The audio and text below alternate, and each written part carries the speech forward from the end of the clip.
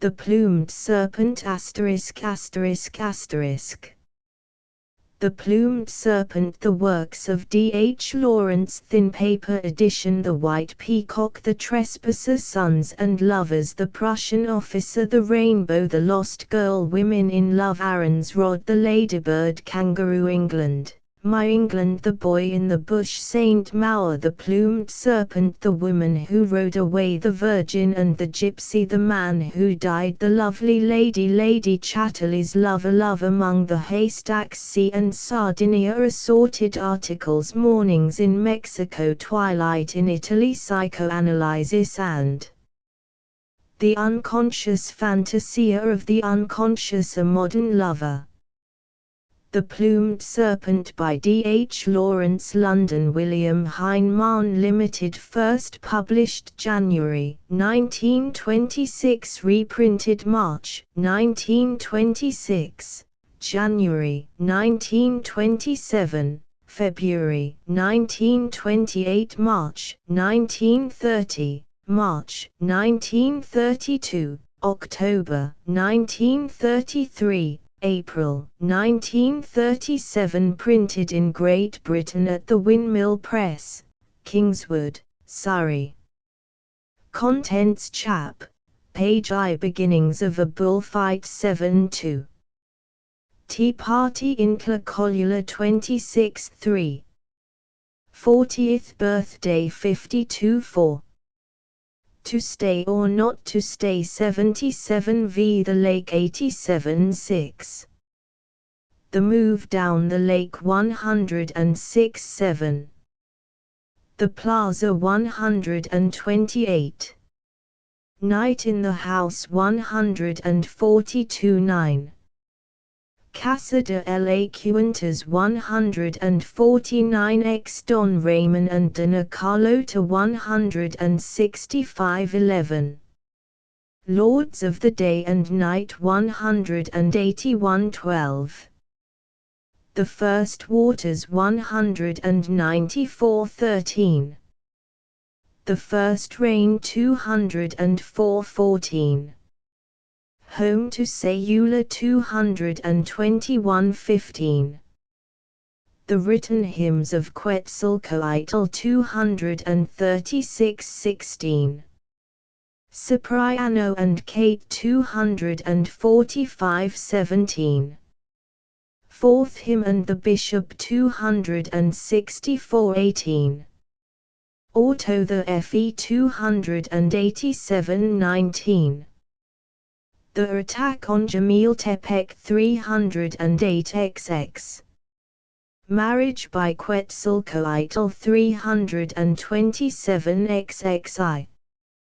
The Opening of the Church 355XXII. The Living Huitzilopochtli 377-23. Huitzilopochtli's Night 398 Xiv. Malintsi 413XXV. Teresa 422XXVI. Kate is a Wife 443 XXAE. Here 456. Chap. I. Beginnings of a Bullfight. It was the Sunday after Easter, and the last bullfight of the season in Mexico City. 4 special bulls had been brought over from Spain for the occasion, since Spanish bulls are more fiery than Mexican. Perhaps it is the altitude, perhaps just the spirit of the Western continent which is to blame for the lack of pep, as Owen put it, in the native animal. Although Owen, who was a great socialist, disapproved of bullfights, we have never seen one. We shall have to go, he said. Oh yes, I think we must see it, said Kate. And it's our last chance, said Owen. Away he rushed to the place where they sold tickets, to book seats, and Kate went with him. As she came into the street, Her heart sank. It was as if some little person inside her were sulking and resisting. Neither she nor Owen spoke much Spanish. There was a fluster at the ticket place, and an unpleasant individual came forward to talk American for them. It was obvious they ought to buy tickets for the shade. But they wanted to economize, and Owen said he preferred to sit among the crowd. Therefore, against the resistance of the ticket man and the onlookers, they bought reserved seats in the Sunday the show was on Sunday afternoon. All the tramcars and the frightful little Ford omnibuses called camions were labeled Toro, and were surging away towards Chapultepec. Kate felt that sudden dark feeling, that she didn't want to go. "I'm not very keen on going," she said to Owen. "Oh, but why not?" "I don't believe in them on principle, but we've never seen one, so we shall have to go." Owen was an American, Kate was Irish. Never having seen one meant having to go. But it was American logic rather than Irish, and Kate only let herself be overcome.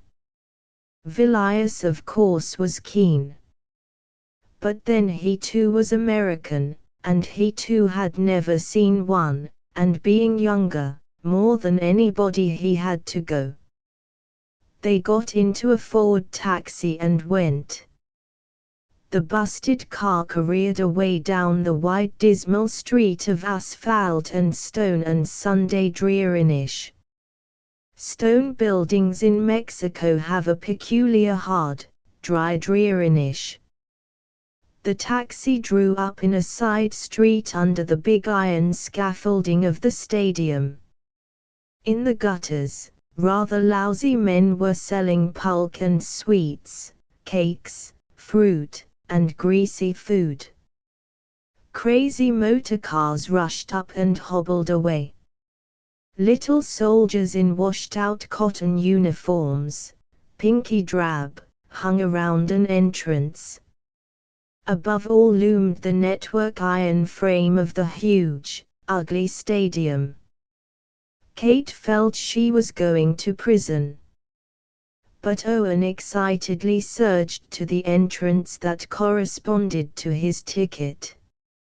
In the depths of him, he too didn't want to go. But he was a born American, and if anything was on show, he had to see it. That was life. The man who took the tickets at the entrance, suddenly, as they were passing in, stood in front of Owen, put both his hands on Owen's chest and poured down the front of Owen's body. Owen started, bridled, transfixed for a moment. The fellow stood aside. Kate remained petrified. Then Owen jerked into a smiling composure as the man waved them on. "Feeling for firearms," he said, rolling his eyes with pleased excitement at Kate. But she had not got over the shock of horror, fearing the fellow might paw her. They emerged out of a tunnel in the hollow of the concrete and iron amphitheater. A real gutter-lout came to look at their counterslips, to see which seats they had booked. He jerked his head downwards, and slouched off. Now Kate knew she was in a trap, a big concrete beetle trap. They dropped down the concrete steps till they were only 3 tiers from the bottom. That was their row. They were to sit on the concrete, with a loop of thick iron between each numbered seat. This was a reserved place in the Sunday. Kate sat gingerly between her 2 iron loops, and looked vaguely around. "I think it's thrilling," she said. "Like most modern people, she had a will to happiness. Isn't it thrilling? Cried Owen, whose will to happiness was almost a mania. Don't you think so, Bud? Why, yes, I think it may be, said Vilius, non-committal. But then Vilius was young, he was only over 20, while Owen was over 40. The younger generation calculates its happiness in a more business-like fashion. Vilius was out after a thrill, but he wasn't going to say he'd got one till he'd got it. Kate and Owen, Kate was also nearly 40, must enthuse a thrill, out of a sort of politeness to the great showman, Providence. Look here, said Owen.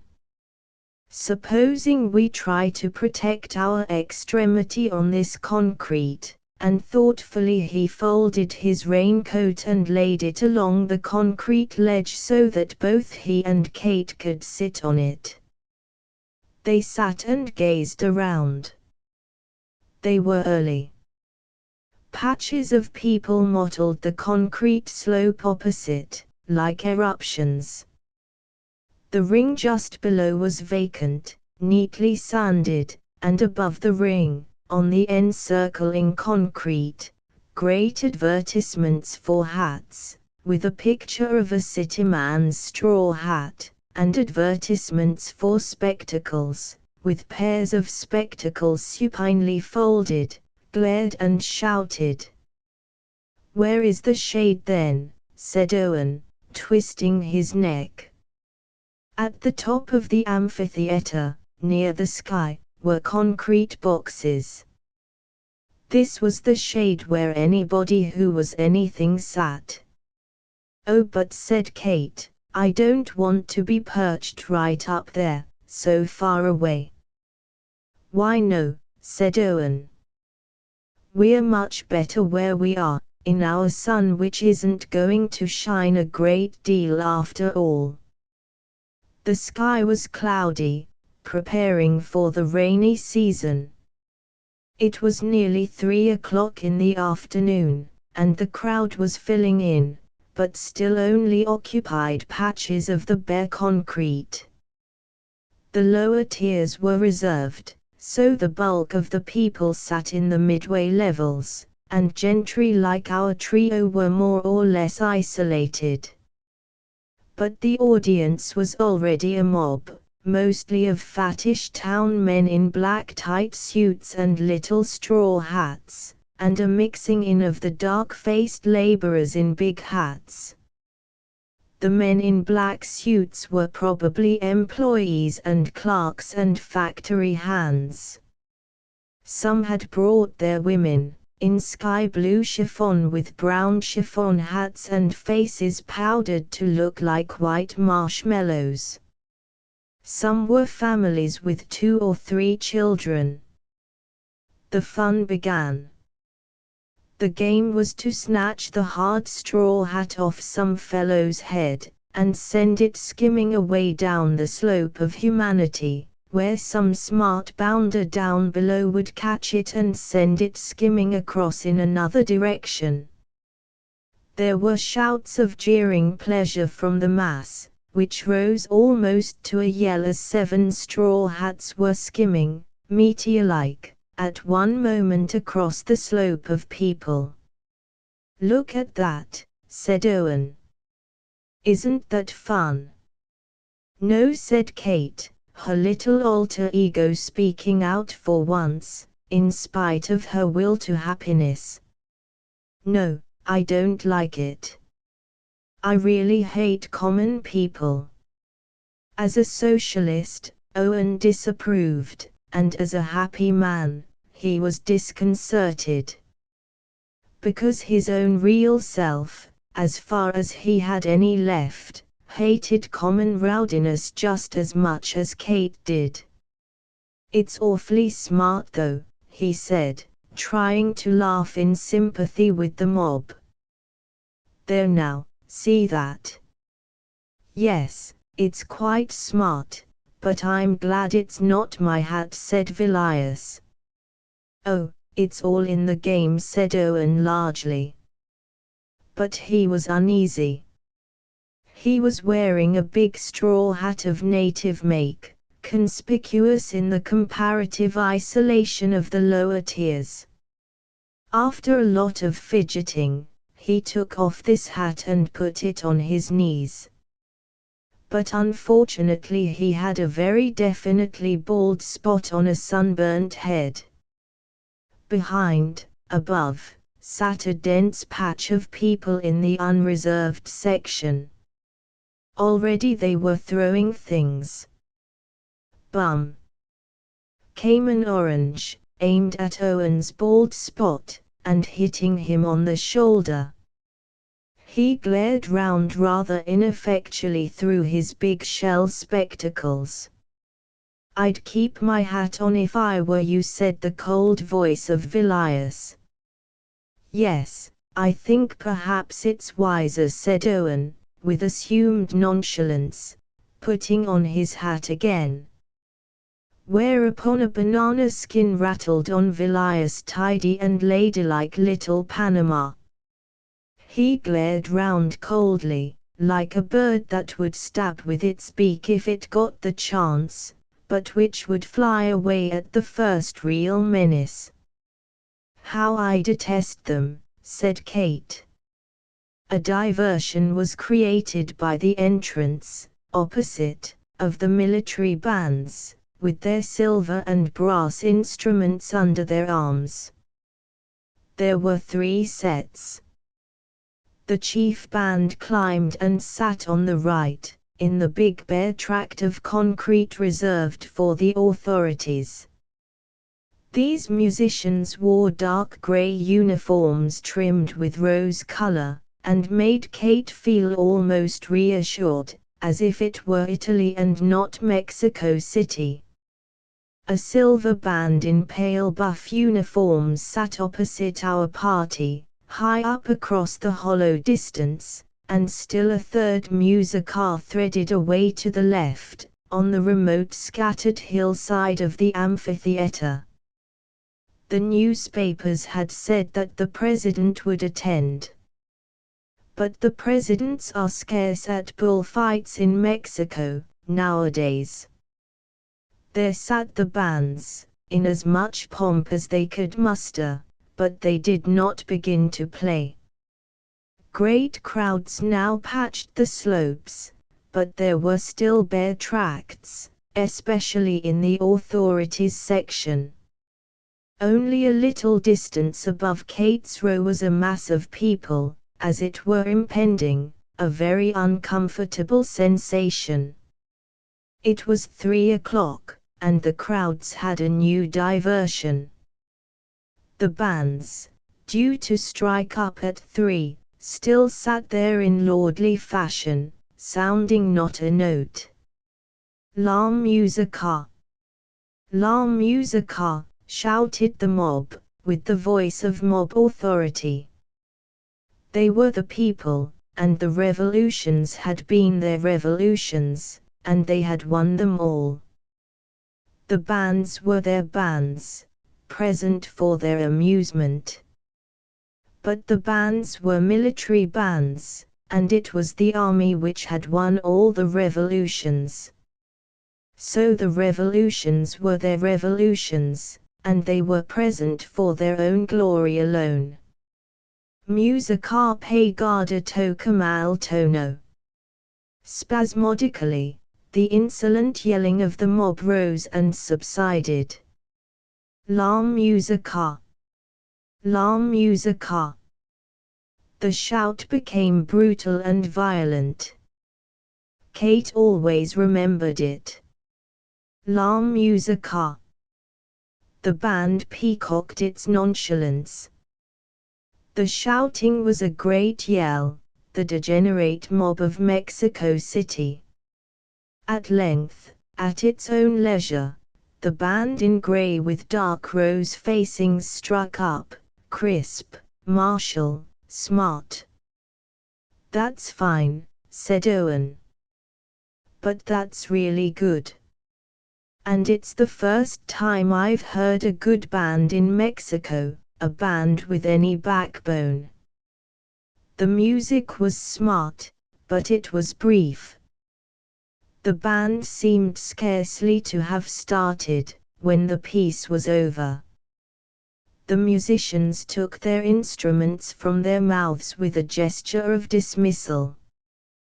They played just to say they'd played, making it as short as possible. Musica pegada toca mal tono. There was a ragged interval, then the silver band piped up. And at last it was 3:30, or more. Whereupon, at some given signal, the masses in the middle, unreserved seats, suddenly burst and rushed down onto the lowest, reserved seats. It was a crash like a burst reservoir, and the populace in black Sunday suits poured down round and about our astonished, frightened trio. And in 2 minutes it was over. Without any pushing or shoving. Everybody careful, as far as possible, not to touch anybody else. You don't elbow your neighbor if he's got a pistol on his hip and a knife at his belly. So all the seats in the lower tiers filled in one rush, like the flowing of water. Kate now sat among the crowd. But her seat, fortunately, was above one of the trackways that went round the arena, so at least she would not have anybody sitting between her knees. Men went uneasily back and forth along this gangway past the feet, wanting to get in next their friends, but never venturing to ask. 3 seats away, on the same row, sat a Polish Bolshevist fellow who had met Owen. He leaned over and asked the Mexican next to Owen if he might change seats with him. No, said the Mexican. I'll sit in my own seat. Muy bien, señor, muy bien, said the Pole. The show did not begin, and men like lost mongrels still prowled back and forth on the track that was next step down from Kate's feet. They began to take advantage of the ledge on which rested the feet of our party, to squat there. Down sat a heavy fellow, plumb between Owen's knees. I hope they won't sit on my feet, said Kate anxiously. We won't let them, said Vilius, with bird-like decision. Why don't you shove him off, Owen? Shove him off. And Vilius glared at the Mexican fellow ensconced between Owen's legs. Owen flushed, and laughed uncomfortably. He was not good at shoving people off. The Mexican began to look round at the 3 angry white people. And in another moment, another fat Mexican in a black suit and a little black hat was lowering himself into Vilius' foot space. But Vilius was too quick for him. He quickly brought his feet together under the man's sinking posterior, so the individual subsided uncomfortably onto a pair of boots, and at the same time felt a hand shoving him quietly but determinedly on the shoulder. No. Vilius was saying in good American. This place is for my feet. Get off. You get off. And he continued, quietly but very emphatically, to push the Mexican's shoulder, to remove him. The Mexican half raised himself, and looked round murderously at Vilius. Physical violence was being offered, and the only retort was death. But the young American's face was so cold and abstract, only the eyes showing a primitive, bird-like fire, that the Mexican was nonplussed. And Kate's eyes were blazing with Irish contempt. The fellow struggled with his Mexican city-bred inferiority complex. He muttered an explanation in Spanish that he was only sitting there for a moment, till he could join his friends, waving his hand towards a lower tier. Villiers did not understand a word, but he reiterated, "I don't care what it is. This place is for my feet, and you don't sit there. Oh, home of liberty! Oh, land of the free!" Which of these two men was to win in the struggle for conflicting liberty? Was the fat fellow free to sit between Villiers' feet, or was Villiers free to keep his foot space? There are all sorts of inferiority complex, and the city Mexican has a very strong sort, that makes him all the more aggressive, once it is roused. Therefore the intruder lowered his posterior with a heavy, sudden bounce on Villiers' feet, and Villiers, out of very distaste, had to extricate his feet from such a compression. The young man's face went white at the nostrils, and his eyes took on that bright abstract look of pure democratic anger. He pushed the fat shoulders more decisively, repeating, "Go away. Go away. You're not to sit there." The Mexican, on his own ground, and heavy on his own base, let himself be shoved, oblivious. "Insolence," said Kate loudly. "Insolence." She glared at the fat back in the shoddily-fitting black coat, which looked as if a woman dressmaker had made it, with loathing. How could any man's coat collar look so homemade, so en famille? Villiers remained with a fixed, abstract look on his thin face, rather like a death's head. All his American will was summoned up, the bald eagle of the north bristling in every feather. The fellow should not sit there. But how to remove him?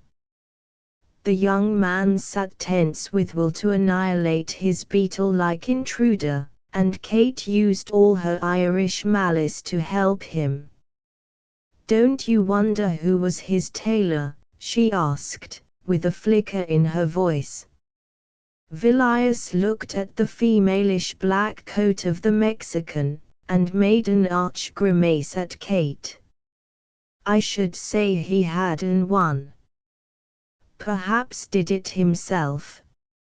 "Very likely." Kate laughed venomously. It was too much. The man got up and betook himself, rather diminished, to another spot. "Triumph," said Kate. "Can't you do the same, Owen?" Owen laughed uncomfortably, glancing down at the man between his knees as he might glance at a dog with rabies, when it had its back to him. "Apparently not yet, unfortunately," he said, with some constraint, turning his nose away again from the Mexican, who was using him as a sort of chair back. There was an exclamation. Two horsemen in gay uniforms and bearing long staffs had suddenly ridden into the ring. They went round the arena, then took up their posts, sentry-wise, on either side the tunnel entrance through which they had come in. In marched a little column of 4 toreadors wearing tight uniforms plastered with silver embroidery. They divided, and marched smartly in opposite directions, 2 and 2, around the ring, till they came to the place facing the section of the authorities, where they made their salute. So this was a bullfight. Kate already felt a chill of disgust. In the seats of the authorities were very few people, and certainly no sparkling ladies in high tortoise-shell combs and lace mantillas. A few common-looking people, bourgeois with not much taste, and a couple of officers in uniform. The president had not come. There was no glamour, no charm. A few commonplace people in an expanse of concrete were the elect, and below, 4 grotesque and effeminate-looking fellows in tight, ornate clothes were the heroes. With their rather fat posteriors and their squiffs of pigtails and their clean-shaven faces, they looked like eunuchs, or women in tight pants, these precious toreadors. The last of Kate's illusions concerning bullfights came down with a flop. These were the darlings of the mob. These were the gallant toreadors. Gallant. Just about as gallant as assistants in a butcher's shop. Lady killers. There was an of satisfaction from the mob. Into the ring suddenly rushed a smallish, dun-colored bull with long flourishing horns. He ran out, blindly, as if from the dark, probably thinking that now he was free. Then he stopped short, seeing he was not free, but surrounded in an unknown way. He was utterly at a loss. A toreador came forward and switched out a pink cloak like a fan not far from the bull's nose. The bull gave a playful little prance, neat and pretty, and charged mildly on the cloak. The toreador switched the cloak over the animal's head, and the neat little bull trotted on round the ring, looking for a way to get out. Seeing the wooden barrier around the arena, finding he was able to look over it, he thought he might as well take the leap. So over he went into the corridor or passageway which circled the ring, and in which stood the servants of the arena. Just as nimbly, these servants vaulted over the barrier into the arena, that was now bull-less. The bull in the gangway trotted inquiringly round till he came to an opening onto the arena again. So back he trotted into the ring. And back into the gangway vaulted the servants, where they stood again to look on. The bull trotted waveringly and somewhat irritated.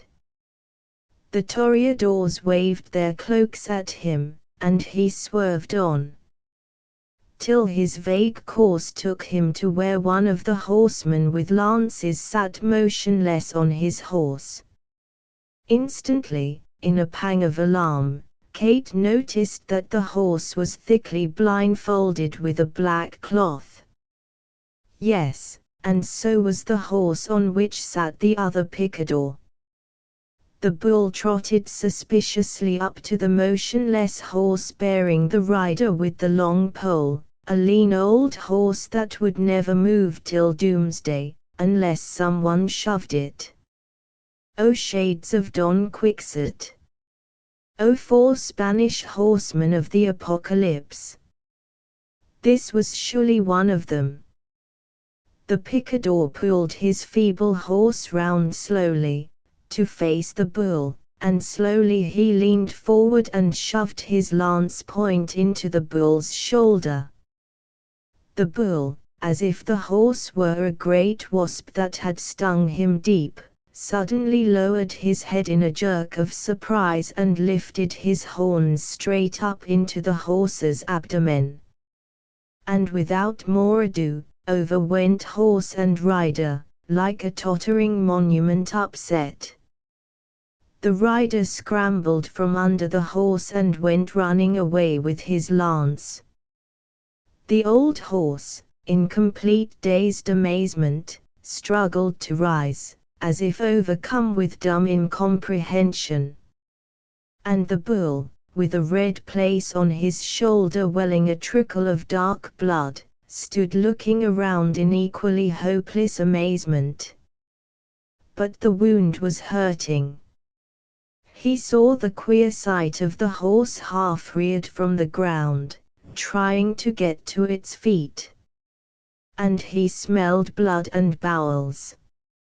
So rather vaguely, as if not quite knowing what he ought to do, the bull once more lowered his head and pushed his sharp, flourishing horns in the horse's belly, working them up and down inside there with a sort of vague satisfaction. Kate had never been taken so completely by surprise in all her life. She had still cherished some idea of a gallant show. And before she knew where she was watching a bull whose shoulders trickled blood goring his horns up and down inside the belly of a prostrate and feebly plunging old horse. The shock almost overpowered her. She had come for a gallant show. This she had paid to see. Human cowardice and beastliness, a smell of blood, a nauseous whiff of bursten bowels. She turned her face away. When she looked again, it was to see the horse feebly and dazedly walking out of the ring, with a great ball of its own entrails hanging out of its abdomen and swinging reddish against its own legs as it automatically moved. And once more, the shock of amazement almost made her lose consciousness. She heard the confused small applause of amusement from the mob. And that Pole, to whom Owen had introduced her, leaned over and said to her, in horrible English, "Now, Miss Leslie, you are seeing life. Now you will have something to write about, in your letters to England." She looked at his unwholesome face in complete repulsion, and wished Owen would not introduce her to such sordid individuals. She looked at Owen. His nose had a sharp look, like a little boy who may make himself sick, but who is watching at the shambles with all his eyes, knowing it is forbidden. Vilius, the younger generation, looked intense and abstract, getting the sensation. He would not even feel sick. He was just getting the thrill of it, without emotion, coldly and scientifically, but very intent. And Kate felt a real pang of hatred against this Americanism which is coldly and unscrupulously sensational. Why doesn't the horse move? Why doesn't it run away from the bull? She asked in repelled amazement, of Owen. Owen cleared his throat. Didn't you see? It was blindfolded, he said. But can't it smell the bull? She asked. Apparently not. They bring the old wrecks here to finish them off. I know it's awful, but it's part of the game. How Kate hated phrases like part of the game. What do they mean, anyhow? She felt utterly humiliated, crushed by a sense of human indecency, cowardice of two-legged humanity. In this brave show she felt nothing but reeking cowardice. Her breeding and her natural pride were outraged. The ring servants had cleaned away the mess and spread new sand. The toreadors were playing with the bull, unfurling their foolish cloaks at arm's length. And the animal, with the red sore running on his shoulder, foolishly capered and ran from one rag to the other, here and there. For the first time, a bull seemed to her a fool. She had always been afraid of bulls, fear tempered with reverence of the great Mithraic beast. And now she saw how stupid he was, in spite of his long horns and his massive maleness. Blindly and stupidly he ran at the rag, each time, and the toreadors skipped like fat-hipped girls showing off. Probably it needed skill and courage, but it looked silly. Blindly and foolishly the bull ran, ducking its horns each time at the rag, just because the rag fluttered. "Run at the men, idiot," said Kate aloud, in her overwrought impatience. "Run at the men, not at the cloaks." "They never do, isn't it curious?" replied Vilius, with cool scientific interest. "They say no toreador will face a cow, because a cow always goes for him instead of the cloak. If a bull did that, there'd be no bullfights. Imagine it." She was bored now. The nimbleness and the skipping tricks of the toreadors bored her. Even when one of the banderillas reared himself on tiptoe, his plump posterior much in evidence, and from his erectness pushed two razor-sharp darts with frills at the top into the bull's shoulder, neatly and smartly, Kate felt no admiration. One of the darts fell out, anyway, and the bull ran on with the other swinging and waggling in another bleeding place. The bull now wanted to get away, really. He leaped the fence again, quickly, into the attendants' gangway. The attendants vaulted over into the arena. The bull trotted in the corridor, then nicely leaped back. The attendants vaulted once more into the corridor. The bull trotted round the arena, ignoring the toreadors, and leaped once more into the gangway. Over vaulted the attendants. Kate was beginning to be amused, now that the mongrel men were skipping for safety. The bull was in the ring again, running from cloak to cloak, foolishly. A banderillo was getting ready with two more darts. But first another picador put nobly forward on his blindfolded old horse. The bull ignored this little lot too, and trotted away again, as if all the time looking for something, excitedly looking for something. He stood still and excitedly pawed the ground, as if he wanted something. A toreador advanced and swung a cloak. Up pranced the bull, tail in air, and with a prancing bound charged, upon the rag, of course. The toreador skipped round with a ladylike skip, then tripped to another point. Very pretty. The bull, in the course of his trotting and prancing and pawing, had once more come near the bold picador. The bold picador shoved forward his ancient steed, leaned forwards, and pushed the point of his lance in the bull's shoulder. The bull looked up, irritated and arrested. What the devil?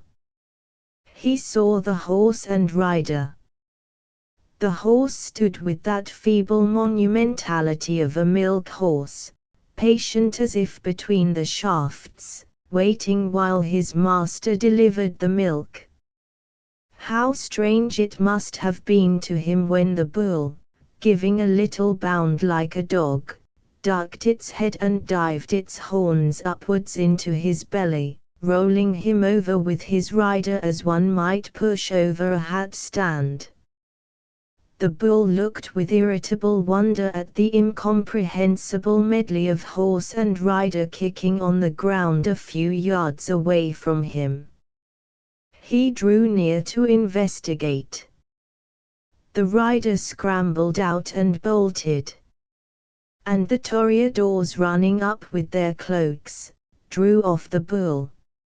He went caracoling round, charging at more silk-lined rags. Meanwhile an attendant had got the horse on its feet again, and was leading it totteringly into the gangway and round to the exit, under the authorities. The horse crawled slowly. The bull, running from pink cloak to red cloak, rag to rag, and never catching anything, was getting excited, impatient of the rag game. He jumped once more into the gangway and started running, alas, on towards where the wounded horse was still limping its way to the exit. Kate knew what was coming. Before she could look away, the bull had charged on the limping horse from behind, the attendants had fled, the horse was upended absurdly, one of the bull's horns between his hind legs and deep in his inside. Down went the horse, collapsing in front, but his rear was still heaved up, with the bull's horn working vigorously up and down inside him, while he lay on his neck all twisted. And a huge heap of bowels coming out. And a nauseous stench. And the cries of pleased amusement among the crowd. This pretty event took place on Kate's side of the ring, and not far from where she sat, below her. Most of the people were on their feet craning to look down over the edge to watch the conclusion of this delightful spectacle. Kate knew if she saw any more she would go into hysterics. She was getting beside herself. She looked swiftly at Owen, who looked like a guilty boy spellbound. "I'm going," she said, rising. "Going," he cried, in wonder and dismay, his flushed face and his bald flushed forehead a picture, looking up at her. But she had already turned, and was hurrying away towards the mouth of the exit tunnel. Owen came running after her, flustered, and drawn in all directions. "Really going?" he said in chagrin, as she came to the high, vaulted exit tunnel. "I must. I've got to get out," she cried. "Don't you come." "Really?" he echoed, torn all ways. The scene was creating a very hostile attitude in the audience. To leave the bullfight is a national insult. "Don't come." "Really?" "I shall take a tramcar," she said hurriedly. "Really? Do you really think you'll be all right?" "Perfectly. You stay. Goodbye. I can't smell any more of this stink." He turned like Orpheus looking back into hell, and wavering made towards his seat again. It was not so easy, because many people were now on their feet and crowding to the exit vault. The rain, which had sputtered a few drops, suddenly fell in a downward splash. People were crowding to shelter, but Owen, unheeding, fought his way back to his seat, and sat in his raincoat with the rain pouring on his bald head. He was as nearly in hysterics as Kate. But he was convinced that this was life. He was seeing life, and what can an American do more? They might just as well sit and enjoy somebody else's diarrhea, was the thought that passed through Kate's distracted but still Irish mind. There she was in the great concrete archway under the stadium, with the lousy press of the audience crowding in after her. Facing outwards, she saw the straight downpour of the rain, and a little beyond, the great wooden gates that opened to the free street. Oh, to be out of this, to be free. But it was pouring tropical rain. The little shoddy soldiers were pressing back under the brick gateway, for shelter. And the gates were almost shut. Perhaps they would not let her out. Oh horror! She stood hovering in front of the straight downpour. She would have dashed out, but for the restraining thought of what she would look like when her thin gauze dress was plastered to her body by drenching rain. On the brink she hovered. Behind her, from the inner end of the stadium tunnel, the people were surging in waves. She stood horrified and alone, looking always out to freedom. The crowd was in a state of excitement, cut off in its sport, on tenterhooks lest it should miss anything. Thank goodness the bulk stayed near the inner end of the vault. She hovered near the outer end, ready to bolt at any moment. The rain crashed steadily down. She waited on the outer verge, as far from the people as possible. Her face had that drawn, blank look of a woman near hysterics. She could not get out of her eyes the last picture of the horse lying twisted on its neck with its hind quarters hitched up and the horn of the bull goring slowly and rhythmically in its vitals. The horse so utterly passive and grotesque. And all its bowels slipping onto the ground. But a new terror was the throng inside the tunnel entrance. The big arched place was filling up, but still the crowd did not come very near her. They pressed towards the inner exit. They were mostly loutish men in city clothes, the mongrel men of a mongrel city. 2 men stood making water against the wall, in the interval of their excitement. One father had kindly brought his little boys to the show, and stood in fat, sloppy paternal benevolence above them. They were pale mites, the elder about 10 years old, highly dressed up in Sunday clothes. And badly they needed protecting from that paternal benevolence, for they were oppressed, peaked and a bit wan from the horrors. To those children at least bullfights did not come natural, but would be an acquired taste. There were other children, however, and fat mammas in black satin that was greasy and grey at the edges with an overflow of face powder.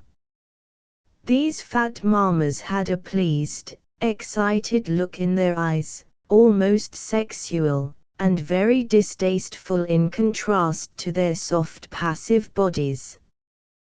Kate shivered a little in her thin frock, for the ponderous rain had a touch of ice. She stared through the curtain of water at the big rickety gates of the enclosure surrounding the amphitheater, at the midget soldiers cowering in their shoddy, pink-white cotton uniforms, and at the glimpse of the squalid street outside, now running with dirty brown streams.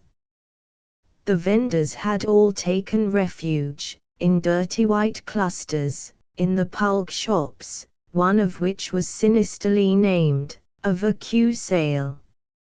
She was afraid more of the repulsiveness than of anything. She had been in many cities of the world, but Mexico had an underlying ugliness, a sort of squalid evil, which made Naples seem debonair in comparison.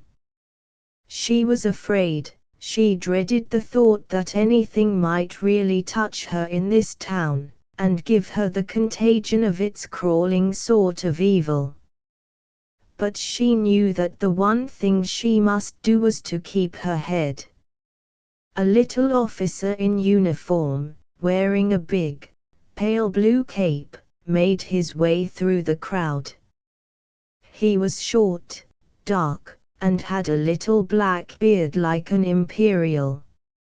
He came through the people from the inner entrance, and cleared his way with a quiet, silent unobtrusiveness, yet with the peculiar heavy Indian momentum. Even touching the crowd delicately with his gloved hand, and murmuring almost inaudibly the con permiso formula, he seemed to be keeping himself miles away from contact. He was brave too, because there was just the chance some lout might shoot him because of his uniform. The people knew him too. Kate could tell that by the flicker of a jeering, self-conscious smile that passed across many faces, and the exclamation, "General Vidmer! Don Cipriano!" He came towards Kate, saluting and bowing with a brittle shyness. "I am General Vidmer. Did you wish to leave?" "Let me get you an automobile," he said, in very English, that sounded strange from his dark face, and a little stiff on his soft tongue. His eyes were dark, quick, with the glassy darkness that she found so wearying. But they were tilted up with a curious slant, under arched black brows. It gave him an odd look of detachment, as if he looked at life with raised brows. His manner was superficially assured, underneath perhaps half savage, shy and farouche, and deprecating. "Thank you so much," she said. He called to a soldier in the gateway. "I will send you in the automobile of my friend," he said. "It will be better than a taxi." "You don't like the bullfight?" "No." "Horrible," said Kate. "But do get me a yellow taxi. That is quite safe." "Well, the man has gone for the automobile." "You are English, yes?" "Irish," said Kate. "Ah, Irish," he replied, with the flicker of a smile. "You speak English awfully well," she said. "Yes. I was educated there. I was in England 7 years. Were you?" "My name is Mrs. Leslie." "Ah, Leslie. I knew James Leslie in Oxford." "He was killed in the war." "Yes. That was my husband's brother." "Oh really? How small the world is," said Kate. "Yes indeed," said the general. There was a pause. "And the gentlemen who are with you, they are?" "Americans," said Kate. "Are Americans?" "Ah yes. The older one is my cousin, Owen Rees." "Owen Rees? Ah yes. I think I saw in the newspaper you were here in town, visiting Mexico." He spoke in a peculiar quiet voice, rather suppressed, and his quick eyes glanced at her, and at his surroundings, like those of a man perpetually suspecting an ambush. But his face had a certain silent hostility, under his kindness. He was saving his nation's reputation. "They did put in a not very complimentary note," said Kate. "I think they don't like it that we stay in the Hotel San Remo. It is too poor and foreign. But we are none of us rich, and we like it better than those other places." "The Hotel San Remo," Where is that?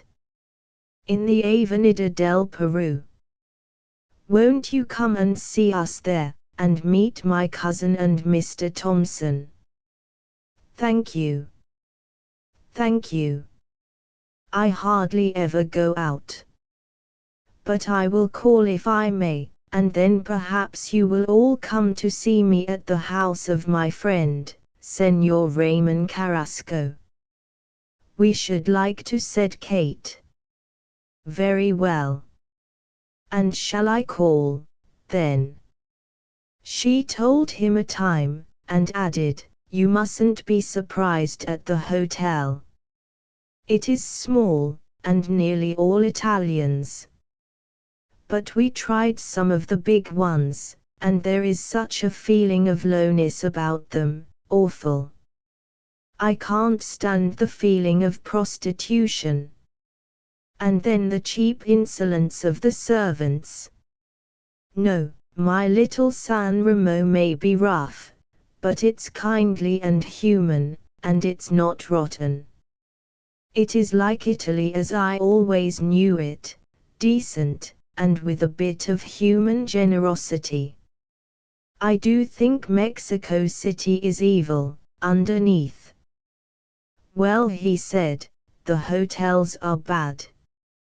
It is unfortunate, but the foreigners seem to make the Mexicans worse than they are, naturally.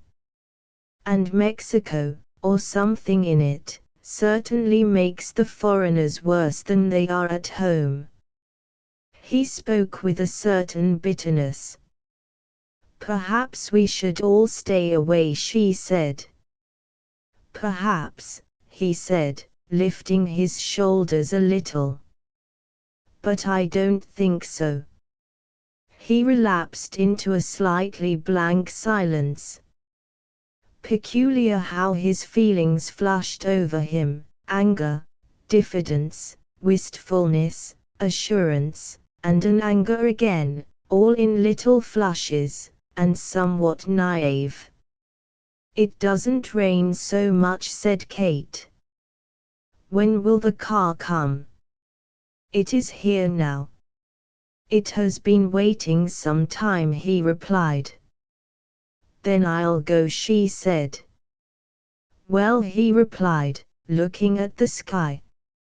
It is still raining, and your dress is very thin. You must take my cloak.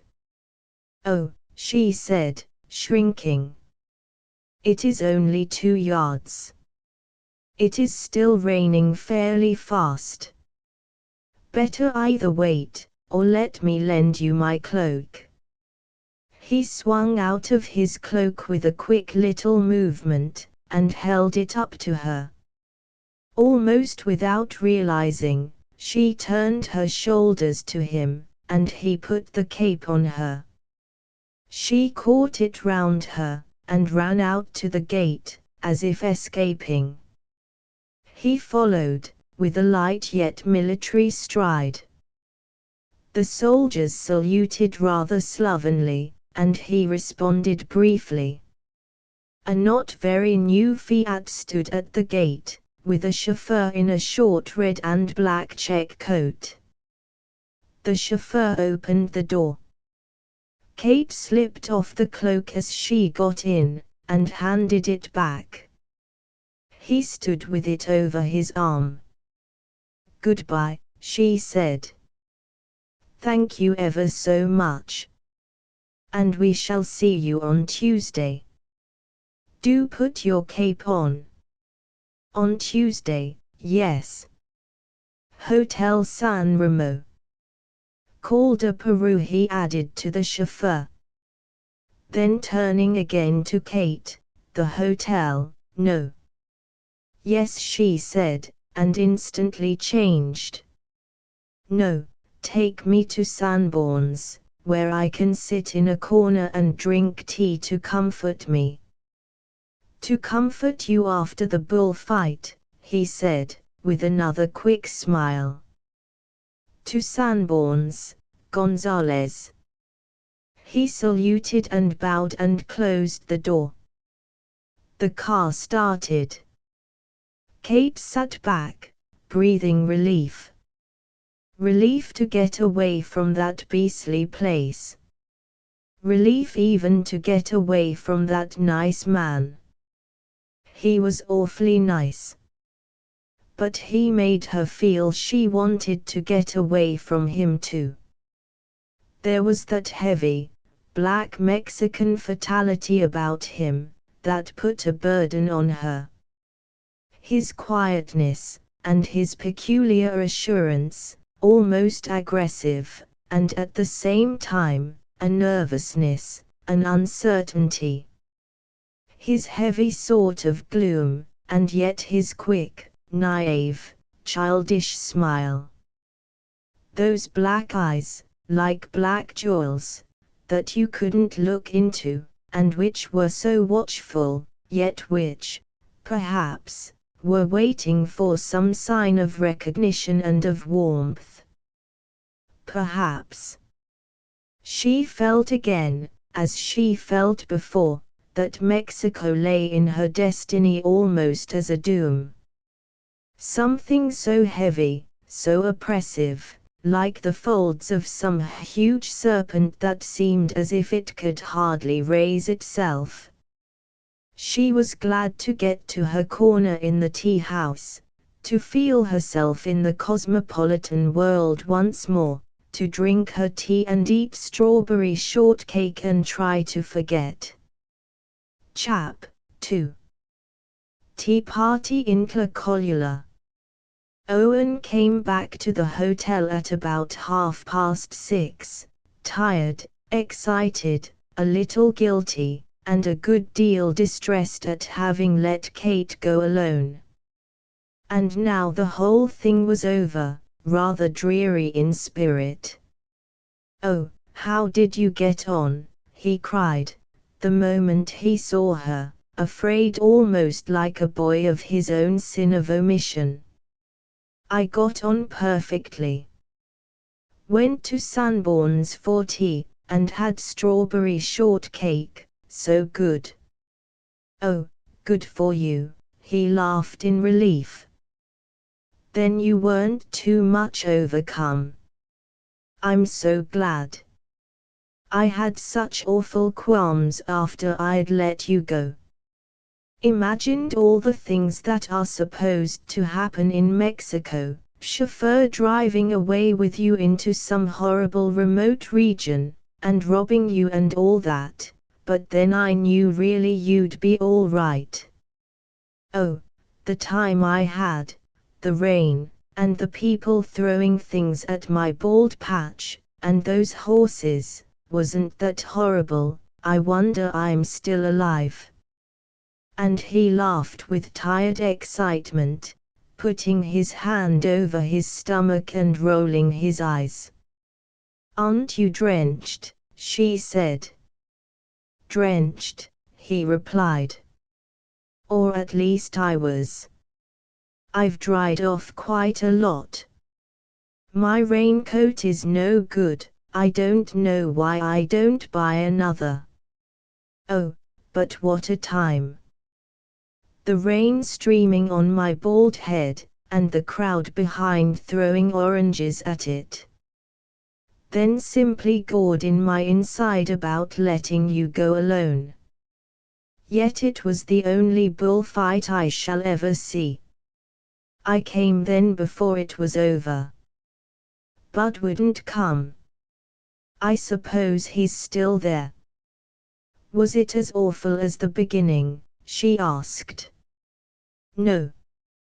No. It wasn't. The first was worst, that horse shambles. Oh, they killed 2 more horses.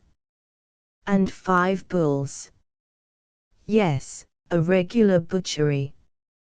But some of it was very neat work, those toreadors did some very pretty feats. One stood on his cloak while a bull charged him." "I think," interrupted Kate, "if I knew that some of those toreadors were going to be tossed by the bull, I'd go to see another bull fight. Ah, how I detest them. The longer I live, the more loathsome the human species becomes to me. How much nicer the bulls are." "Oh, quite," said Owen vaguely. "Exactly. But still there was some very skillful work, very pretty. Really very plucky." "Yeah," snarled Kate. "Plucky. They with all their knives and their spears and cloaks and darts, and they know just how a bull will behave. It's just a performance of human beings torturing animals, with those common fellows showing off how smart they are at hurting a bull. Dirty little boys maiming flies, that's what they are. Only grown up, they are bastards, not boys. Oh, I wish I could be a bull, just for 5 minutes. Bastard, that's what I call it." "Well," laughed Owen uneasily. "It is rather." "Call that manliness," cried Kate. "Then thank God a million times that I'm a woman, and no poltroonery and dirty-mindedness when I see it."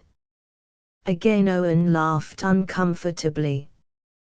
"Go upstairs and change," she said. "You'll die." "I think I'd better.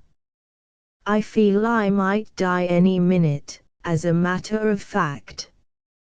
"Well, till dinner then. I'll tap at your door in half an hour." Kate sat trying to sew, but her hand trembled.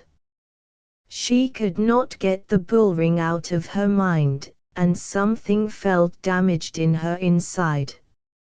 She straightened herself, and sighed. She was really very angry, too, with Owen.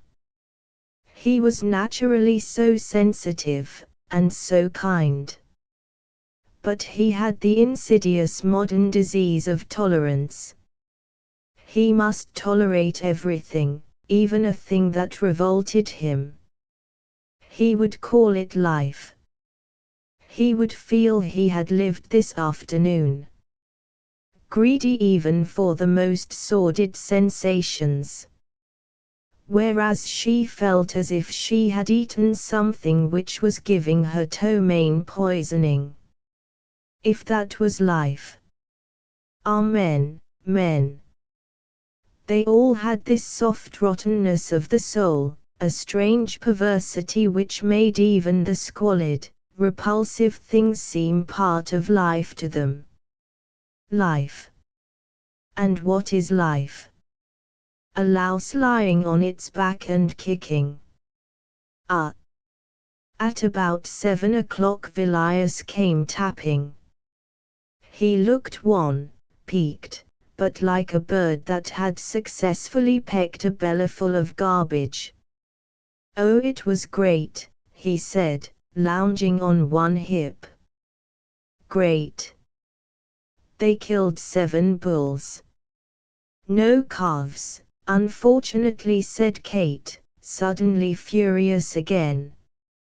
He paused to consider the point, then laughed. Her anger was another slight sensational amusement to him. "No, no calves," he said. "The calves have come home to be fattened. But several more horses after you'd gone."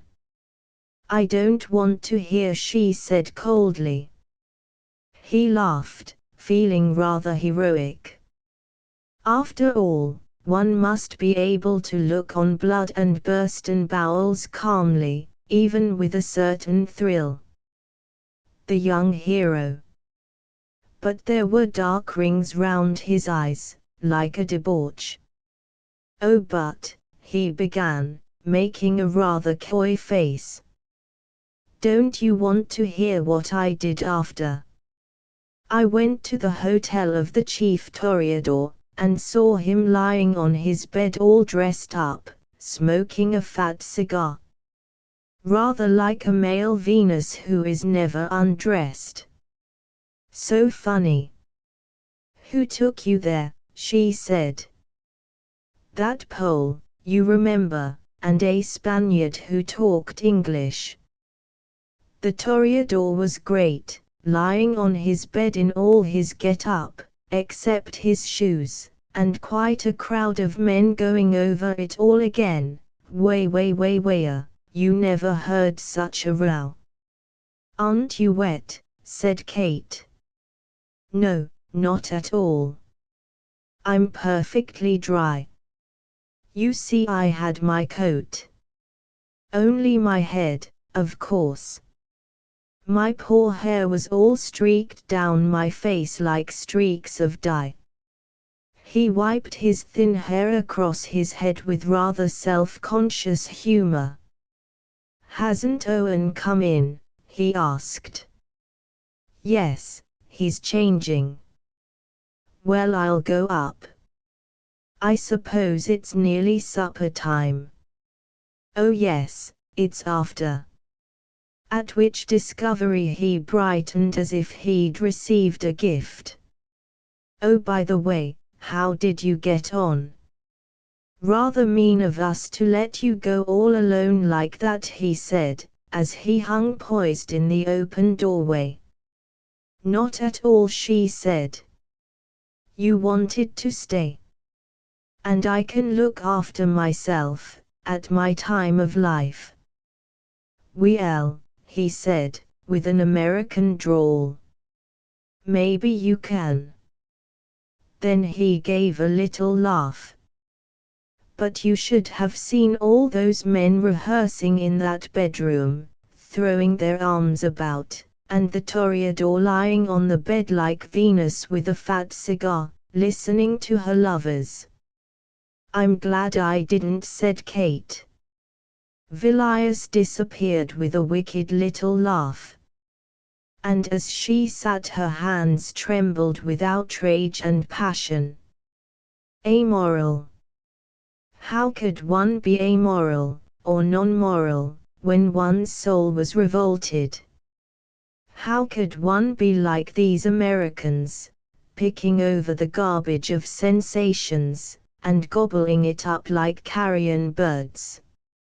At the moment, both Owen and Villiers seemed to her like carrion birds, repulsive. She felt, moreover, that they both hated her first because she was a woman. It was all right so long as she fell in with them in every way.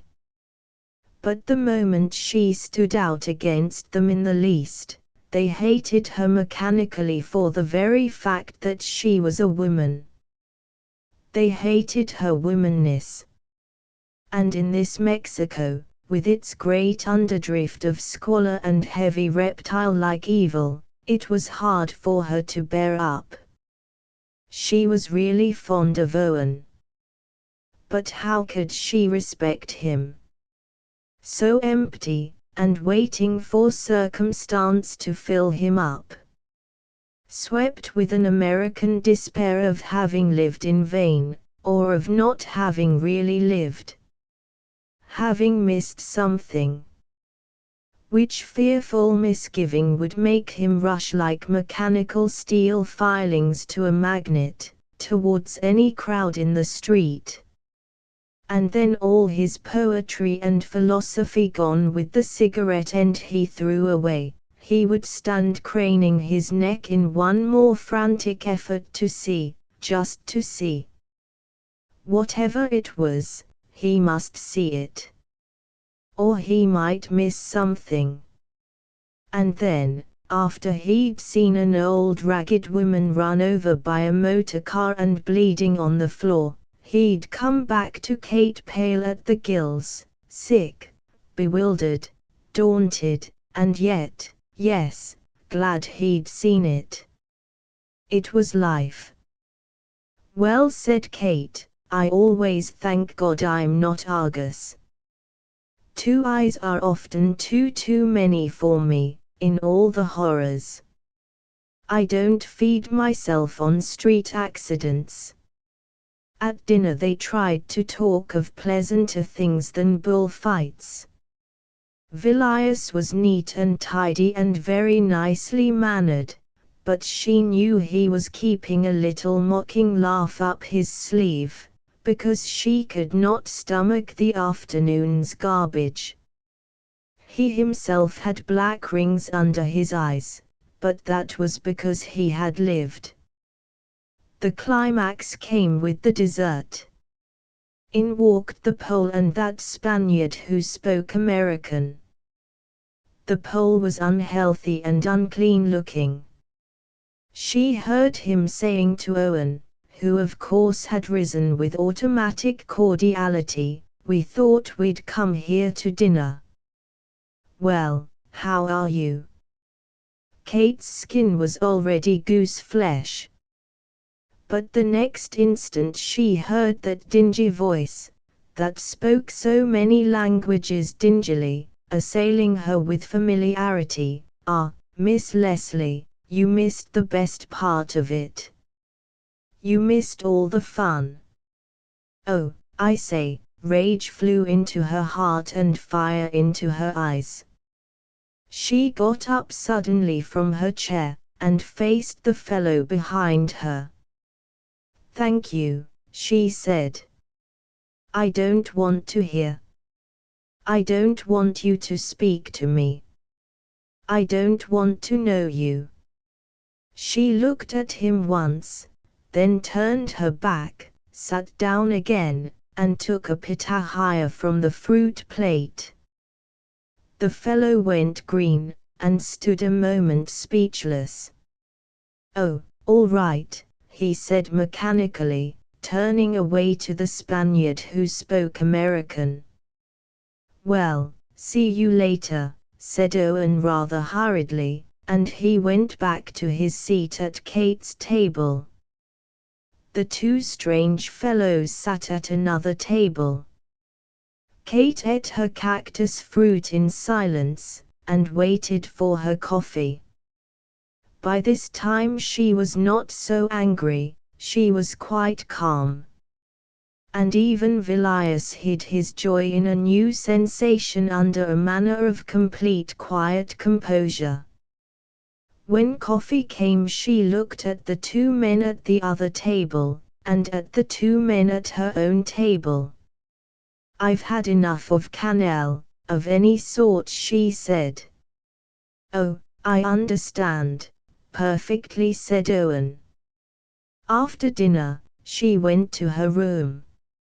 And through the night she could not sleep, but lay listening to the noises of Mexico City, then to the silence and the strange, grisly fear that so often creeps out onto the darkness of a Mexican night. Away inside her, she loathed Mexico City.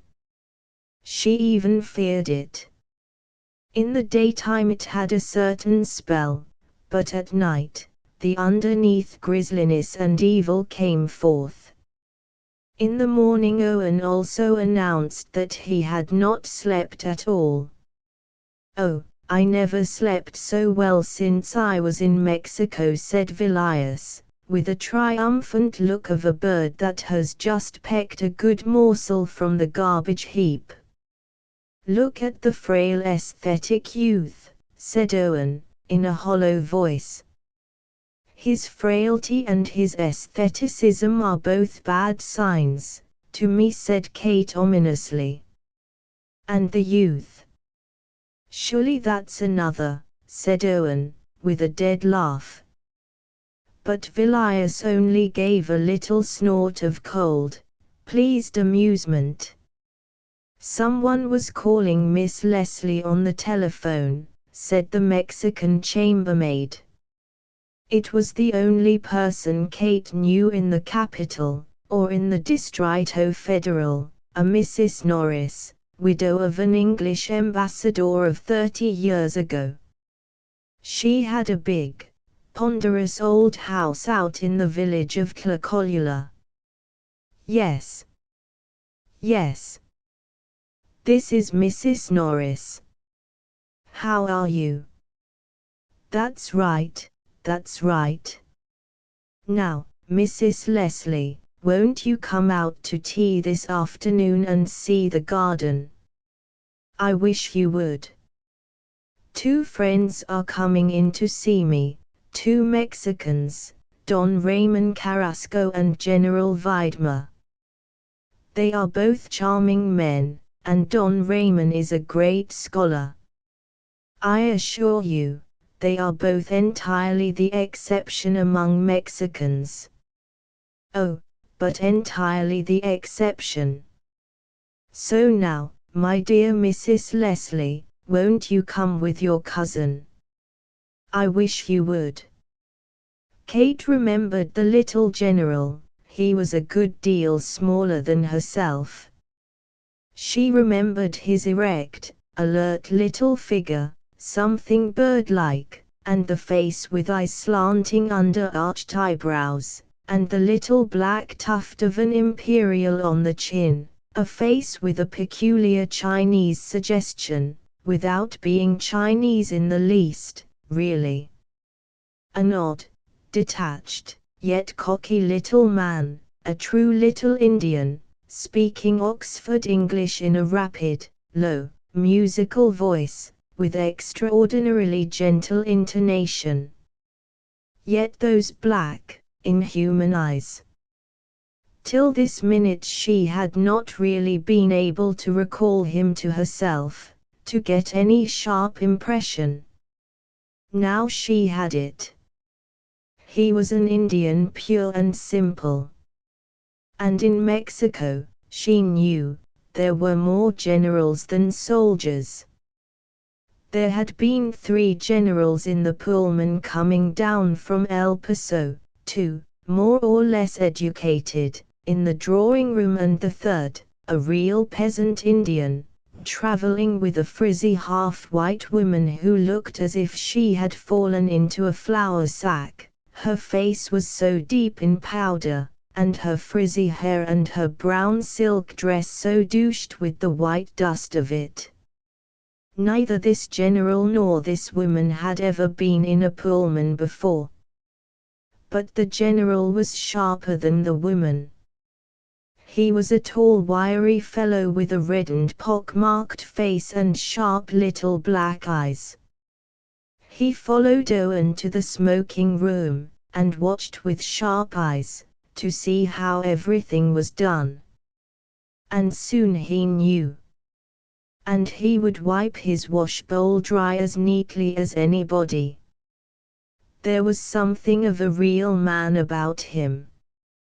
But the poor, half-white woman, when she wanted the ladies' toilet, got lost in the passage and wailed aloud, "I don't know where to go. No Esiadond. No Esiadond," until the general sent the Pullman boy to direct her. But it had annoyed Kate to see this general and this woman eating chicken and asparagus and jelly in the Pullman, paying 15 pesos for a rather poor dinner, when for a peso and a half apiece they could have eaten a better meal, and real Mexican, at the meal stop station. And all the poor, barefoot people clamoring on the platform, while the general, who was a man of their own sort, nobly swallowed his asparagus on the other side of the window pane. But this is how they save the people, in Mexico and elsewhere. Some tough individual scrambles up out of the squalor and proceeds to save himself. Who pays for the asparagus and jelly and face powder? Nobody asks, because everybody knows. And so much for Mexican generals, as a rule, a class to be strictly avoided. Kate was aware of all this. She wasn't much interested in any sort of Mexican in office. There is so much in the world that one wants to avoid, as one wants to avoid the lice that creep on the unwashed crowd. Being rather late, Owen and Kate bumped out to Tlacolula in a Ford taxi. It was a long way, a long way through the peculiar squalid endings of the town, then along the straight road between trees, into the valley. The sun of April was brilliant.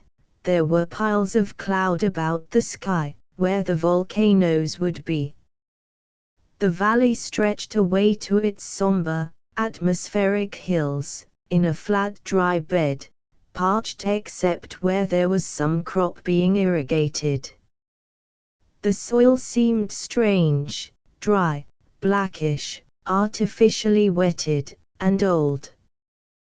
The trees rose high, and hung bare boughs, or withered shade. The buildings were either new and alien, like the country club, or cracked and dilapidated, with all the plaster falling off. The falling of thick plaster from cracked buildings, one could almost hear it. Yellow tram cars rushed at express speed away down the fenced-in car lines, rushing round towards Xochimilco or Tlalpan. The asphalt road ran outside these lines, and on the asphalt rushed incredibly dilapidated Ford omnibuses, crowded with blank dark natives in dirty cotton clothes and big straw hats. At the far edge of the road, on the dust tracks under the trees, little donkeys under huge loads loitered towards the city, driven by men with blackened faces and bare, blackened legs. Threefold went the traffic, the roar of the tram trains, the clatter of the automobiles, the straggle of asses and of outside-seeming individuals. Occasional flowers would splash out in color from a ruin of falling plaster. Occasional women with strong, dark brown arms would be washing rags in a drain. An occasional horseman would ride across to the herd of motionless black and white cattle on the field. Occasional maize fields were already coming green. And the pillars that mark the water conduits passed one by one. They went through the tree-filled plaza of Tlacolula, where natives were squatting on the ground, selling fruits or sweets, then down a road between high walls. They pulled up at last at big gate doors, beyond which was a heavy pink and yellow house, and beyond the house, high, dark cypress trees. In the road 2 motor cars were already standing. That meant other visitors. Owen knocked on the studded fortress doors. There was an imbecile barking of dogs. At last a little footman with a little black moustache opened silently. The square, in a patio, dark, with sun lying on the heavy arches of one side, had pots of red and white flowers, but was ponderous, as if dead for centuries. A certain dead, heavy strength and beauty seemed there, unable to pass away, unable to liberate itself and decompose. There was a stone basin of clear but motionless water, and the heavy reddish and yellow arches went round the courtyard with warrior-like fatality, their bases in dark shadow. Dead, massive house of the conquistadores, with a glimpse of tall-grown garden beyond, and further Aztec cypresses rising to strange dark heights. And dead silence, like the black, porous, absorptive lava rock. Save when the tram cars battered past outside the solid wall. Kate went up the jet-like stone staircase, through the leather doors. Mrs. Norris came forward on the terrace of the upper patio to receive her guests. "I'm so glad, my dear, that you came. I should have rung you up before, but I've had such trouble with my heart. And the doctor wanting to send me down to a lower altitude. I said to him, I've no patience. If you're going to cure me at an altitude of 7,000 feet, or else admit your incompetence at once. Ridiculous, this rushing up and down from one altitude to another. I've lived at this height all these years. I simply refuse to be bundled down to Cuernavaca or some other place where I don't want to go. Well, my dear, and how are you? Mrs. Norris was an elderly woman, rather like a conquistador herself, in her black silk dress and her little black shoulder shawl of fine cashmere, with a short silk fringe, and her ornaments of black enamel.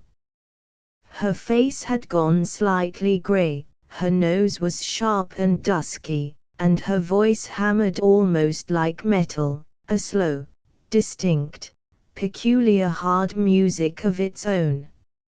She was an archaeologist, and she had studied the Aztec remains so long, that now some of the black-grey look of the lava rock, and some of the experience of the Aztec idols, with sharp nose and slightly prominent eyes and an expression of tomb-like mockery, had passed into her face. A lonely daughter of culture, with a strong mind and a dense will, she had browsed all her life on the hard stones of archaeological remains, and at the same time she had retained a strong sense of humanity, and a slightly fantastic humorous vision of her fellow men. From the first instant, Kate respected her for her isolation and her dauntlessness. The world is made up of a mass of people and a few individuals. Mrs. Norris was one of the few individuals. True, she played her social game all the time. But she was an odd number, and all alone, she could give the even numbers a bad time. But come in. Do come in, she said, after keeping her two guests out on the terrace that was lined with black idols and dusty native baskets and shields and arrows and tarpa, like a museum. In the dark sitting room that opened onto the terrace were visitors, an old man in a black morning coat and white hair and beard, and a woman in black crepe de chine, with the inevitable hat of her sort upon her grey hair, a stiff satin turned up on three sides and with black ospreys underneath. She had the baby face and the faded blue eyes and the Middle West accent inevitable. Judge and Mrs. Burlap. The third visitor was a youngish man, very correct and not quite sure.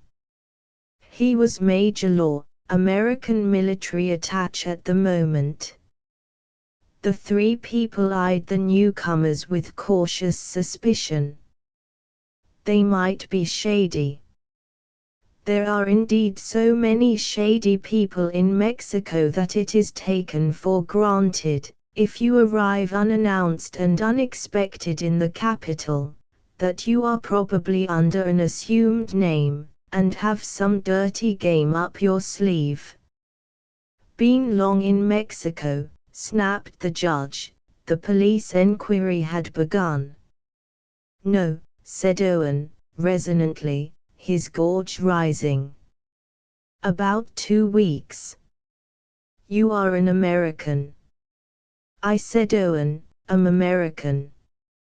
Mrs. Leslie is English, or rather Irish. Been in the club yet? No, said Owen, I haven't. American clubs aren't much in my line. Though Garfield Spence gave me a letter of introduction. Who? Garfield Spence. The judge started as if he had been stung. Why, the fellow's nothing better than a Bolshevist. Why, he went to Russia. I should rather like to go to Russia myself, said Owen. It is probably the most interesting country in the world today. But weren't you telling me, put in Mrs. Norris, in her clear, metal musical voice, that you loved China so much, Mr. Rees? I did like China very much, said Owen. And I'm sure you made some wonderful collections. Tell me now, what was your particular fancy? Perhaps, after all, said Owen, it was jade. Ah, jade. Yes. Jade. Jade is beautiful. Those wonderful little fairylands they carve in jade. And the stone itself. It was the delicate stone that fascinated me, said Owen. The wonderful quality of it. Ah, wonderful, wonderful. Tell me now, dear Mrs. Leslie, what you have been doing since I saw you. We went to a bullfight, and hated it, said Kate. At least I did. We sat in the sun, near the ring, and it was all horrible. Horrible, I am sure. I never went to a bullfight in Mexico. Only in Spain, where there is wonderful color. Did you ever try a bullfight, Major? Yes, I have been several times. You have? Then you know all about it. And how are you liking Mexico, Mrs. Leslie? Not much, said Kate. It strikes me as evil. It does. It does, said Mrs. Norris. Ah, if you had known it before. Mexico before the revolution. It was different then. What is the latest news, Major? About the same, said the Major. There is a rumor that the new president will be turned down by the army, a few days before he comes into office. But you never know. I think it would be a great shame not to let him have a try, put in Owen hotly. He seems a sincere man, and just because he is honestly a Labour man, they want to shut him out.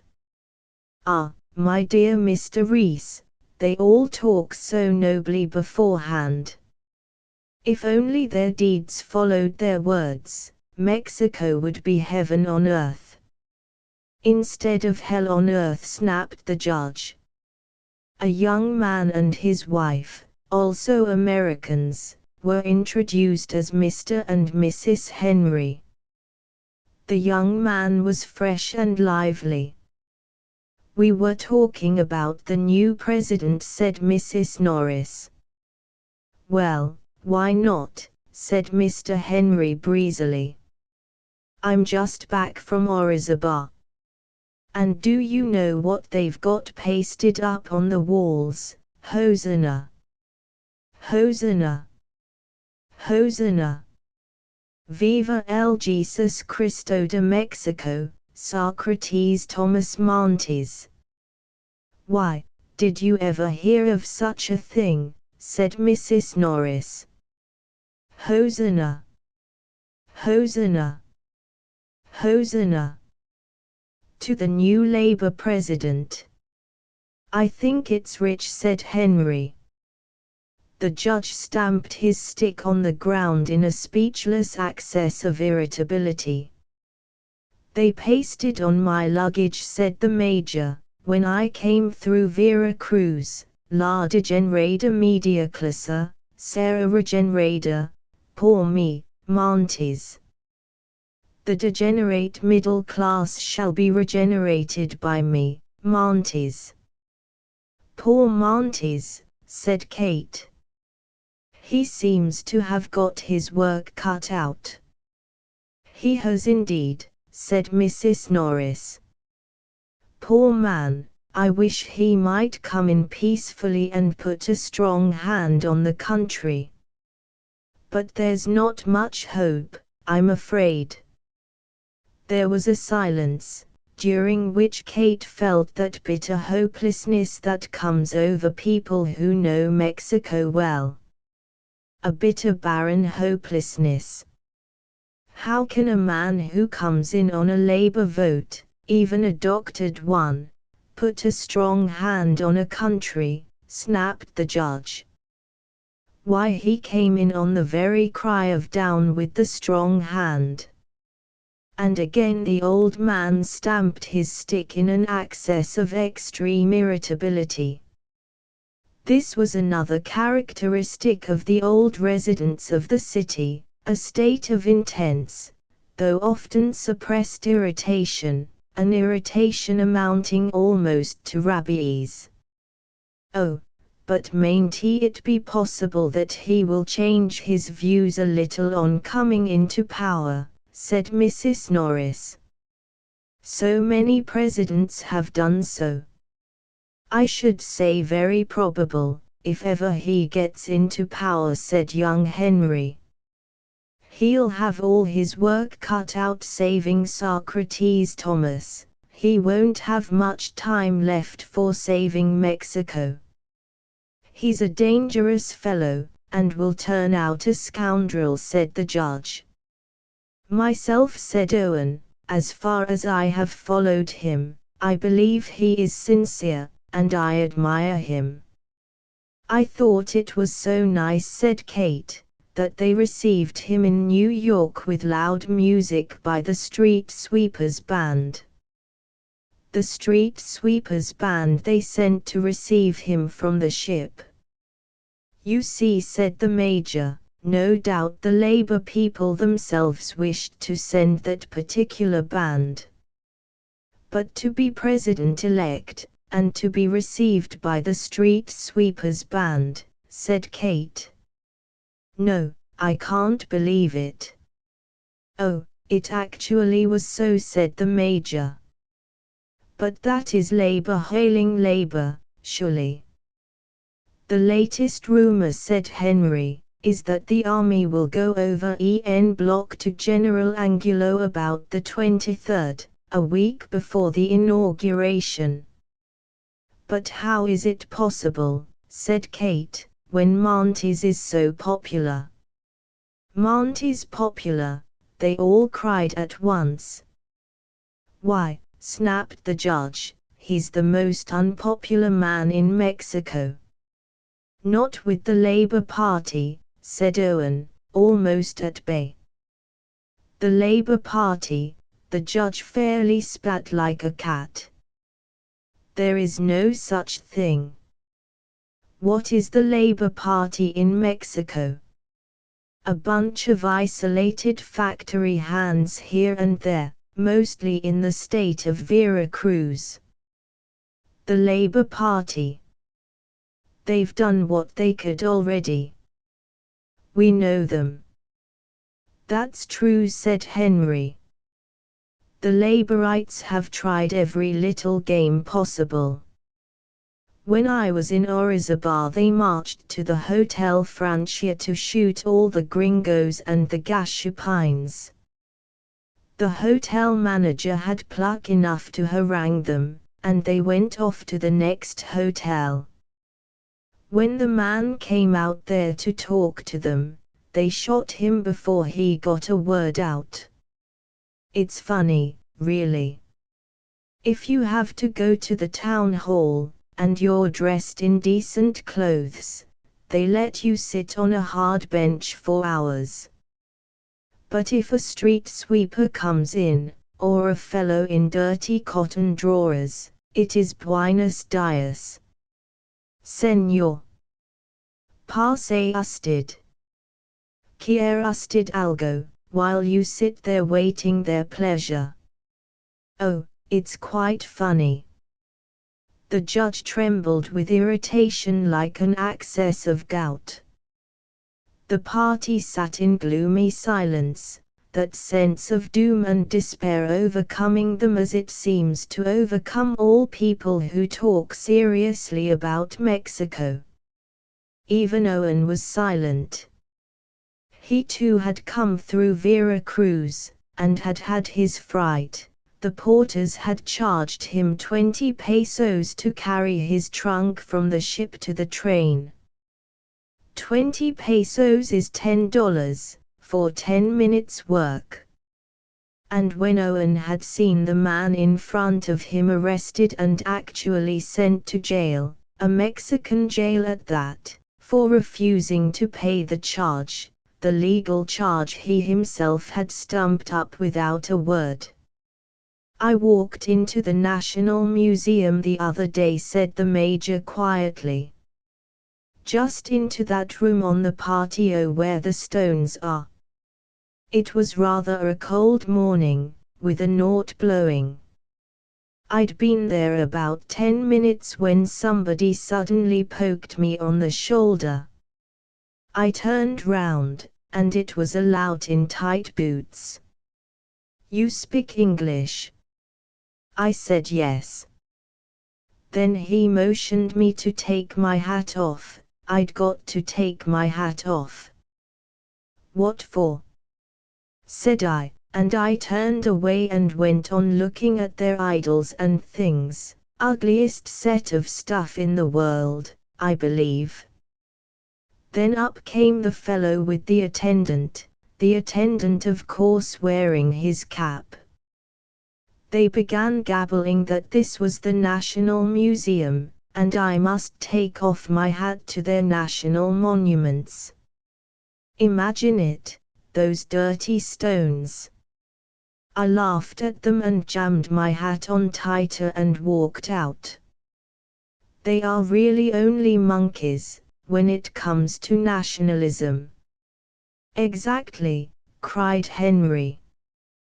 "When they forget all about the Patria and Mexico and all that stuff, they are as nice a people as you'd find. But as soon as they get national, they're just monkeys." A man up from Mixcoatl told me a nice story. Mixcoatl is a capital way in the south, and they've got a sort of labor bureau there. Well, the Indians come in from the hills, as wild as rabbits. And they get them into that bureau, and the laboristas, the agitator fellows, say to them, "Now señors, have you anything to report from your native village? Haven't you anything for which you would like redress?" Then of course the Indians start complaining about one another, and the secretary says, "Wait a minute, gentlemen. Let me ring up the governor and report this." So he goes to the telephone and starts ringing. "Ah. Is that the palace? Is the governor in? Tell him Señor Fulano wants to speak to him." The Indians sit gaping with open mouths. To them it's a miracle. "Ah. Is that you, Governor? Good morning. How are you? Can I have your attention for a moment?" "Many thanks. Well, I've got some gentlemen here down from Apaxtal, in the hills, Jose Garcia, Jesus Querido, etc., and they wish to report so-and-so." "Yes. Yes. That's it. Yes. What? You will see that justice is done and the thing is made right." "Ah, señor, many thanks. In the name of these gentlemen from the hills, from the village of Apaxtal, many thanks." There sit the Indians staring as if heaven had opened and the Virgin of Guadalupe was standing tiptoe on their chins. And what do you expect? The telephone is a dummy. It isn't connected with anywhere. Isn't that rich? But it's Mexico. The moment's fatal pause followed this funny story. Oh but, said Kate, it's wicked. It is wicked. I'm sure the Indians would be all right, if they were left alone. Well, said Mrs. Norris. Mexico isn't like any other place in the world. But she spoke with fear and despair in her voice. They seem to want to betray everything, said Kate. They seem to love criminals and ghastly things. They seem to want the ugly things.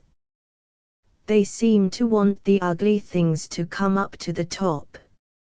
All the foulness that lies at the bottom, they want to stir up to the top. They seem to enjoy it. To enjoy making everything fouler. Isn't it curious? It is curious, said Mrs. Norris. But that's what it is, said the judge. They want to turn the country into one big crime. They don't like anything else. They don't like honesty and decency and cleanliness. They want to foster lies and crime. What they call liberty here is just freedom to commit crime. That's what labor means, that's what they all mean. Free crime, nothing else. I wonder all the foreigners don't go away, said Kate. They have their occupations here, snapped the judge. And the good people are all going away. They have nearly all gone, those that have anything left to go to, said Mrs. Norris. Some of us, who have our property here, and who have made our lives here, and who know the country, we stay out of a kind of tenacity. But we know it's hopeless. The more it changes, the worse it is. Here is Don Ramon and Don Cipriano. So pleased to see you. Let me introduce you. Don Ramon Carrasco was a tall, big, handsome man who gave the effect of bigness. He was middle-aged, with a large black moustache and large, rather haughty eyes under straight brows.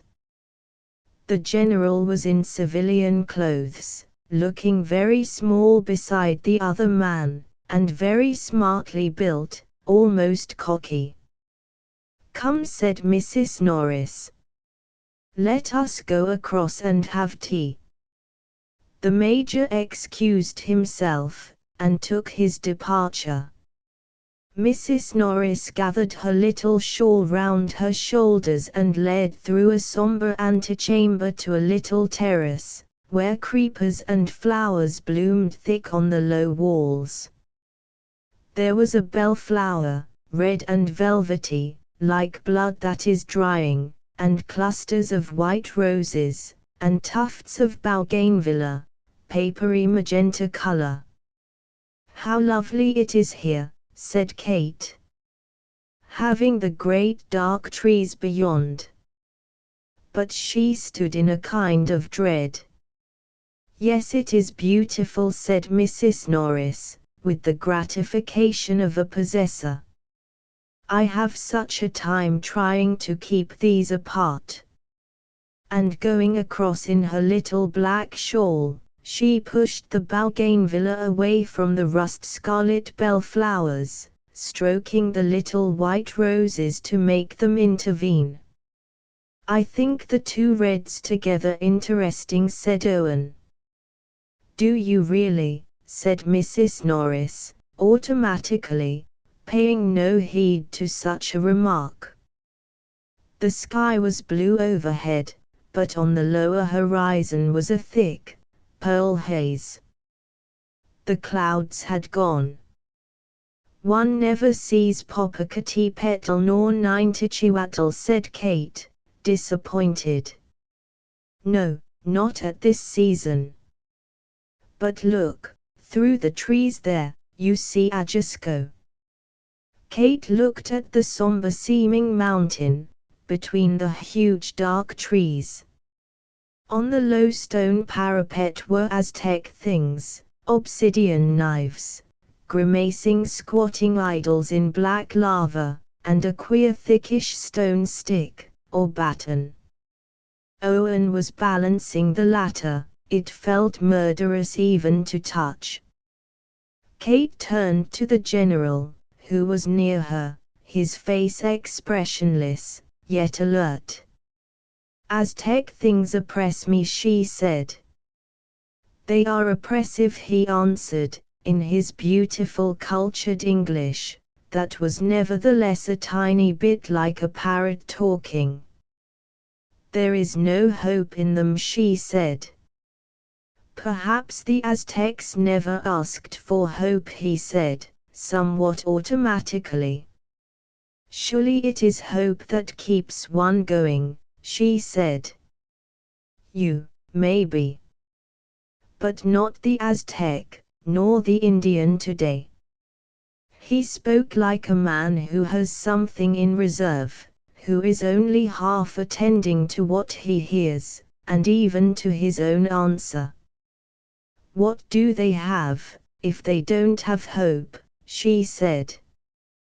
They have some other strength, perhaps, he said evasively. I would like to give them hope, she said. If they had hope, they wouldn't be so sad, and they would be cleaner, and not have vermin. That of course would be good, he said, with a little smile. But I think they are not so very sad. They laugh a good deal and are gay. No, she said. They oppress me, like a weight on my heart.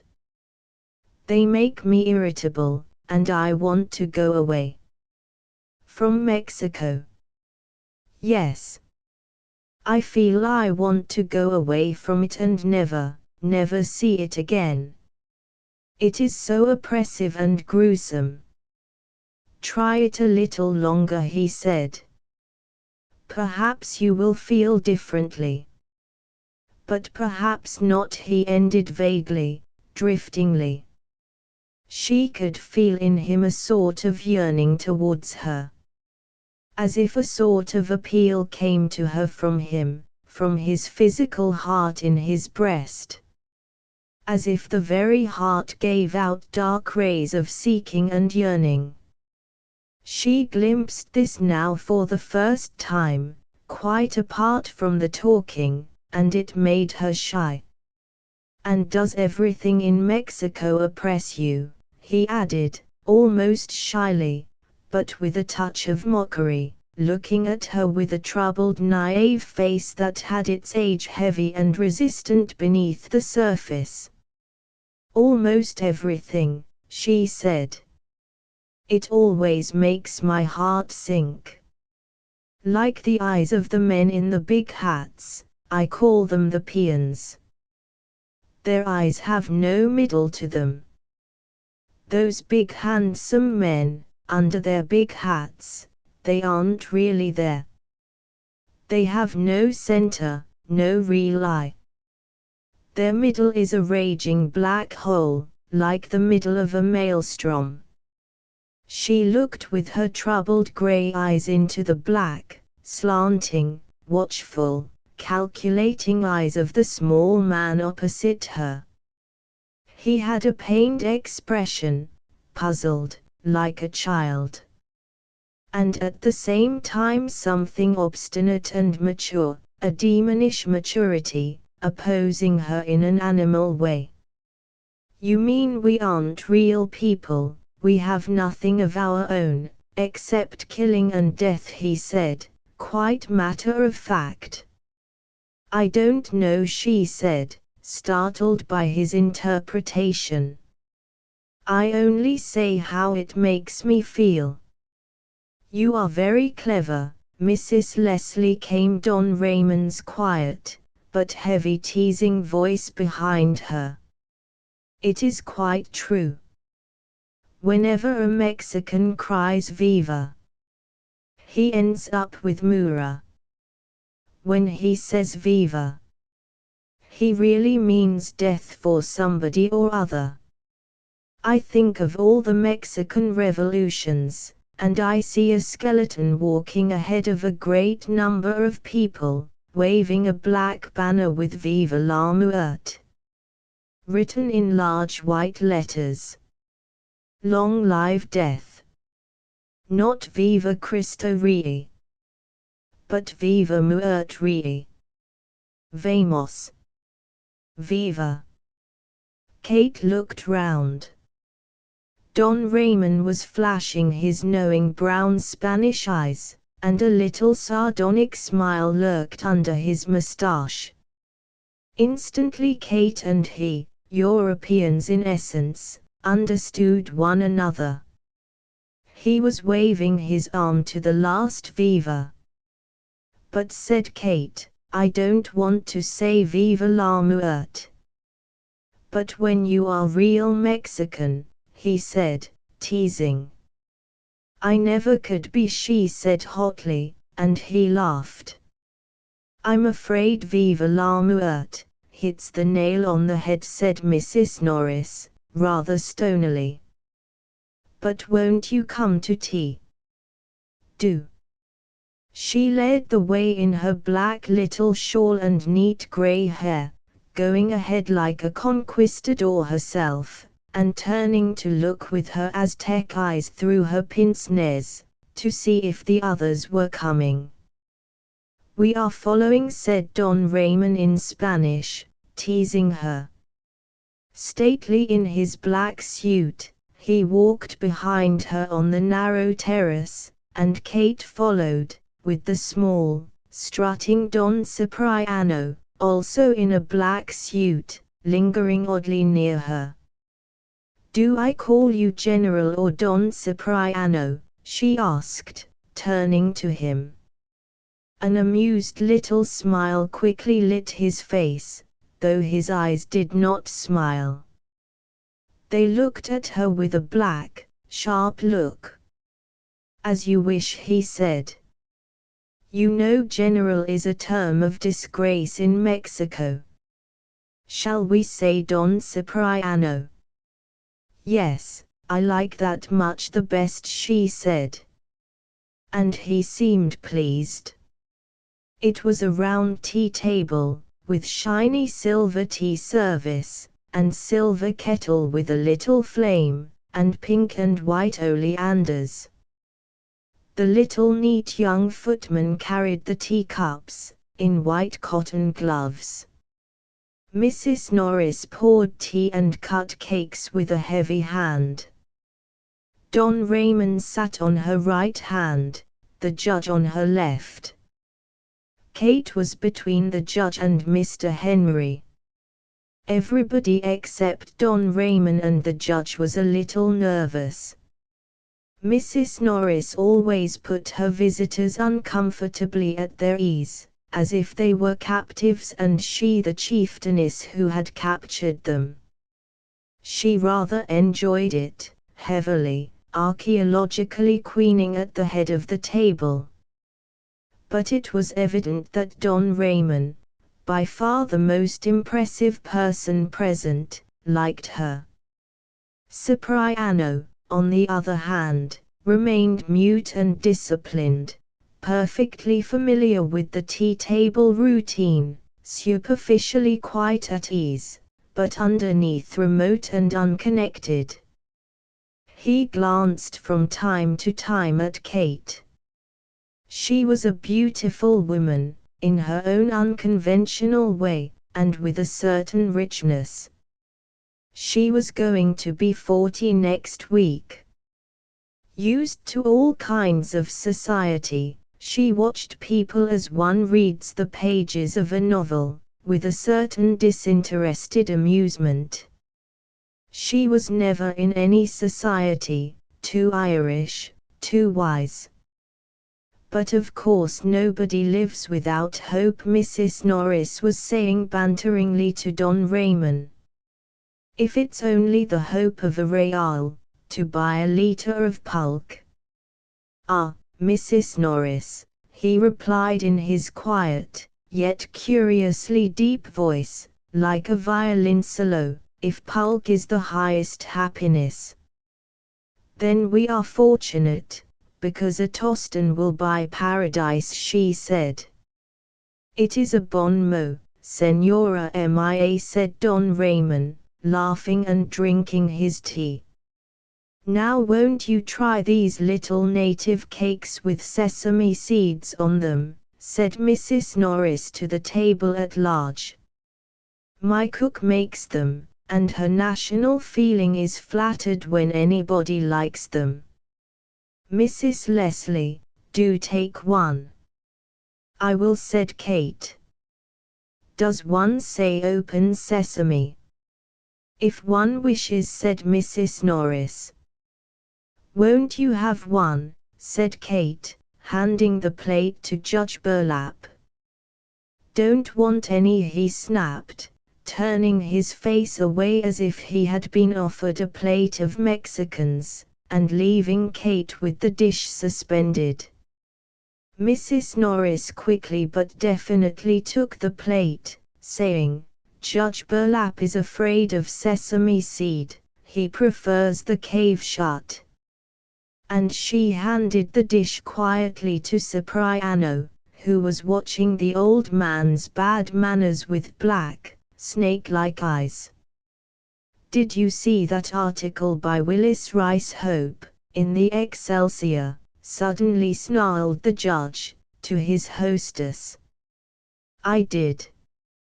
I thought it very sensible.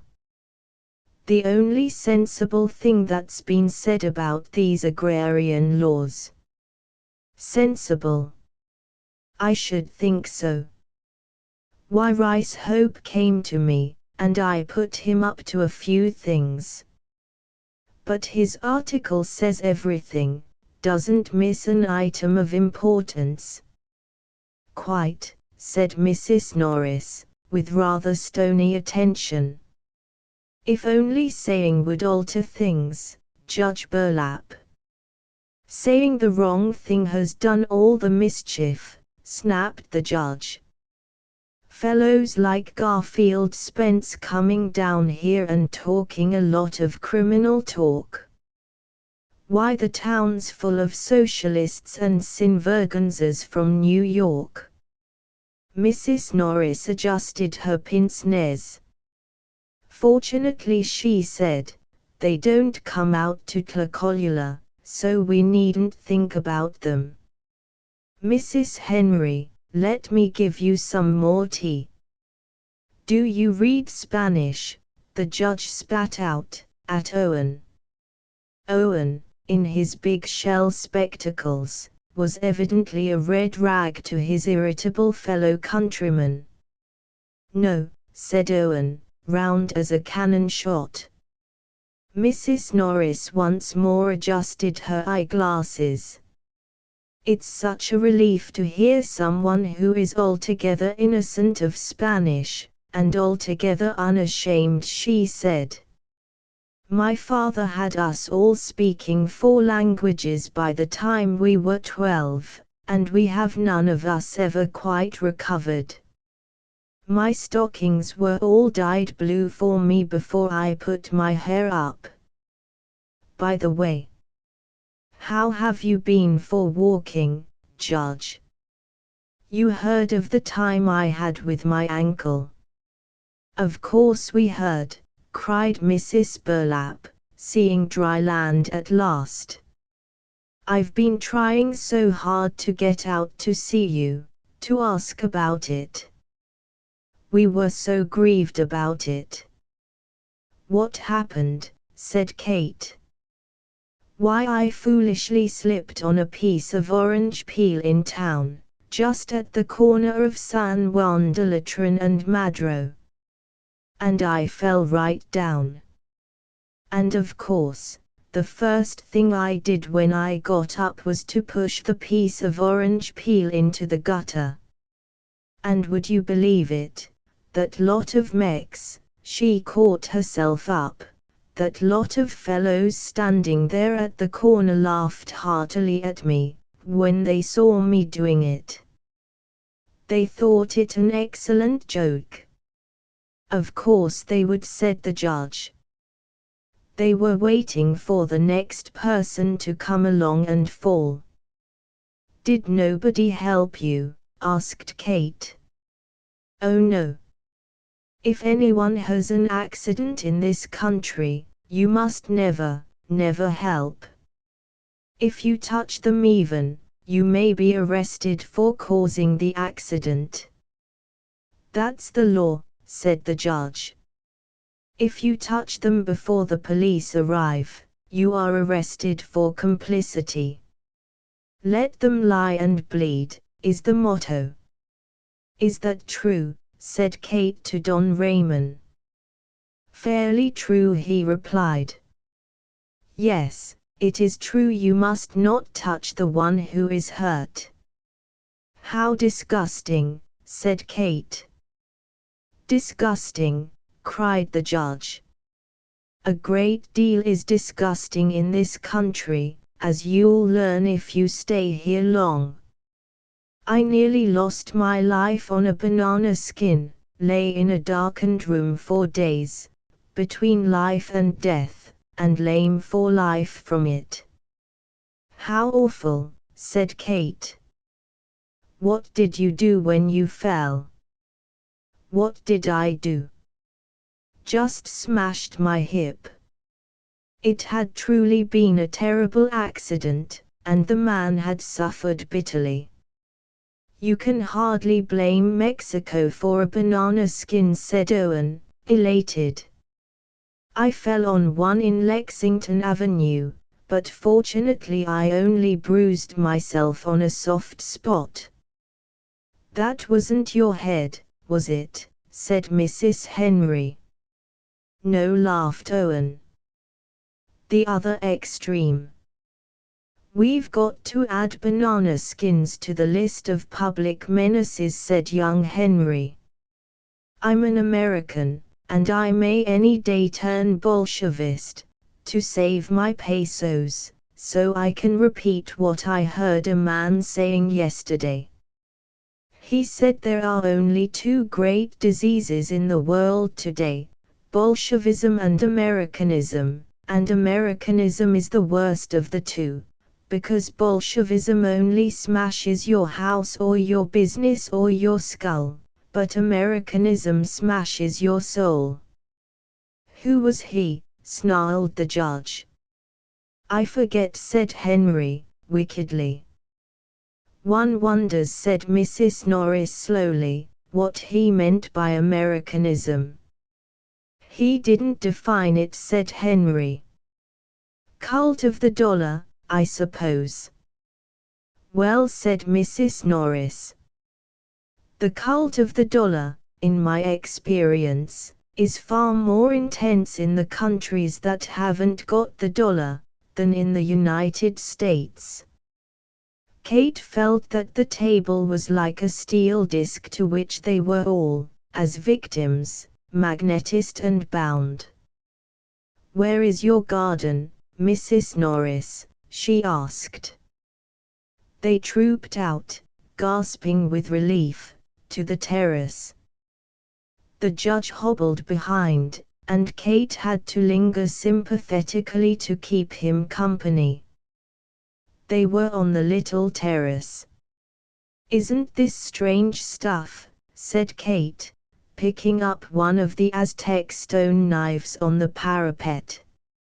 Is it a sort of jade? Jade, snarled the judge. Jade's green, not black. That's obsidian. Jade can be black, said Kate. I've got a lovely little black tortoise of jade from China. You can't have. Jade's bright green. But there's white jade too. I know there is. The judge was silent from exasperation for a few moments, then he snapped, Jade's bright green. Owen, who had the ears of a lynx, had heard. "What's that?" he said. "Surely there's more than green jade," said Kate. "What?" cried Owen. "More? Why, there's every imaginable tint, white, rose, lavender, and black," said Kate. "Black? Oh yes, quite common. Why, you should see my collection. The most beautiful range of color. Only green jade. Ha ha ha." And he laughed a rather stage laugh. They had come to the stairs, which were old stone, waxed and polished in some way till they were a glittering black. "I'll catch hold of your arm down here," said the judge to young Henry. "This staircase is a death trap." Mrs. Norris heard without comment. She only tilted her pince-nez on her sharp nose. In the archway downstairs, Don Ramon and the General took their leave. The rest trailed on into the garden. Evening was falling. The garden was drawn up tall, under the huge dark trees on the one side, and the tall, reddish and yellow house on the other. It was like being at the bottom of some dusky, flowering garden down in Hades. Hibiscus hung scarlet from the bushes, putting out yellow bristling tongues. Some roses were scattering scentless petals on the twilight, and lonely-looking carnations hung on weak stalks. From a huge dense bush the mysterious white bells of the datra were suspended, large and silent, like the very ghosts of sound.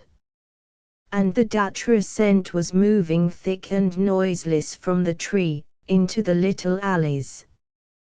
Mrs. Burlap had hitched herself onto Kate, and from her silly, social baby face was emitting searching questions.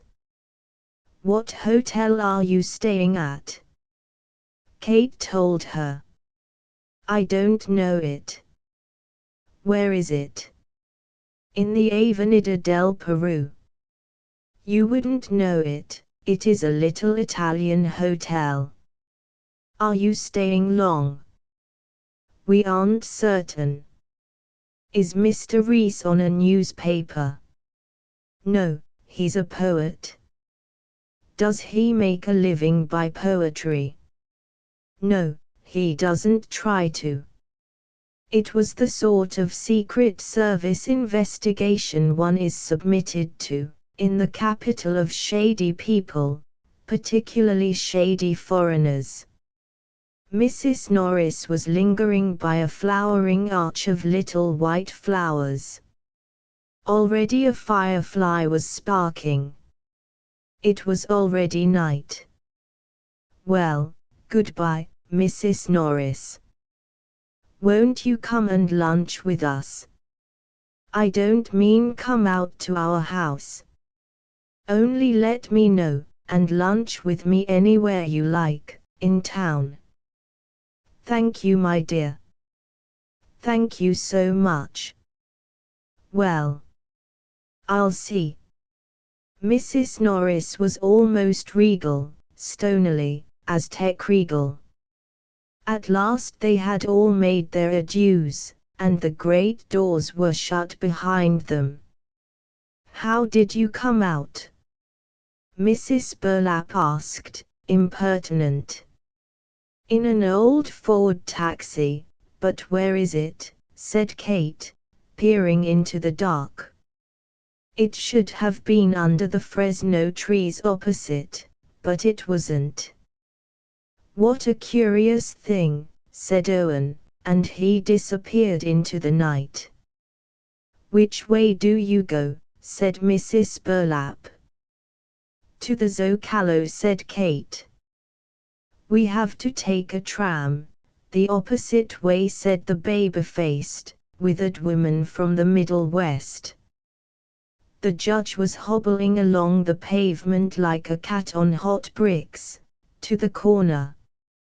Across the road stood a group of natives in big hats and white calico clothes, all a little the worse for the pulque they had drunk. Nearer, on this side of the road, stood another little gang, of workmen in town clothes. "There you have them," said the judge, flourishing his stick with utter vindictiveness. "There's the 2 lots of 'em." "What 2 lots?" said Kate, surprised. "Those peon fellows and those Aberus, all drunk, the lot of them." "The lot of them." And in a spasm of pure, frustrated hate, he turned his back on her. At the same time they saw the lights of a tramcar rushing dragon-like up the dark road, between the high wall and the huge trees.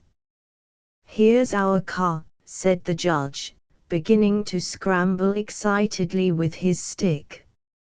"You go the other way," flung the baby-faced, faded woman in the 3-cornered satin hat, also beginning to fluster as if she were going to swim off the pavement. The couple clambered avidly into the brightly lighted car, first class, hobbling up. The natives crowded into the second class. Away whizzed the train. The burlap couple had not even said good night. They were terrified lest they might have to know somebody whom they might not want to know, whom it might not pay to know. "You commonplace little woman," said Kate aloud, looking after the retreating tramcar. "You awful ill-bred little pair." She was a bit afraid of the natives, not quite sober, who were waiting for the car in the opposite direction. But stronger than her fear was a certain sympathy with these dark-faced silent men in their big straw hats and naive little cotton blouses. Anyhow, they had blood in their veins, they were columns of dark blood. Whereas the other bloodless, acidulous couple from the Middle West, with their nasty whiteness. She thought of the little tale the natives tell. When the Lord was making the first men, he made them of clay and put them into the oven to bake. They came out black. "They're baked too much," said the Lord. So he made another batch, and put them in. They came out white. "They're baked too little," he said.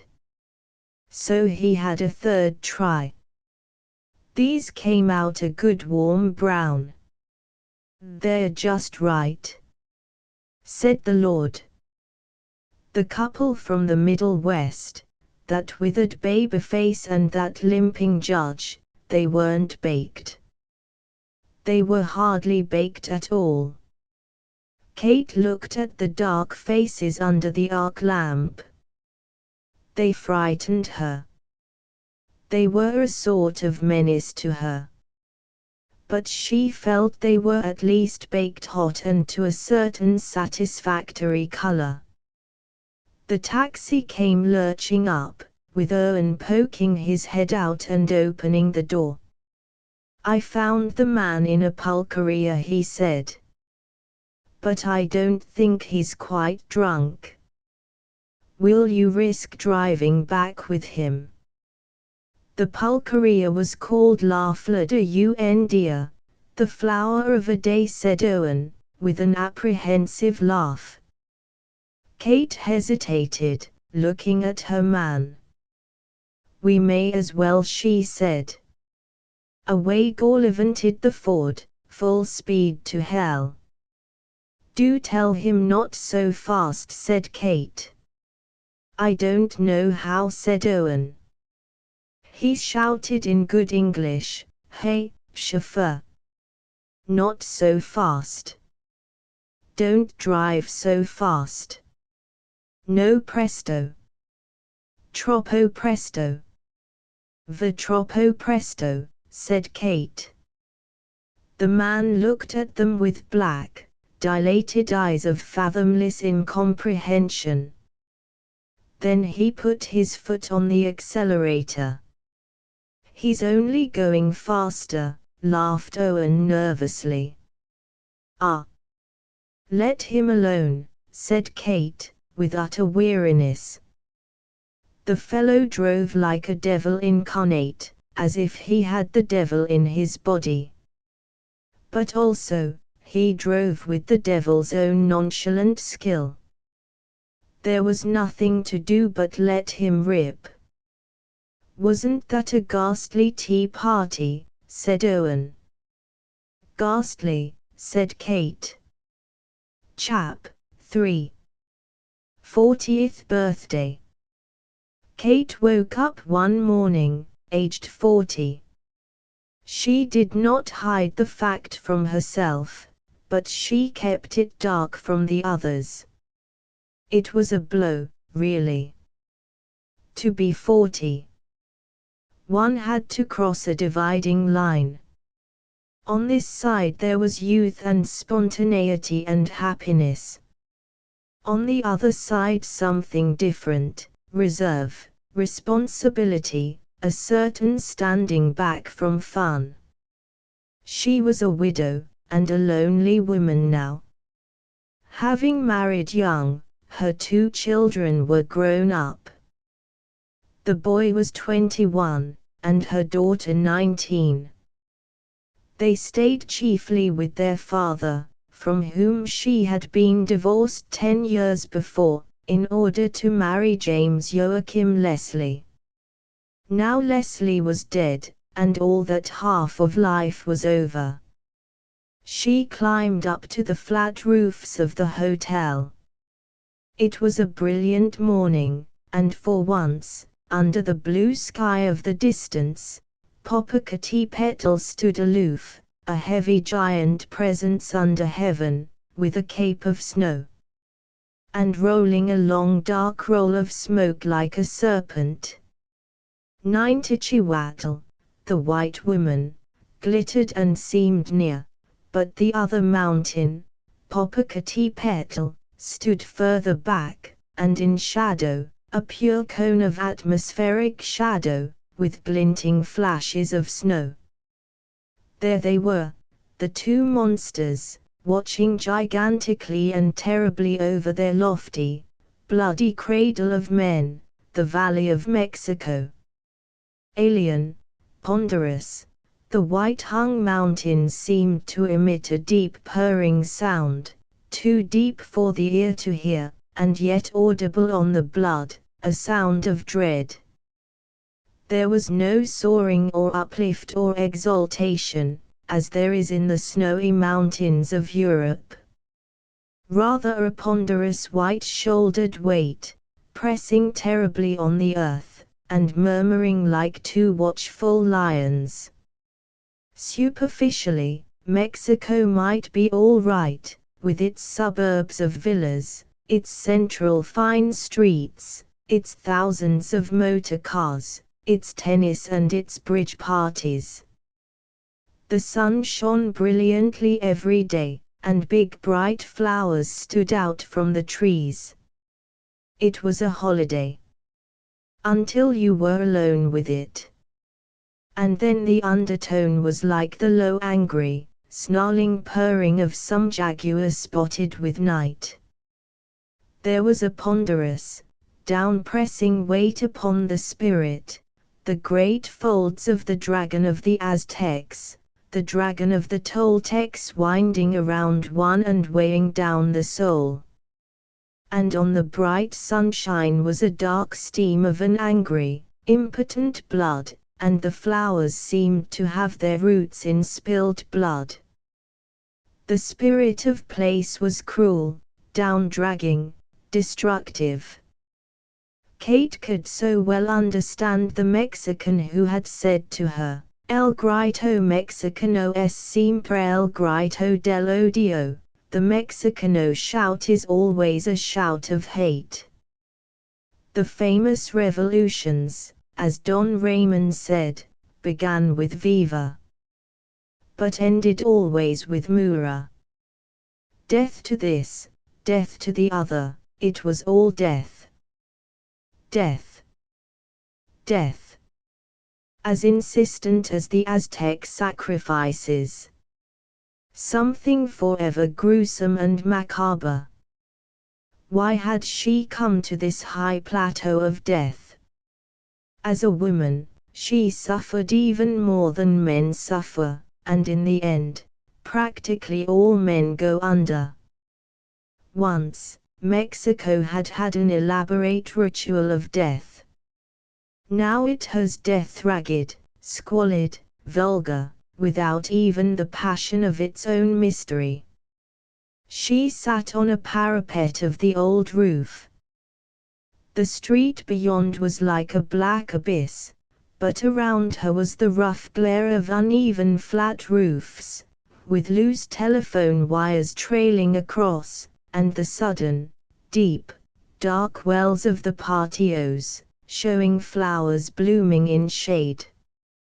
Just behind was a huge old church, its barrel roof humping up like some crouching animal, and its domes, like bubbles inflated, glittering with yellow tiles, and blue and white tiles, against the intense blue heaven.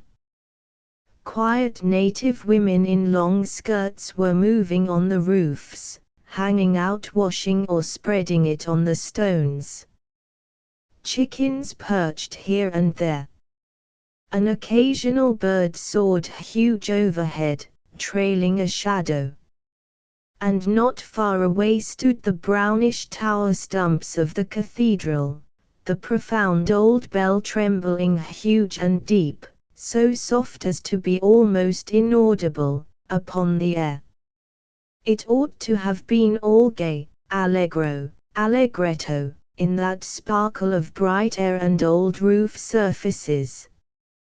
But no. There was the dark undertone, the black, serpent-like fatality all the time. It was no good Kate's wondering why she had come. Over in England, in Ireland, in Europe, she had heard the consummatiomist of her own spirit. It was finished, in a kind of death agony. But still this heavy continent of dark-souled death was more than she could bear. She was 40, the first half of her life was over. The bright page with its flowers and its love and its stations of the cross ended with a grave. Now she must turn over, and the page was black, black and empty. The first half of her life had been written on the bright, smooth vellum of hope, with initial letters all gorgeous upon a field of gold. But the glamour had gone from station to station of the cross, and the last illumination was the tomb. Now the bright page was turned, and the dark page lay before her. How could one write on a page so profoundly black? She went down, having promised to go and see the frescoes in the university and schools. Owen and Vilias and a young Mexican were waiting for her. They set off through the busy streets of the town, where automobiles and the little omnibuses called camions run wild, and where the natives in white cotton clothes and sandals and big hats linger like heavy ghosts in the street. Among the bourgeoisie, the young ladies in pale pink crepe de chine and high heels, the men in little shoes and American straw hats. A continual bustle in the glitter of sunshine. Crossing the great shadeless plaza in front of the cathedral, where the tramcars gather as in a corral, and slide away down their various streets, Kate lingered again to look at the things spread for sale on the pavement, the little toys, the painted gourd shells, brilliant in a kind of lacquer, the novdates from Germany, the fruits, the flowers, and the natives squatting with their wares, large-limbed, silent, handsome men looking up with their black, centerless eyes, speaking so softly, and lifting with small sensitive brown hands the little toys they had so carefully made and painted. A strange gentle appeal and wistfulness, strange male voices, so deep, yet so quiet and gentle.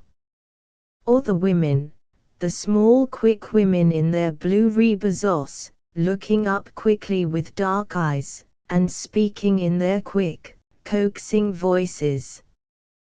The man just setting out his oranges, wiping them with a cloth so carefully, almost tenderly, and piling them in bright tiny pyramids, all neat and exquisite.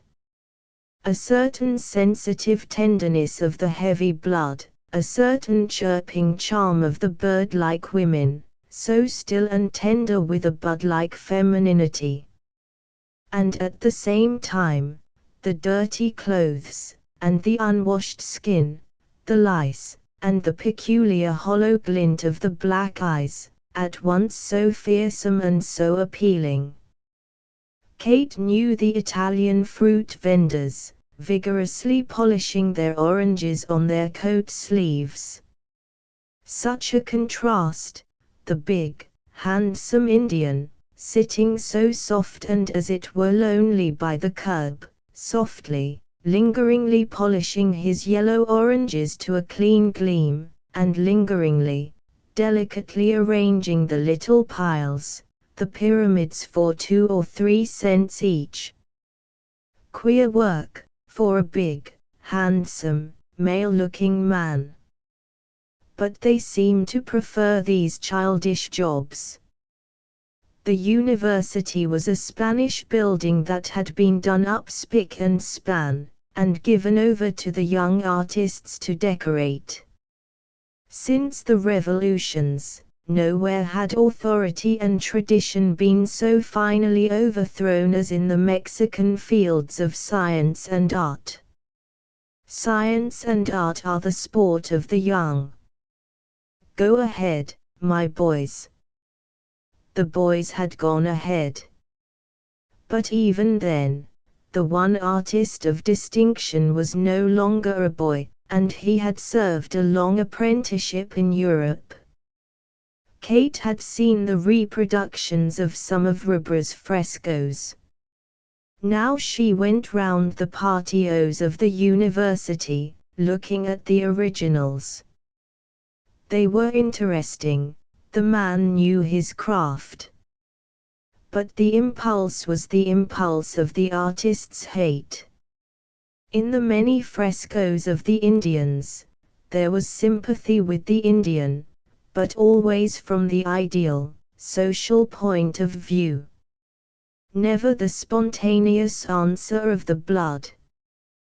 These flat Indians were symbols in the great script of modern socialism, they were figures of the pathos of the victims of modern industry and capitalism. That was all they were used for, symbols in the weary script of socialism and anarchy. Kate thought of the man polishing his oranges half an hour before, his peculiar beauty, a certain richness of physical being, a ponderous power of blood within him, and a helplessness, a profound unbelief that was fatal and demonish. And all the liberty, all the progress, all the socialism in the world would not help him. Nay, it would only help further to destroy him. On the corridors of the university, young misses in bobbed hair and boys' jumpers were going around, their chins pushed forward with the characteristic, deliberate youth and eagerness of our day. Very much aware of their own youth and eagerness. And very American. Young professors were passing in soft amiability, young and apparently harmless. The artists were at work on the frescoes, and Kate and Owen were introduced to them. But they were men, or boys, whose very pigments seemed to exist only to épater le bourgeois. And Kate was weary of epatism, just as much as of the bourgeoisie. She wasn't interested in épatant le bourgeois. The épateurs were as boring as the bourgeois, two halves of one dreariness. The little party passed on to the old Jesuit convent, now used as a secondary school. Here were more frescoes. But they were by another man. And they were caricatures so crude and so ugly that Kate was merely repelled. They were meant to be shocking, but perhaps the very deliberateness prevents them from being so shocking as they might be. But they were ugly and vulgar. Strident caricatures of the capitalist and the church, and of the rich woman, and of Mammon painted life-size and as violently as possible, round the patios of the grey old building, where the young people are educated. To anyone with the spark of human balance, the things are a misdemeanor. "Oh, but how wonderful!" cried Owen. His susceptibilities were shocked, therefore, as at the bullfight, he was rather pleased. He thought it was novel and stimulating to decorate your public buildings in this way. The young Mexican who was accompanying the party was a professor in the university too, a rather short, soft young fellow of 27 or 8, who wrote the inevitable poetry of sentiment, had been in the government, even as a member of the House of Deputies, and was longing to go to New York. There was something fresh and soft, petulant about him. Kate liked him. He could laugh with real hot young amusement, and he was no fool. Until it came to these maniacal ideas of socialism, politics, and la patria. Then he was as mechanical as a mousetrap. Very tedious. "Oh no," said Kate in front of the caricatures. "They are too ugly. They defeat their own ends." "But they are meant to be ugly," said young Garcia. "They must be ugly, no. Because capitalism is ugly, and Mammon is ugly, and the priest holding his hand to get the money from the poor Indians is ugly. No." He laughed rather unpleasantly. "But," said Kate, "these caricatures are too intentional. They are like vulgar abuse, not art at all."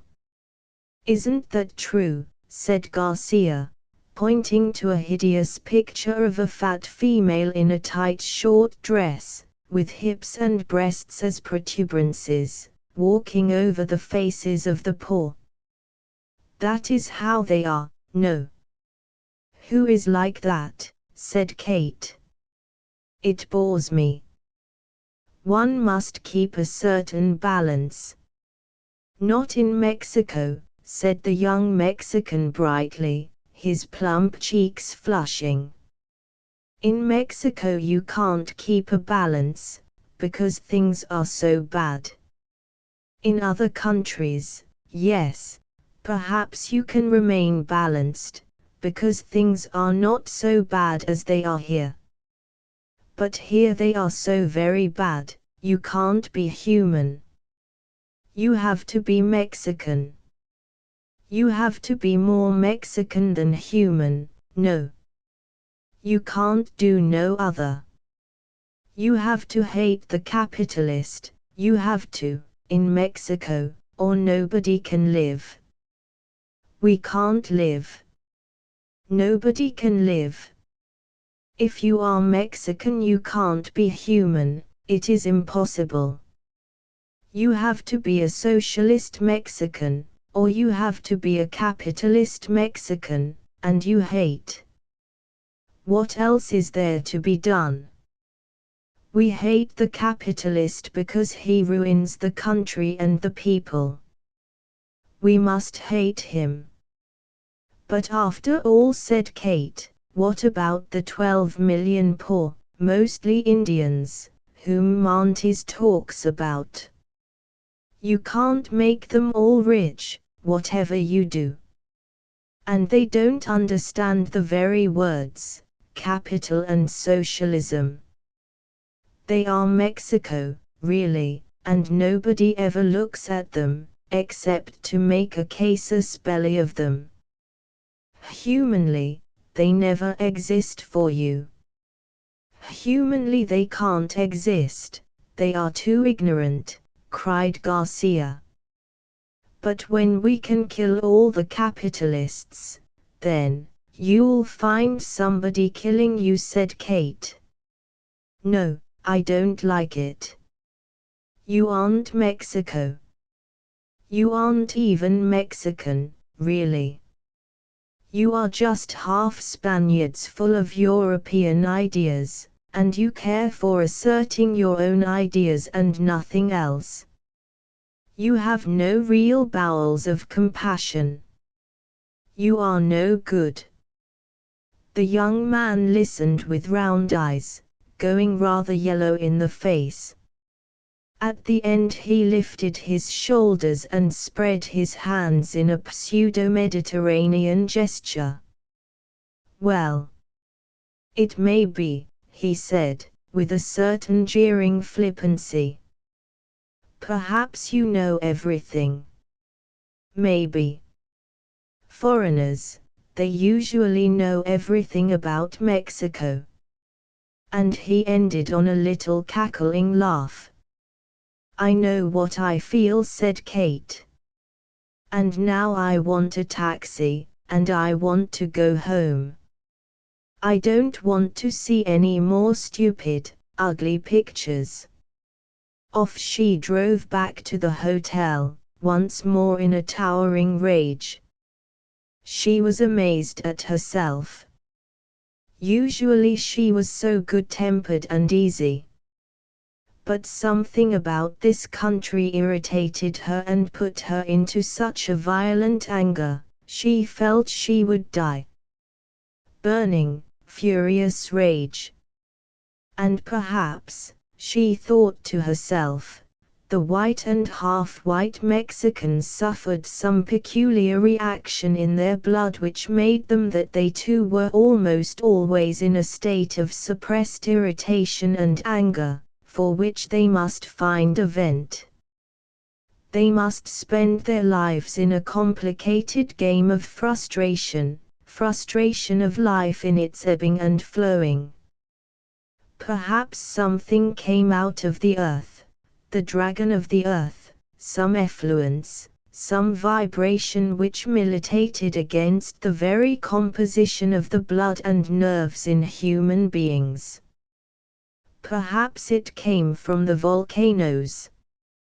Or perhaps even from the silent, serpent-like dark resistance of those masses of ponderous natives whose blood was principally the old, heavy, resistant Indian blood.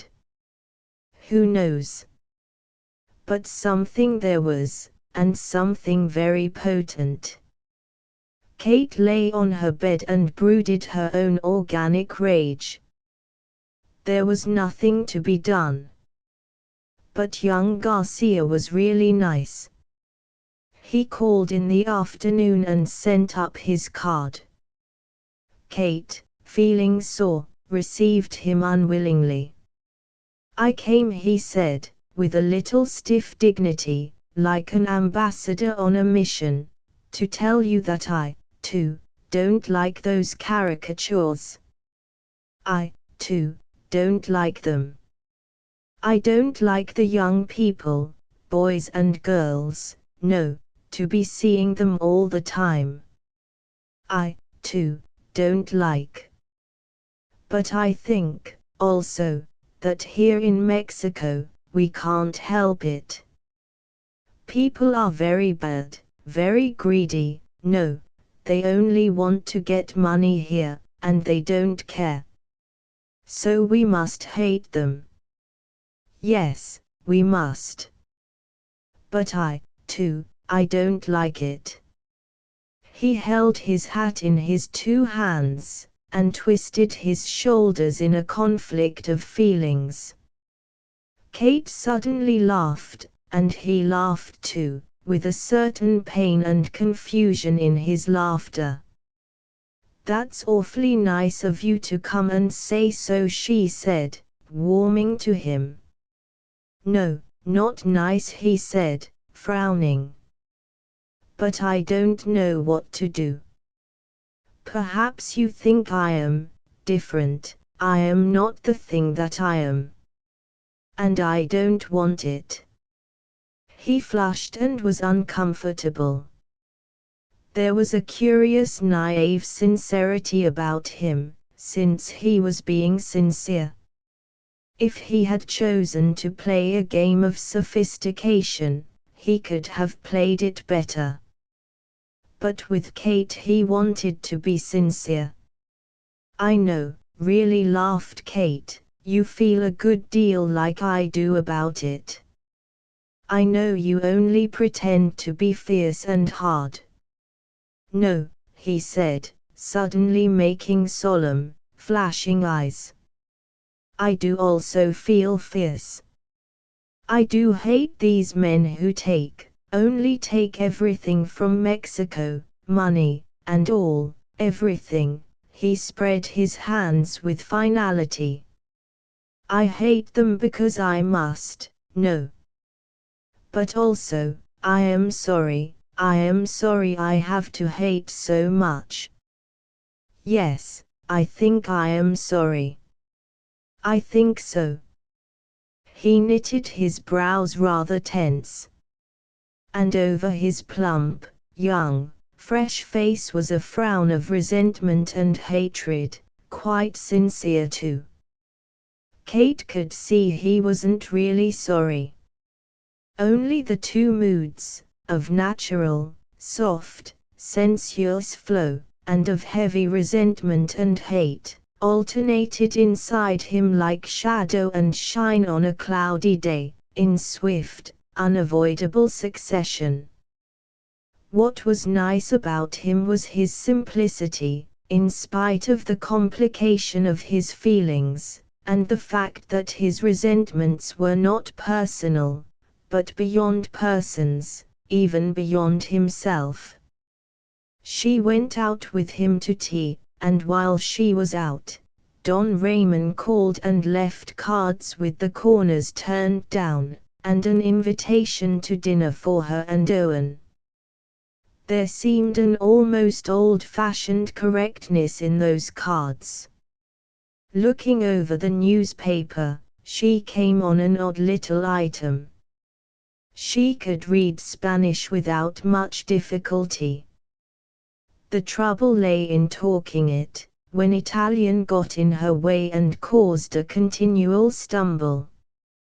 She looked on the English page of the Excelsior or the Universal for the news, if there was any.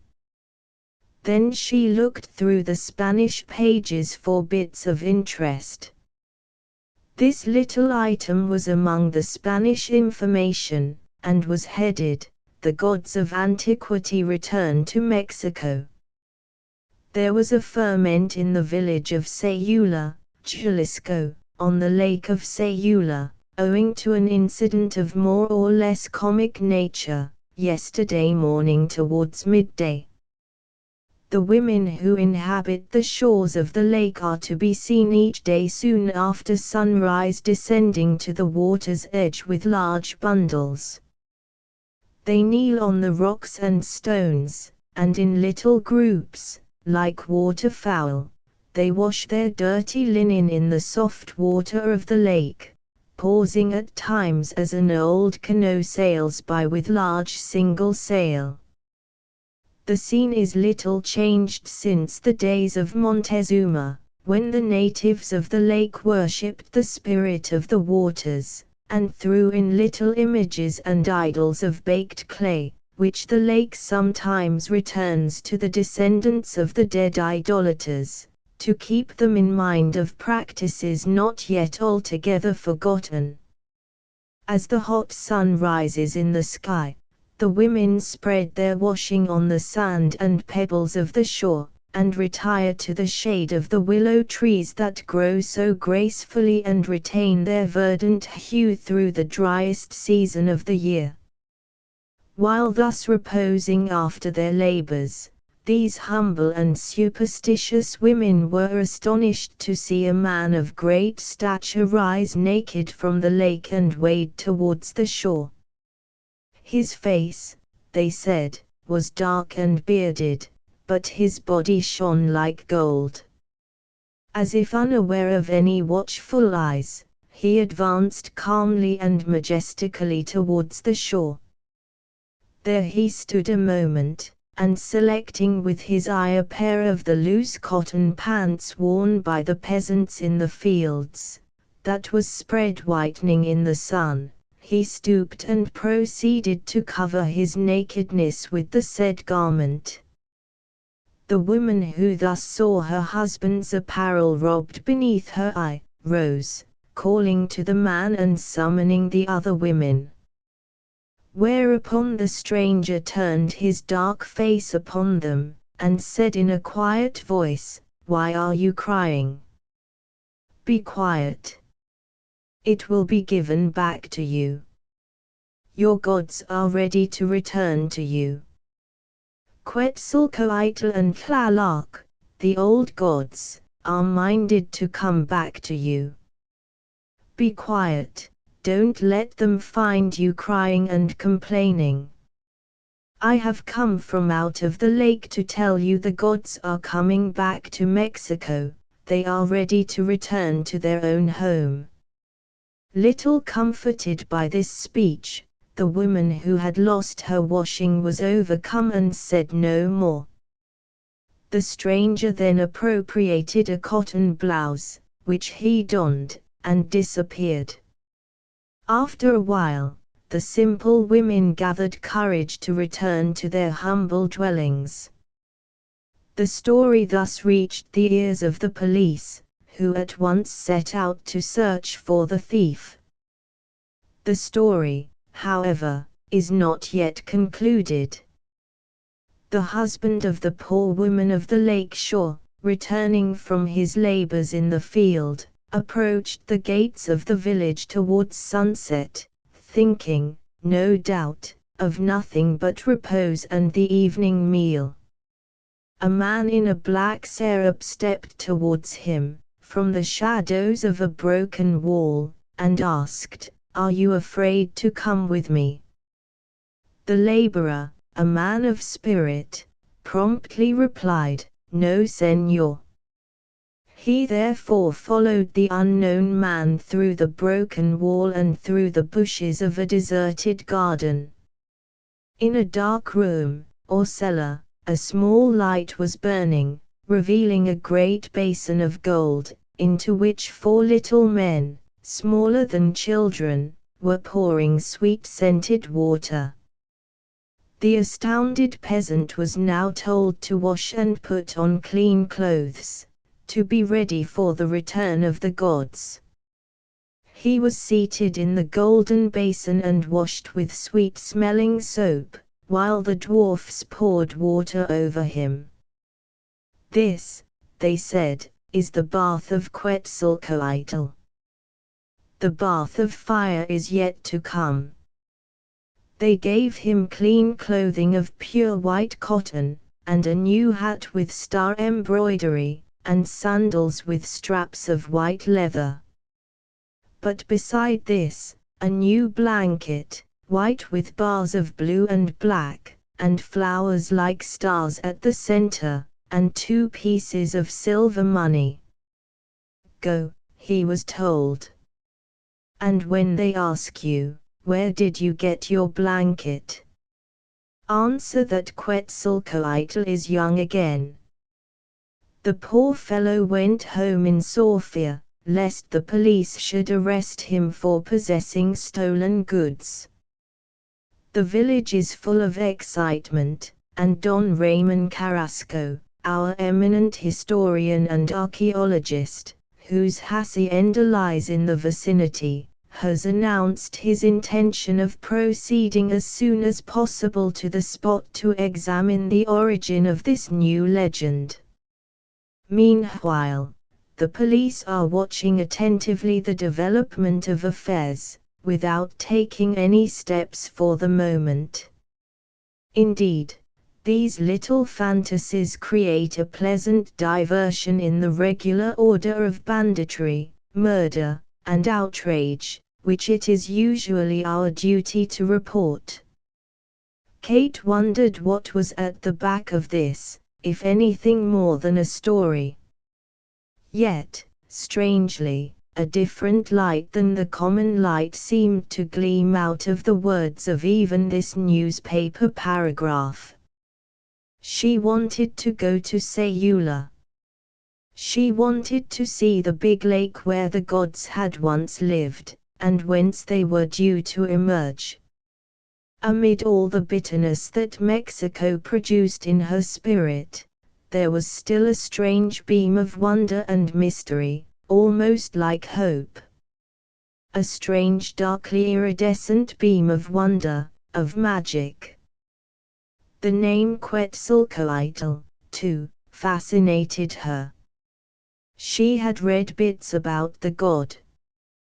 Quetzal is the name of a bird that lives high up in the mists of tropical mountains, and has very beautiful tail feathers, precious to the Aztecs.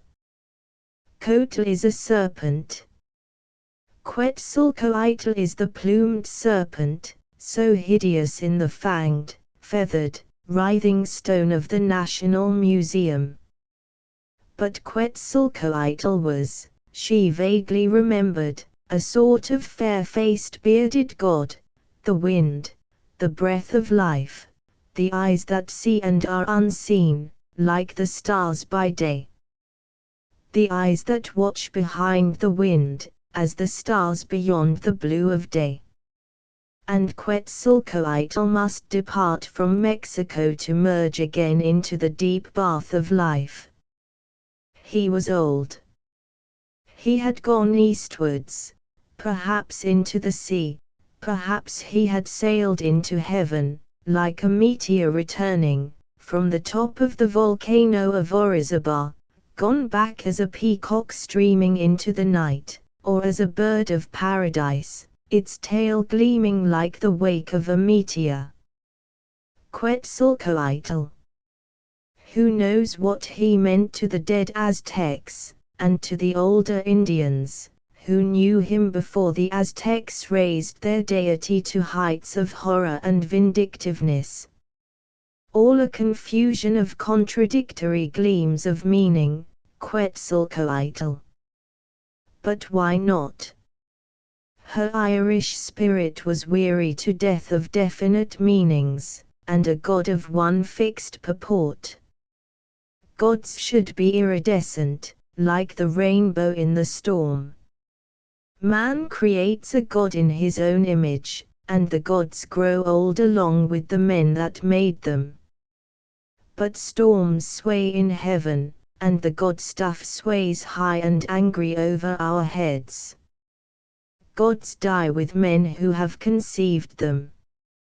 But the god stuff roars eternally, like the sea, with too vast a sound to be heard. Like the sea in storm, that beats against the rocks of living, stiffened men, slowly to destroy them. Or like the sea of the glimmering, ethereal plasm of the world, that bathes the feet and the knees of men as earth sap bathes the roots of trees. Ye must be born again. Even the gods must be born again. We must be born again. In her vague, woman's way, Kate knew this. She had lived her life. She had had her lovers, her two husbands. She had her children. Joachim Leslie, her dead husband, she had loved as much as a woman can love a man, that is, to the bounds of human love. Then she had realized that human love has its limits, that there is a beyond. And Joachim dead, willy-nilly her spirit had passed the bounds. She was no longer in love with love. She no longer yearned for the love of a man, or the love even of her children. Joachim had gone into eternity in death, and she had crossed with him into a certain eternity in life. There, the yearning for companionship and sympathy and human love had left her. Something infinitely intangible but infinitely blessed took its place, a peace that passes understanding.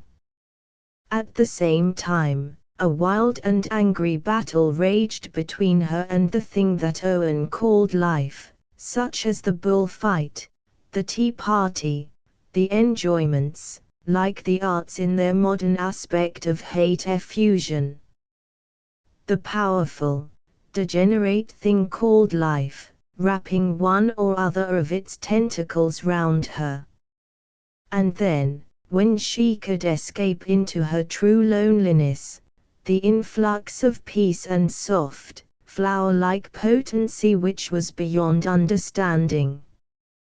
It disappeared even if you thought about it, so delicate, so fine. And yet, the only reality. Ye must be born again. Out of the fight with the octopus of life, the dragon of degenerate or of incomplete existence, one must win this soft bloom of being, that is damaged by a touch. No, she no longer wanted love, excitement, and something to fill her life. She was 40, and in the rare, lingering dawn of maturity, the flower of her soul was opening.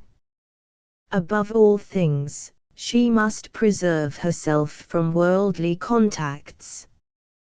Only she wanted the silence of other unfolded souls around her, like a perfume. The presence of that which is forever unsaid. And in the horror and climax of Death Rattles, which is Mexico, she thought she could see it in the black eyes of the Indians. She felt that Don Ramon and Don Cipriano both had heard the soundless call, across all the hideous choking.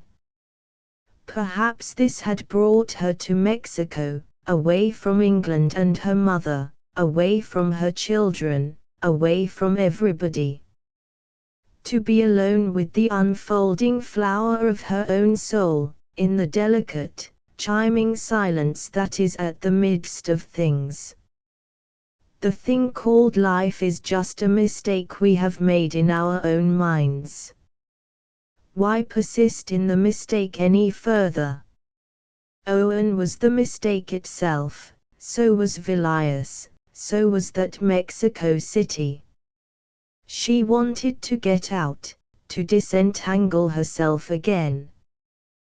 They had promised to go out to dinner to the house of Don Ramon. His wife was away in the United States with her 2 boys, one of whom had been ill, not seriously, at his school in California. But Don Ramon's aunt would be hostess. The house was out at Tlalpam. It was May, the weather was hot, the rains were not yet started. The shower at the bullfight had been a sort of accident. I wonder, said Owen, whether I ought to put on a dinner coat. Really, I feel humiliated to the earth every time I put on evening dress. Then don't do it, said Kate, who was impatient of Owen's kicking at these very little social pricks, and swallowing the whole porcupine. She herself came down in a simple gown with a black velvet top and a loose skirt of delicate brocade chiffon, of a glimmering green and yellow and black. She also wore a long string of jade and crystal. It was a gift she had, of looking like an oceanic goddess, a certain feminine strength and softness glowing in the very material of her dress. But she was never smart. "Why, you're dressed up to the eyes," cried Owen in chagrin, pulling at his soft collar. Bare shoulders notwithstanding. They went out to the distant suburb in the tramcar, swift in the night, with big clear stars overhead, dropping and hanging with a certain gleam of menace. In Clalpalm there was a heavy scent of night flowers, a feeling of ponderous darkness, with a few sparks of intermittent fireflies. And always the heavy calling of night flower scents. To Kate, there seemed a faint whiff of blood in all tropical scented flowers, of blood or sweat. It was a hot night. They banged on the iron doors of the entrance, dogs barked, and a mozo opened to them, warily, closing fast again the moment they had entered the dark garden of trees. Don Ramon was in white, a white dinner jacket, Don Cipriano the same. But there were other guests, young Garcia, another pale young man called Mirabal, and an elderly man in a black cravat, named Toussaint. The only other woman was Dona Isabel, aunt to Don Ramon. She wore a black dress with a high collar of black lace, and some strings of pearls, and seemed shy, frightened, absent as a nun before all these men. But to Kate she was very kind, caressive, speaking English in a plaintive faded voice. This dinner was a sort of ordeal and ritual combined, to the cloistered, elderly soul. But it was soon evident that she was trembling with fearful joy. She adored Raymond with an uncritical, nun-like adoration. It was obvious she hardly heard the things that were said. Words skimmed the surface of her consciousness without ever penetrating. Underneath, she was trembling in nun-like awareness of so many men, and in almost sacred excitement at facing Don Ramon as hostess. The house was a fairly large villa, quietly and simply furnished, with natural taste. "Do you always live here?" said Kate to Don Ramon. "Never at your hacienda." "How do you know I have a hacienda?" he asked. "I saw it in a newspaper, near Sayula." "Ah," he said, laughing at her with his eyes. "You saw about the returning of the gods of antiquity." "Yes," she said. "Don't you think it is interesting?" "I think so," he said. "I love the word Quetzalcoatl." "The word," he repeated. His eyes laughed at her teasingly all the time. "What do you think, Mrs. Leslie?" cried the pale-faced young Mirabal, in curiously resonant English, with a French accent. "Don't you think it would be wonderful if the gods came back to Mexico, our own gods?" He sat in intense expectation, his blue eyes fixed on Kate's face, his soup spoon suspended. Kate's face was baffled with incomprehension. "Not those Aztec horrors," she said. "The Aztec horrors." "The Aztec horrors. Well, perhaps they were not so horrible after all. But if they were, it was because the Aztecs were all tied up. They were in a cul-de-sac, so they saw nothing but death.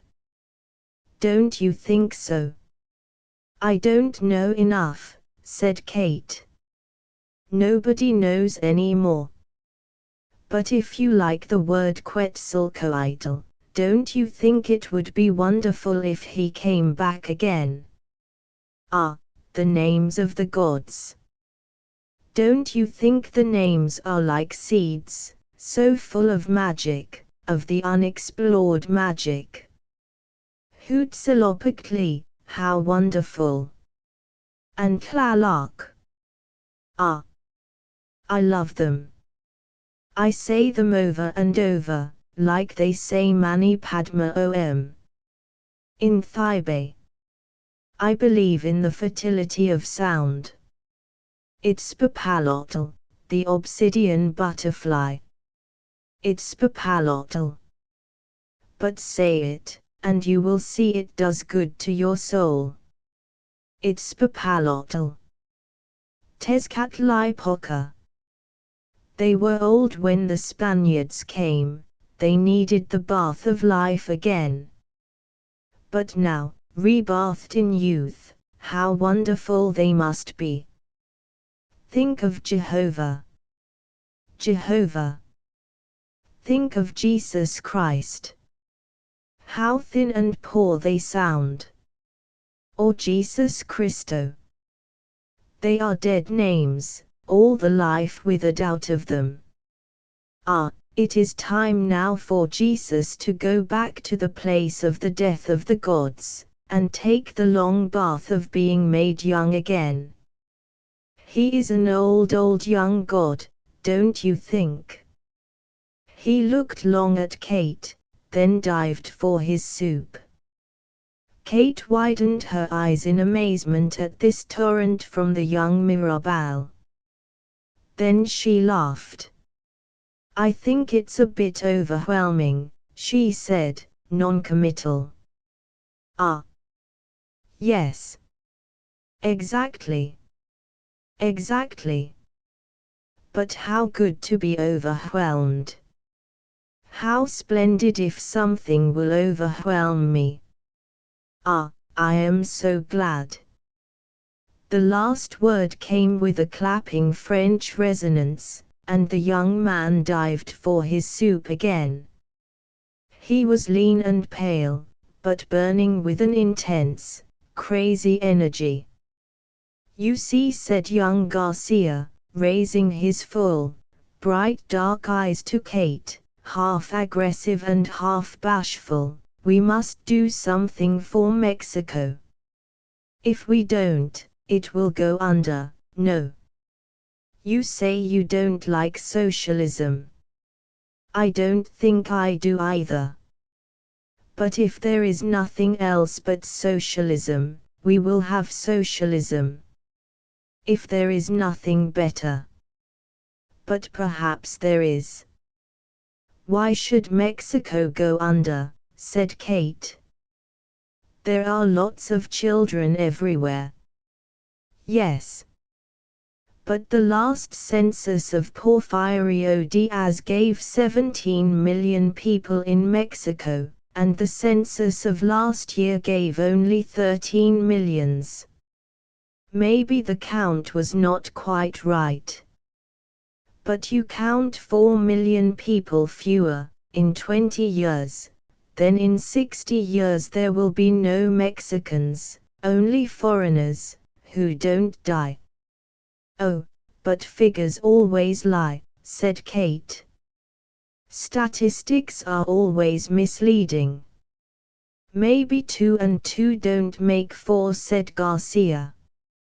I don't know if they do. But I know, if you take 2 away from 2, it leaves none. Do you think Mexico might die out? She said to Don Ramon. Why, he replied. It might die out and become Americanized. I quite see the danger of Americanization, said Owen. That would be ghastly. almost better die out. Owen was so American, he invariably said these things. But, said Kate, the Mexicans look so strong. They are strong to carry heavy loads, said Don Ramon. But they die easily. They eat all the wrong things, they drink the wrong things, and they don't mind dying. They have many children, and they like their children very much. But when the child dies, the parents say, "Ah, he will be an angelito." So they cheer up and feel as if they had been given a present. Sometimes I think they enjoy it when their children die. Sometimes I think they would like to transfer Mexico en bloc into paradise, or whatever lies behind the walls of death. It would be better there. There was a silence. "But how sad you are," said Kate, afraid. Dona Isabel was giving hurried orders to the manservant. "Whoever knows Mexico below the surface, is sad," said Julio to Saint, rather sententiously, over his black cravat. "Well," said Owen, "it seems to me, on the contrary, a gay country. A country of gay, irresponsible children. Or rather, they would be gay, if they were properly treated. If they had comfortable homes, and a sense of real freedom. If they felt that they could control their lives and their own country. But being in the grip of outsiders, as they have been for hundreds of years, life of course seems hardly worthwhile to them. Naturally, they don't care if they live or die. They don't feel free." "Free for what?" asked Toussaint. "To make Mexico their own. Not to be so poor and at the mercy of outsiders." "They are at the mercy of something worse than outsiders," said Toussaint. "Let me tell you. They are at the mercy of their own natures. It is this way. 50% of the people in Mexico are pure Indian, more or less. Of the rest, a small proportion are foreigners or Spaniard. You have then the mass which is on top, of mixed blood, Indian and Spaniard mixed, chiefly. These are the Mexicans, those with the mixed blood. Now, you take us at this table. Don Cipriano is pure Indian. Don Ramon is almost pure Spaniard, but most probably he has the blood of Tlaxcalan Indians in his veins as well. Señor Mirabal is mixed French and Spanish. Señor Garcia most probably has a mixture of Indian blood with Spanish. I myself have French, Spanish, Austrian and Indian blood. Very well. Now you mix blood of the same race, and it may be all right. Europeans are all Aryan stock, the race is the same. But when you mix European and American Indian, you mix different blood races, and you produce the half-breed. Now, the half-breed is a calamity. For why? He is neither one thing nor another, he is divided against himself. His blood of one race tells him one thing, his blood of another race tells him another. He is an unfortunate, a calamity to himself. And it is hopeless. And this is Mexico. The Mexicans of mixed blood are hopeless. Well then, there are only two things to be done. All the foreigners and the Mexicans clear out and leave the country to the Indians, the pure-blooded Indians. But already you have a difficulty. How can you distinguish the pure-blooded Indian, after so many generations? Or else the half-breed or mixed-blood Mexicans who are all the time on top shall continue to destroy the country till the Americans from the United States flood in. We are as California and New Mexico now are, swamped under the dead White Sea. But let me tell you something further. I hope we are not Puritans. I hope I may say that it depends on the moment of coercion. At the moment of coercion, either the spirit of the father fuses with the spirit of the mother, to create a new being with a soul, or else nothing fuses but the germ of procreation. Now consider.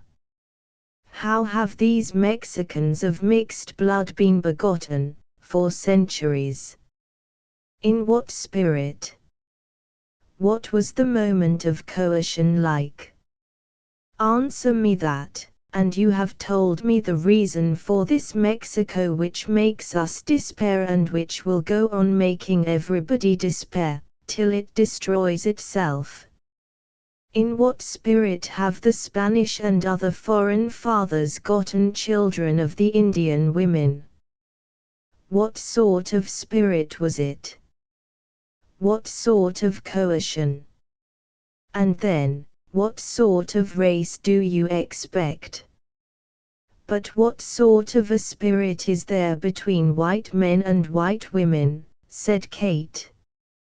At least, replied the didactic to Saint, the blood is homogeneous, so that consciousness automatically unrolls in continuity. I hate its unrolling in automatic continuity, said Kate. Perhaps. But it makes life possible. Without developing continuity in consciousness, you have chaos. And this comes of mixed blood. And then, said Kate, surely the Indian men are fond of their women. The men seem manly, and the women seem very lovable and womanly. It is possible that the Indian children are pure-blooded, and there is the continuity of blood. But the Indian consciousness is swamped under the stagnant water of the white man's Dead Sea consciousness. Take a man like Benito Juarez, a pure Indian. He floods his old consciousness with the new white ideas, and there springs up a whole forest of verbiage, new laws, new constitutions and all the rest. But it is a sudden weed. It grows like a weed on the surface, saps the strength of the Indian soil underneath, and helps the process of ruin. No, madam. There is no hope for Mexico short of a miracle. Ah, cried Mirabal, flourishing his wine glass. Isn't that wonderful, when only the miracle will save us? When we must produce the miracle. We must make the miracle. He hit his own breast emphatically. Ah, I think that is marvelous. And he returned to his turkey in black sauce. Look at the Mexicans. To Saint flared on. They don't care about anything. They eat food so hot with chili, it burns holes in their insides. And it has no nourishment. They live in houses that a dog would be ashamed of, and they lie and shiver with cold. But they don't do anything. They could make, easily, a bed of maize leaves or similar leaves. But they don't do it. They don't do anything. They roll up in a thin syrup and lie on a thin mat on the bare ground, whether it is wet or dry. And Mexican nights are cold. But they lie down like dogs, anyhow, as if they lay down to die. I say dogs. But you will see the dogs looking for a dry sheltered place. The Mexicans, no. Anywhere, nothing, nothing. And it is terrible. It is terrible. As if they wanted to punish themselves for being alive. But then, why do they have so many children, said Kate. Why do they? The same, because they don't care. They don't care. They don't care about money, they don't care about making anything, they don't care about nothing, nothing, nothing. Only they get an excitement out of women, as they do out of chili. They like to feel the red pepper burning holes in their insides, and they like to feel the other thing, the sex, burning holes in them too. But after the moment, they don't care. They don't care a bit. And that is bad. I tell you, excuse me, but everything, depends on the moment of coercion. At that moment many things can come to a crisis, all a man's hope, his honor, his faith, his trust, his belief in life and creation and God, all these things can come to a crisis in the moment of coercion. And these things will be handed on in continuity to the child. Believe me, I am a crank on this idea, but it is true. It is certainly absolutely true. I believe it is true, said Kate, rather coldly. Ah, you do? Well then. Look at Mexico. The only conscious people are half-breeds, people of mixed blood, begotten in greed and selfish brutality. Some people believe in the mixed blood, said Kate.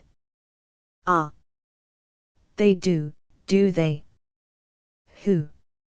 Some of your serious-minded men. They say the half-breed is better than the Indian. Better? Well. The Indian has his hopelessness. The moment of coercion is his moment of supreme hopelessness, when he throws himself down the pit of despair. The Austrian, European blood, which fans into fire of conscious understanding, died down again, leaving what was Mexican in Julio to Saint sunk in irredeemable gloom. It is true, said Mirabal, out of the gloom. The Mexicans who have any feeling always prostitute themselves, one way or another, and so they can never do anything. And the Indians can never do anything either, because they haven't got hope in anything. But it is always darkest before the dawn. We must make the miracle come. The miracle is superior even to the moment of coercion. It seemed, however, as if he said it by an effort of will. The dinner was ending in silence. During the whirl of talk, or of passionate declaration, the servants had carried round the food and wine. Dona Isabel, completely oblivious of the things that were being said, watched and directed the servants with nervous anxiety and excitement, her hands with their old jewelry trembling with agitation. Don Ramon had kept his eye on his guest's material comfort, at the same time listening, as it were, from the back of his head. His big brown eyes were inscrutable, his face impassive. But when he had anything to say, it was always with a light laugh and a teasing accent. And yet his eyes brooded and smoldered with an incomprehensible, unyielding fire. Kate felt she was in the presence of men. Here were men face to face not with death and self-sacrifice, but with the life issue. She felt for the first time in her life, a pang almost like fear, of men who were passing beyond what she knew, beyond her depth. Cipriano, his rather short but intensely black, curved eyelashes lowering over his dark eyes, watched his plate, only sometimes looking up with a black, brilliant glance, either at whomsoever was speaking, or at Don Ramon, or at Kate. His face was changeless and intensely serious, serious almost with a touch of childishness. But the curious blackness of his eyelashes lifted so strangely, with such intense unconscious maleness from his eyes. The movement of his hand was so odd, quick, light as he ate, so easily a movement of shooting, or of flashing a knife into the body of some adversary, and his dark-colored lips were so helplessly savage, as he ate or briefly spoke, that her heart stood still. There was something undeveloped and intense in him, the intensity and the crudity of the semi-savage. She could well understand the potency of the snake upon the Aztec and Maya imagination. Something smooth, undeveloped, yet vital in this man suggested the heavy ebbing blood of reptiles in his veins. That was what it was, the heavy ebbing blood of powerful reptiles, the dragon of Mexico. So that unconsciously she shrank when his black, big, glittering eyes turned on her for a moment. They were not, like Don Ramon's, dark eyes. They were black as jewels into which one could not look without a sensation of fear. And her fascination was tinged with fear. She felt somewhat as the bird feels when the snake is watching it. She wondered almost that Don Ramon was not afraid. Because she had noticed that usually, when an Indian looked to a white man, both men stood back from actual contact, from actual meeting of each other's eyes. They left a wide space of neutral territory between them. But Cipriano looked at Ramon with a curious intimacy, glittering, steady, warrior-like, and at the same time betraying an almost menacing trust in the other man. Kate realized that Ramon had a good deal to stand up to. But he kept a little, foiling laugh on his face, and lowered his beautiful head with the black hair touched with grey, as if he would put a veil before his countenance. "Do you think one can make this miracle come?" she asked of him. "The miracle is always there," he said, "for the man who can pass his hand through to it, to take it." They finished dinner, and went to sit out on the veranda, looking into the garden where the light from the house fell uncannily on the blossoming trees and the dark tufts of yucca and the strange great writhing trunks of the laurel de India. Cipriano had sat down next to her, smoking a cigarette. "It is a strange darkness, the Mexican darkness," she said. "Do you like it?" he asked. "I don't know yet," she said. "Do you?" "Yes. Very much. I think I like best the time when the day is falling and the night coming on like something else. Then, one feels more free, don't you think? Like the flowers that send out their scent at night, but in the daytime they look at the sun and don't have any smell. Perhaps the night here scares me, she laughed. Yes. But why not? The smell of the flowers at night may make one feel afraid, but it is a good fear. One likes it, don't you think? I am afraid of fear, she said. He laughed shortly. You speak such English, she said. Nearly all the Mexicans who speak English speak American English. Even Don Raymond does, rather. Yes. Don Raymond graduated in Columbia University. But I was sent to England, to school in London, and then to Oxford.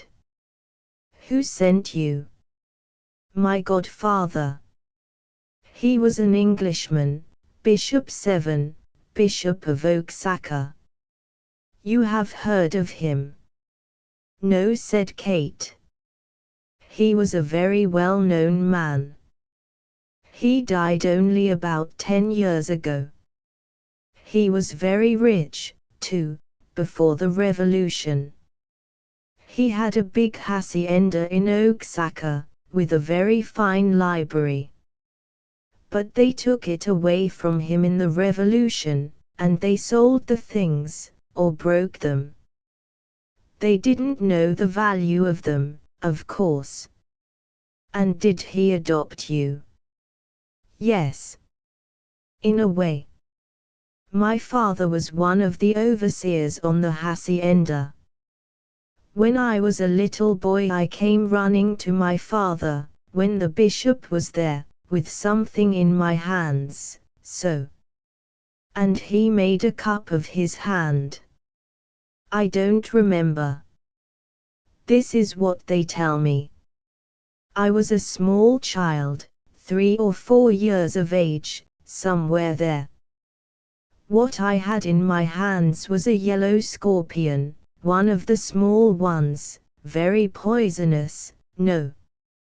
And he lifted the cup of his small, slender, dark hands, as if to show Kate the creature.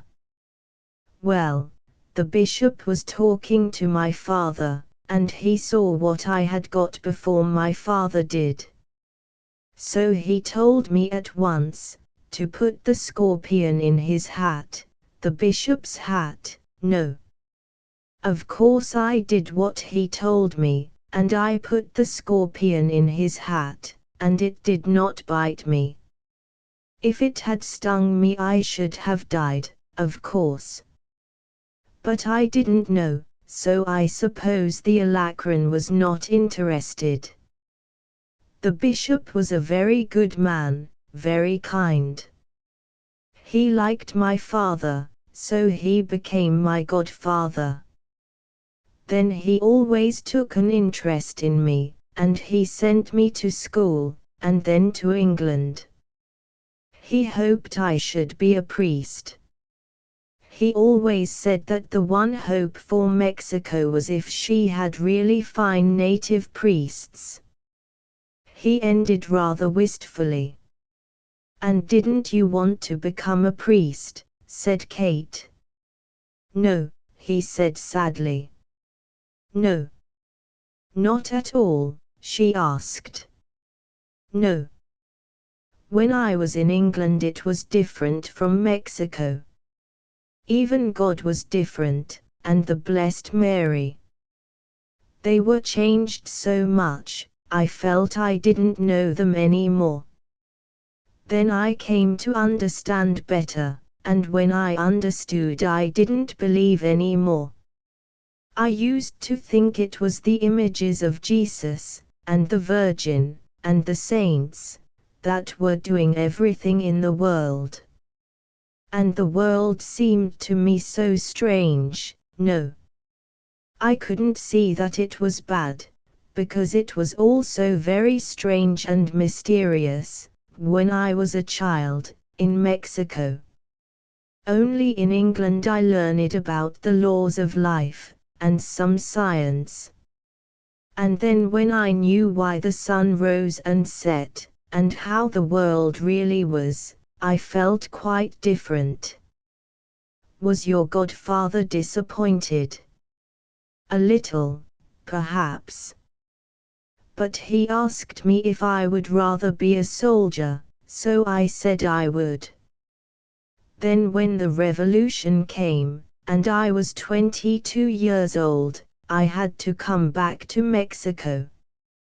Did you like your godfather? Yes, very much. But the revolution carried everything away. I felt I must do what my godfather wished. But I could see that Mexico was not the Mexico he believed in. It was different. He was too English, and too good to understand. In the revolutions, I tried to help the man I believed was the best man. So you see, I have always been half a priest and half a soldier. You never married? No, I couldn't marry, because I always felt my godfather was there, and I felt I had promised him to be a priest, all those things, you know.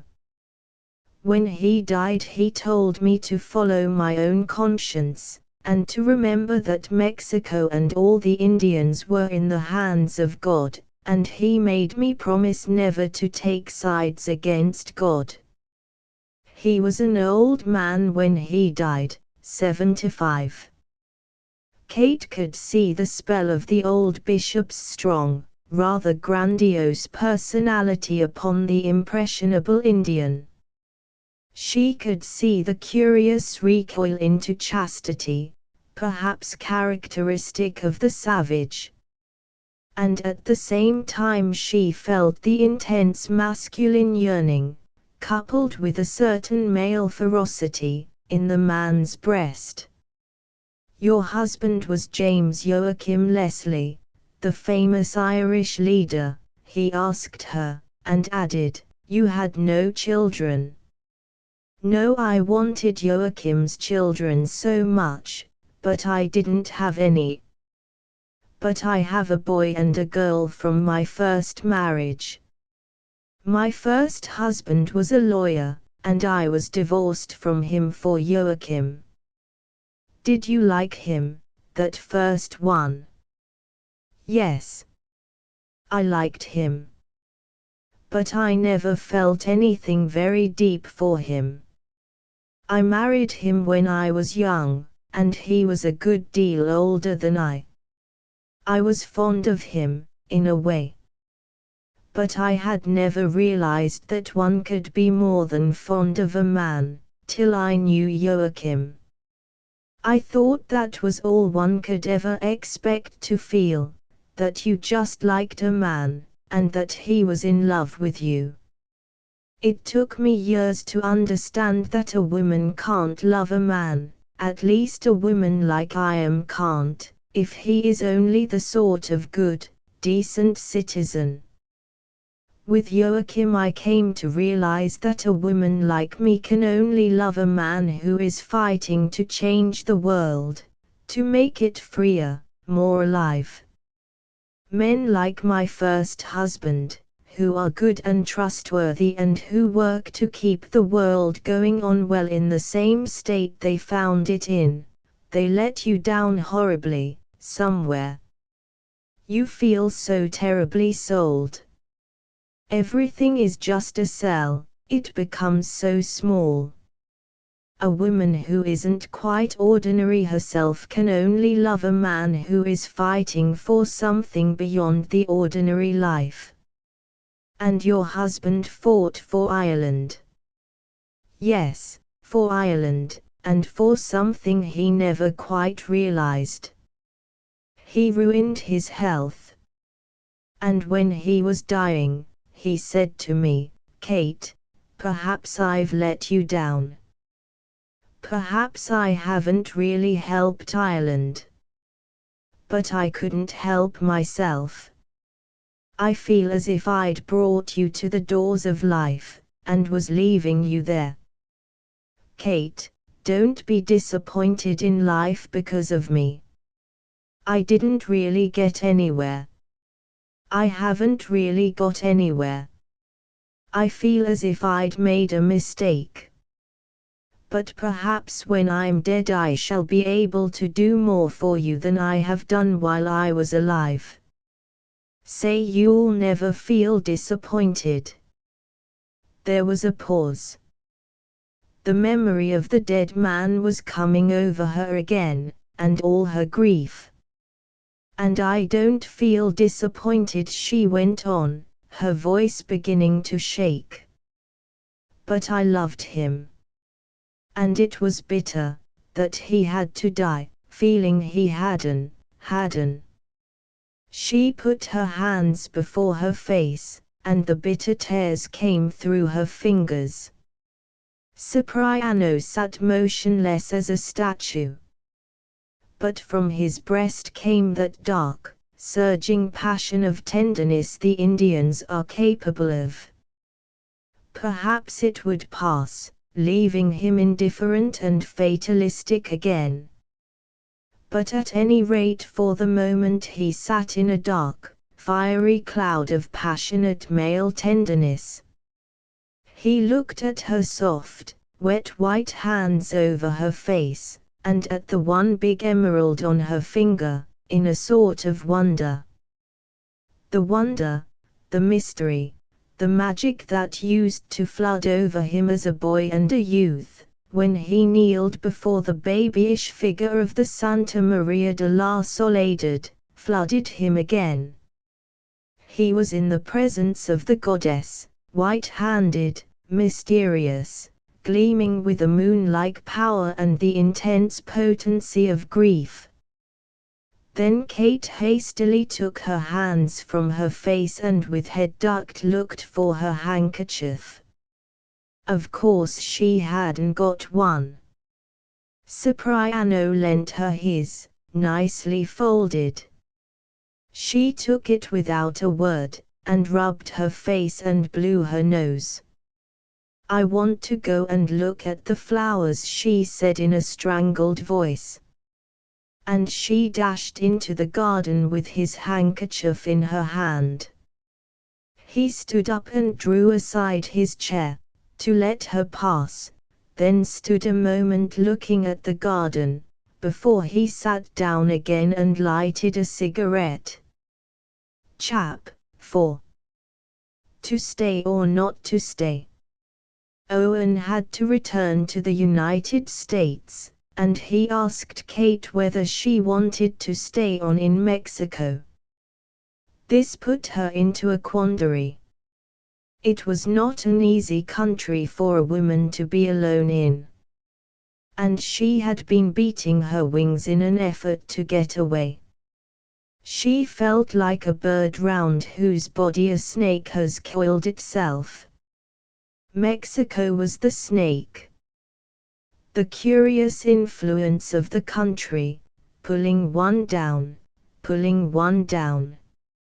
She had heard an old American, who had been 40 years in the Republic, saying to Owen, "No man who hasn't a strong moral backbone should try to settle in Mexico. If he does, he'll go to pieces, morally and physically, as I've seen hundreds of young Americans do." To pull one down. It was what the country wanted to do all the time, with a slow, reptilian insistence, to pull one down. To prevent the spirit from soaring.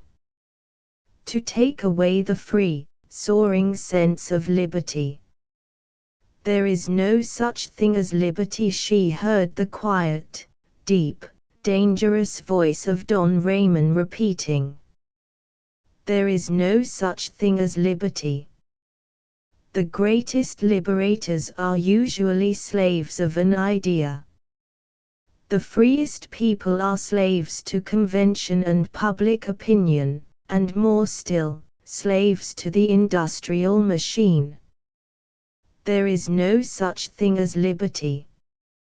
You only change one sort of domination for another. All we can do is to choose our master. But surely that is liberty, for the mass of people. They don't choose. They are tricked into a new form of servility, no more.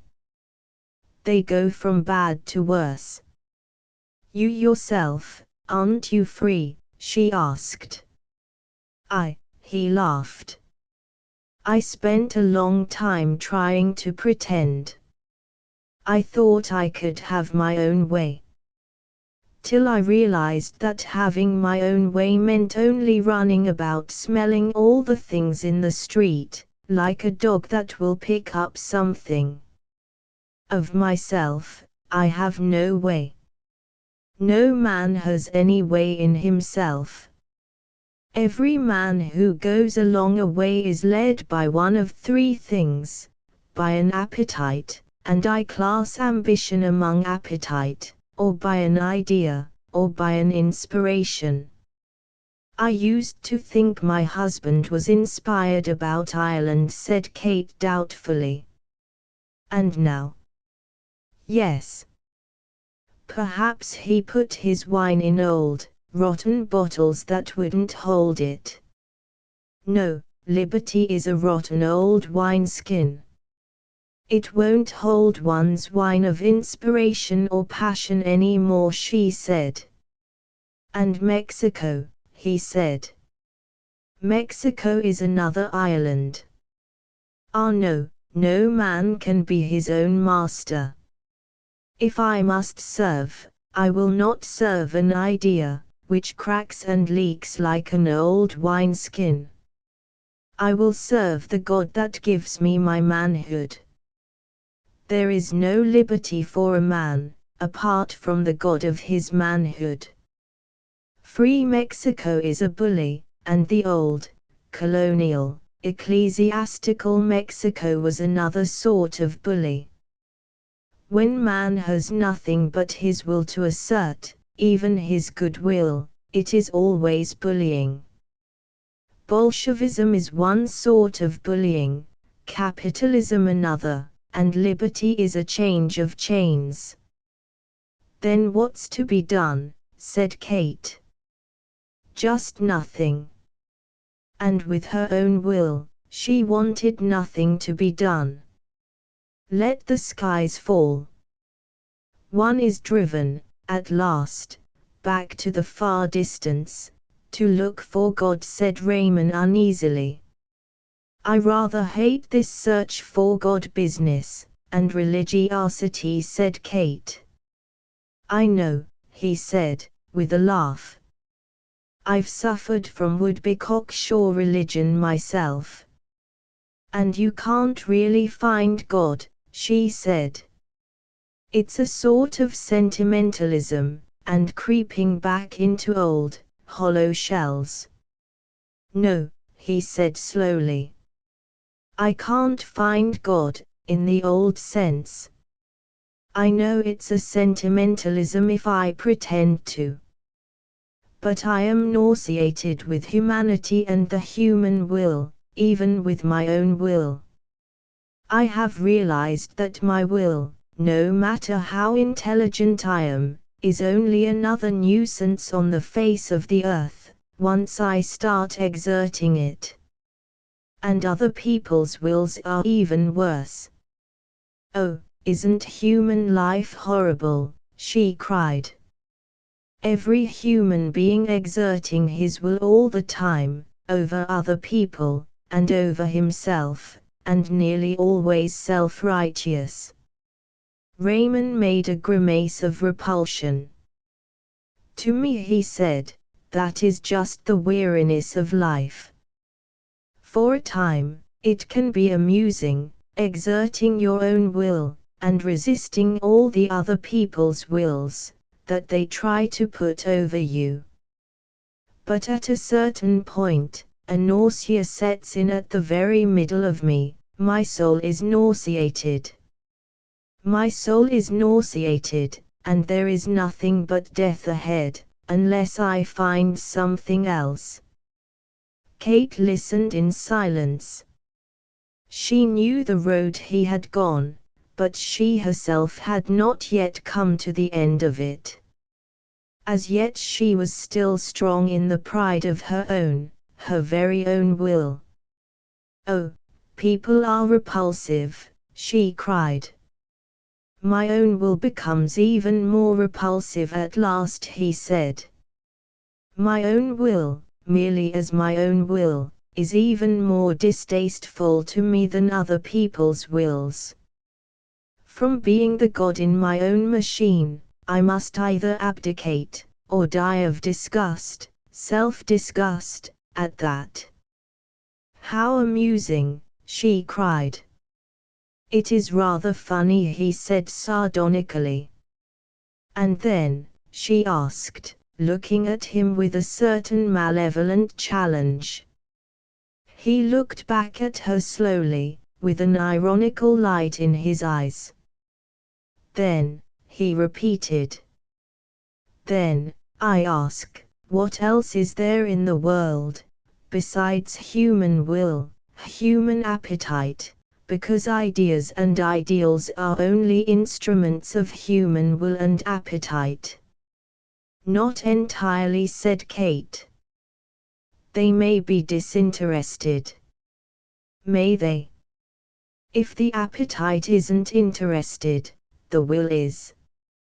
"Why not?" she mocked. "We can't be mere detached blocks.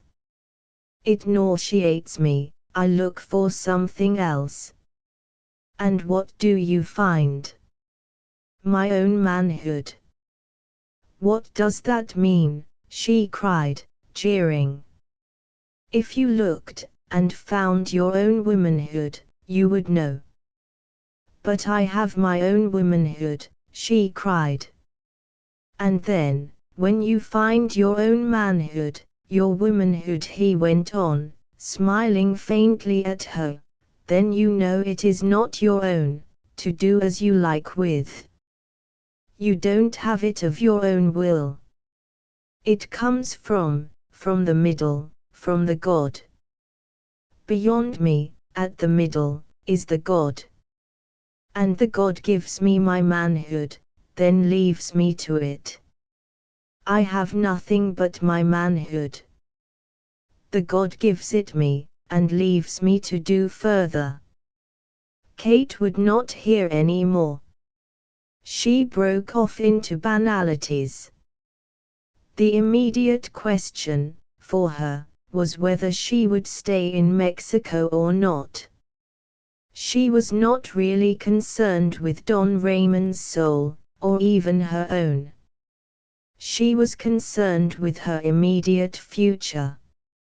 Should she stay in Mexico?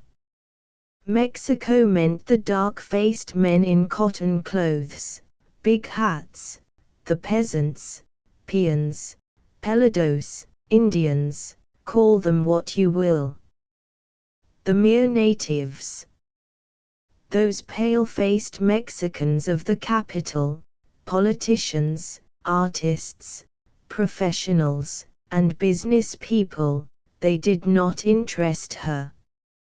Neither did the hacendados and the ranch owners, in their tight trousers and weak, soft sensuality, pale victims of their own emotional undiscipline. Mexico still meant the mass of silent peons, to her.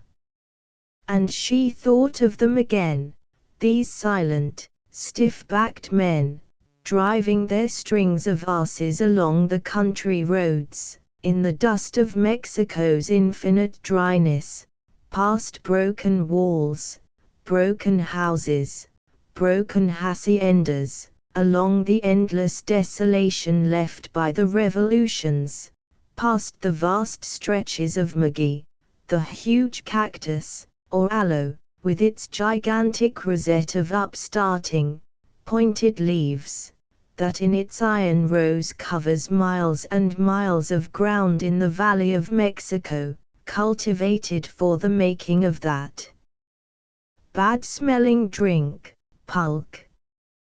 The Mediterranean has the dark grape, old Europe has malted beer, and China has opium from the white poppy. But out of the Mexican soil a bunch of black tarnished swords bursts up, and a great unfolded bud of the once flowering monster begins to thrust at the sky. They cut the great phallic bud and crush out the sperm-like juice for the pulque. Aguamiel. Pulque. But better pulque than the fiery white brandy distilled from the maguey, mezcal, tequila, or in the lowlands, the hateful sugar-cane brandy, aguardiente. And the Mexican burns out his stomach with those beastly fire waters and cauterizes the hurt with red-hot chili, swallowing one hellfire to put out another. Tall fields of wheat and maize. Taller, more brilliant fields of bright green sugar cane. And threading in white cotton clothes, with dark, half-visible face, the eternal peon of Mexico, his great white calico drawers flopping round his ankles as he walks, or rolled up over his dark, handsome legs. The wild, somber, erect men of the north. The too often degenerate men of Mexico Valley, their heads through the middle of their ponchos. The big men in Tlaxcala, selling ice cream or huge half-sweetened buns and fancy bread. The quick little Indians, quick as spiders, down in Oaxaca. The queer-looking half-Chinese natives towards Vera Cruz. The dark faces and the big black eyes on the coast of Sinaloa. The handsome men of Jalisco, with a scarlet blanket folded on one shoulder. They were of many tribes and many languages, and far more alien to one another than Frenchmen, English, and Germans are. Mexico. It is not really even the beginnings of a nation, hence the rabid assertion of nationalism in the few. And it is not a race. Yet it is a people. There is some Indian quality which pervades the whole. Whether it is men in blue overalls and a slouch, in Mexico City, or men with handsome legs in skin-tight trousers, or the floppy, white, cotton-clad laborers in the fields, there is something mysteriously in common. The erect, prancing walk, stepping out from the base of the spine with lifted knees and short steps. The jaunty balancing of the huge hats. The thrown-back shoulders with a folded sarap like a royal mantle.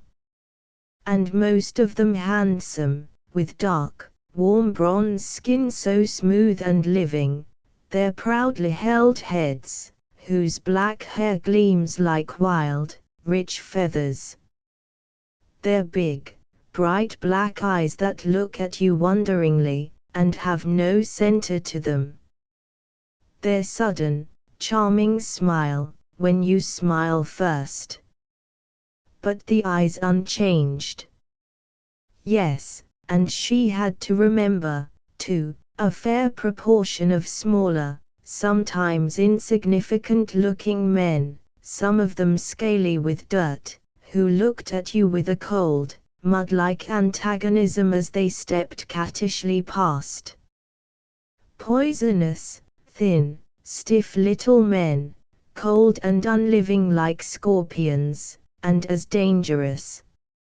And then the truly terrible faces of some creatures in the city, slightly swollen with the poison of tequila, and with black, dimmed, swivel eyes swinging in pure evil. Never had she seen such faces of pure brutish evil, cold and insect-like, as in Mexico City.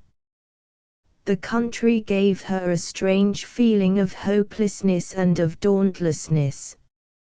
Unbroken, eternally resistant, it was a people that lived without hope, and without care. Gay even, and laughing with indifferent carelessness. They were something like her own Irish, but gone to a much greater length. And also, they did what the self-conscious and pretentious Irish rarely do, they touched her bowels with a strange fire of compassion. At the same time, she feared them. They would pull her down, to the dark depths of nothingness. It was the same with the women. In their full long skirts and bare feet, and with the big, dark blue scarf or shawl called a rebozo over their womanly small heads and tight round their shoulders, they were images of wild submissiveness, the primitive womanliness of the world, that is so touching and so alien. Many women kneeling in a dim church, all hooded in their dark blue rebozos, the pallor of their skirts on the floor, their heads and shoulders wrapped dark and tight, as they swayed with devotion of fear and ecstasy.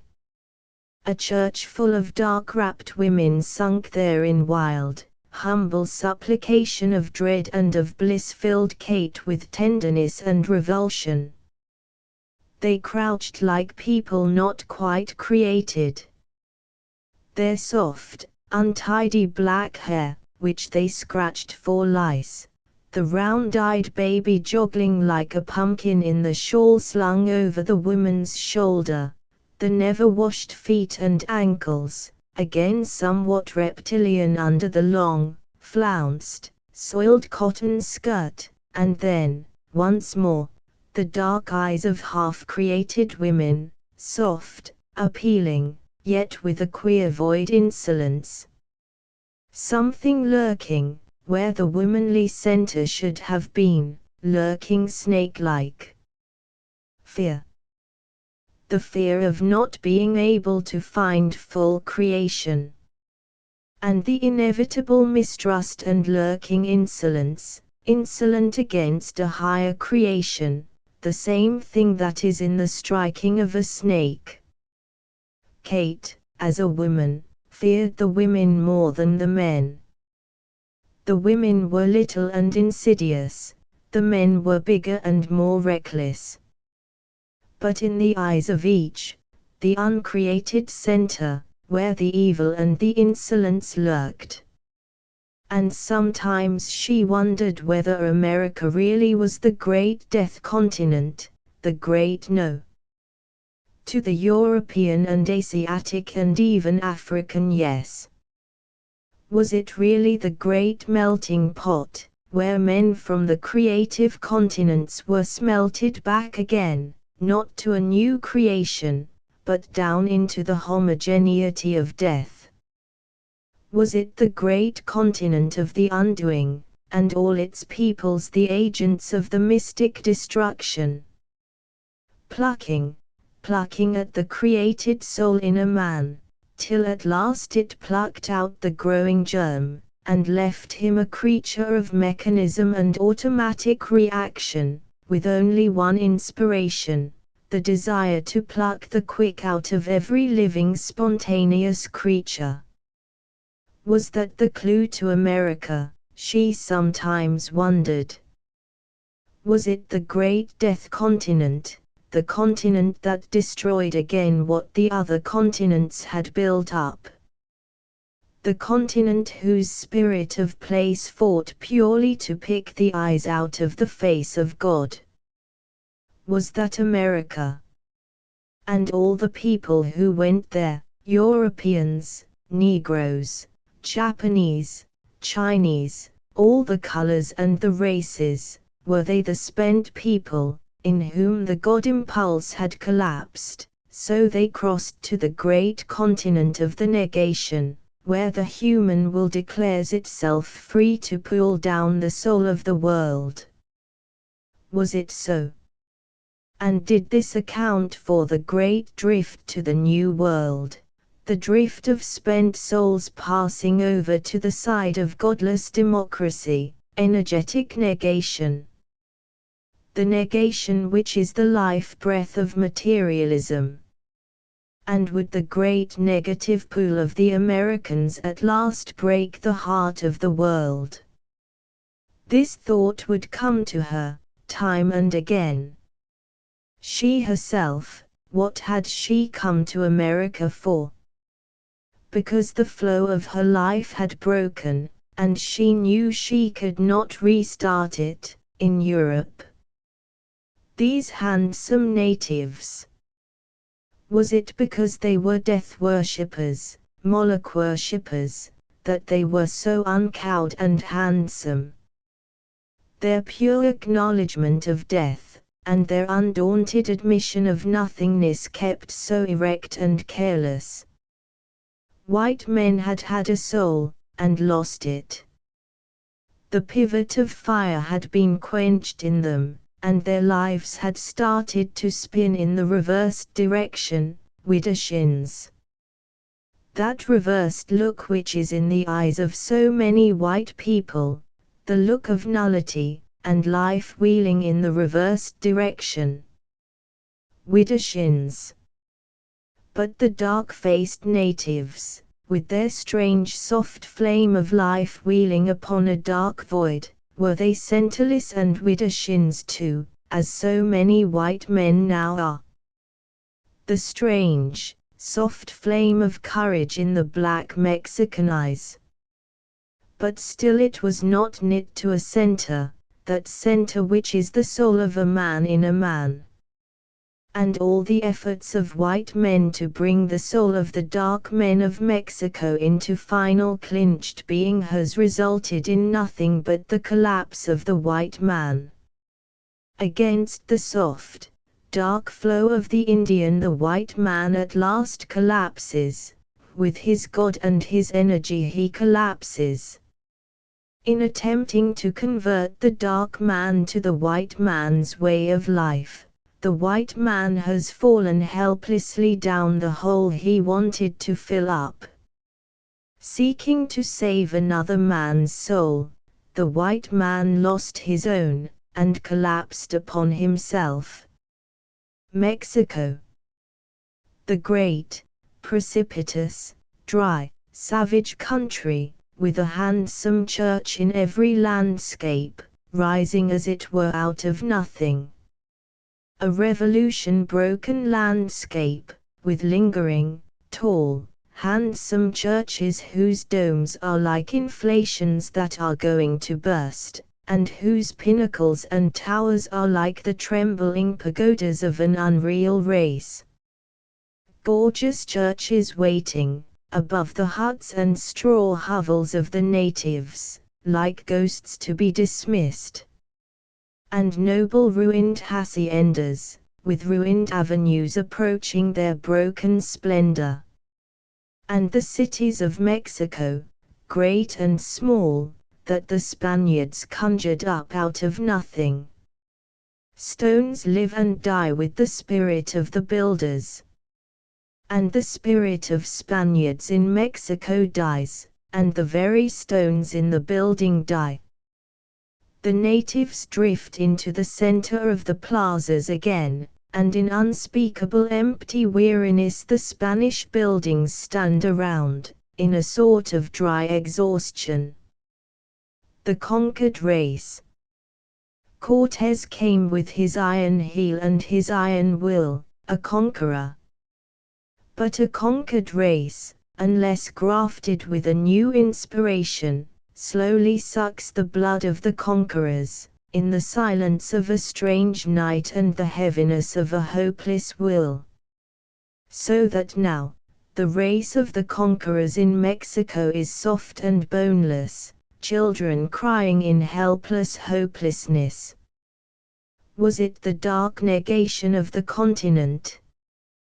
Kate could not look at the stones of the National Museum in Mexico without depression and dread.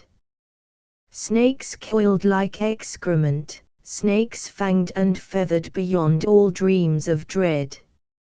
And that was all. The ponderous pyramids of San Juan Teotihuacan, the house of Quetzalcoatl wreathed with the snake of all snakes, his huge fangs white and pure today as in the lost centuries when his makers were alive. He has not died. He is not so dead as the Spanish churches, this all-enwreathing dragon of the horror of Mexico. Cholula, with its church where the altar was. And the same ponderousness, the same unspeakable sense of weight and downward pressure of the blunt pyramid. Down-sinking pressure and depression.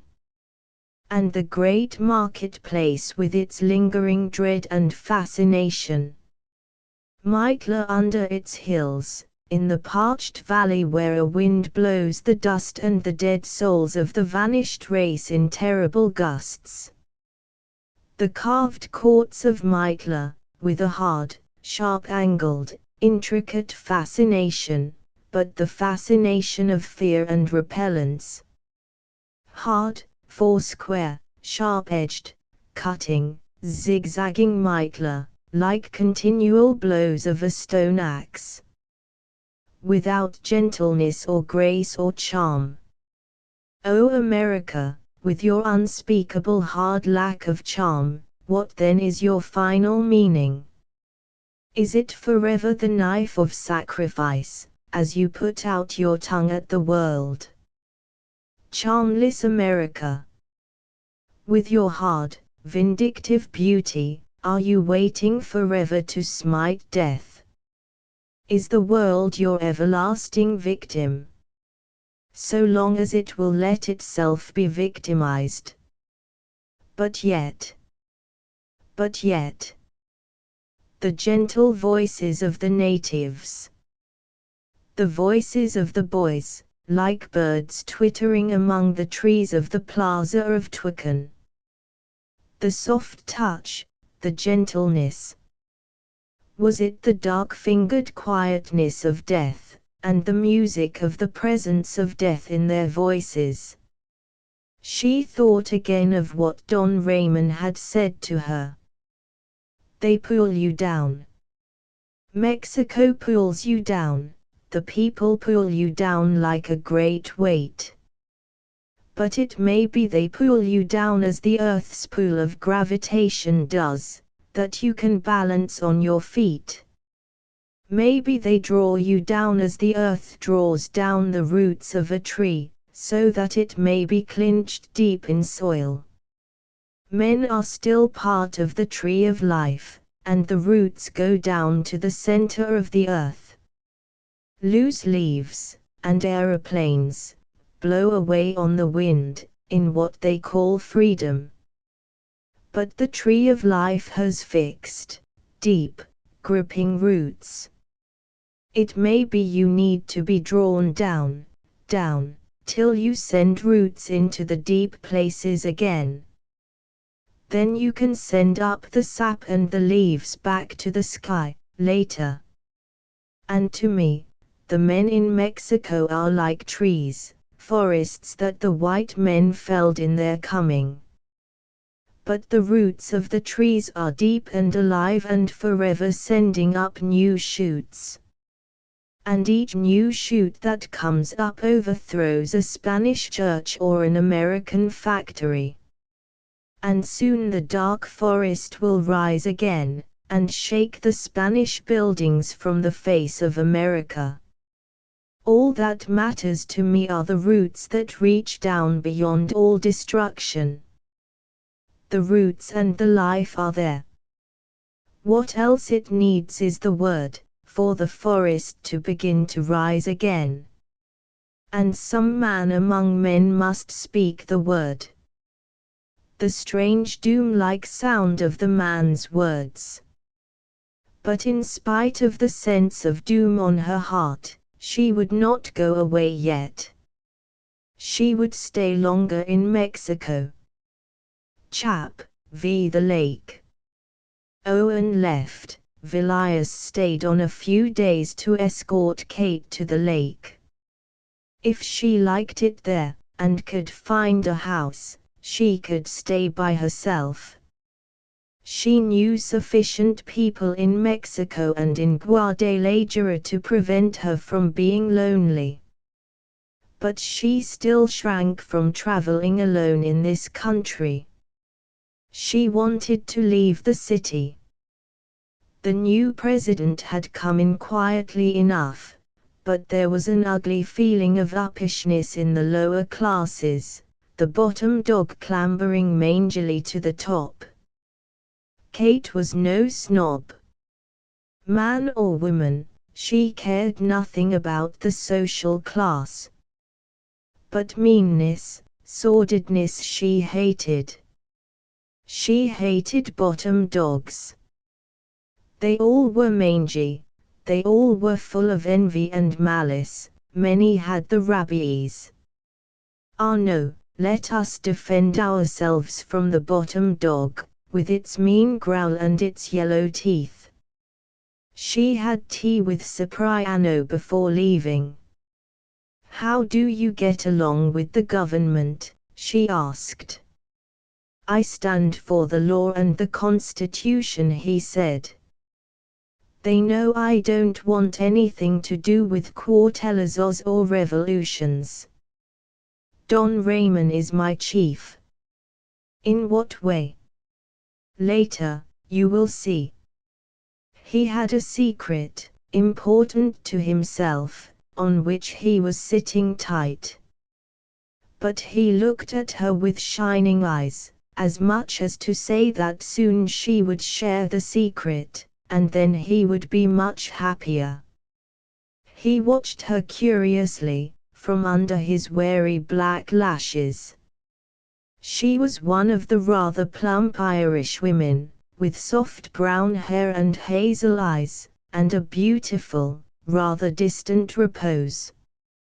Her great charm was her soft repose, and her gentle, unconscious inaccessibility.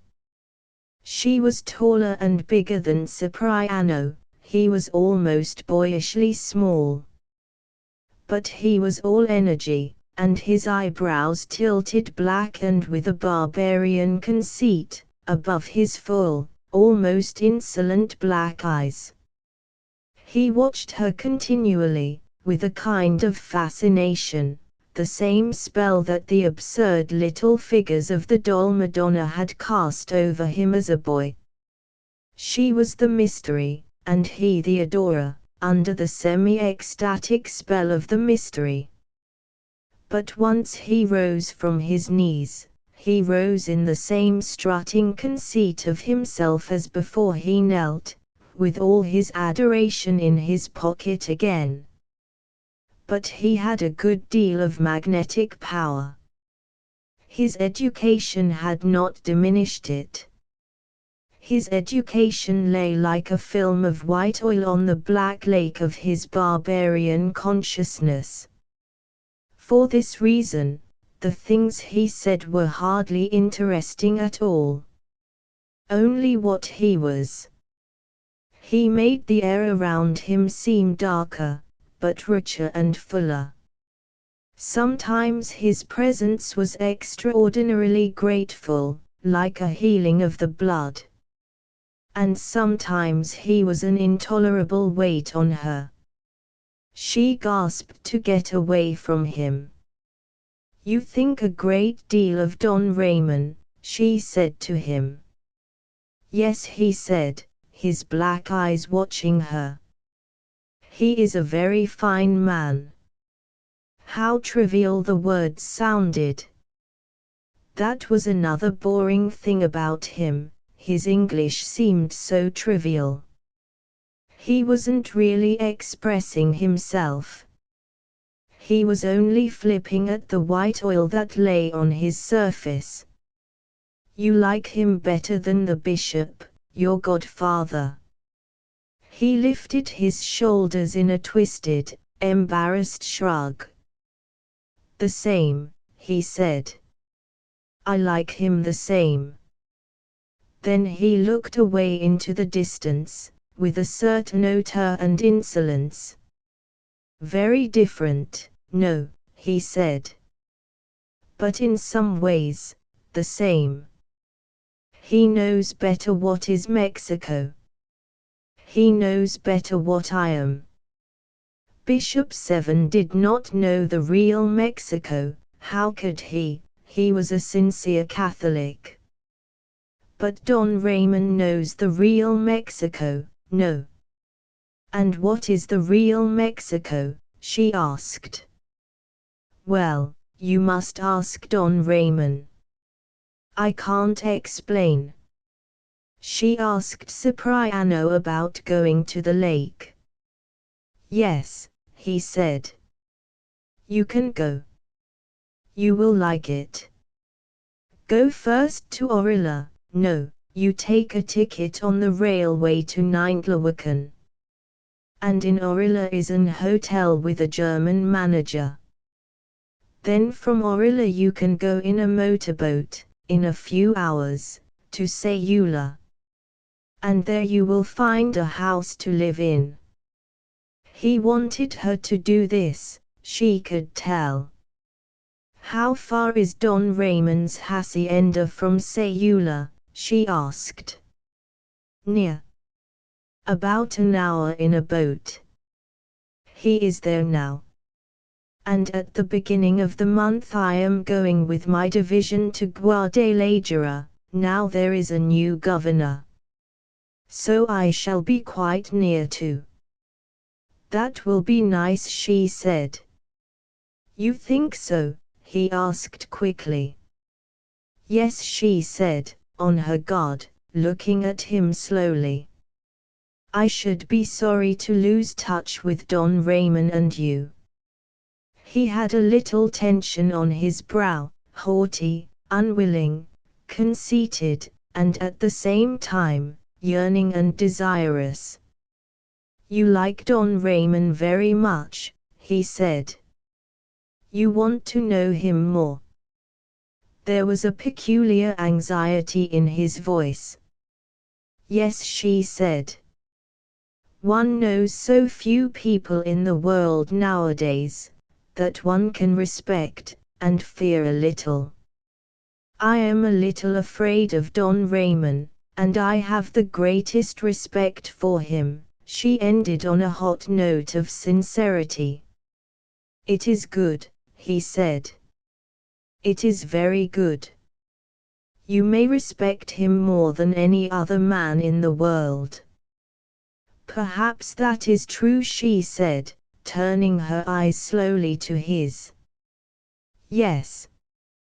Yes, he cried impatiently. It is true. You will find out later. And Ramon likes you. He told me to ask you to come to the lake. When you come to Sayula, when you are coming, write to him, and no doubt he can tell you about a house, and all those things. Shall I? She said, hesitant. Yes. Yes. Of course, we say what we mean. Curious little man, with his odd, inflammable hauteur and conceit, something burning inside him, that gave him no peace. He had an almost childish faith in the other man. And yet she was not sure that he did not, in some corner of his soul, resent Ramon somewhat. Kate set off by the night train for the west, with Vilias. The one Pullman coach was full, people going to Guadalajara and Colima and the coast. There were 3 military officers, rather shy in their new uniforms, and rather swaggering at the same time, making eyes at the empty air, as if they felt they were conspicuous, and sitting quickly in their seats, as if to obliterate themselves. There were 2 country farmers or ranchers, in tight trousers and cartwheel hats stitched with silver. One was a tall man with a big moustache, the other was smaller, grey man. But they both had the handsome, alive legs of the Mexicans, and the rather quenched faces. There was a widow buried in crape, accompanied by a creeder, a maid. The rest were townsmen, Mexicans on business, at once shy and fussy, unobtrusive and self-important. The Pullman was clean and neat, with its hot green plush seats. But, full of people, it seemed empty compared with a Pullman in the United States. Everybody was very quiet, very soft and guarded. The farmers folded their beautiful sarapes and laid them carefully on the seats, sitting as if their section were a lonely little place. The officers folded their cloaks and arranged dozens of little parcels, little cardboard hat boxes and heterogeneous bundles, under the seats and on the seats. The businessmen had the oddest luggage, canvas hold-alls embroidered in wool, with long, touching mottes. And in all the crowd, a sense of guardedness and softness and self-effacement, a curious soft sensibility, touched with fear. It was already a somewhat conspicuous thing to travel in the Pullman, you had to be on your guard.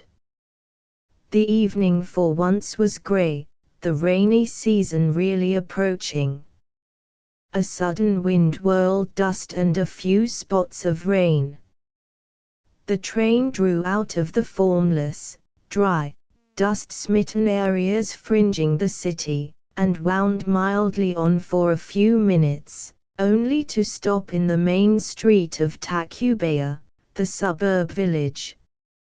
In the grey approach of evening the train halted heavily in the street, and Kate looked out at the men who stood in groups, with their hats tilted against the wind and their blankets folded over their shoulders and up to their eyes, against the dust, motionless, standing like somber ghosts, only a glint of eyes showing between the dark sarap and the big hat brim, while donkey drivers in a dust cloud ran frantically, with uplifted arms like demons, uttering short, sharp cries to prevent their donkeys from poking in between the coaches of the train. Silent dogs trotted in and out under the train. Women, their faces wrapped in their blue rebozos, came to offer tortillas folded in a cloth to keep them warm, or pulque in an earthenware mug, or pieces of chicken smothered in red, thick, oily sauce, or oranges or bananas or pitahayas, anything. And when few people bought, because of the dust, the women put their wares under their arm, under the blue rebozo, and covered their faces and motionless watched the train. It was about 6 o'clock. The earth was utterly dry and stale. Somebody was kindling charcoal in front of a house. Men were hurrying down the wind, balancing their great hats curiously. Horsemen on quick, fine little horses, guns slung behind, trotted up to the train, lingered, then trotted quickly away again into nowhere. Still the train stood in the street. Kate and Vilias got down. They watched the sparks blowing from the charcoal which a little girl was kindling in the street, to cook tortillas. The train had a second-class coach and a first-class. The second class was jam-full of peasants, Indians, piled in like chickens with their bundles and baskets and bottles, endless things. One woman had a fine peacock under her arm. She put it down and in vain tried to suppress it beneath her voluminous skirts. It refused to be suppressed. She took it up and balanced it on her knee, and looked round again over the medley of jars, baskets, pumpkins, melons, guns, bundles and human beings. In the front was a steel car with a guard of little scrubby soldiers in their dirty cotton uniforms. Some soldiers were mounted on top of the train with their guns, the lookout. And the whole train, seething with life, was curiously still, subdued. Perhaps it is the perpetual sense of danger which makes the people so hushed, without clamor or stridency. And with an odd, hushed politeness among them. A sort of demon world. At last the train moved on. If it had waited forever, no one would have been deeply surprised. For what might not be ahead? Rebels, bandits, bridges blown up, anything. However, quietly, stealthily, the train moved out and along the great weary valley. The circling mountains, so relentless, were invisible save near at hand. In a few broken adobe huts, a bit of fire sparked red. The adobe was grey-black, of the lava dust, depressing. Into the distance the fields spread dry, with here and there patches of green irrigation. There was a broken hacienda with columns that supported nothing. Darkness was coming, dust still blew in the shadow, the valley seemed encompassed in a dry, stale, weary gloom. Then there came a heavy shower. The train was passing a pulque hacienda. The rows of the giant magi stretched bristling their iron-black barbs in the gloom. All at once, the lights came on, the Pullman attendant came swiftly lowering the blinds, so that the brilliance of the windows should attract no bullets from the dark outside. There was a poor little meal at exorbitant prices, and when this was cleared away, the attendant came with a clash to make the beds, pulling down the upper berths. It was only 8 o'clock, and the passengers looked up in resentment. But no good. The pug-faced Mexican in charge, and his smallpox-pitted assistant insolently came in between the seats, inserted the key overhead, and brought down the berth with a crash. And the Mexican passengers humbly crawled away to the smoking room or the toilet, like whipped dogs. At 8:30 everybody was silently and with intense discretion going to bed. None of the collar-stud snapping bustle and homely familiarity of the United States. Like subdued animals they all crept in behind their green serge curtains. Kate hated a Pullman, the discreet indiscretion, the horrible nearness of other people, like so many larvae in so many sections, behind the green serge curtains. Above all, the horrible intimacy of the noise of going to bed. She hated to undress, struggling in the oven of her berth, with her elbow butting into the stomach of the attendant who was buttoning up the green curtain outside. And yet, once she was in bed and could put out her light and raise the window blind, she had to admit it was better than a wagon lit in Europe, and perhaps the best that can be done for people who must travel through the night in trains. There was a rather cold wind, after the rain, up there on that high plateau. The moon had risen, the sky was clear. Rocks, and tall organ cactus, and more miles of muggy. Then the train stopped at a dark little station on the rim of the slope, where men swathed in dark sarapes held dusky, ruddy lanterns that lit up no faces at all, only dark gaps. Why did the train stay so long? Was something wrong? At last they were going again. Under the moon she saw beyond her a long downslope of rocks and cactus, and in the distance below, the lights of a town. She lay in her berth watching the train wind slowly down the wild, rugged slope. Then she dozed.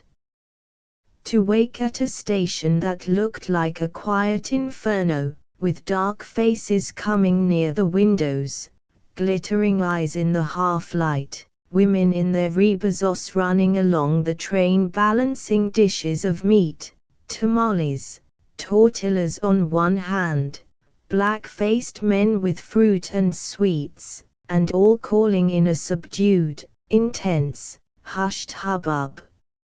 Strange and glaring, she saw eyes at the dark screen of the Pullman, sudden hands thrusting up something to sell. In fear, Kate dropped her window. The wire screen was not enough. The platform below the Pullman all was dark. But at the back of the train she could see the glare of the first-class windows, on the dark station. And a man selling sweetmeats, cajetas. Cajetas. La de Kelia. She was safe inside the Pullman, with nothing to do but to listen to an occasional cough behind the green curtains, and to feel the faint bristling apprehension of all the Mexicans in their dark berths. The dark Pullman was full of a subdued apprehension, fear lest there might be some attack on the train. She went to sleep and woke at a bright station, probably Querétaro. The green trees looked theatrical in the electric light. Oh pails! She heard the men calling softly. If Owen had been there he would have got up in his pajamas to buy opals. The call would have been too strong. She slept fitfully, in the shaken saloon, vaguely aware of stations and the deep night of the open country. Then she started from a complete sleep. The train was dead still, no sound. Then a tremendous jerking as the Pullman was shunted. It must be Irapuato, where they branched to the west. She would arrive at Nintlawican soon after 6 in the morning. The man woke her at daybreak, before the sun had risen. Dry country with mesquite bushes, in the dawn, then green wheat alternating with ripe wheat.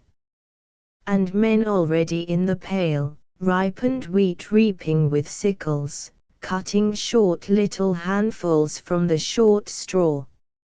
A bright sky, with a bluish shadow on earth. Parched slopes with ragged maize stubble. Then a forlorn hacienda and a man on horseback, in a blanket, driving a silent flock of cows, sheep, bulls, goats, lambs, rippling a bit ghostly in the dawn, from under a tottering archway. A long canal beside the railway, a long canal paved with bright green leaves from which poked the mauve heads of the lirio, the water hyacinth. The sun was lifting up, red. In a moment, it was the full, dazzling gold of a Mexican morning. Kate was dressed and ready, sitting facing Villayas, when they came to Nintlawican. The man carried out her bags. The train drifted into a desert of a station. They got down. It was a new day. In the powerful light of morning, under a turquoise blue sky, she gazed at the helpless-looking station, railway lines, some standing trucks, and a remote lifelessness. A boy seized their bags and ran across the lines to the station yard, which was paved with cobblestones, but overgrown with weeds. At one side stood an old tramcar with 2 mules, like a relic. 1 or 2 men, swathed up to the eyes in scarlet blankets, were crossing on silent white legs. "Adonde," said the boy. But Kate went to see her big luggage taken out. It was all there. "Orilla Hotel," said Kate. The boy said they must go in the tramcar, so in the tramcar they went. The driver whipped his mules. They rolled in the still, heavy morning light away down an uneven, cobbled road with holes in it, between walls with falling mortar and low, black adobe houses, in the peculiar vacuous depression of a helpless little Mexican town, towards the plaza. The strange emptiness, everything empty of life.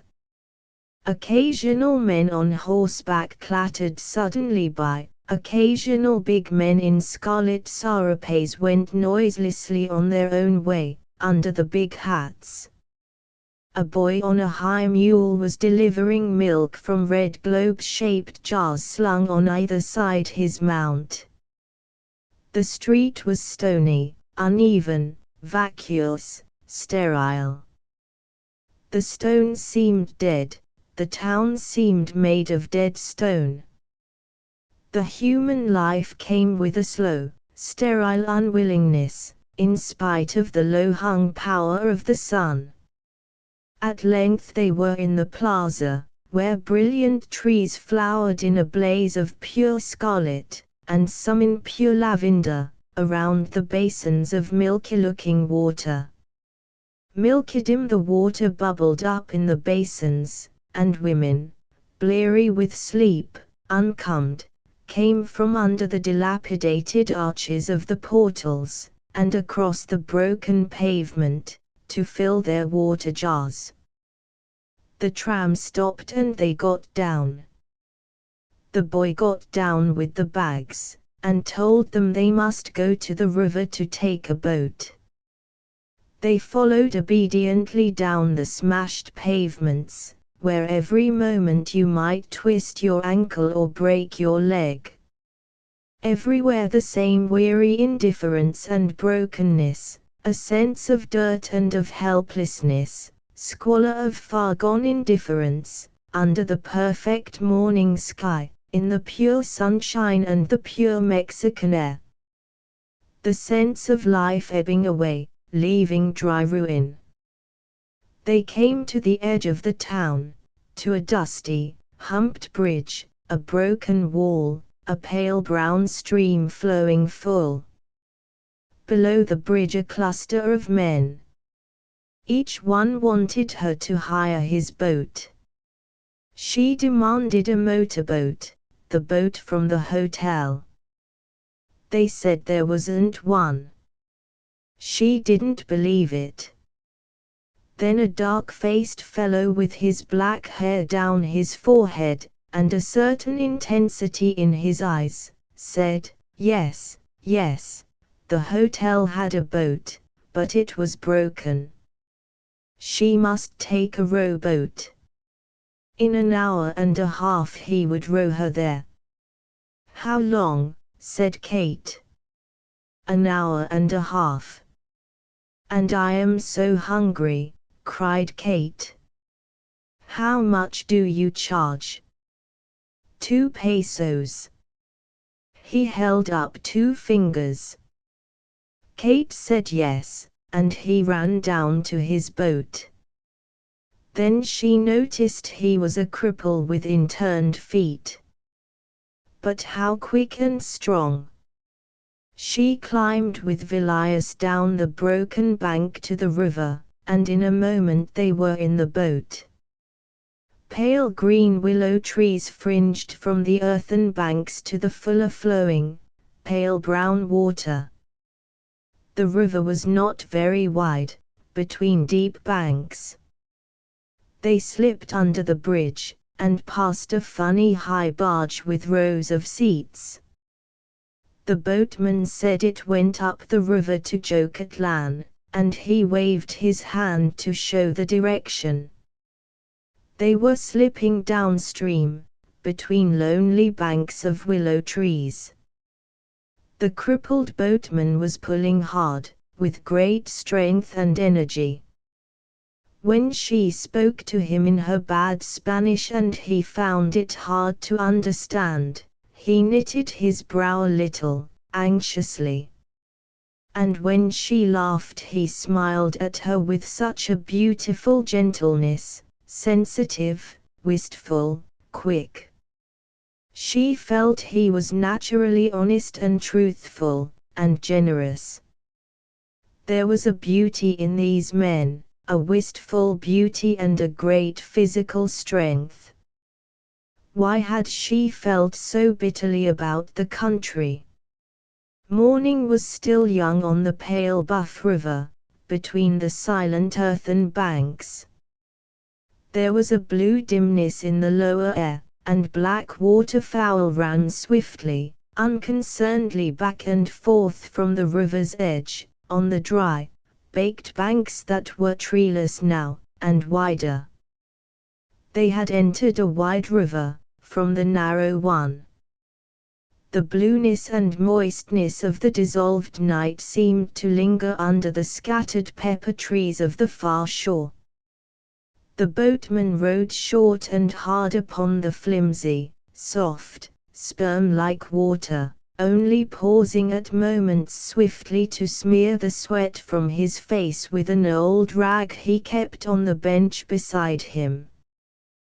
The sweat ran from his bronze-brown skin like water, and the black hair on his high-domed, Indian head, smoked with wetness.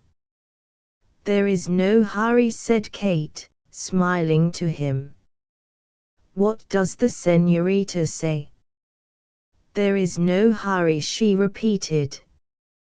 He paused, smiling, breathing deeply, and explained that now he was rowing against stream. This wider river flowed out of the lake, full and heavy. See. Even as he rested a moment, the boat began to turn and drift. He quickly took his oars.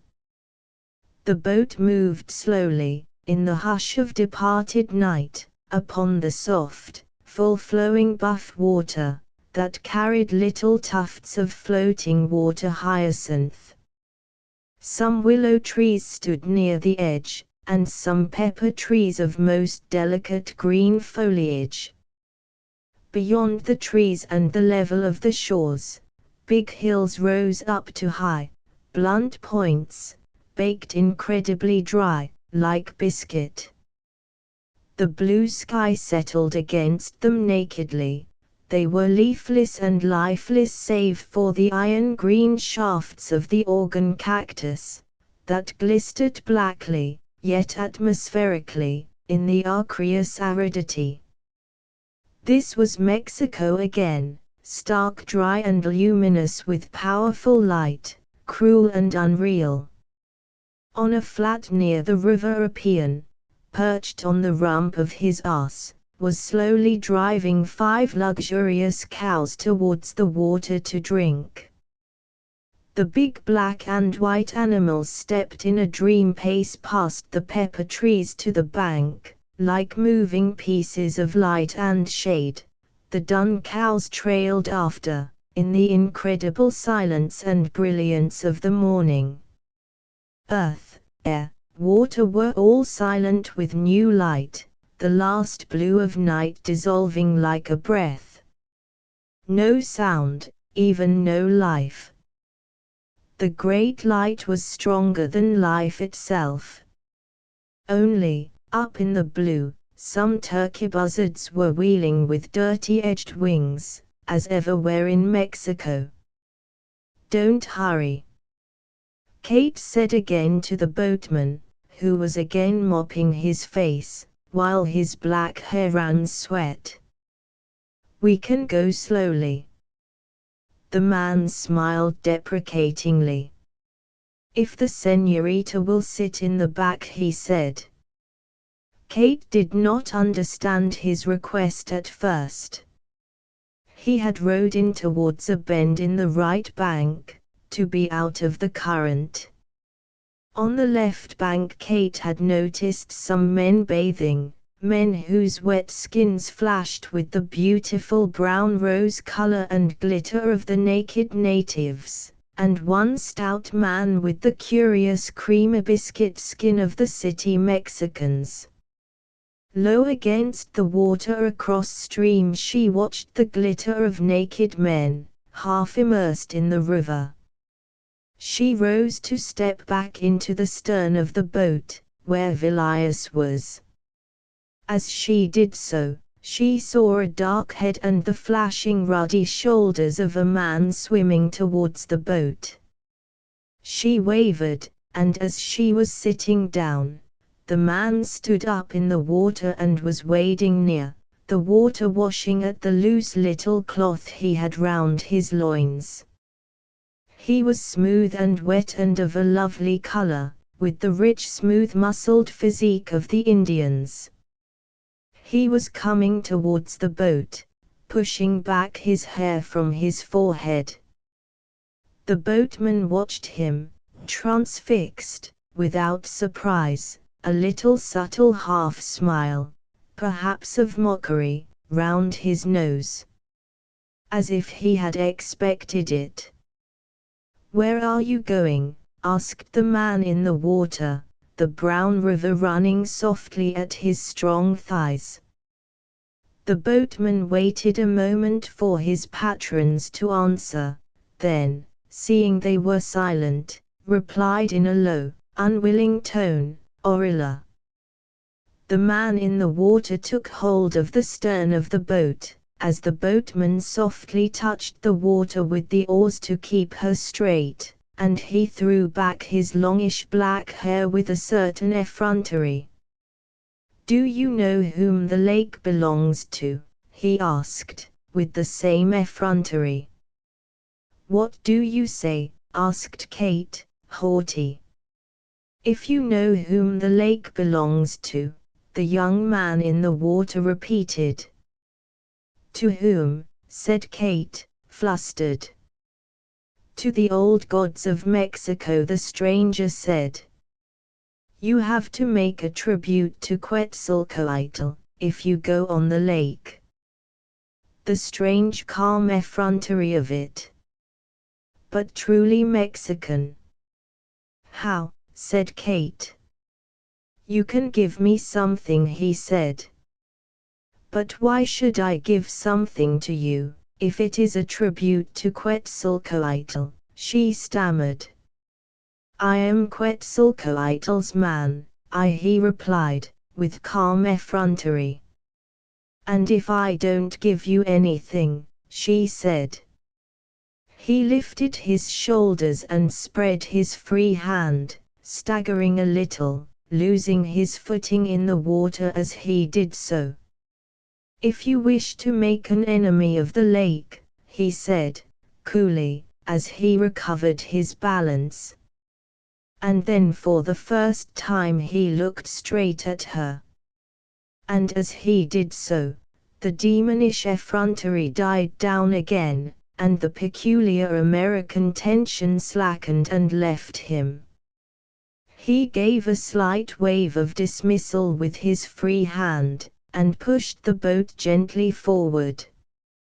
"But it doesn't matter," he said, with a slight insolent jerk of his head sideways, and a faint, insolent smile.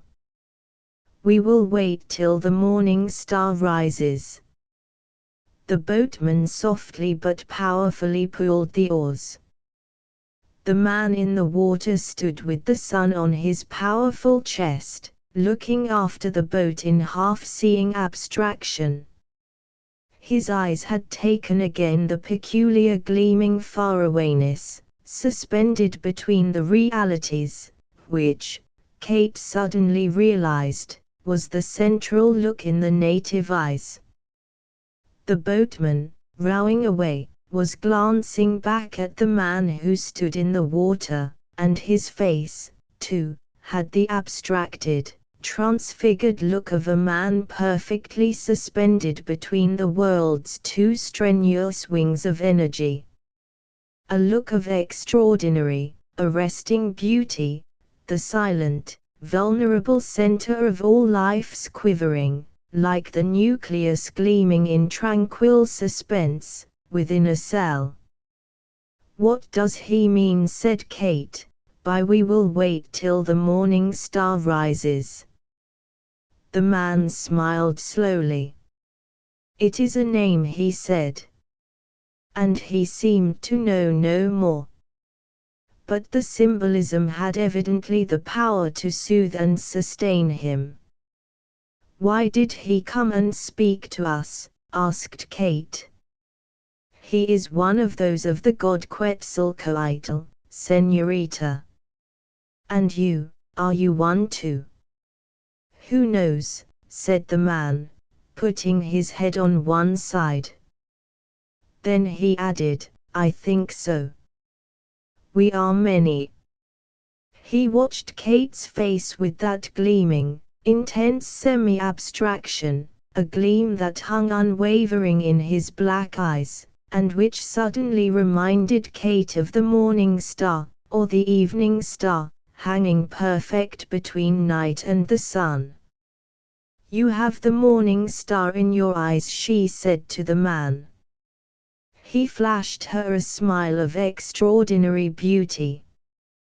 "The señorita understands," he said.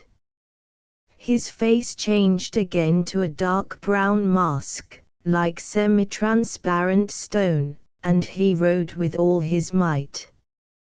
Ahead, the river was widening, the banks were growing lower, down to the water's level, like shoals planted with willow trees and with reeds. Above the willow trees a square white sail was standing, as if erected on the land. "Is the lake so near?" said Kate.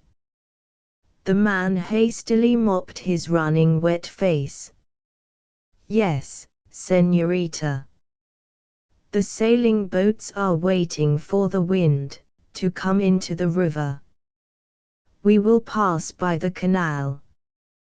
He indicated with a backward movement of the head a narrow, twisting passage of water between deep reeds. It made Kate think of the little river Anapo, the same mystery unbroken.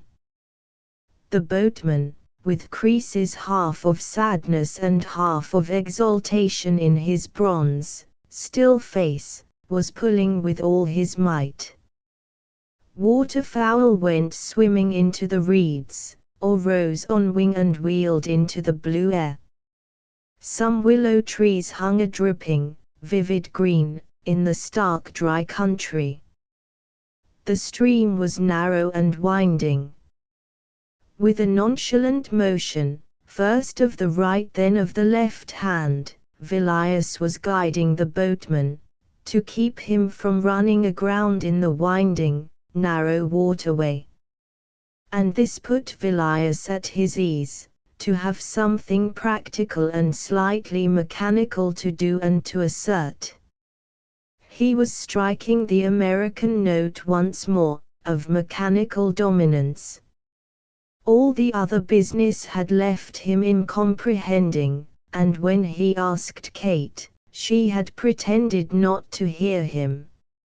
She sensed a certain delicate, tender mystery in the river, in the naked man in the water, in the boatman, and she could not bear to have it subjected to the tough American flippancy. She was weary to death of American automatism and American flippant toughness. It gave her a feeling of nausea. quite a well-built fellow, that one who laid hold of the boat. What did he want, anyway? Vilius insisted. Nothing, said Kate.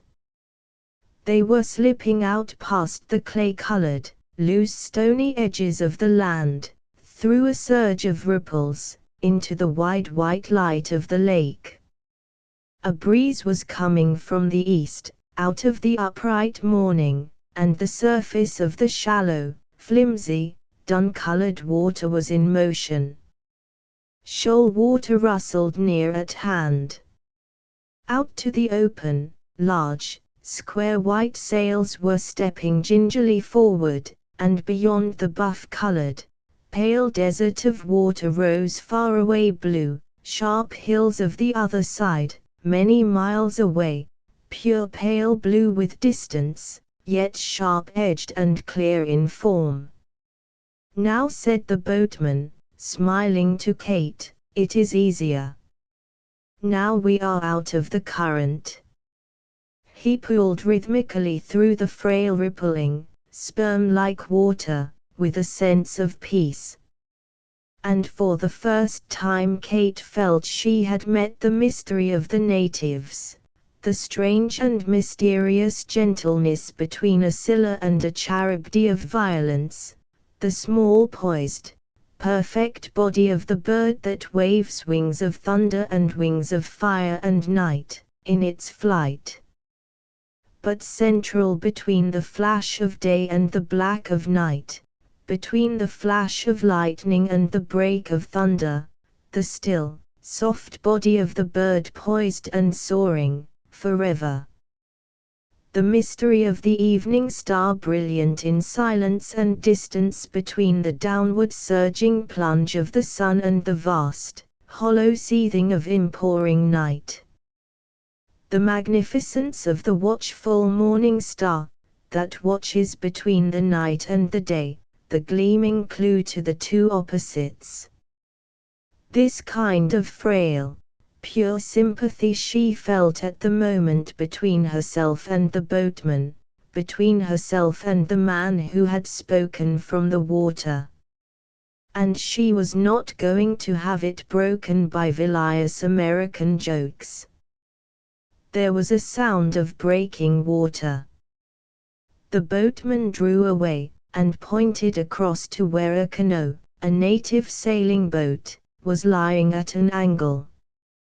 She had run aground in a wind, and now must wait till another wind would carry her off the submerged bank again. Another boat was coming down the breeze, steering cautiously among the shoals, for the river outlet. She was piled high with petates, the native leaf mats, above her hollowed black sides. And bare-legged men with loose white drawers rolled up, and brown chests showing, were running with poles as the shallows heaved up again, pushing her off, and balancing their huge hats with small, bird-like shakes of the head. Beyond the boats, seawards, were rocks outcropping and strange birds like pelicans standing in silhouette, motionless. They had been crossing a bay of the lake shore, and were nearing the hotel. It stood on a parched dry bank above the pale brown water, a long, low building amid a tender green of bananas and pepper trees. Everywhere the shores rose up pale and cruelly dry, dry to cruelty, and on the little hills the dark statues of the organ cactus poised in nothingness. There was a broken-down landing place, and a boat-house in the distance, and someone in white flannel trousers was standing on the broken masonry. Upon the filmy water ducks and black waterfowl bobbed like corks. The bottom was stony. The boatman suddenly backed the boat, and pulled round. He pushed up his sleeve and hung over the bows, reaching into the water. With a quick motion he grabbed something, and scrambled into the boat again. He was holding in the pale-skinned hollow of his palm a little earthenware pot, crusted by the lake deposit. "What is it?" she said. "Altar of the gods," he said. "Of the old dead gods." "Take it, señorita." "You must let me pay for it," she said. "No, señorita. It is yours," said the man, with that sensitive, masculine sincerity which comes sometimes so quickly from a native. It was a little, rough round pot with protuberances. "Look," said the man, reaching again for the little pot. He turned it upside down, and she saw cut-in eyes and the sticking out ears of an animal's head. "A cat," she exclaimed. "It is a cat." "Or a coyote." "A coyote." "Let's look," said Vilius. "Why, how awfully interesting. Do you think it's old?" "It is old," Kate asked. "The time of the old gods," said the boatman. Then with a sudden smile, "The dead gods don't eat much rice, they only want little casseroles while they are bone under the water." And he looked her in the eyes. "While they are bone," she repeated. And she realized he meant the skeletons of gods that cannot die. They were at the landing stage, or rather, at the heap of collapsed masonry which had once been a landing stage. The boatman got out and held the boat steady while Kate and Vilius landed. Then he scrambled up with the bags. The man in white trousers and a mozo appeared. It was the hotel manager. Kate paid the boatman. "Adios, señorita," he said with a smile. "May you go with Quetzalcoatl." "Yes," she cried. "Goodbye." They went up the slope between the tattered bananas, whose ragged leaves were making a hushed, distant patter in the breeze. The green fruit curved out its bristle a soft bunch, the purple flower bud depending stiffly. The German manager came to talk to them, a young man of about 40, with his blue eyes going opaque and stony behind his spectacles, though the centers were keen. Evidently a German who had been many years out in Mexico, out in the lonely places. The rather stiff look, the slight look of fear in the soul, not physical fear, and the look of defeat, characteristic of the European who has long been subjected to the unbroken spirit of place. But the defeat was in the soul, not the will. He showed Kate to her room in the unfinished quarter, and ordered her breakfast. The hotel consisted of an old low ranch house with a veranda, and this was the dining room, lounge, kitchen and office. Then there was a two-story new wing, with a smart bathroom between each two bedrooms, and almost up-to-date fittings, very incongruous. But the new wing was unfinished, had been unfinished for a dozen years and more, the work abandoned when Porfirio Diaz fled. Now it would probably never be finished. And this is Mexico.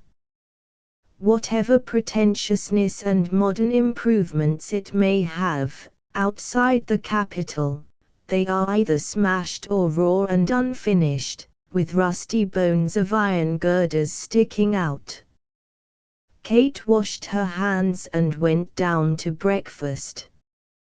Before the long veranda of the old ranch house, the green pepper trees dropped like green light, and small cardinal birds with scarlet bodies and blazing impertinent heads like poppy buds flashed among the pinkish pepper heads, closing their brown wings upon the audacity of their glowing redness. A train of geese passed in the glaring sun, automatic, towards the eternal tremble of pale, earth-colored water beyond the stones. It was a place with a strange atmosphere, stony, hard, broken, with round cruel hills and the many fluted bunches of the organ cactus behind the old house, and an ancient road trailing past, deep in ancient dust. A touch of mystery and cruelty, the stoniness of fear, a lingering, cruel sacredness. Kate loitered hungrily, and was glad when the Mexican in shirt sleeves and patched trousers, another lingering remnant of Don Porfirio's day, brought her eggs and coffee. He was muted as everything about the place seemed muted, even the very stones and the water. Only those poppies on wing, the cardinal birds, gave a sense of liveliness, and they were uncanny. So swiftly one's moods changed. In the boat, she had glimpsed the superb rich stillness of the morning star, the poignant intermediate flashing its quiet between the energies of the cosmos. She had seen it in the black eyes of the natives, in the sunrise of the man's rich, still body, Indian warm. And now again already the silence was of vacuity, arrest, and cruelty, the uncanny empty unbearableness of many Mexican mornings. Already she was uneasy, suffering from the malaise which tortures one inwardly in that country of cactuses. She went up to her room, pausing at the corridor window to look out at the savage little hills that stood at the back of the hotel in desiccated heaps, with the dark green bulks of organ cactus sticking up mechanically and sinister, somber in all the glare. Grey ground squirrels like rats slithered ceaselessly around. Sinister, strangely dark and sinister, in the great glare of the sun. She went to her room to be alone. Below her window, in the bricks and fallen rubble of unfinished masonry, a huge white turkey cock, dim white, strutted with his brown hens. And sometimes he stretched out his pink wattles and gave vent to fierce, powerful turkey yelps, like some strong dog yelping, or else he ruffled all his feathers like a great, soiled white peony, and chuffed, hissing here and there, raging the metal of his plumage. Below him, the eternal tremble of pale earth, unreal waters, far beyond which rose the stiff resistance of mountains losing their pristine blue. Distinct, frail distances far off on the dry air, dim-seeing, yet sharp and edged with menace. Kate took her bath in the filmy water that was hardly like water at all. Then she went and sat on the collapsed masonry, in the shade of the boat-house below. Small white ducks bobbed about on the shallow water below her, or dived, raising clouds of submarine dust. A canoe came paddling in, a lean fellow with sinewy brown legs.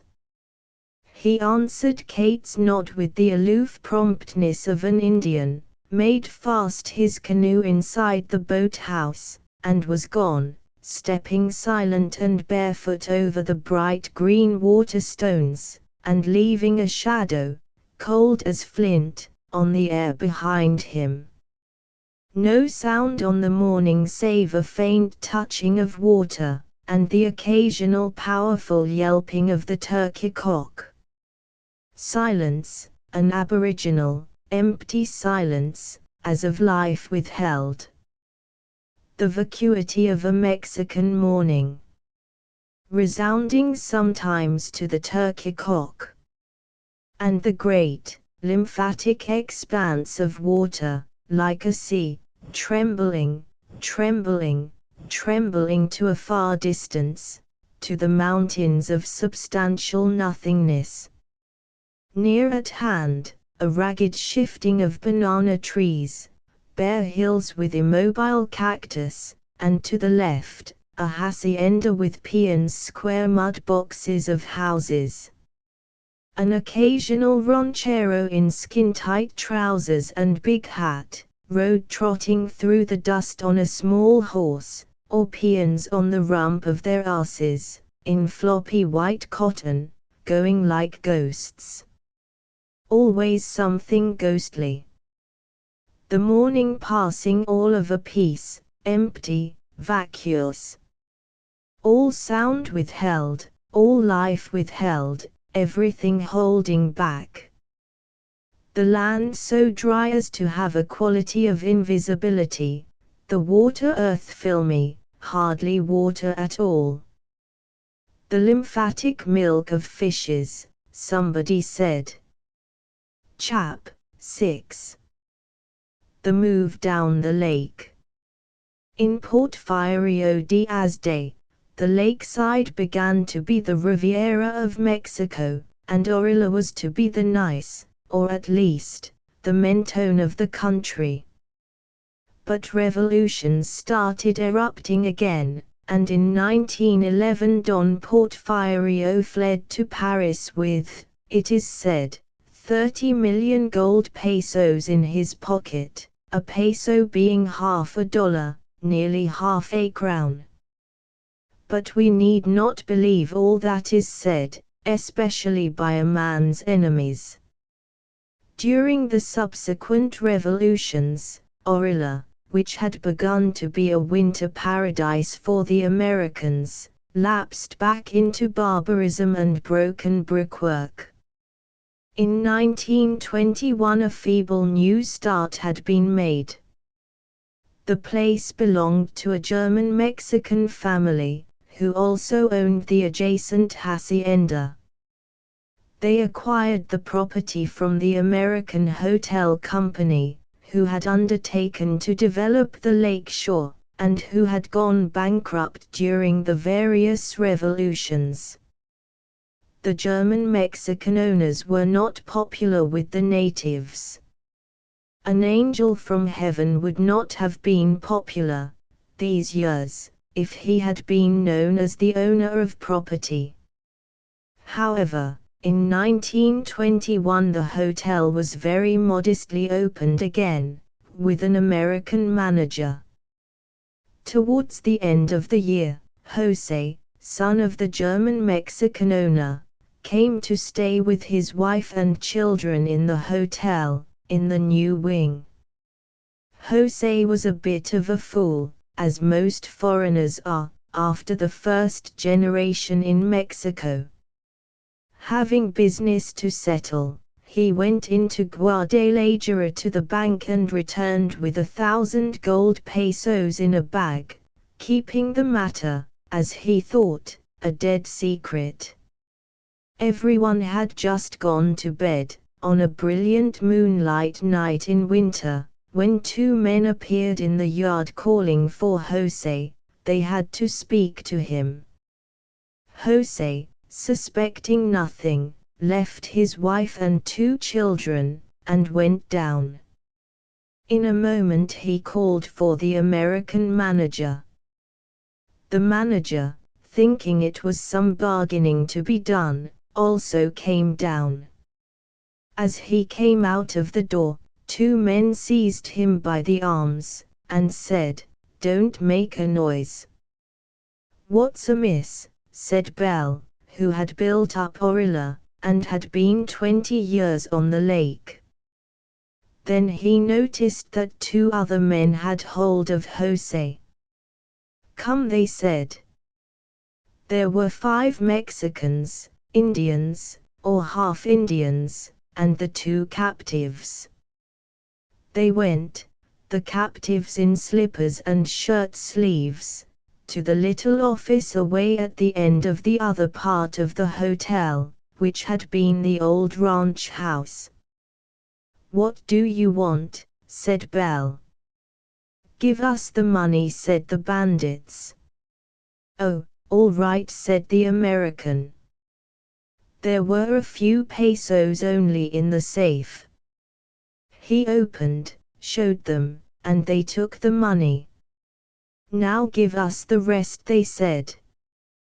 "There is no more," said the manager, in all sincerity, for Jose had not confessed to the 1,000 pesos. The 5 peons then began to search the poor little office. They found a pile of red blankets, which they appropriated, and a few bottles of red wine, which they drank. "Now," they said, "give us the money." "I can't give you what there isn't to give," said the manager. "Good," they said, and pulled out the hideous machetes, the heavy knives of the Mexicans. Jose, intimidated, produced the suitcase with the 1,000 pesos. The money was wrapped up in the corner of a blanket. "Now, come with us," said the bandits. "Where to?" asked the manager, beginning at last to be scared. "Only out onto the hill, where we will leave you, so that you cannot telephone to Nintlawican before we have time to get away," said the Indians. Outside, in the bright moon, the air was chill. The American shivered, in his trousers and shirt and a pair of bedroom slippers. "Let me take a coat," he said. "Take a blanket," said the tall Indian. He took a blanket, and with 2 men holding his arms, he followed Jose, who was likewise held captive, out of the little gate, across the dust of the road, and up the steep little round hill on which the organ cactus thrust up their sinister clumps, like bunches of cruel fingers, in the moonlight. The hill was stony and steep, the going slow. Jose, a fat young man of 28, protested in the feeble manner of the well-to-do Mexicans. At last they came to the top of the hill. 3 men took Jose apart, leaving Bell alone near a cactus clump. The moon shone in a perfect Mexican heaven. Below, the big lake glimmered faintly, stretching its length towards the west.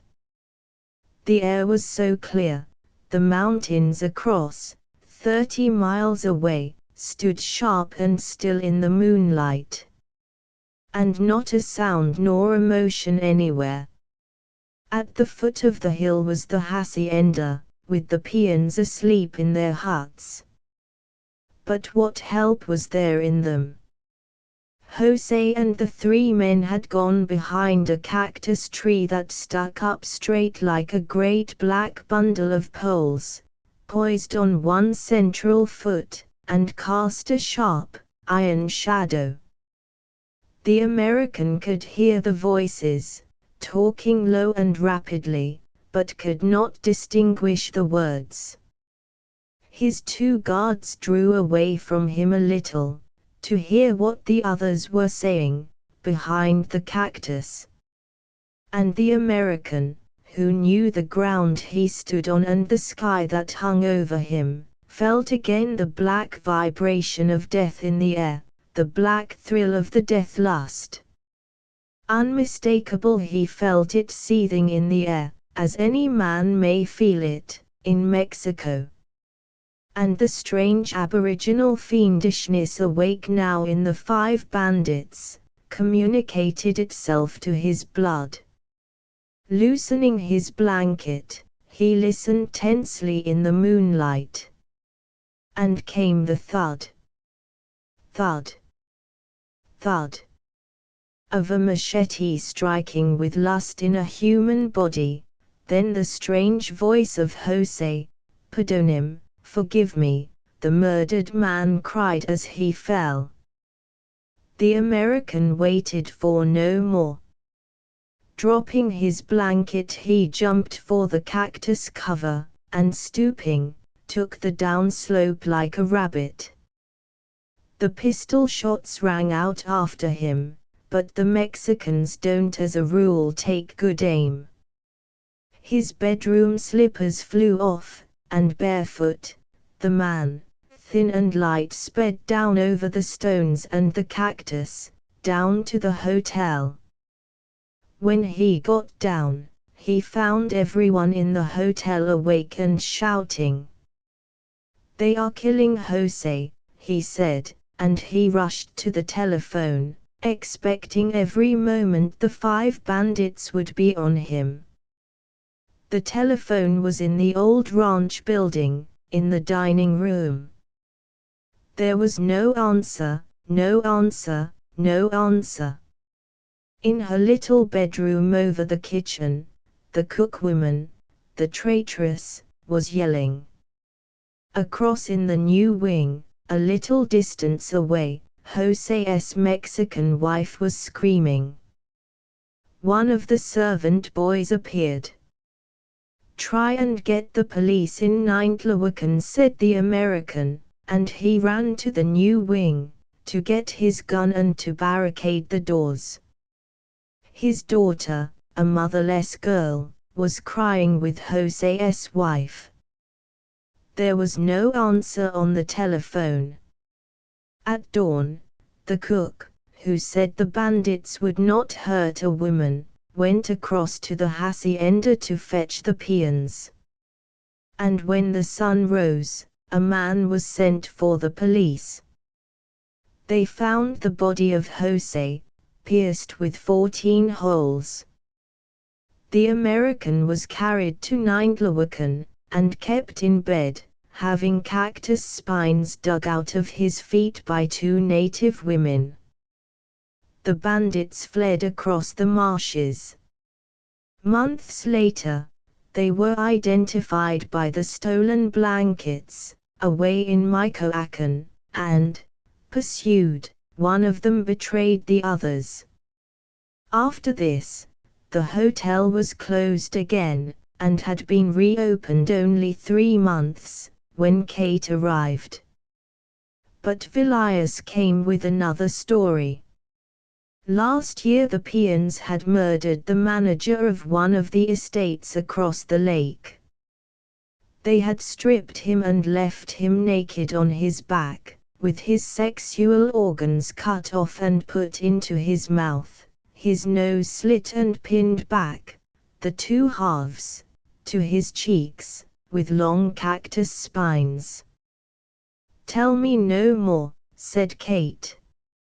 She felt there was doom written on the very sky, doom and horror.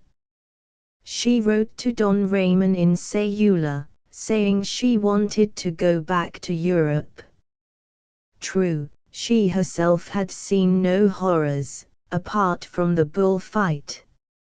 And she had had some exquisite moments, as coming to this hotel in the boat. The natives had a certain mystery and beauty, to her. But she could not bear the unease, and the latest sense of horror. True, the peons were poor. They used to work for 20 cents, American, a day, and now the standard price was 50 cents, or 1 peso. But then in the old days they received their wage all the year round. Now, only at harvest time or sowing time. No work, no pay. And in the long dry season, it was mostly no work. Still, said the German manager of the hotel, a man who had run a rubber plantation in Tabasco, a sugar plantation in the state of Veracruz, and a hacienda growing wheat, maize, oranges, in Jalisco, still, It isn't a question of money with the peons. It doesn't start with the peons. It starts in Mexico City, with a lot of malcontents who want to put their spoke in the wheel, and who lay hold of pious catchwords, to catch the poor. There's no more in it than that. Then the agitators go round and infect the peons. It is nothing but a sort of infectious disease, like syphilis, all this revolution and socialism. But why does no one oppose it? Said Kate. Why don't the hacendados put up a fight, instead of caving in and running away? The Mexican hacendado. The man's German eyes gave out a spark. The Mexican gentleman is such a brave man, that while the soldier is violating his wife on the bed, he is hiding under the bed and holding his breath so they shan't find him. He's as brave as that. Kate looked away uncomfortably. They all want the United States to intervene. They hate the Americans, but they want the United States to intervene, to save them their money and their property. That's how brave they are. They hate the Americans personally, but they love them because they can look after money and property. So they want the United States to annex Mexico, the beloved patria, leaving the marvelous green and white and red flag, and the eagle with the snake in its claws, for the sake of appearances and honor. They're simply bottled full of honor, of that sort. Always the same violence of bitterness, Kate thought to herself. And she was so weary of it. How weary she was of politics, of the very words labor and socialism, and all that sort. It suffocated her. Have you heard of the men of Quetzalcoatl? Asked Kate. Quetzalcoatl, exclaimed the manager, giving a little click of the final L in a peculiar native fashion. That's another try-on of the Bolshevists. They thought socialism needed a god, so they're going to fish him out of this lake.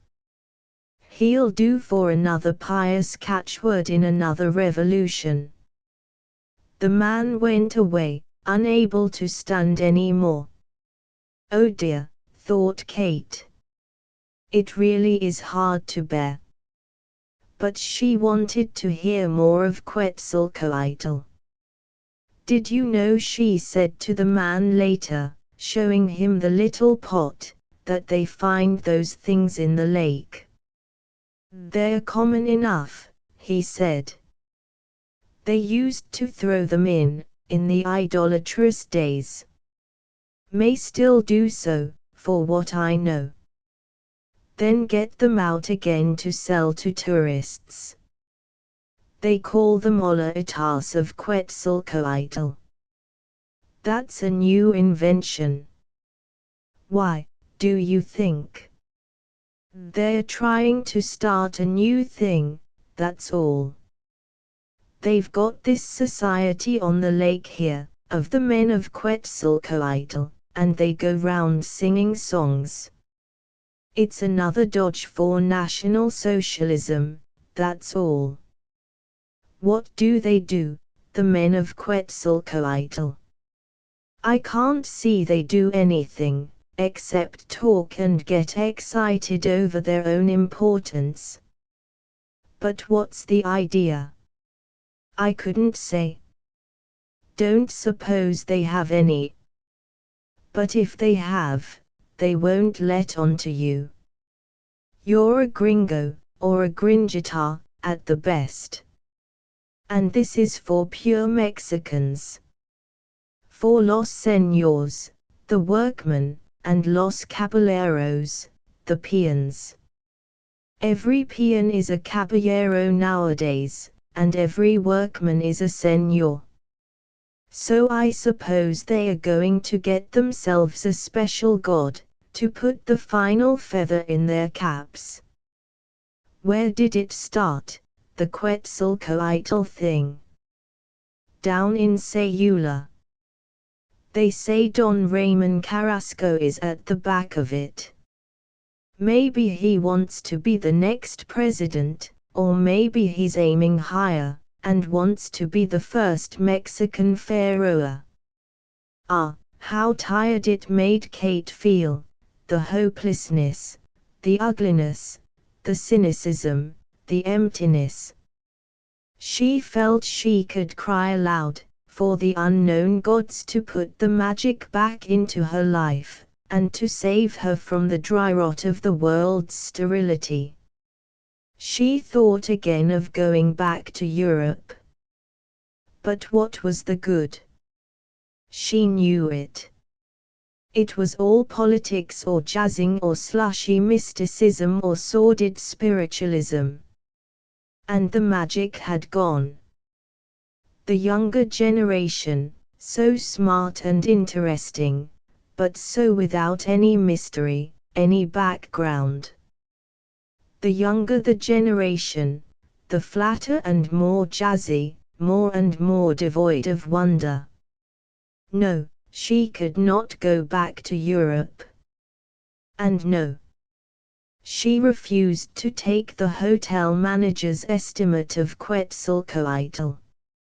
How should a hotel manager judge, even if he was not really an hotel manager, but a ranch overseer? She had seen Ramon Carrasco, and Cipriano. And they were men. They wanted something beyond. She would believe in them. Anything rather than this sterility of nothingness which was the world, and into which her life was drifting. She would send Vilias away, too. He was nice, she liked him. But he, too, was Widdershins, unwinding the sensations of disintegration and anti-life. No, she must send him away. She must free herself from these mechanical connections. Every one of them, like Vilias, was like a cogwheel in contact with which all one's workings were reversed.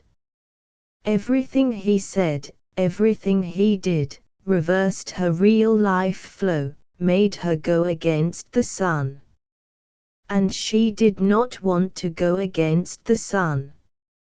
After all, in spite of the horrors latent in Mexico, when you got these dark-faced people away from wrong contacts like agitators and socialism, they made one feel that life was vast, if fearsome, and death was fathomless. Horrors might burst out of them. But something must burst out, sometimes, if men are not machines. No. No. No. No. No. She cried to her own soul. Let me still believe in some human contact. Let it not be all cut off for me. But she made up her mind, to be alone, and to cut herself off from all the mechanical Widdershin contacts. Vilias must go back to his United States. She would be alone in her own milieu. Not to be touched by any of the mechanical cogwheel people. To be left alone, not to be touched. To hide, and be hidden, and never really be spoken to. Yet at the same time, with her blood flowing softly sunwise, to let the sunwise sympathy of unknown people steal into her. To shut doors of iron against the mechanical world. But to let the sunwise world steal across to her, and add its motion to her, the motion of the stress of life, with the big sun and the stars like a tree holding out its leaves. She wanted an old Spanish house, with its inner patio of flowers and water. Turned inwards, to the few flowers walled in by shadow. To turn one's back on the cogwheel world. Not to look out any more onto that horrible machine of the world. To look at one's own quiet little fountain and one's own little orange trees, with only heaven above. So, having soothed her heart, she wrote Don Ramon again, that she was coming to Sayula to look for a house. She sent Vilias away. And the next day she set off with a manservant, in the old motorboat of the hotel, down to the village of Sayula. It was 35 miles to travel, down the long lake. But the moment she set off, she felt at peace. A tall dark-faced fellow sat in the stern of the boat, steering and attending to the motor. She sat on cushions in the middle. And the young manservant perched in the prow. They started before sunrise, when the lake was bathed in motionless light. Odd tufts of water hyacinth were traveling on the soft spumy water, holding up a green leaf like a little sail of a boat, and nodding a delicate, mauve-blue flower. Give me the mystery and let the world live again for me. Kate cried to her own soul. And deliver me from man's automatism. The sun rose, and a whiteness of light played on the tops of the mountains.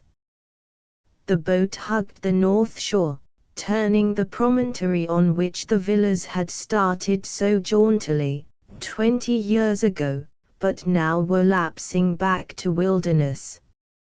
All was still and motionless in the light. Sometimes, on the little bare patches high up on the dry hills were white specks, birds. No, men in their white cotton, peons hoeing. They were so tiny and so distinct, they looked like white birds settled. Round the bend were the hot springs, the church, the inaccessible village of the pure Indians, who spoke no Spanish.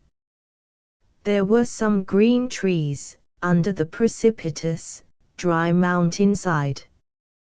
So on and on, the motorboat chugging incessantly, the man in the bows coiled up like a serpent, watching, the fish milk water gleaming and throwing off a dense light, so that the mountains away across were fused out. And Kate, under the awning, went into a kind of sleep. They were passing the island, with its ruins of fortress and prison. It was all rock and dryness, with great broken walls and the shell of a church among its hurtful stones and its dry grey herbage.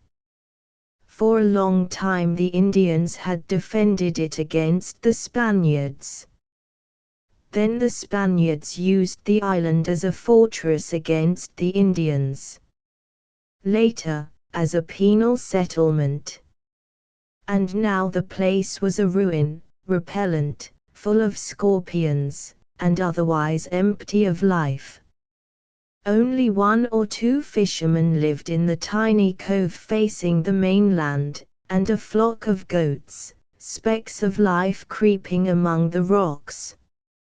And an unhappy fellow put there by the government to register the weather. No, Kate did not want to land. The place looked too sinister. She took food from the basket, and ate a little lunch, and dozed. In this country, she was afraid. But it was her soul more than her body that knew fear. She had realized, for the first time, with finality and fatality, what was the illusion she labored under? She had thought that each individual had a complete self, a complete soul, an accomplished I. And now she realized as plainly as if she had turned into a new being, that this was not so. Men and women had incomplete selves, made up of bits assembled together loosely and somewhat haphazard. Man was not created ready-made. Men today were half-made, and women were half-made. Creatures that existed and functioned with certain regularity, but which ran off into a hopeless jumble of inconsequence. Half-made, like insects that can run fast and be so busy and suddenly grow wings, but which are only winged grubs after all. A world full of half-made creatures on two legs, eating food and degrading the one mystery left to them, sex. Spinning a great lot of words, burying themselves inside the cocoons of words and ideas that they spin round themselves, and inside the cocoons, mostly perishing inert and overwhelmed. Half-made creatures, rarely more than half responsible and half accountable, acting in terrible swarms, like locusts. Awful thought! And with a collective insect-like will, to avoid the responsibility of achieving any more perfected being or identity. The queer, rabid hate of being urged on into purer self. The morbid fanaticism of the non-integrate. In the great seething light of the lake, with the terrible blue-ribbed mountains of Mexico beyond, she seemed swallowed by some grisly skeleton, in the cage of his death anatomy. She was afraid, mystically, of the man crouching there in the bows with his smooth thighs and supple loins like a snake, and his black eyes watching. A half-being, with a will to disintegration and death.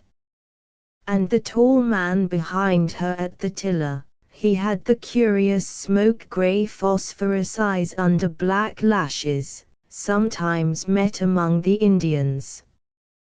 Handsome, he was, and quiet and seemingly self-contained. But with that peculiar devilish half-smile lurking under his face, the half-jeering look of a part thing, which knows its power to destroy the purer thing. And yet, Kate told herself, both these men were manly fellows. They would not molest her, unless she communicated the thought to them, and by a certain cowardliness, prompted them. Their souls were nascent, there was no fixed evil in them, they could sway both ways. So in her soul she cried aloud to the greater mystery, the higher power that hovered in the interstices of the hot air, rich and potent. It was as if she could lift her hands and clutch the silent, stormless potency that roved everywhere, waiting. "Come then," she said, drawing a long slow breath, and addressing the silent life breath which hung unrevealed in the atmosphere, waiting. And as the boat ran on, and her fingers rustled in the warm water of the lake, she felt the fullness descend into her once more, the peace, and the power. The fulfillment filling her soul like the fullness of ripe grapes. And she thought to herself, "Ah, how wrong I have been, not to turn sooner to the other presence, not to take the life breath sooner. How wrong to be afraid of these two men." She did what she had been half afraid to do before. She offered them the oranges and sandwiches still in the basket. And each of the men looked at her, the smoke-grey eyes looked her in the eyes, and the black eyes looked her in the eyes. And the man with the smoke-grey eyes, who was cunninger than the other man, but also prouder, said to her with his eyes, "We are living.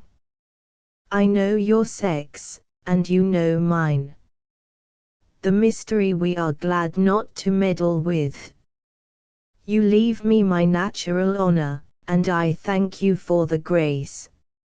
In his look, so quick and proud, and in his quiet muchas gracias, she heard the touch of male recognition, a man glad to retain his honor, and to feel the communion of grace. Perhaps it was the Spanish word gracias. But in her soul she was thinking of the communion of grace. With the black-eyed man it was the same. He was humbler. But as he peeled his orange and dropped the yellow peel on the water, she could see the stillness, the humility, and the pathos of grace in him, something very beautiful and truly male, and very hard to find in a civilized white man. It was not of the spirit. It was of the dark, strong, unbroken blood, the flowering of the soul. Then she thought to herself, after all, it is good to be here. It is very good to be in this boat on this lake with these two silent, semi-barbarous men. They can receive the gift of grace, and we can share it like a communion, they and I. I am very glad to be here. It is so much better than love, the love I knew with Joachim. This is the fullness of the vine. "Sayula," said the man in the bows, pointing ahead. She saw, away off, a place where there were green trees, where the shore was flat, and a biggish building stood out. "What is the building?" she asked. "The railway station." She was suitably impressed, for it was a new-looking imposing structure. A little steamer was smoking, lying off from a wooden jetty in the loneliness, and black, laden boats were poling out to her, and merging back to shore. The vessel gave a hoot, and slowly yet busily set off on the bosom of the water, heading in a slanting line across the lake, to where the tiny high white twin towers of Tulierpen showed above the waterline, tiny and far off, on the other side. They had passed the jetty, and rounding the shoal where the willows grew, she could see Sayula, white fluted twin towers of the church, obelisk-shaped above the pepper trees. Beyond, a mound of a hill standing alone, dotted with dry bushes, distinct and Japanese-looking. Beyond this, the corrugated, blue-ribbed, flat-flanked mountains of Mexico. It looked peaceful, delicate, almost Japanese. As she drew nearer she saw the beach with the washing spread on the sand, the fleecy green willow trees and pepper trees, and the villas in foliage and flowers, hanging magenta curtains of bougainvillea, red dots of hibiscus, pink abundance of tall oleander trees, occasional palm trees sticking out. The boat was steering round a stone jetty, on which, in black letters, was painted an advertisement for motor car tires. There were a few seats, some deep fleecy trees growing out of the sand, a booth for selling drinks, a little promenade, and white boats on a sandy beach. A few women sitting under parasols, a few bathers in the water, and trees in front of the few villas deep in green or blazing scarlet blossoms. "This is very good," thought Kate. "It is not too savage, and not over-civilized. It isn't broken, but it is rather out of repair. It is in contact with the world, but the world has got a very weak grip on it. She went to the hotel, as Don Raymond had advised her. Do you come from Orilla? You are Mrs. Leslie.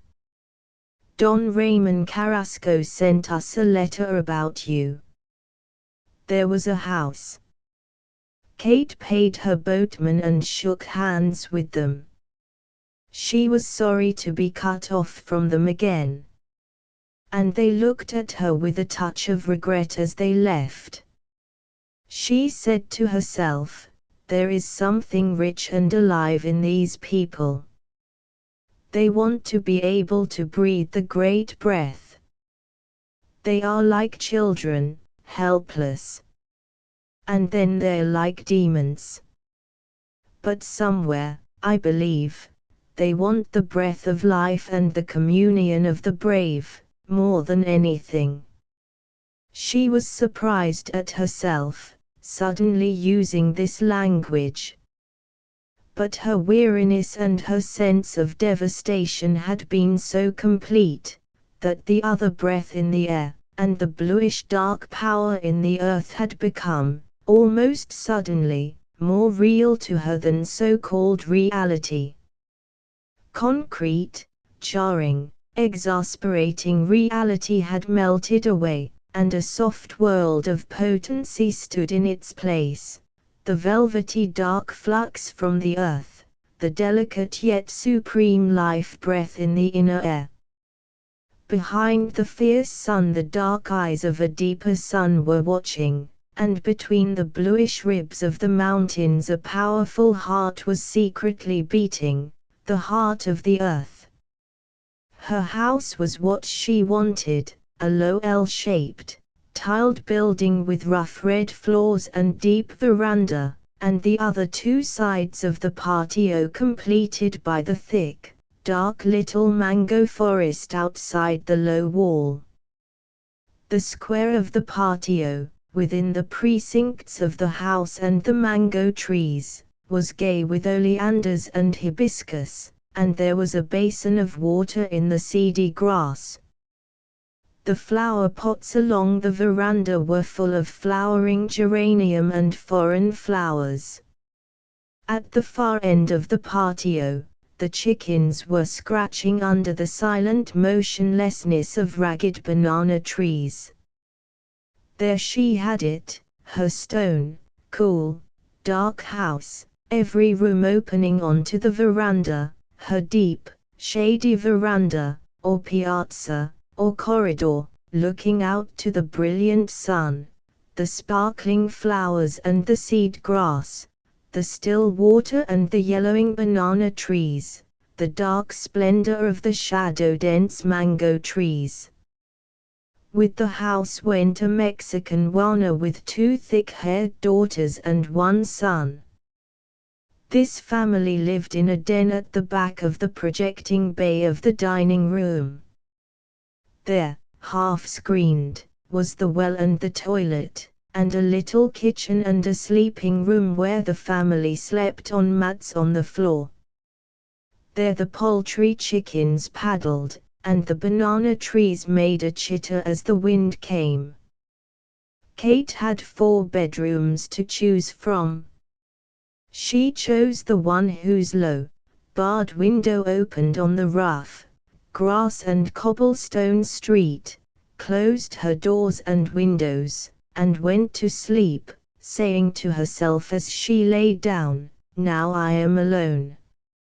And now I have only one thing to do, not to get caught up into the world's cogwheels anymore, and not to lose my hold on the hidden greater thing." She was tired with a strange weariness, feeling she could make no further effort. She woke up at tea time, but there was no tea. Juana hastened off to the hotel to buy a bit. Juana was a woman of about 40, rather short, with full dark face, centerless dark eyes, untidy hair, and a limping way of walking. She spoke rapidly, a rather plum-in-the-mouth Spanish, adding "n" to all her words. Something of a Sloven, down to her speech. "No, Nina, no, hey Marsen, Marsen instead of Mars." And calling Kate, in the old Mexican style, Nina, which means child. It is the honorable title for a mistress. Juana was going to be a bit of a trial. She was a widow of doubtful antecedents, a creature with passion, but not much control, strong with a certain indifference and looseness. The hotel owner assured Kate that she was honest, but that if Kate would rather find another creeder, all well and good. There was a bit of a battle to be fought between the two women. Juana was obstinate and reckless. She had not been treated very well by the world. And there was a touch of bottom-dog insolence about her. But also, sudden touches of passionate warmth and the peculiar selfless generosity of the natives. She would be honest out of rough defiance and indifference, so long as she was not in a state of antagonism. As yet, however, she was cautiously watching her ground, with that black-eyed touch of malice and wariness to be expected. And Kate felt that the cry, "Nina, child," by which she was addressed, held in it a slight note of malevolent mockery. But there was nothing to do but to go ahead and trust the dark-faced, scentless woman. The second day, Kate had the energy to cast out one suite of bentwood and cane furniture from her salon, remove pictures and little stands. If there is one social instinct more dreary than all the other social instincts in the world, it is the Mexican. In the center of Kate's red-tiled salon were two crescents, a black bentwood cane settee flanked on each side by two black bentwood cane chairs, exactly facing a brown bentwood cane settee flanked on each side by two brown bentwood cane chairs.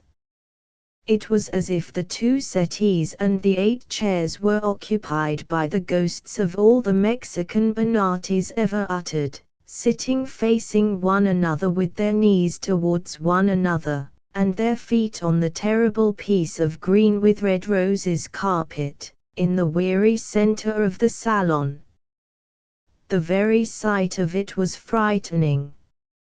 Kate shattered this face-to-face symmetry, and had the two girls, Maria and Conca, assisted by the ironic Juana, carrying off the brown bentwood chairs and the bamboo stands into one of the spare bedrooms. Juana looked on cynically, and assisted officiously. But when Kate had her trunk, and fished out a couple of light rugs and a couple of fine shawls and a few things to make the place human, the creeder began to exclaim, "Que bonita! Que bonita, Nina! Maya que bonita!" Chap. 7. The Plaza. Sayula was a little lake resort, not for the idle rich, for Mexico has few left, but for tradespeople from Guadalajara, and weekenders. Even of these were few. Nevertheless, there were 2 hotels, left over, really, from the safe quiet days of Don Porfirio, as were most of the villas. The outlying villas were shut up, some of them abandoned. Those in the village lived in a perpetual quake of fear. There were many terrors, but the 2 regnant were bandits and Bolshevists. Bandits are merely men who, in the outlying villages, having very often no money, no work, and no prospects, take to robbery and murder for a time, occasionally for a lifetime, as a profession. They live in their wild villages until troops are sent after them, when they retire into the savage mountains, or the marshes. Bolshevists, somehow, seem to be born on the railway. Wherever the iron rails run, and passengers are hauled back and forth in railway coaches, there the spirit of rootlessness, of transitoriness, of first and second class in separate compartments, of envy and malice, and of iron and demonish panting engines, seems to bring forth the logical children of materialism, the Bolshevists. Sayula had her little branch of railway, her one train a day. The railway did not pay, and fought with extinction. But it was enough. Sayula also had that real insanity of America, the automobile. As men used to want a horse and a sword, now they want a car. As women used to pine for a home and a box at the theater, now it is a machine. And the poor follow the middle class. There was a perpetual rush of machines, motor cars and motor buses, called camions, along the one forlorn road coming to Sayula from Guadalajara. One hope, one faith, one destiny, to ride in a camion, to own a car. There was a little bandit scare when Kate arrived in the village, but she did not pay much heed. At evening she went into the plaza, to be with the people. The plaza was a square with big trees and a disused bandstand in the center, a little promenade all round, and then the cobbled streets where the donkeys and the camions passed. There was a further little section of real marketplace, on the north side. The band played no more in Sayula, and the elegantia strolled no more on the inner pavement around the plaza, under the trees. But the pavement was still good, and the benches were still more or less sound. O Don Porfirio's day! And now it was the peons and Indians, in their blankets and white clothes, who filled the benches and monopolized the square. True, the law persisted that the peons must wear trousers in the plaza, and not the loose great floppy drawers of the fields. But then the peons also wanted to wear trousers, instead of the drawers that were the garb of their humble labor. The plaza now belonged to the peons. They sat thick on the benches, or slowly strolled round in their sandals and blankets. Across the cobbled road on the north side, the little booths selling soup and hot food were crowded with men. After 6 o'clock, it was cheaper to eat out, at the end of a day's work. The women at home could eat tortillas, never mind the caldo, the soup or the meat mess. At the booths which sold tequila, men, women, and boys sat on the benches with their elbows on the board. There was a mild gambling game, where the man in the center turned the cards, and the plaza rang to his voice, Cinco de Espadas. Reader Copus. A large, stout, imperturbable woman, with a cigarette on her lip and danger in her lowering black eye, sat on into the night, selling tequila. The sweetmeat man stood by his board and sold sweets at 1 centavo each. And down on the pavement, small tin torch lamps flared upon tiny heaps of mangoes or nauseous tropical red plums, 2 or 3 centavos the little heap, while the vendor, a woman in the full wave of her skirt, or a man with curious patient humility, squatted waiting for a purchaser, with that strange fatal indifference and that gentle sort of patience so puzzling to a stranger. To have 30 cents worth of little red plums to sell, to pile them on the pavement in tiny pyramids, 5 in a pyramid, and to wait all day and on into the night, squatting on the pavement and looking up from the feet to the far-off face of the passerby and potential purchaser, this, apparently, is an occupation and a living. At night by the flare of the tin torch, blowing its flame on the wind. Usually there would be a couple of smallish young men with guitars of different sizes, standing close up facing one another like two fighting cocks that are uttering a long, endless swan song, singing in tense subdued voices the eternal ballads, not very musical, mournful, endless, intense, audible only within close range, keeping on and on till their throats were scraped. And a few tall, dark men in red blankets standing around, listening casually, and rarely, very rarely making a contribution of 1 centavo. In among the food booths would be another trio, this time 2 guitars and a fiddle, and 2 of the musicians blind, the blind ones singing at a high pitch, full speed, yet not very audible. The very singing seemed secretive, the singers pressing close in, face to face, as if to keep the wild, melancholy ballad re-echoing in their private breasts, their backs to the world.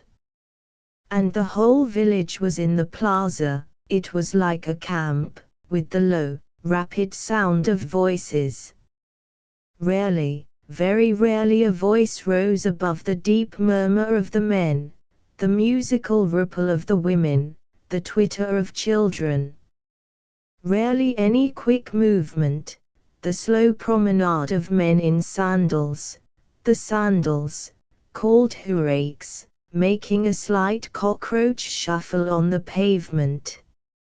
Sometimes, darting among the trees, bare-legged boys went skylarking in and out of the shadow, in and out of the quiet people. They were the irrepressible bootblacks, who swarm like tiresome flies in a barefooted country. At the south end of the plaza, just across from the trees and cornerwise to the hotel, was a struggling attempt at an outdoor cafe, with little tables and chairs on the pavement. Here, on weekdays, the few who dared flaunt their prestige would sit and drink a beer or a glass of tequila. They were mostly strangers.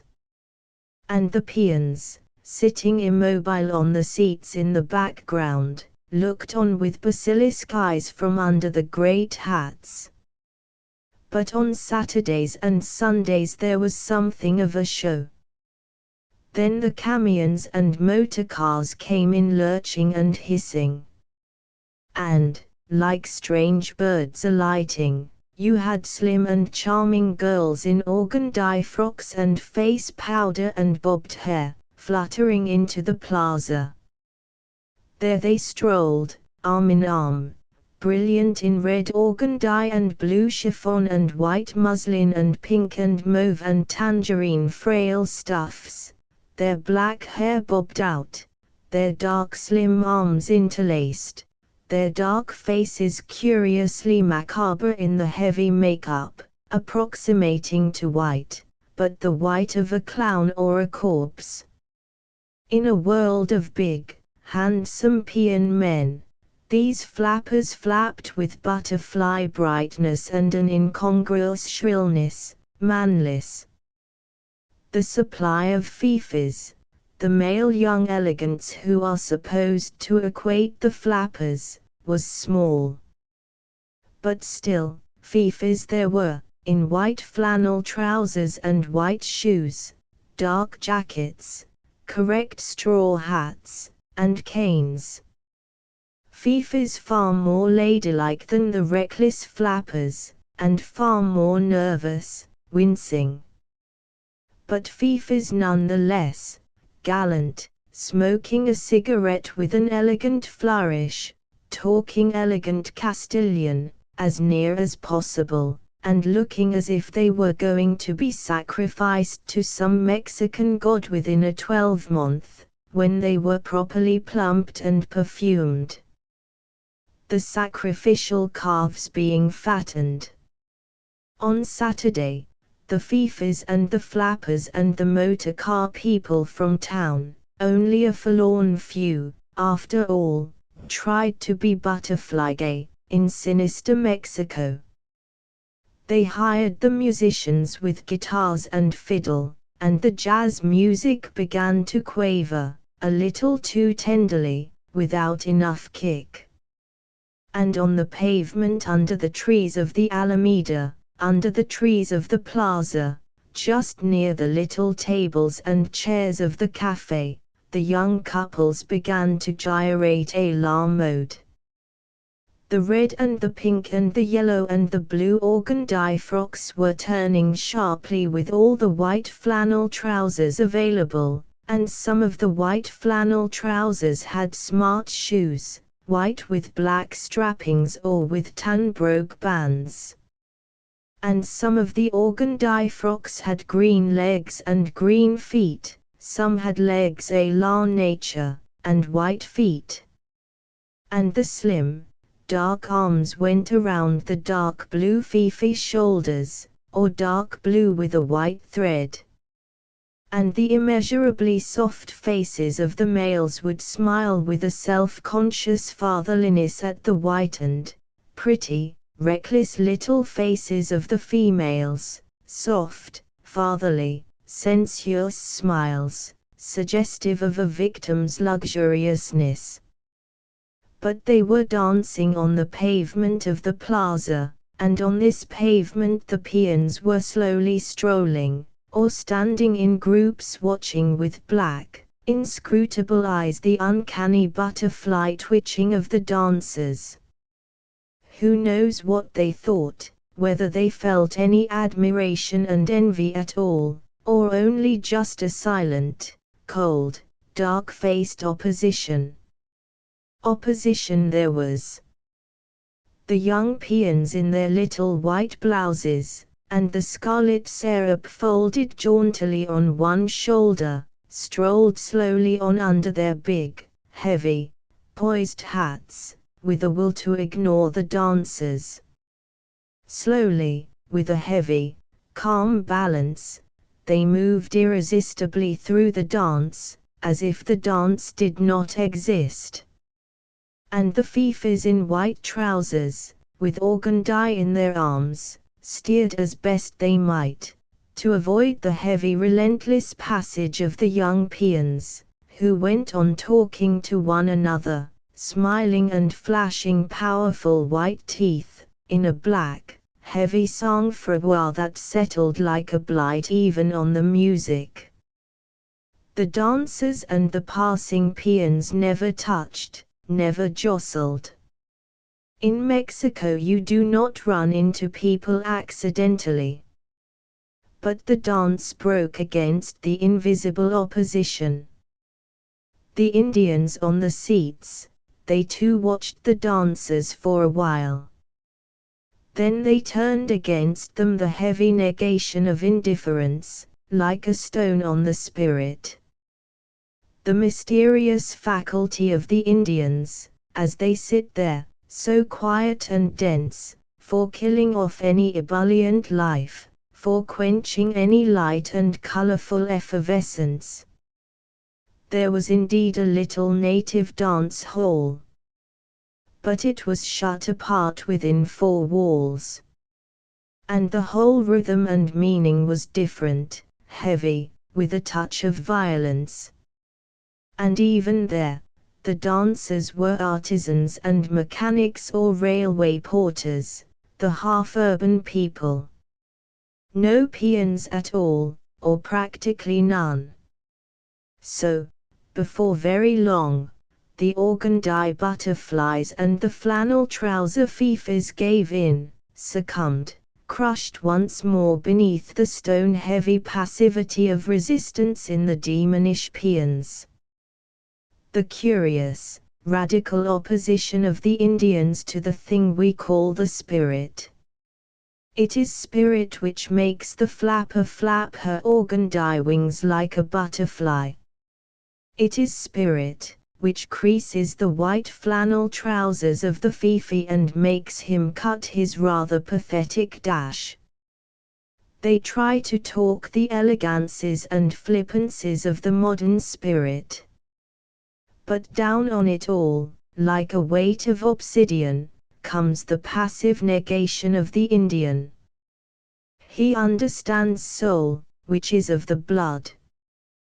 But spirit, which is superior, and is the quality of our civilization, this, in the mass, he darkly and barbarically repudiates. Not until he becomes an artisan or connected with machinery does the modern spirit get him. And perhaps it is this ponderous repudiation of the modern spirit which makes Mexico what it is. But perhaps the automobile will make roads even through the inaccessible soul of the Indian. Kate was rather sad, seeing the dance swamped. She had been sitting at a little table, with Juana Fortuna, sipping a glass of absinthe. The motor cars returning to town left early, in a little group. If bandits were out, they had best keep together. Even the fifis had a pistol on their hips. But it was Saturday, so some of the young elegance was staying on, till the next day, to bathe and flutter in the sun. It was Saturday, so the plaza was very full, and along the cobble streets stretching from the square, many torches fluttered and wavered upon the ground, illuminating a dark salesman and an array of straw hats, or a heap of straw mats called petates, or pyramids of oranges from across the lake. It was Saturday, and Sunday morning was market. So, as it were suddenly, the life in the plaza was dense and heavy with potency. The Indians had come in from all the villages, and from far across the lake. And with them they brought the curious heavy potency of life which seems to hum deeper and deeper when they collect together. In the afternoon, with the wind from the south, the big canoas, sailing boats with black hulls and one huge sail, had come drifting across the waters, bringing the market produce and the natives to their gathering ground. All the white specks of villages on the far shore, and on the far-off slopes, had sent their wild quota to the throng. It was Saturday, and the Indian instinct for living on into the night, once they are gathered together, was now aroused. The people did not go home. Though market would begin at dawn, men had no thought of sleep. At about 9 o'clock, after the fifi dance was shattered, Kate heard a new sound, the sound of a drum, or tom-tom, and saw a drift of the peons away to the dark side of the plaza, where the side market would open tomorrow.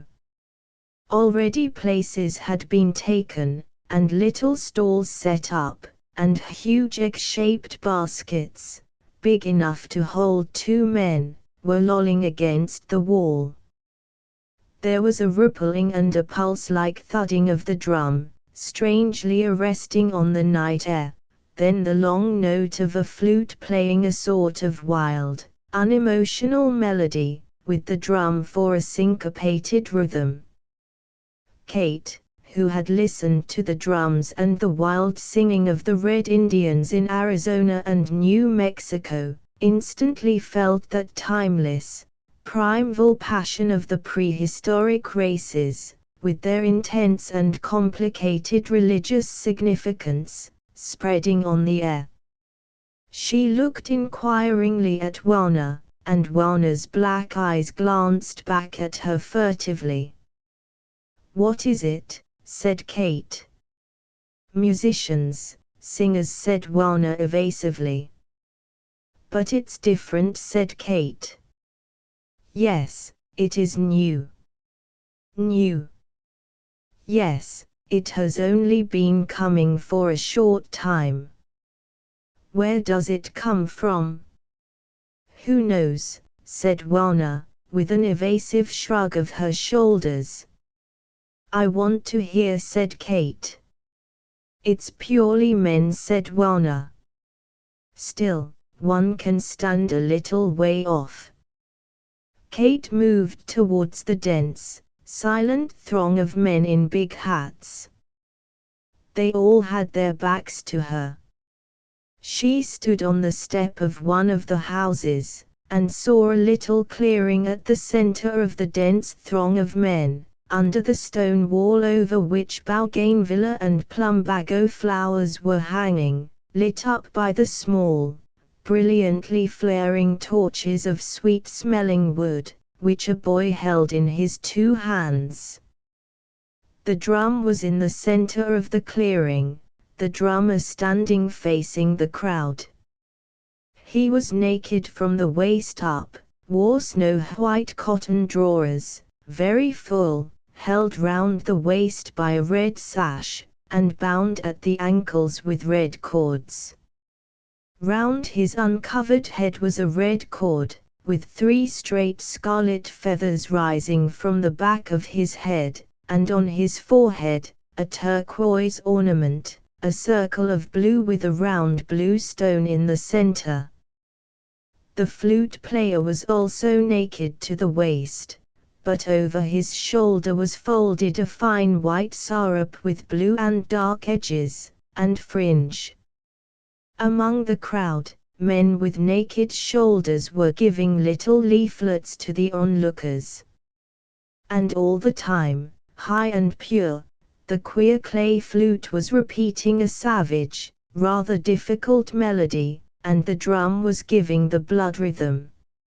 More and more men were drifting in from the plaza. Kate stepped from her perch and went rather shyly forward. She wanted one of the papers. The man gave her one without looking at her. And she went into the light to read. It was a sort of ballad, but without rhyme, in Spanish. At the top of the leaflet was a rough print of an eagle within the ring of a serpent that had its tail in its mouth, a curious deviation from the Mexican emblem, which is an eagle standing on a nopal, a cactus with great flat leaves, and holding in its beak and claws a writhing snake. This eagle stood slim upon the serpent, within the circle of the snake, that had black markings round its back, like short black rays pointing inwards. At a little distance, the emblem suggested an eye. In the place of the west in peace, beyond the lashing of the sun's bright tail, in the stillness where waters are born slept I, Quetzalcoatl. In the cave which is called Dark Eye, behind the sun, looking through him as a window is the place. There the waters rise, there the winds are born. On the waters of the afterlife I rose again, to see a star falling, and feel a breath on my face. The breath said, "Go." And lo, I am coming.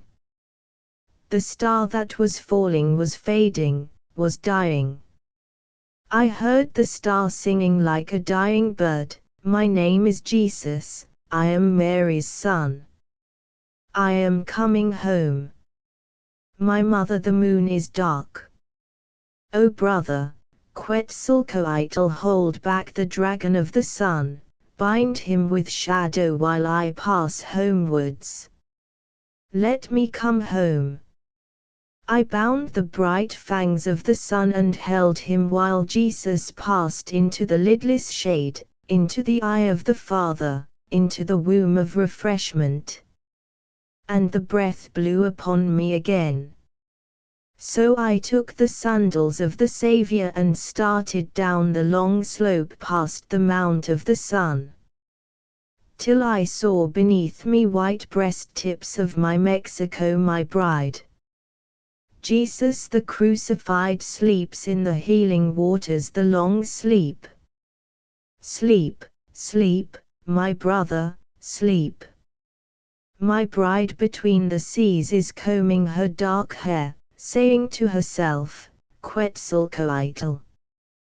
There was a dense throng of men gathered now, and from the center, the ruddy glow of oak torches rose warm and strong, and the sweet scent of the cedar-like resin was on the air. Kate could see nothing, for the mass of men in big hats. The flute had stopped its piping, and the drum was beating a slow, regular thud, acting straight on the blood. The incomprehensible hollow barking of the drum was like a spell on the mind, making the heart burst each stroke, and darkening the will. The men in the crowd began to subside, sitting and squatting on the ground, with their hats between their knees. And now it was a little sea of dark, proud heads leaning a little forward above the soft, strong male shoulders. Near the wall was a clear circle, with the drum in the center. The drummer with the naked torso stood tilting his drum towards him, his shoulders gleaming smooth and ruddy in the flare of light. Beside him stood another man holding a banner that hung from a light rod. On the blue field of the banneret was the yellow sun with a black center, and between the four greater yellow rays, four black rays emerging, so that the sun looked like a wheel spinning with a dazzling motion. The crowd having all sat down, the 6 men with naked torsos, who had been giving out the leaflets and ordering the crowd, now came back and sat down in a ring, of which the drummer, with the drum tilted between his knees as he squatted on the ground, was the key. On his right hand sat the banner-bearer, on his left the flautist. They were 9 men in the ring. The boy, who sat apart watching the 2 oak torches, which he had laid upon a stone supported on a long cane tripod, being the 10th. The night seemed to have gone still. The curious seed-rattling hum of voices that filled the plaza was hushed. Under the trees, on the pavements, people were still passing unconcerned, but they looked curiously lonely, isolated figures drifting in the twilight of the electric lamps, and going about some exceptional business. They seemed outside the nucleus of life. Away on the north side, the booths were still flaring, people were buying and selling.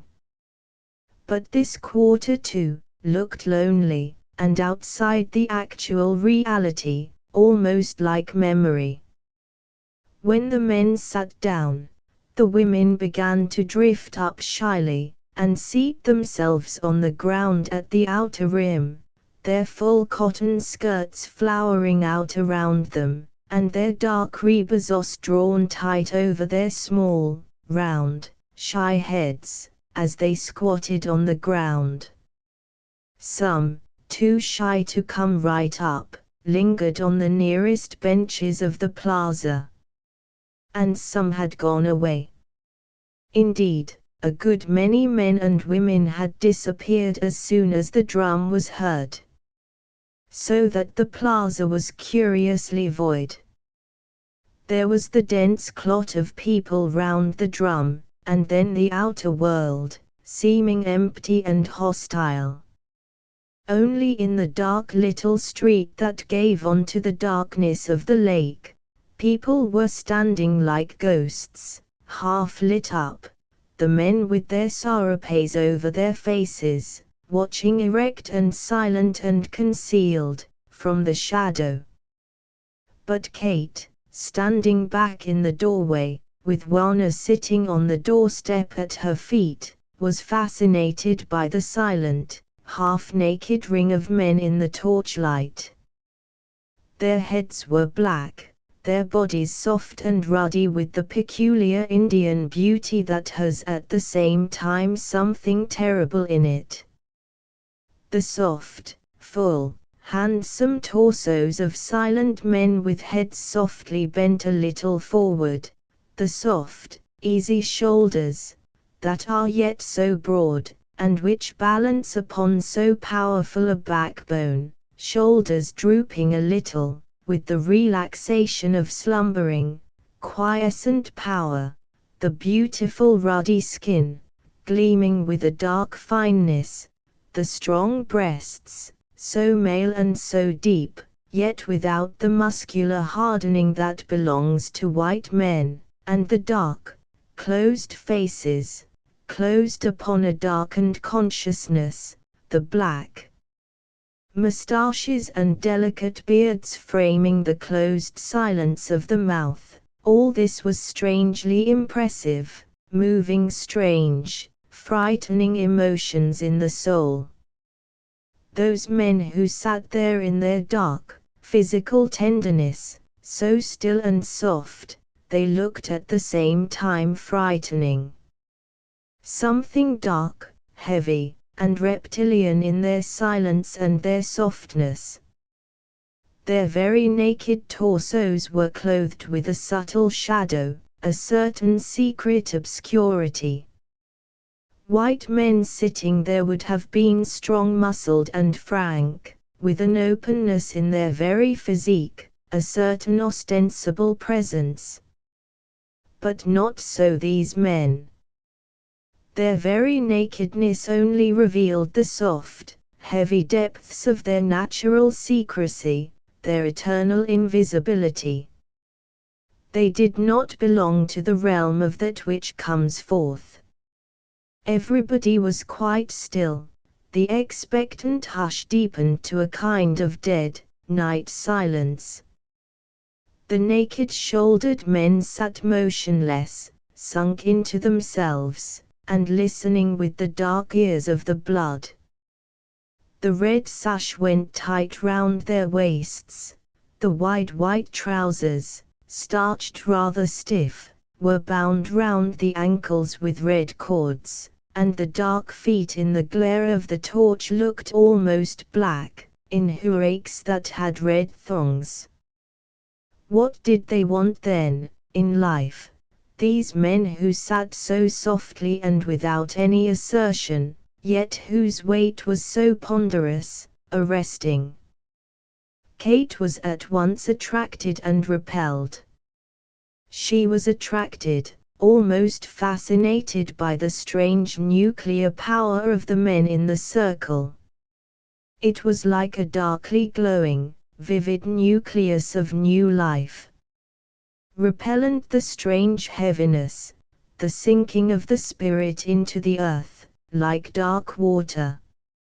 Repellent the silent, dense opposition to the pale-faced spiritual direction. Yet here and here alone, it seemed to her, life burned with a deep new fire. The rest of life, as she knew it, seemed wan, bleached and sterile. The pallid wanness and weariness of her world. And here, the dark, ruddy figures in the glare of a torch, like the center of the everlasting fire. Surely this was a new kindling of mankind. She knew it was so. Yet she preferred to be on the fringe, sufficiently out of contact. She could not bear to come into actual contact. The man with the banner of the sun lifted his face as if he were going to speak. And yet he did not speak. He was old, in his sparse beard were grey hairs over his thick dark mouth. And his face had the peculiar thickness, with a few deep scored lines, of the old among these people. Yet his hair rose vigorous and manly from his forehead, his body was smooth and strong. Only, perhaps, a little smoother, heavier, softer than the shoulders of the younger men. His black eyes gazed sightless for some time. Perhaps he was really blind. Perhaps it was a heavy abstraction, a sort of heavy memory working in him, which made his face seem sightless. Then he began, in a slow, clear, far-off voice, that seemed strangely to echo the vanished barking of the drum, "Listen to me, men. Listen to me, women of these men. A long time ago, the lake started calling for men, in the quiet of the night. And there were no men. The little sharals were swimming round the shore, looking for something, and the baggery and the other big fish would jump out of the water, to look around. But there were no men. So one of the gods with hidden faces walked out of the water, and climbed the hill. He pointed with his hand in the night towards the invisible round hill at the back of the village, and looked about. He looked up at the sun, and through the sun he saw the dark sun, the same that made the sun and the world, and will swallow it again like a draught of water. He said, "Is it time?" And from behind the bright sun the four dark arms of the greater sun shot out, and in the shadow men arose. They could see the four dark arms of the sun in the sky. And they started walking. The man on the top of the hill, who was a god, looked at the mountains and the flat places, and saw men very thirsty, their tongues hanging out. So he said to them, "Come. Come here. Here is my sweet water."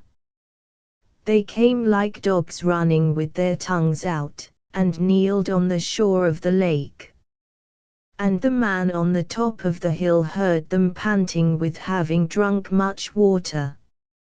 He said to them, "Have you drunk too much into yourselves? Are your bones not dry enough?" The men made houses on the shore, and the man on the hill, who was a god, taught them to sow maize and beans, and build boats. But he said to them, "No boat will save you, when the dark sun ceases to hold out his dark arms abroad in the sky." The man on the hill said, "I am Quetzalcoatl, who breathed moisture on your dry mouths. I filled your breasts with breath from beyond the sun. I am the wind that whirls from the heart of the earth, the little winds that whirl like snakes round your feet and your legs and your thighs, lifting up the head of the snake of your body, in whom is your power. When the snake of your body lifts its head, beware. It is I, Quetzalcoatl, rearing up in you, rearing up and reaching beyond the bright day, to the sun of darkness beyond, where is your home at last. Save for the dark sun at the back of the day sun, save for the four dark arms in the heavens, you were bone, and the stars were bone, and the moon an empty seashell on a dry beach, and the yellow sun were an empty cup, like the dry thin bone of a dead coyote's head. So beware. Without me you are nothing. Just as I, without the sun that is back of the sun, am nothing. When the yellow sun is high in the sky, then say, Quetzalcoatl will lift his hand and screen me from this, else I shall burn out, and the land will wither. For, say I, in the palm of my hand is the water of life, and on the back of my hand is the shadow of death.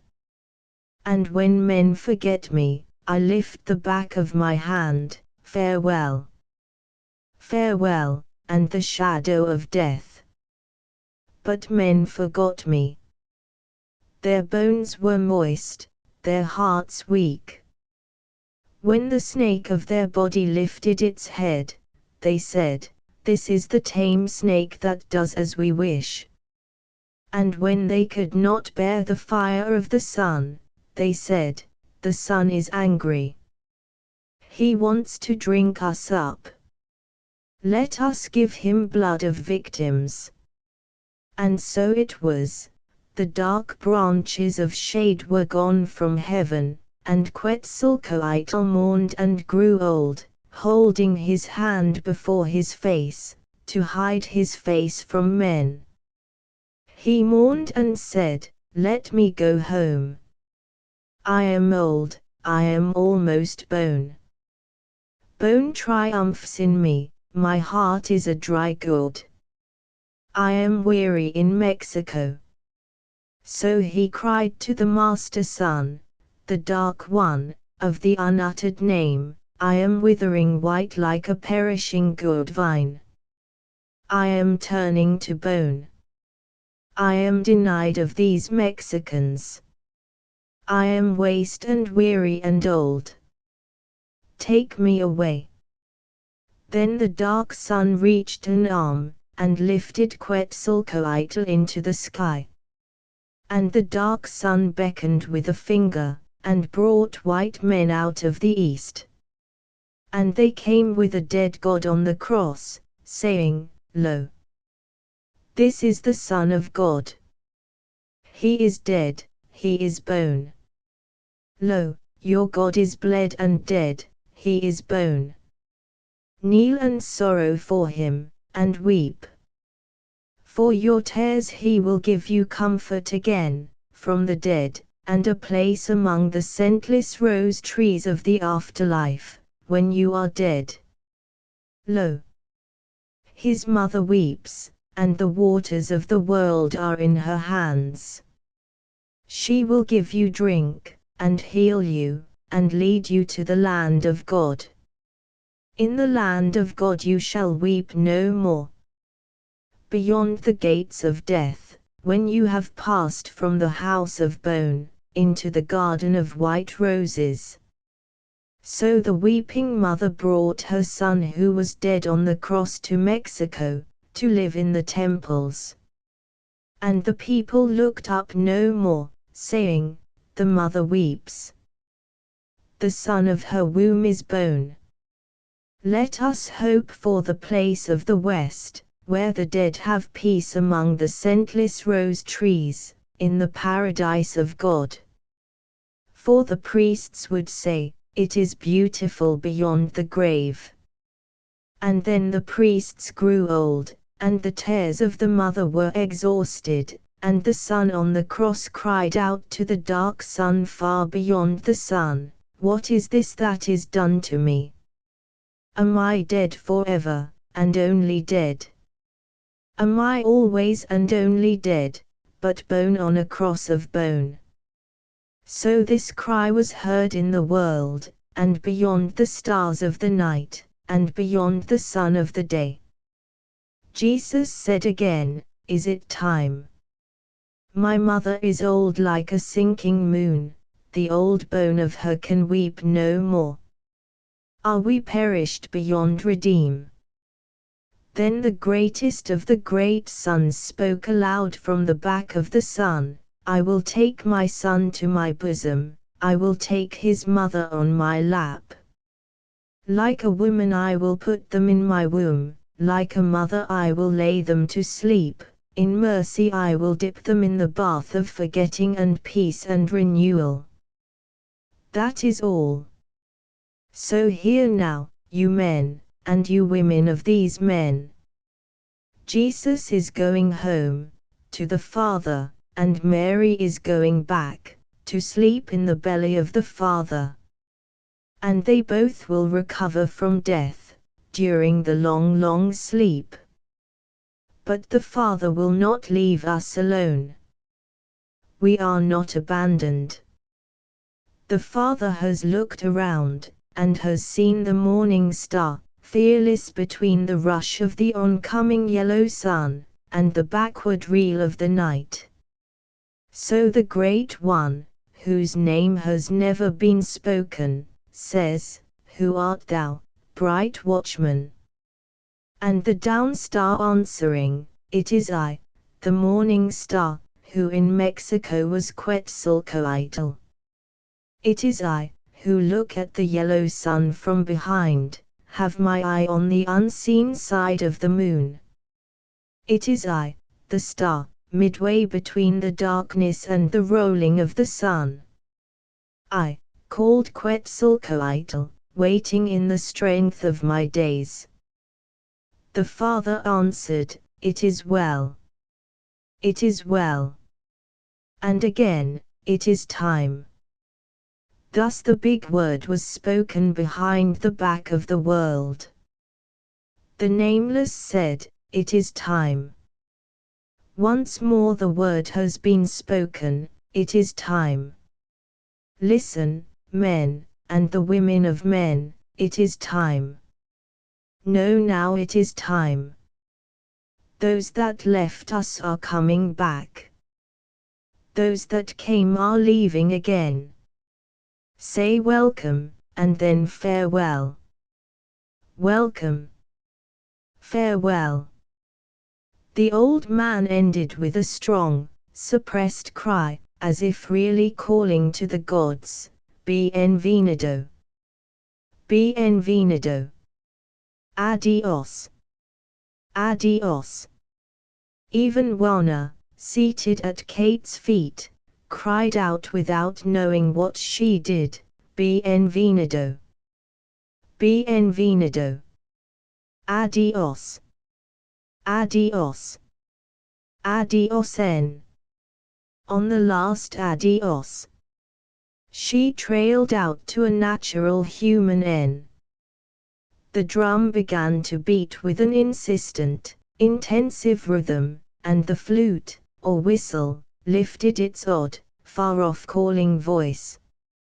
It was playing again and again the peculiar melody Kate had heard at first. Then one of the men in the circle lifted his voice, and began to sing the hymn.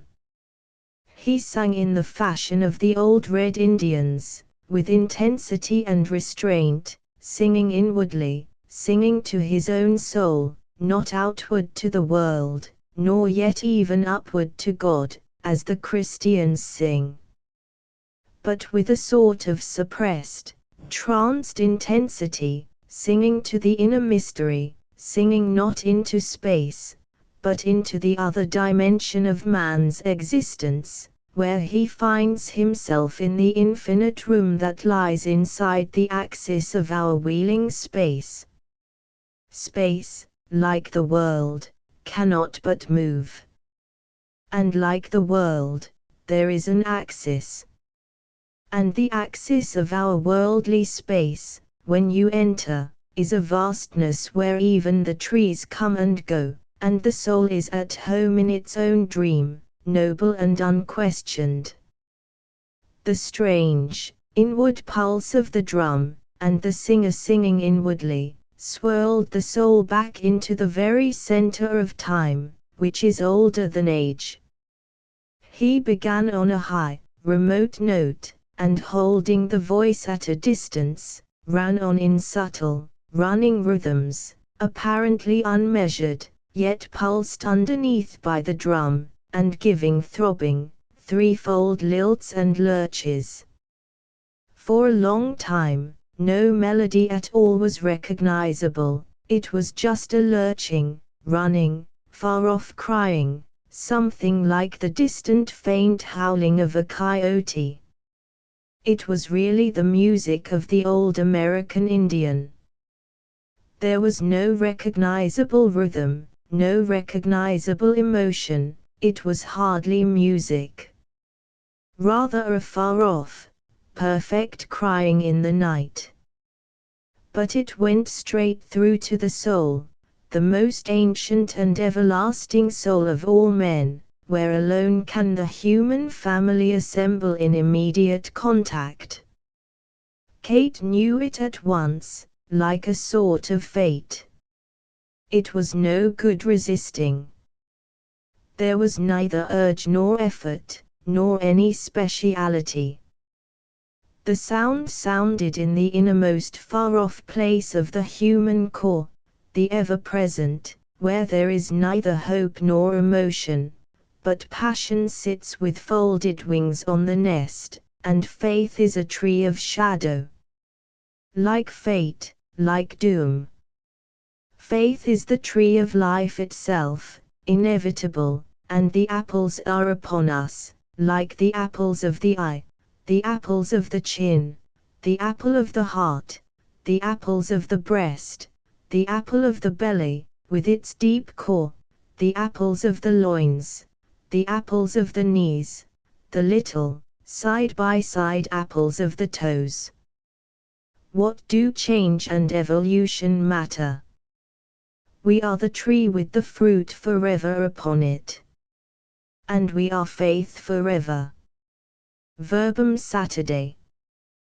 The one singer had finished, and only the drum kept on, touching the sensitive membrane of the night subtly and knowingly.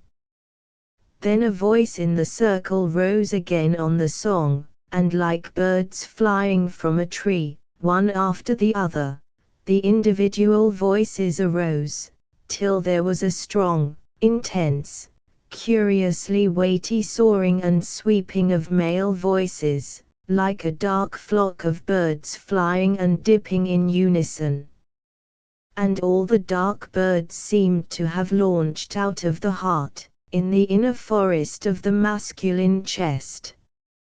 And one by one, voices in the crowd broke free, like birds launching and coming in from a distance, caught by the spell.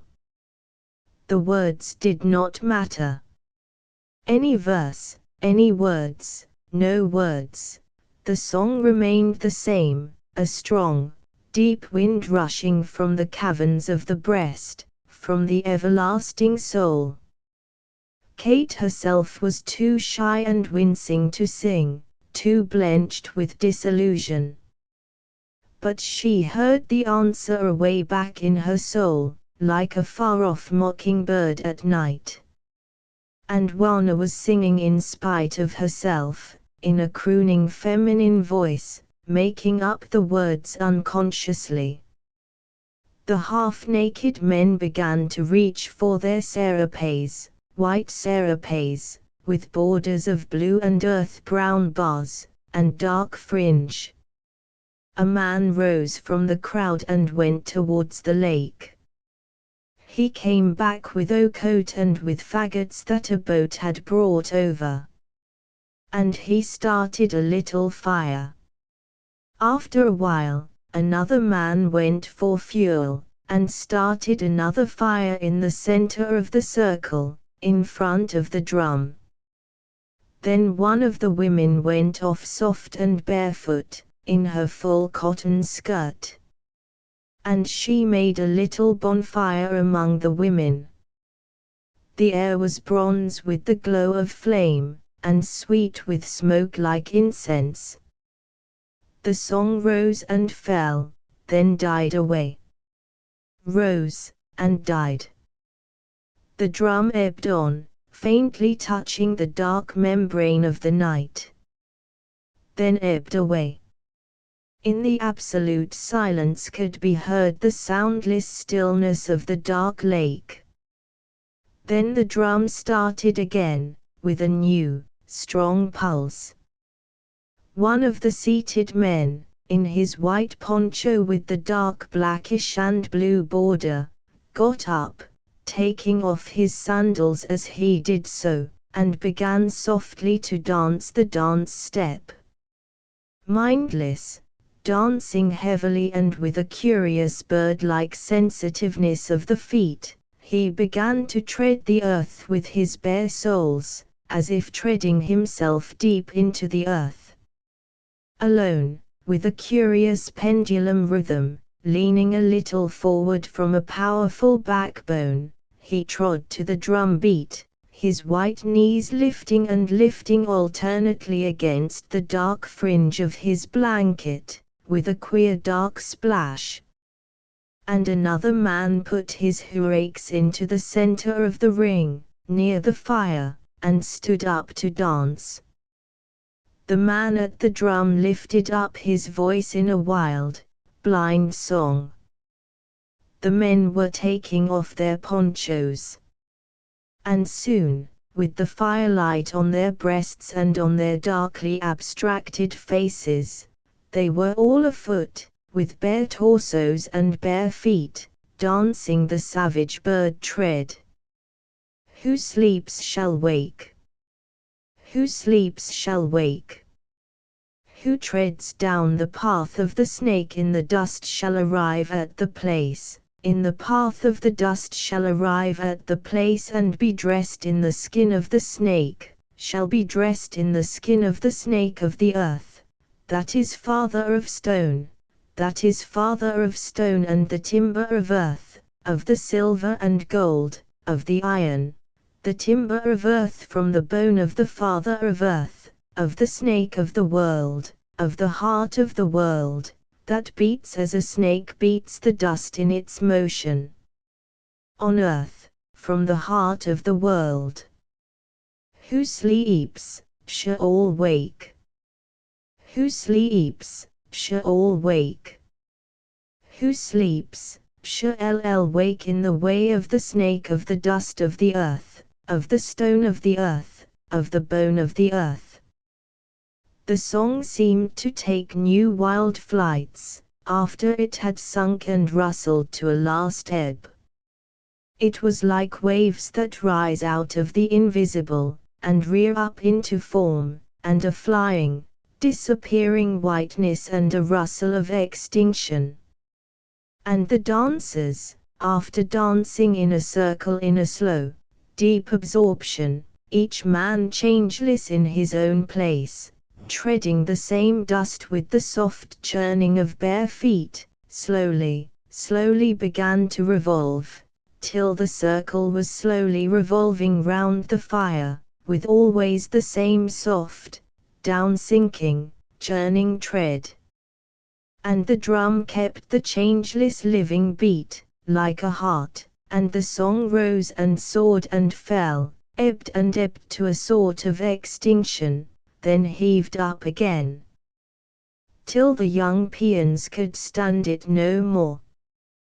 They put off their sandals and their hats and their blankets, and shyly, with inexpert feet that yet knew the old echo of the tread, they stood behind the wheeling dancers, and danced without changing place. Till soon the revolving circle had a fixed yet throbbing circle of men outside. Then suddenly one of the naked-shouldered dancers from the inner circle stepped back into the outer circle and with a slow leaning, slowly started the outer circle revolving in the reverse direction from the inner. So now there were two wheels of the dance, one within the other, and revolving in different directions. They kept on and on, with the drum and the song, revolving like wheels of shadow shapes around the fire. Till the fire died low, and the drum suddenly stopped, and the men suddenly dispersed, returning to their seats again. There was silence, then the low hum of voices and the sound of laughter. Kate had thought, so often, that the laughter of the peons broke from them in a sound almost like pain. But now the laughs came like little invisible flames, suddenly from the embers of the talk. Everybody was waiting, waiting. Yet nobody moved at once, when the thud of the drum struck again like a summons. They sat still talking, listening with a second consciousness. Then a man arose and threw off his blanket, and threw wood on the central fire. Then he walked through the seated men to where the women clustered in the fullness of their skirts. There he waited, smiling with a look of abstraction, till a girl rose and came with utmost shyness towards him, holding her rebozo tight over her lowered head with her right hand, and taking the hand of the man in her left. It was she who lifted the motionless hand of the man in her own, shyly, with a sudden shy snatching. He laughed, and led her through the now risen men, towards the inner fire. She went with dropped head, hiding her face in confusion. But side by side and loosely holding hands, they began to tread the soft, heavy dance step, forming the first small segment of the inner, stationary circle. And now all the men were standing facing outwards, waiting to be chosen. And the women quickly, their shawled heads hidden, were slipping in and picking up the loose right hand of the man of their choice. The inner men with the naked shoulders were soon chosen. The inner circle, of men and women in pairs, hand in hand, was closing. "Come, Nina, come," said Warner, looking up at Kate with black, gleaming eyes. "I am afraid," said Kate. And she spoke the truth. One of the bare-breasted men had come across the street, out of the crowd, and was standing waiting, near the doorway in which Kate stood, silently, with averted face. "Look, Nina. This master is waiting for you. Then come. Oh Nina, come." The voice of the creature had sunk to the low, crooning, almost magical appeal of the women of the people, and her black eyes glistened strangely, watching Kate's face. Kate, almost mesmerized, took slow, reluctant steps forward, towards the man who was standing with averted face. "Do you mind?" she said in English, in great confusion. And she touched his fingers with her own. His hand, warm and dark and savagely suave, loosely, almost with indifference, and yet with the soft barbaric nearness, held her fingers, and he led her to the circle. She dropped her head, and longed to be able to veil her face. In her white dress and green straw hat, she felt a virgin again, a young virgin. This was the quality these men had been able to give back to her. Shyly, awkwardly, she tried to tread the dance step. But in her shoes she felt inflexible, insulated, and the rhythm was not in her. She moved in confusion. But the man beside her held her hand in the same light, soft grasp, and the slow, pulsing pendulum of his body swayed untrammeled. He took no notice of her. And yet he held her fingers in his soft, light touch. Warner had discarded her boots and stockings, and with her dark, creased face like a mask of obsidian, her eyes gleaming with the timeless female flame, dark and unquenchable, she was treading the step of the dance. As the bird of the sun, treads the earth at the dawn of the day like a brown hen under his feet, like a hen, and the branches of her belly droop with the apples of birth, with the eggs of gold, with the eggs that hide the globe of the sun in the waters of heaven, in the purse of the shell of earth that is white from the fire of the blood, tread the earth, and the earth will conceive like the hen neath the feet of the bird of the sun, neath the feet of the heart, neath the heart's twin feet. Tread the earth that squats as a pullet with wings closed in. The circle began to shift, and Kate was slowly moving round between two silent and absorbed men, whose arms touched her arms. And the one held her fingers softly, loosely, but with transcendent nearness. And the wild song rose again like a bird that has alighted for a second, and the drum changed rhythm incomprehensibly. The outer wheel was all men. She seemed to feel the strange dark glow of them upon her back. Men, dark, collective men, non-individual. And herself woman, wheeling upon the great wheel of womanhood. Men and women alike danced with faces lowered and expressionless, abstract, gone in the deep absorption of men into the greater manhood, women into the great womanhood. It was sex, but the greater, not the lesser sex. The waters over the earth wheeling upon the waters under the earth, like an eagle silently wheeling above its own shadow. She felt her sex and her womanhood caught up and identified in the slowly revolving ocean of nascent life, the dark sky of the men lowering and wheeling above. She was not herself, she was gone, and her own desires were gone in the ocean of the great desire. As the man whose fingers touched hers was gone in the ocean that is male, stooping over the face of the waters. The slow, vast, soft-touching revolution of the ocean above upon ocean below, with no vestige of rustling or foam. Only the pure sliding conjunction. Herself gone into her greater self, her womanhood consummated in the greater womanhood. And where her fingers touched the fingers of the man, the quiet spark, like the dawn star, shining between her and the greater manhood of men.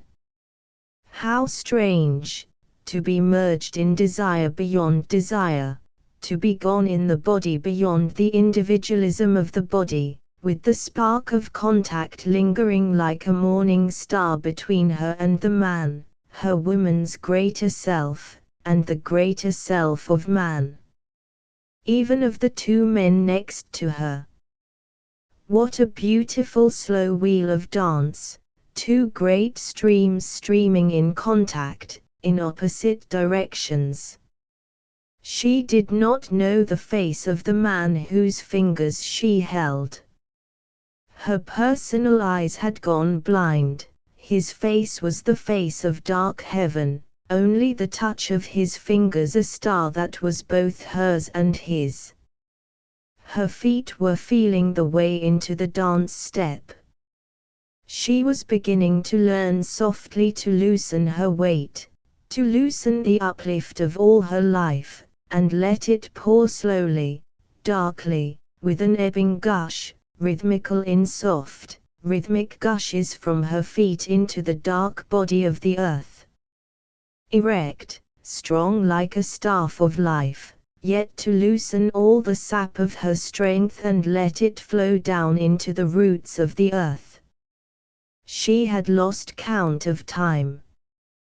But the dance of itself seemed to be wheeling to a close, though the rhythm remained exactly the same to the end. The voice finished singing, only the drum kept on. Suddenly the drum gave a rapid little shudder, and there was silence. and immediately the hands were loosened, the dance broke up into fragments. The man gave her a quick, far-off smile and was gone. She would never know him by sight. But by presence she might know him. The women slipped apart, clutching their rebosos tight round their shoulders. The men hid themselves in their blankets. And Kate turned to the darkness of the lake. "Already you are going, Nina," came Warner's voice of mild, aloof disappointment. "I must go now," said Kate hurriedly.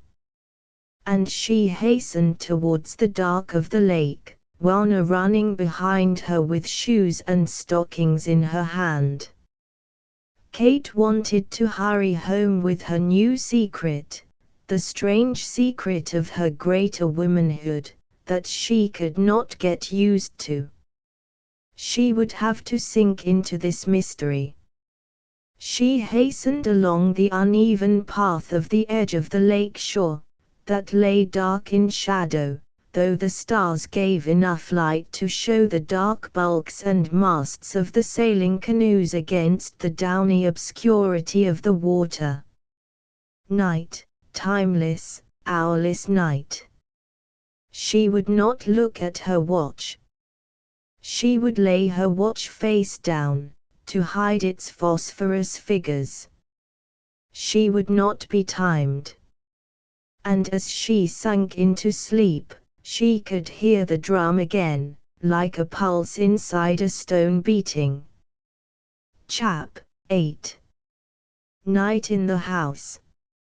Over the gateway of Kate's house was a big tree called a cuanta tree, because it dropped its fruits, that were little, round, hard balls like little dark marbles, perfect in shape, for the natives to gather up and string for beads, cuantas, or more particularly, for the paternoster beads of the rosary.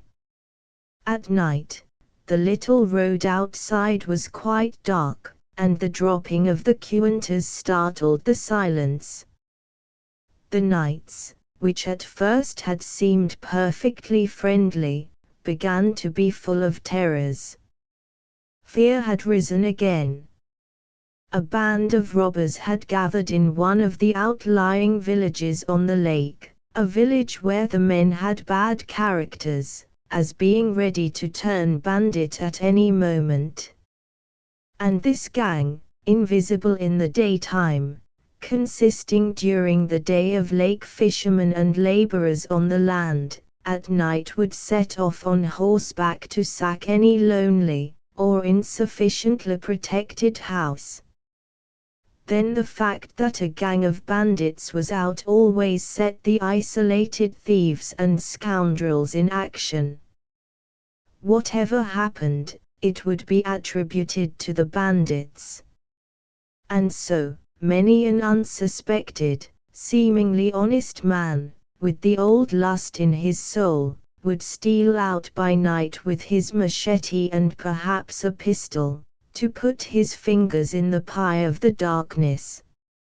And again Kate felt the terror clot and thicken in the black silence of the Mexican night, till the sound of a cuanta falling was terrible. She would lie and listen to the thickening darkness. A little way off would sound the long, shrill whistle of the police watch. And in a while, the police patrol, on horseback, would go clattering lightly by. But the police in most countries are never present save where there is no trouble. The rainy season was coming, and the night wind rose from the lake, making strange noises in the trees, and shaking the many loose doors of the house. The servants were away in their distant recess. And in Mexico, at night, each little distance isolates itself absolutely, like a man in a black cloak turning his back. In the morning, Juana would appear from the plaza, her eyes blob-like and inky, and the old, weary, monkey look of subjection to fear settled on her bronze face. A race old in subjection to fear, and unable to shake it off. She would immediately begin to pour forth to Kate, in a babbling, half-intelligent stream, some story of a house broken into and a woman stabbed. And she would say, the owner of the hotel had sent word that it was not safe for Kate to sleep alone in the house. She must go to the hotel to sleep. The whole village was in that state of curious, reptile apprehension which comes over dark people. A panic fear, a sense of devilment and horror thick in the night air. When blue morning came they would cheer up. But at night, like clotting blood, the air would begin to thicken again. The fear, of course, was communicated from one person to another. Kate was sure that if Warner and her family had not been huddled in reptile terror away at the far end of the house, she herself would have been unafraid. As it was, Warner was like a terror-struck lizard. There was no man about the place. Warner had 2 sons, Jesus, who was about 20, and Ezekiel, about 17. But Jesus, she pronounced it Jesus, ran the little gasoline motor for the electric light, and he and Ezekiel slept together on the floor of the little engine house. So that Warner huddled with her 2 girls, Conca and Maria, in the den at the end of Kate's house, and seemed to sweat a rank odor of fear. The village was submerged. Usually the plaza kept alive till 10 o'clock, with the charcoal fires burning and the ice cream man going round with his bucket on his head, endlessly crying, "Niv! Niv!" and the people gossiping on the streets or listening to the young men with guitars. Now, by 9 o'clock, the place was deserted, curiously stony and vacuous. And the Hafer sent out the order that anybody in the streets after 10 o'clock would be arrested. Kate hurried to her house and locked herself in. It is not easy to withstand the panic fear of a black-eyed, semi-barbaric people. The thing communicates itself like some drug on the air, wringing the heart and paralyzing the soul with a sense of evil, black, horrible evil. She would lie in her bed in the absolute dark. The electric light was cut off completely, everywhere, at 10 o'clock, and primitive darkness reigned. And she could feel the demonish breath of evil moving on the air in waves. She thought of the grisly stories of the country, which she had heard. And she thought again of the people, outwardly so quiet, so nice, with a gentle smile. But even Humboldt had said of the Mexicans, that few people had such a gentle smile, and at the same time, such fierce eyes. It was not that their eyes were exactly fierce, but their blackness was inchoate, with a dagger of white light in it. And in the inchoate blackness the bloodlust might arise, out of the sediment of the uncreated past. Uncreated, half-created, such a people was at the mercy of old black influences that lay in a sediment at the bottom of them. While they were quiet, they were gentle and kindly, with a sort of limpid knived. But when anything shook them at the depths, the black clouds would arise, and they were gone again in the old grisly passions of death, bloodlust, incarnate hate. A people incomplete, and at the mercy of old, upstarting lusts. Somewhere at the bottom of their souls, she felt, was a fathomless resentment, like a raw wound. The heavy, bloody-eyed resentment of men who have never been able to win a soul for themselves, never been able to win themselves a nucleus, an individual integrity out of the chaos of passions and potencies and death. They are caught in the toils of old lusts and old activities as in the folds of a black serpent that strangles the heart. The heavy, evil-smelling weight of an unconquered past. And under this weight they live and die, not really sorry to die. Clogged and tangled in the elements, never able to extricate themselves. Blackened under a too strong sun, surcharged with the heavy sundering electricity of the Mexican air, and tormented by the bubbling of volcanoes away below the feet. The tremendous potent elements of the American continent, that give men powerful bodies, but which weigh the soul down and prevent its rising into birth. Or, if a man arrives with a soul, the maleficent elements gradually break it, gradually, till he decomposes into ideas and mechanistic activities, in a body full of mechanical energy, but with his blood soul dead and putrescent. So, these men, unable to overcome the elements, men held down by the serpent tangle of sun and electricity and volcanic emission, they are subject to an ever-recurring, fathomless lust of resentment, a demonish hatred of life itself. Then, the instriking thud of a heavy knife, stabbing into a living body, this is the best.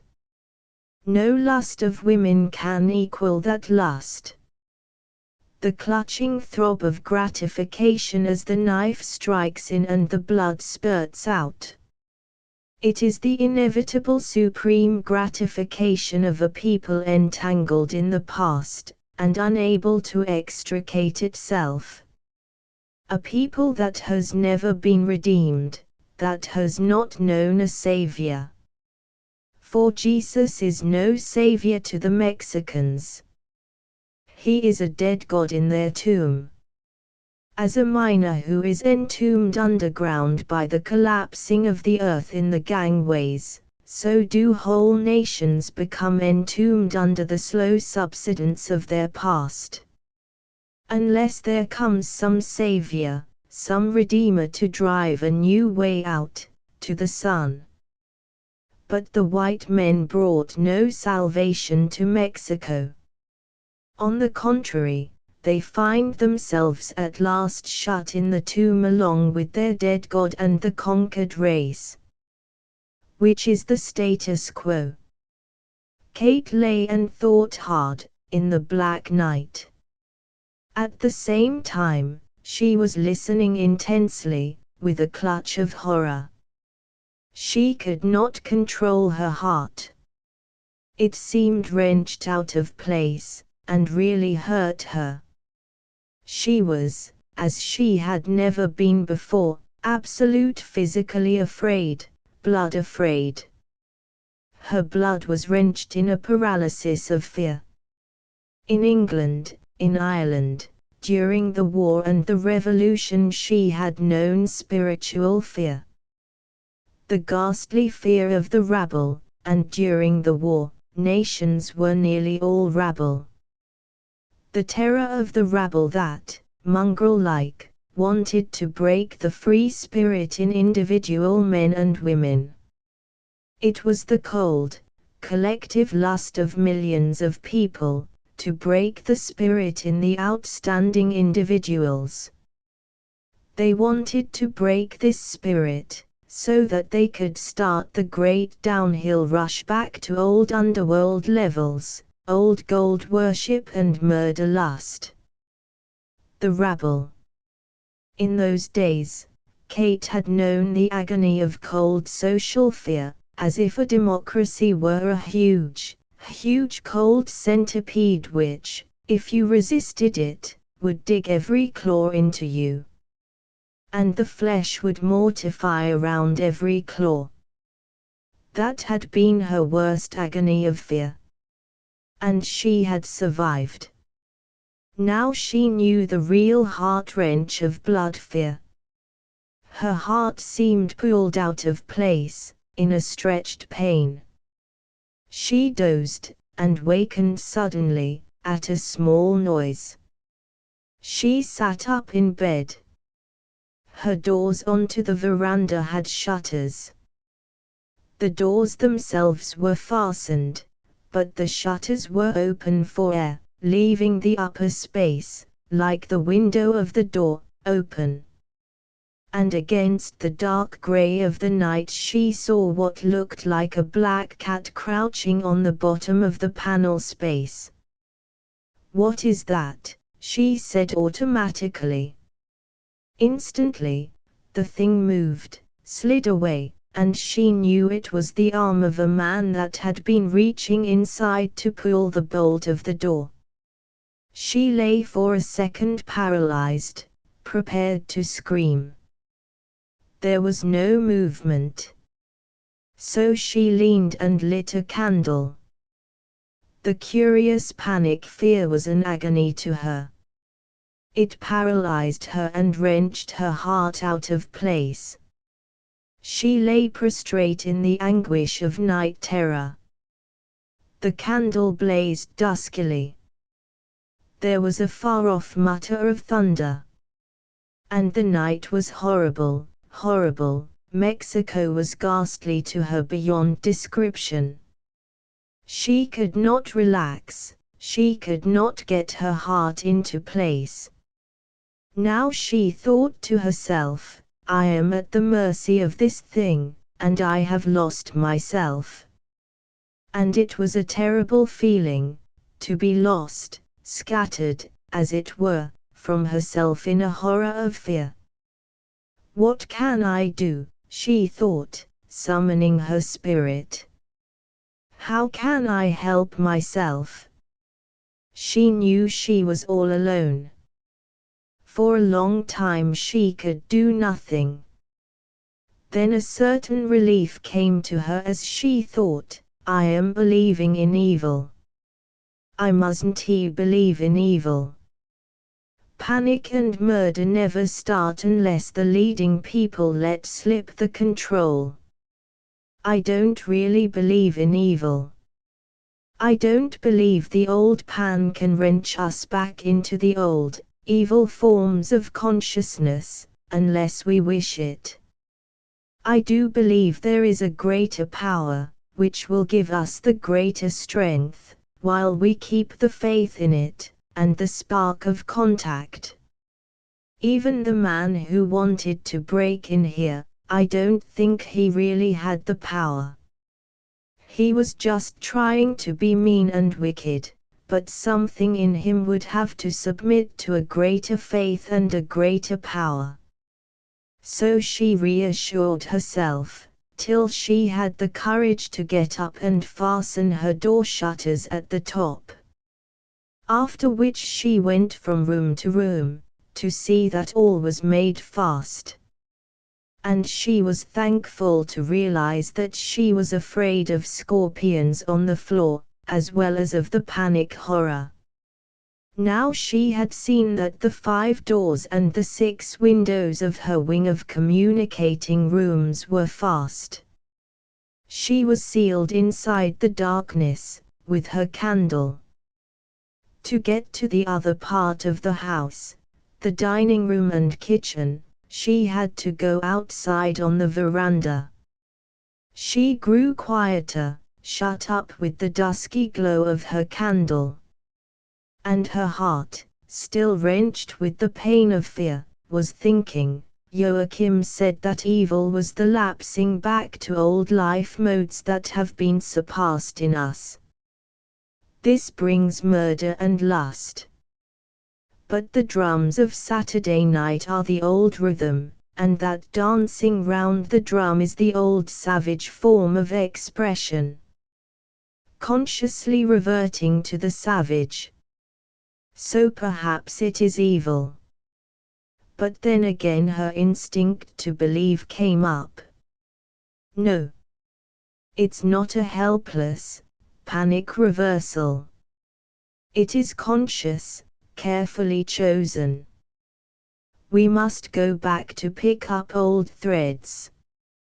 We must take up the old, broken impulse that will connect us with the mystery of the cosmos again, now we are at the end of our own tether.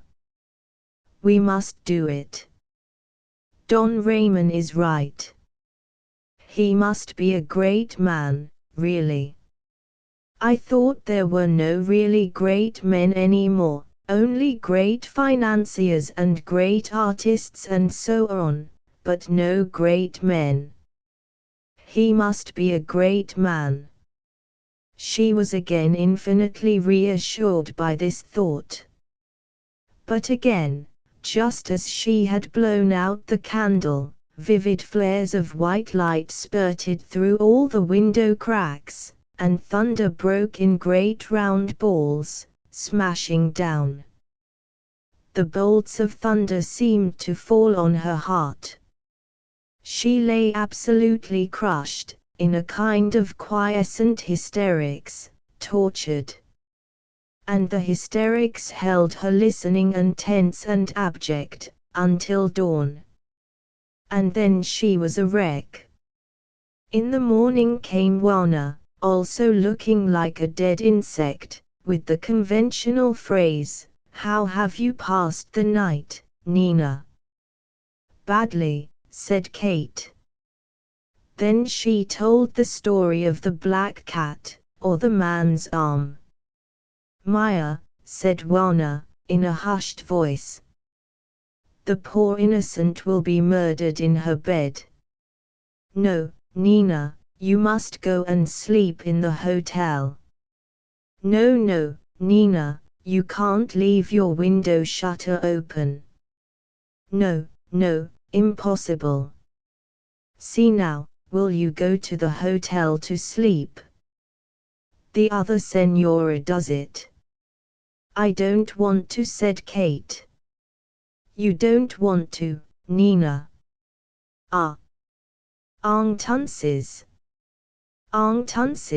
Nina, I will tell Ezequiel to sleep here outside your door, with his pistol. He has a pistol, and he will sleep outside your door, and you can leave your shutter open, for air in the hot night. Ah, Nina, we poor women, we need a man and a pistol. We ought not to be left alone all the night. We are afraid, the children are afraid. And imagine it, that there was a robber trying to open the bolt of your door. Imagine it to yourself. No, Nina, we will tell Ezequiel at midday." Ezequiel came striding proudly in, at midday. He was a wild, shy youth, very erect and proud, and half savage. His voice was breaking, and had a queer resonance. He stood shyly while the announcement was being made to him. Then he looked at Kate with flashing black eyes, very much the man to the rescue. "Yes. Yes," he said. "I will sleep here on the corridor. Don't have any fear. I shall have my pistol." He marched off, and returned with the pistol, an old long-barreled affair. "It has 5 shots," he said, showing the weapon. "If you open the door in the night, you must say a word to me first. Because if I see anything move, I shall fire 5 shots. PSD. PSD. She saw by the flash of his eyes what satisfaction it would give him to fire 5 shots at something moving in the night. The thought of shots being fired at him gave him not the least concern. And Nina said, "Juana, if you come home late, after the light is out, you must call Ezequiel. Because if not, brum, brum, and who knows who will be killed." Ezequiel slept on a straw mat on the brick veranda outside Kate's door, rolled up in his blanket, and with the pistol at his side. So she could leave her shutter open for air. And the first night she was kept awake once more by his fierce snoring. Never had she heard such a tremendous resonant sound. What a chest that boy must have! It was sound from some strange, savage other world. The noise kept her awake, but there was something in it which she liked. Some sort of wild strength. Chap. 9. Casa de las Cuentas. Kate was soon fond of the limping, untidy Juana, and of the girls. Concha was 14, a thick, heavy, barbaric girl with a mass of black waving hair which she was always scratching. Maria was 11, a shy, thin bird-like thing with big eyes that seemed almost to absorb the light round her. It was a reckless family. Juana admitted a different father for Jesus, but to judge from the rest, one would have suspected a different father for each of them. There was a basic, sardonic carelessness in the face of life, in all the family. They lived from day to day, a stubborn, heavy, obstinate life of indifference, careless about the past, careless about the present, careless about the future. They had even no interest in money. Whatever they got they spent in a minute, and forgot it again. Without aim or purpose, they lived absolutely a terror, down on the dark, volcanic earth. They were not animals, because men and women and their children cannot be animals. It is not granted us. Go, for once gone, thou never canst return, says the great urge which drives us creatively on. When man tries brutally to return to the older, previous levels of evolution, he does so in the spirit of cruelty and misery. So in the black eyes of the family, a certain vicious fear and wonder and misery. The misery of human beings who squat helpless outside their own unbuilt selves, unable to win their souls out of the chaos, and indifferent to all other victories. White people are becoming soulless too. But they have conquered the lower worlds of metal and energy, so they whiz around in machines, circling the void of their own emptiness. To Kate, there was a great pathos in her family. Also a certain repulsiveness. Juana and her children, once they accepted their Nina as their own, were honest with intensity. Point of honor, they were honest to the least little plum in the fruit bowl. And almost intensely eager to serve. Themselves indifferent to their surroundings, they would live in squalor. The earth was the great garbage bowl. Everything discarded was flung on the earth and they did not care. Almost they liked to live in a milieu of fleas and old rags, bits of paper, banana skins and mango stones. Here's a piece torn off my dress. Earth, take it. Here's the combings of my hair. Earth, take them. But Kate could not bear it. She cared. And immediately, the family was quite glad, thrilled that she cared. They swept the patio with the twig broom till they swept the very surface of the earth away. Fun. The Nina had feelings about it. She was a source of wonder and amusement to them. But she was never a class superior. She was a half incomprehensible, half amusing wonder being. The Nina wanted the Aquador to bring 2 bots of hot water, quick, from the hot springs, to wash herself all over every morning. Fun. Go, Maria, tell the Aquador to run with the Nina's water.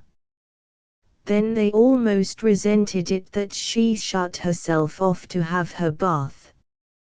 She was a sort of goddess to them, to provide them with fun and wonder, but she ought always to be accessible.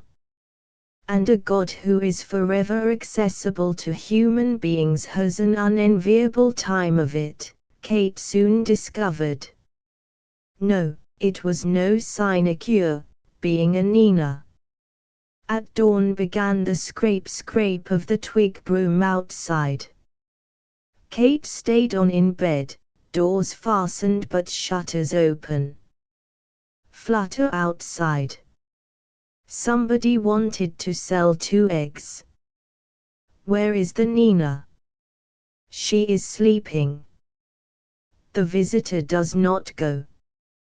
Continual flutter outside. The Aquador. Ah, the water for the Nina's bath. She is sleeping, she is sleeping. No, called Kate, slipping into a dressing gown and unbolting the door. In come the children with the bathtub, in comes the Aquador with the 2 square kerosene cans full of hot water. 12 centavos. 12 centavos for the Aquador. No hey. We haven't got 12 centavos. Later. Later. Away trots the Aquador, pole over his shoulder.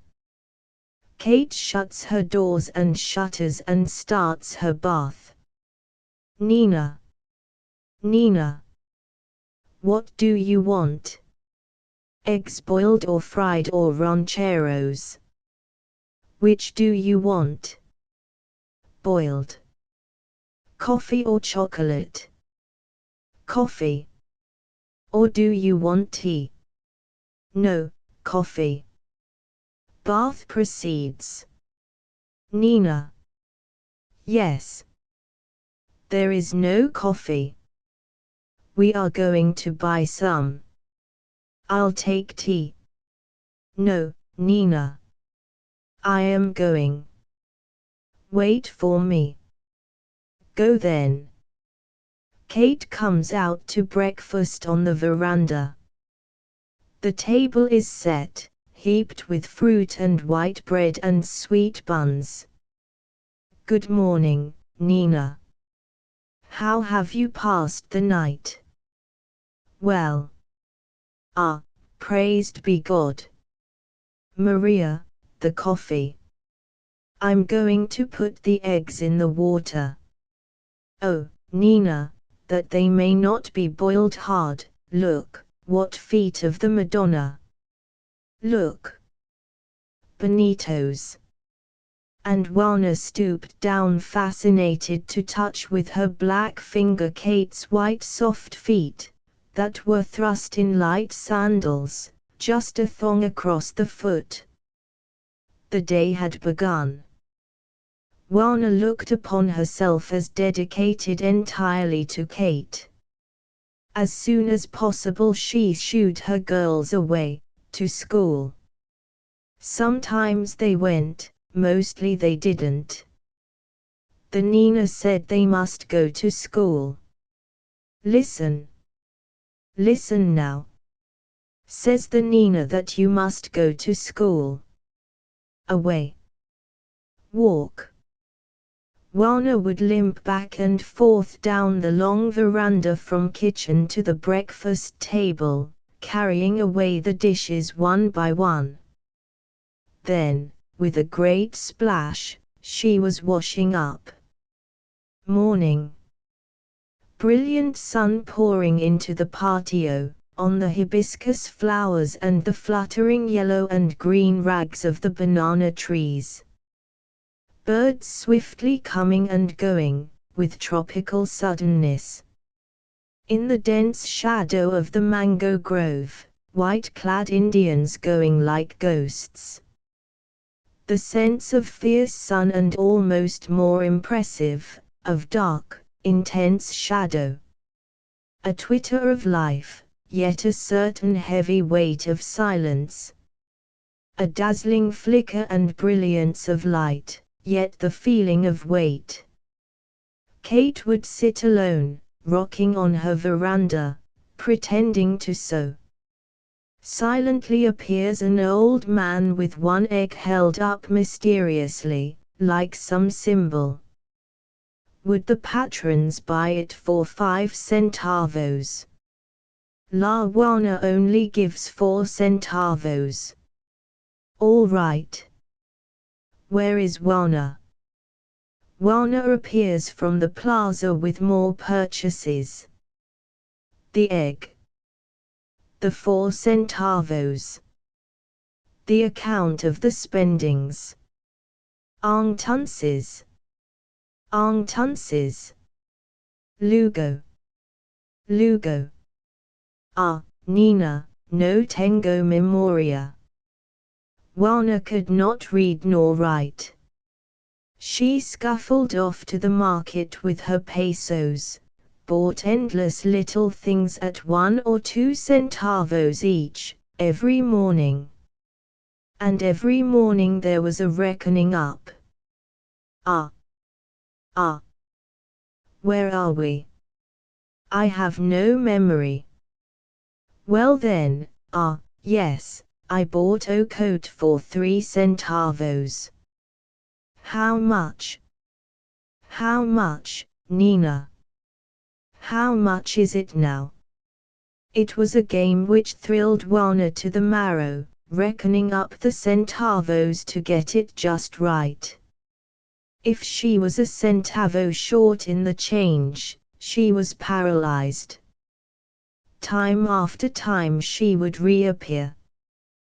There is a centavo short, Nina. Ah, how stupid I am. But I will give you one of mine. Don't bother, said Kate. Don't think of it any more. But yes. But yes, and away she limped in distraction. Till an hour later, loud cry from the far end of the house. Juana waving a scrap of greenery. Maya. Nina. Compra pergola un centavo, I bought parsley for 1 cent. Is it right? It is right, said Kate. And life could proceed once more.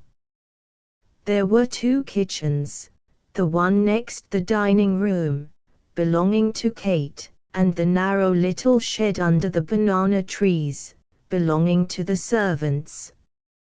From her veranda Kate looked away down to Juana's kitchen shed. It had a black window hole. Clap. Clap. Clap. Clap. Why, I thought Conker was at school, said Kate to herself. No, there, in the darkness of the window hole was Conker's swarthy face and mane, peering out like some animal from a cave, as she made the tortillas. Tortillas are flat pancakes of maize dough, baked dry on a flat earthenware plate over the fire. And the making consists of clapping a bit of new dough from the palm of one hand to the other, till the tortilla is of the requisite thinness, roundness, and so-called lightness. Clap, clap, clap, clap, clap, clap, clap. It was as inevitable as the tick of some spider, the sound of Concha making tortillas in the heat of the morning, peering out of her dark window hole. And some time after midday, the smoke would be coming out of the window hole. Concha was throwing the raw tortillas on the big earthen plate over the slow wood fire. Then Ezekiel might or might not stride in, very much the man, syrup poised over one shoulder and big straw hat jauntily curled, to eat the midday tortillas. If he had work in the fields at any distance, he would not appear till nightfall. If he appeared, he sat on the doorstep and the women served him his tortillas and fetched him his drink of water as if he was a king, boy though he might be. And his rough, breaking voice was heard in quiet command. Command was the word. Though he was quiet and gentle, and very conscientious, there was calm, kingly command in his voice when he spoke to his mother or sisters. The old male prerogative. Somehow, it made Kate want to ridicule him. Came her own meal, one of her trials. Hot, rather greasy soup. Inevitable hot, greasy, rather peppery rice. Inevitable meat in hot, thick, rather greasy sauce. Boiled calabacitas or eggplant, salad, perhaps some dulce made with milk, and the big basket of fruit. Overhead, the blazing tropical sun of late May. Afternoon, and greater heat. Juana set off with the girls and the dishes. They would do the washing up in the lake. Squatting on the stones, they would dabble the plates one by one, the spoons and the forks one by one in the filmy water of the lake, then put them in the sun to dry. After which Juana might wash a couple of towels in the lake and the girls might bathe. Sauntering the day away, sauntering the day away. Jesus, the eldest son, a queer, heavy, greasy fellow, usually appeared in the afternoon, to water the garden. But he ate his meals at the hotel, and really lived there, had his home there. Not that he had any home, any more than a zopilote had a home. But he ran the planter, and did odd jobs about the hotel, and worked every day in the year till 10:30 at night, earning 22 pesos, $11, a month. He wore a black shirt, and his thick, massive black hair dropped over his low brow. Very near to an animal. And though, to order, he wore a black fascisty shirt, he had the queer, animal jeering of the socialists, an instinct for pulling things down. His mother and he had a funny little intimacy of quiet and indifferent mutual taunting of one another. He would give her some money if she were in a strait. And there was a thin little thread of blood bondage between them. Apart from that, complete indifference. Ezekiel was a finer type. He was slender and so erect that he almost curved backwards. He was very shy, farouche. Proud also, and more responsible to his family. He would not go to work in an hotel. No. He was a worker in the fields, and he was proud of it. a man's work. No equivocal sort of half-service for him. Though he was just a hired laborer, yet, working on the land, he never felt he was working for a master. It was the land he worked for. Somewhere inside himself he felt that the land was his, and he belonged in a measure to it. Perhaps a lingering feeling of tribal, communal land ownership and service. When there was work, he was due to earn a peso a day. There was often no work, and often only 75 centavos a day for wage. When the land was dry, he would try to get work on the road, though this he did not like. But he earned his peso a day. Often, there was no work. Often, for days, sometimes for weeks, he would have to hang about, nothing to do, nothing to do. Only, when the socialist government had begun giving the peasants bits of land, dividing up the big haciendas, Ezequiel had been allotted a little piece outside the village. He would go and gather the stone together there, and prepare to build a little hut. And he would break the earth with a hoe, his only implement, as far as possible. But he had no blood connection with this square allotment of unnatural earth, and he could not get himself into relations with it. He was fitful and diffident about it. There was no incentive, no urge. On workdays he would come striding in about 6 o'clock, shyly greeting Kate as he passed. He was a gentleman in his barbarism. Then, away in the far recess, he would rapidly fold tortilla after tortilla, sitting on the floor with his back to the wall, rapidly eating the leathery things that taste of mortar, because the maize is first boiled with lime to loosen the husk, and accepting another little pile, served on a leaf, from the cook, Conca. Juana, cook for the Nina, would no longer condescend to cook for her own family. And sometimes there was a mess of meat and chili for Ezequiel to scoop up out of the earthenware casserole, with his tortillas. And sometimes there was not. But always, he ate with a certain blind, rapid indifference, that also seems to be Mexican. They seem to eat even with a certain hostile reluctance, and have a strange indifference to what or when they eat. His supper finished, as a rule he was off again like a shot, to the plaza, to be among men. And the women would sit desultorily about, on the ground. Sometimes Kate would come in at 9 o'clock to an empty place, Ezequiel in the plaza, Juana and Maria disappeared somewhere or other, and Conca lying asleep like a heap of rags on the gravel of the patio.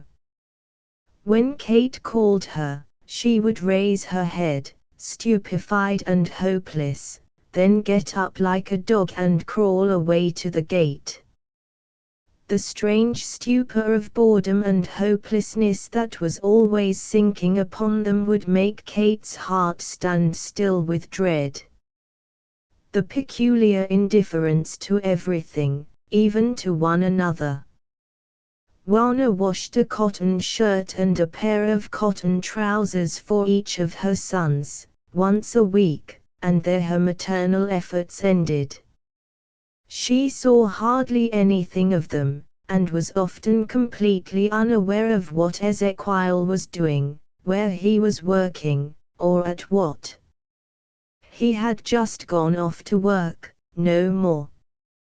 Yet again, sometimes she had hot, fierce pangs of maternal protectiveness, when the boy was unjustly treated, as he often was. And if she thought he were ill, a black sort of fatalistic fear came over her. But Kate had to rouse her into getting some simple medicine. Like animals, yet not at all like animals. For animals are complete in their isolation and their insouciance. With them it is not indifference. It is completeness in themselves. But with the family there was always a kind of bleeding of incompleteness, a terrible stupor of boredom settling down.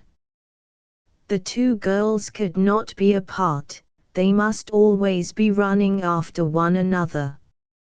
Yet Conker continually teased the big-eyed, naive simpleton of a Maria. And Maria was always in tears. Or the two were suddenly throwing stones at one another. But with no real aim to hit. And Juana was abusing them with sudden vehemence, that flickered in a minute to complete indifference again. Queer, the savage ferocity with which the girls would suddenly be throwing stones at one another. But queerer still, they always aimed just to miss. Kate noticed the same in the savage attacks the boys made on one another, on the beach, hurling large stones with intense, terrible ferocity. But almost always, aiming with a curious cast in the eyes, just to miss. But sometimes not. Sometimes hitting with a sharp cut. And then the wounded one would drop right down, with a howl, as if dead. And the other boys would edge away, in a silent kind of dread. And the wounded boy would be prostrate, not really much hurt, but as if he was killed. Then, maybe, suddenly he would be up, with a convulsion of murder in his face, pursuing his adversary with a stone. And the adversary would abjectly flee. Always the same thing among the young, a ceaseless, endless taunting and tormenting. The same as among the Red Indians. But the Pueblo Indians rarely lapsing from speech into violence. The Mexican boys almost always. And almost always, one boy in murderous rage, pursuing his taunter till he had hurt him, then an abject collapse of the one hurt. Then, usually, a revival of the one hurt, the murderous frenzy transferred to him, and the first attacker fleeing abjectly, in terror. One or the other always abject. They were a strange puzzle to Kate. She felt something must be done. She herself was inspired to help. So she had the two girls for an hour a day, teaching them to read, to sew, to draw. Maria wanted to learn to read, that she did want. For the rest, they began well. But soon, the regularity and the slight insistence of Kate on their attention made them take again that peculiar invisible jeering tone, something peculiar to the American continent.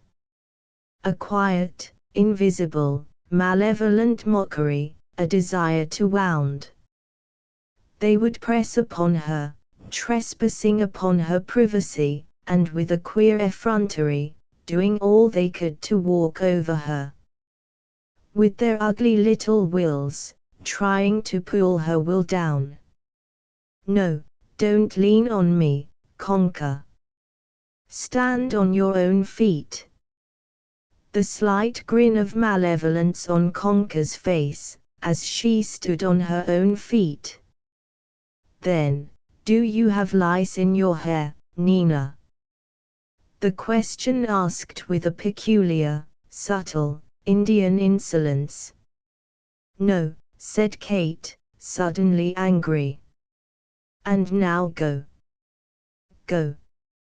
Go away from me. Don't come near me. They slunk out, abject. So much for educating them. Kate had visitors from Guadalajara, great excitement. But while the visitors were drinking tea with Kate on the veranda, at the other side of the patio, full in view, Juana, Concha, Maria, and Filipa, a cousin of about 16, squatted on the gravel with their splendid black hair down their backs, displaying themselves as they hunted in each other's hair for lice. They wanted to be full in view. And they were it.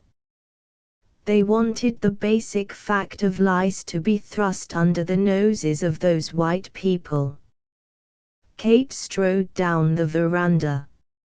"If you must pick lice," she said in a shaking voice to Juana, shaking with anger, "pick them there, in your own place, where you can't be seen." One instant, Juana's black inchoate eyes gleamed with a malevolent ridicule, meeting Kate's. The next instant, humble and abject, the four with their black hair down their backs slunk into the recess out of sight. But it pleased Juana that she had been able to make Kate's eyes blaze with anger. It pleased her. She felt a certain low power in herself. True, she was a little afraid of that anger.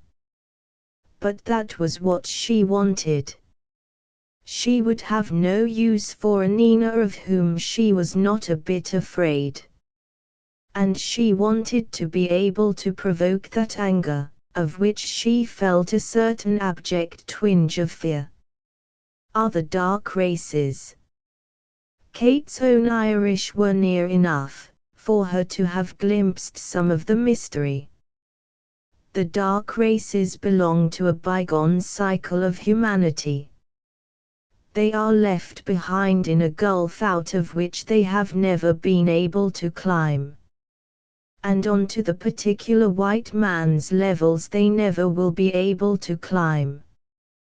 They can only follow as servants.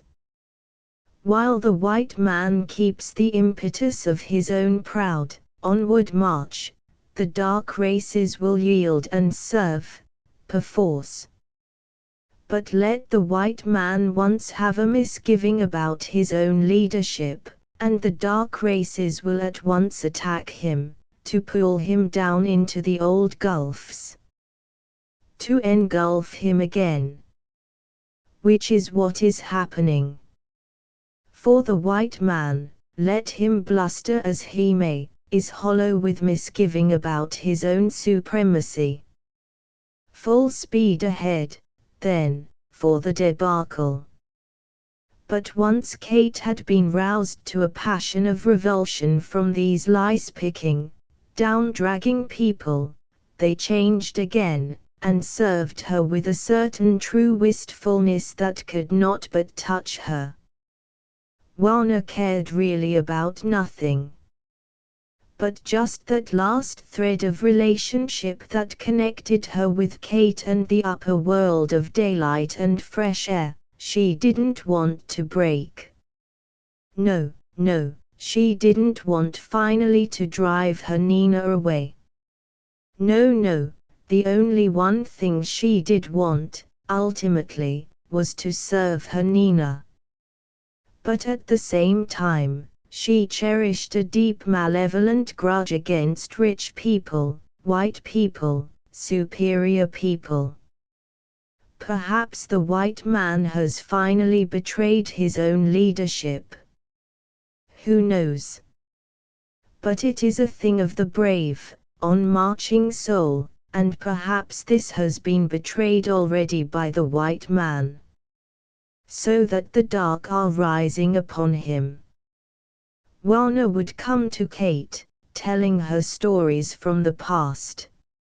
And the sinister mocking film would be on her black eyes, and her lined copper face would take on its reptile mask as she would continue, "Usted sabe, Nina, los gringos leavin' to do, you know, Nina, the gringos and the gringitos take away everything.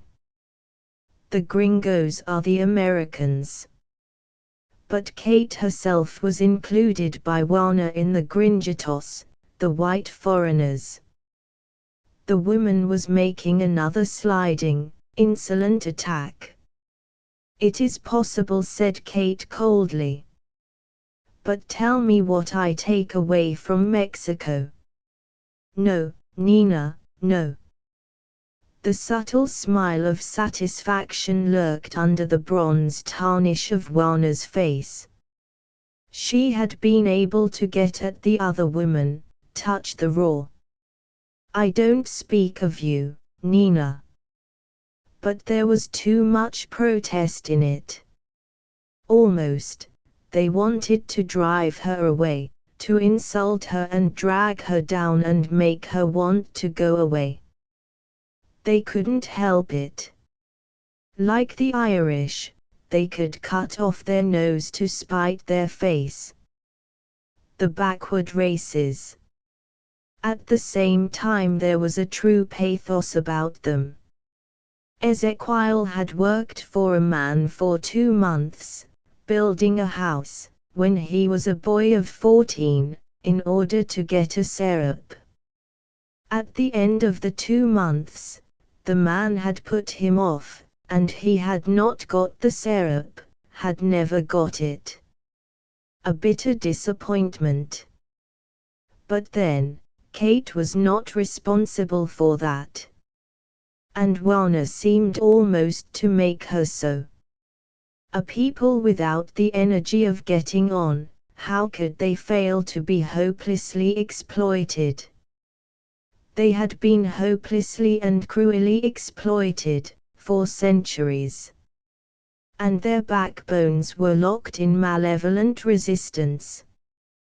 But as Kate said to herself, "I don't want to exploit them. Not a bit. On the contrary, I am willing to give more than I get." But that nasty insinuating insultingness is not fair in the game. "I never insult them. I am so careful not to hurt them. And then they deliberately make these centipede attacks on me, and are pleased when I am hurt." But she knew her own Irish at the game. So she was able to put Juana and the girls away from her, and isolate herself from them. Once they were put away, their malevolence subsided and they remembered what Kate wanted. While she stayed amiable, they forgot. They forgot to sweep the patio, they forgot to keep themselves clean. Only when they were shoved back, into isolation, did they remember again. The boy, Ezequiel, seemed to her to have more honor than the women. He never made these insidious attacks. And when her house was clean and quiet and the air seemed cleaned again, the soul renewed, her old fondness for the family came back. Their curious flitting, coming and going, like birds, the busy clapping of tortillas, the excited scrunching of tomatoes and chili on the metate, as Juana prepared sauce. The noise of the bucket in the well. Jesus, come to water the garden. The game of it all. Everything they did must be fun, or they could not do it. They could not abstract themselves to a routine. Never. Everything must be fun, must be variable, must be a bit of an adventure. It was confusion, but after all, a living confusion, not a dead, dreary thing. Kate remembered her English servants in the English kitchens, so mechanical and somehow inhuman. Well, this was the other extreme. Here there was no discipline nor method at all. Although Wana and her brats really wanted to do the things Kate wished, they must do them their own way. Sometimes Kate felt distracted. After all, the mechanical lines are so much easier to follow. But as far as possible, she let the family be. She had to get used, for example, to the vagaries of her dining table, a little round table that always stood on the veranda. At breakfast time it would be discreetly set under the planters by the salon. For dinner, at 1 o'clock, it would have traveled way down the veranda. For tea it might be under a little tree on the grass. And then Wana would decide that the Nina must take supper, 2 eggs, rancheros, in the dining room itself, isolated at the corner of the long dining table meant for 14 people. The same with the dishes. Why they should, after washing up in the big bowls in the kitchen for several days, suddenly struggle way down to the lake with the unwashed pots in a basket on Conker's shoulder, Kate never knew. Except for the fun of the thing. Children. But then, not at all children. None of the wondering insouciance of childhood. Something dark and cognizant in their souls all the time. Some heavy weight of resistance. They worked in fits and starts, and could be very industrious. Then came days when they lay about on the ground like pigs. At times they were merry, seated round on the ground in groups, like Arabian Nights, and laughing away. Then suddenly resisting even merriment in themselves, relapsing into the numb gloom. When they were busily working, suddenly for no reason, throwing away the tool, as if resenting having given themselves. Careless in their morals, always changing their loves, the men at least resisted all the time any real giving of themselves. They didn't want the thing they were pursuing. It was the women who drew them on. And a young man and a girl going down the road from the lake in the dark, teasing and poking each other in excitement, would startle Kate because of their unusualness. The men and women never walked their sex abroad, as white people do. And the sudden, sexual laugh of the man, so strange a sound of pain and desire, obstinate reluctance and helpless passion, a noise as if something tearing in his breast, was a sound to remember. Kate felt her household a burden. In a sense, they were like parasites. They wanted to live on her life, and pull her down, pull her down. Again, they were so generous with her, so good and gentle. She felt they were wonderful. And then once more she came up against that unconscious, heavy, reptilian indifference in them, indifference and resistance. Her servants were the clue to all the native life, for her. The men always together, erect, handsome, balancing their great hats on the top of their heads and sitting, standing, crouching with a snake-like impassivity. The women together separately, soft, and as if hidden, wrapped tight in their dark rebazos. Men and women seemed always to be turning their backs on one another, as if they didn't want to see one another. No flirting, no courting. Only an occasional quick, dark look, the signal of a weapon-like desire, given and taken. The women seemed, on the whole, softly callous and determined to go their own way, to change men if they wished. And the men seemed not to care very profoundly. But it was the women who wanted the men.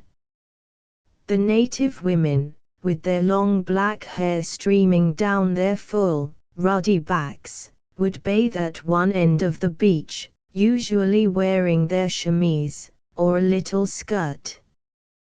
The men took absolutely no notice. They didn't even look the other way. It was the women bathing, that was all. As if it were, like the charals swimming, just a natural part of the lake life. The men just left that part of the lake to the women. And the women sat in the shallows of the lake, isolated in themselves like moorfowl, pouring water over their heads and over their ruddy arms from a gourd scoop. The quiet, unobtrusive, but by no means downtrodden women of the peon class. They went their own way, enveloped in their rebazos as in their own darkness. They hurried nimbly along, their full cotton skirts swinging, chirping and quick like birds. Or they sat in the lake with long hair streaming, pouring water over themselves, again like birds. Or they passed with a curious slow inevitability up the lake shore, with a heavy red jar of water perched on one shoulder, one arm over the head, holding the rim of the jar. They had to carry all water from the lake to their houses. There was no town supply. Or, especially on Sunday afternoons, they sat in their doorways lousing one another.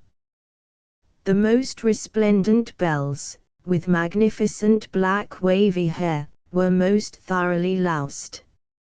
It was as if it were a meritorious public act. The men were the obvious figures. They assert themselves on the air. They are the dominant.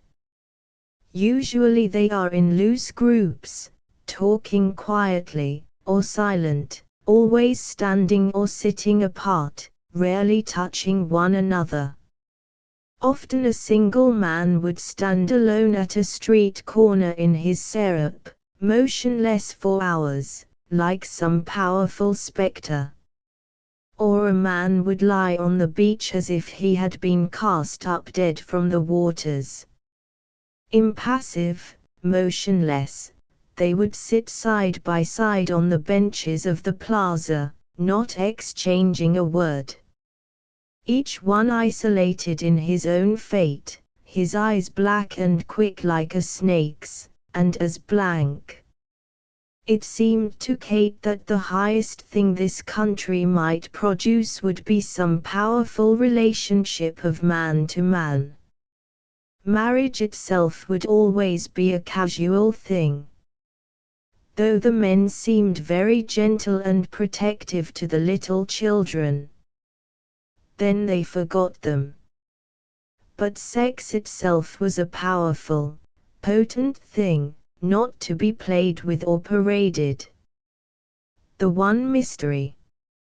And a mystery greater than the individual. The individual hardly counted. It was strange to Kate to see the Indian huts on the shore, little holes built of straw or corn stalks, with half-naked children squatting on the naked earth floor, and a lousy woman squalor around, a litter of rags and bones, and a sharp smell of human excrement. The people have no noses. And standing silent and erect not far from the hole of the doorway, the man, handsome and impassive. How could it be that such a fine-looking human male should be so absolutely indifferent, content with such paltry squalor? But there he was, unconscious. He seemed to have life and passion in him. And she knew he was strong. No men in the world can carry heavier loads on their backs, for longer distances, than these Indians. She had seen an Indian trotting down a street with a piano on his back, holding it, also, by a band round his forehead. From his forehead, and on his spine he carried it, trotting along. The women carry with a band round the breast. So there is strength. And apparently, there is passionate life. But no energy. Nowhere in Mexico is there any sign of energy. This is, as it were, switched off. Even the new artisan class, though it imitates the artisan class of the United States, has no real energy. There are workmen's clubs. The workmen dress up and parade a best girl on their arm. But somehow, it seems what it is, only a weak imitation. Kate's family was increased, without her expecting it. One day there arrived from Ocotlan a beautiful ox-eyed girl of about 15, wrapped in her black cotton rebozo, and somewhat towny in her Madonna meekness, Maria del Carmen. With her, Julio, a straight and fierce young man of 22. They had just been married, and had come to Sayula for a visit. Julio was Juana's cousin. Might they sleep in the patio with herself and the girls, was Juana's request. They would stay only 2 days. Kate was amazed. Maria del Carmen must have had some Spanish blood, her beauty was touched with Spain. She seemed even refined and superior. Yet she was to sleep out on the ground like a dog, with her young husband. And he, so erect and proud-looking, possessed nothing in the world but an old syrup. "There are 3 spare bedrooms," said Kate. "They may sleep in one of those." The beds were single beds. Would they need more blankets? She asked Juana. No. They would manage with the 1 syrup of Julio's. The new family had arrived. Julio was a bricklayer. That is to say, he worked building the adobe walls of the little houses. He belonged to Sayula, and had come back for a visit. The visit continued. Julio would come striding in at midday and at evening, he was looking for work. Maria del Carmen, in her 1 black dress, would squat on the floor and pat tortillas. She was allowed to cook them in Juana's kitchen hole. And she talked and laughed with the girls. At night, when Julio was home, he would lie on the ground with his back to the wall, impassive, while Maria del Carmen fondled his thick black hair. They were in love. But even now, he was not yielding to his love. She wanted to go back to Ocotlan, where she was at home, and more a señorita than here in Sayula. But he refused. There was no money, the young menage lived on about 5 American cents a day. Kate was sewing. Maria del Carmen, who didn't even know how to put a chemise together, watched with great eyes. Kate taught her, and bought a length of cotton material. Maria del Carmen was sewing herself a dress. Julio had got work at a peso a day. The visit continued. Kate thought Julio wasn't very nice with Maria del Carmen. His quiet voice was so overbearing in command when he spoke to her. And Maria del Carmen, who was a bit towny, did not take it well. She brooded a little. The visit stretched into weeks. And now Juana was getting a bit tired of her relative. But Julio had got a bit of money. He had rented a little one-room adobe house, at 1 peso 50 per week.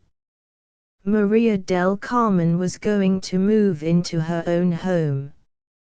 Kate saw the new outfit got together. It consisted of 1 straw mat, 3 cooking plates of earthenware, 5 bits of native crockery, 2 wooden spoons, 1 knife and Julio's old blanket. That was all. But Maria del Carmen was moving in. Kate presented her with a large old eiderdown, whose silk was rather worn, a couple of bowls, and a few more bits of crockery. Maria del Carmen was set up. Good. Good. Oh good. Kate heard her voice down the patio. I have got a coverlay. I have got a coverlay. In the rainy season, the nights can be very cold, owing to evaporation. Then the natives lie through the small hours like lizards, numb and prostrate with cold. They are lying on the damp earth on a thin straw mat, with a corner of an old blanket to cover them. And the same terrible inertia makes them endure it, without trying to make any change. They could carry in corn husks or dry banana leaves for a bed. They could even cover themselves with banana leaves. But no. On a thin mat on damp cold earth they lie and tremble with cold, night after night, night after night, night after night. But Maria del Carmen was a bit towny. Oh good. Oh good. I've got a coverlay. Chap, ex-Don Ramon and Dona Carlota. Kate had been in Sayula 10 days before she had any sign from Don Ramon. She had been out in a boat on the lake, and had seen his house, round the bend of the western point. It was a reddish and yellow 2-story house with a little stone basin for the boats, and a mango grove between it and the lake. Among the trees, away from the lake, were the black adobe huts, 2 rows, of the peons. The hacienda had once been a large one. But it had been irrigated from the hills, and the revolutions had broken all the aqueducts. Only a small supply of water was available.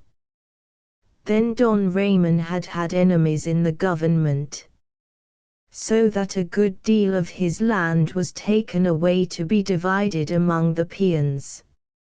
Now, he had only some 300 acres. The 200 acres along the lake shore were mostly lost to him. He worked a few acres of fruit land round the house, and in a tiny valley just in the hills, he raised sugar cane. On the patches of the mountain slope, little patches of maize were to be seen. But Dona Carlota had money. She was from Torreon, and drew still a good income from the mines.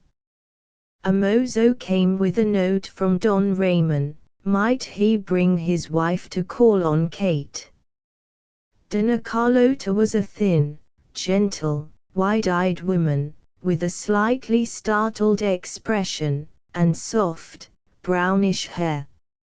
She was pure European in extraction, of a Spanish father and French mother, very different from the usual stout, overpowdered, ox-like Mexican matron. Her face was pale, faded, and without any makeup at all.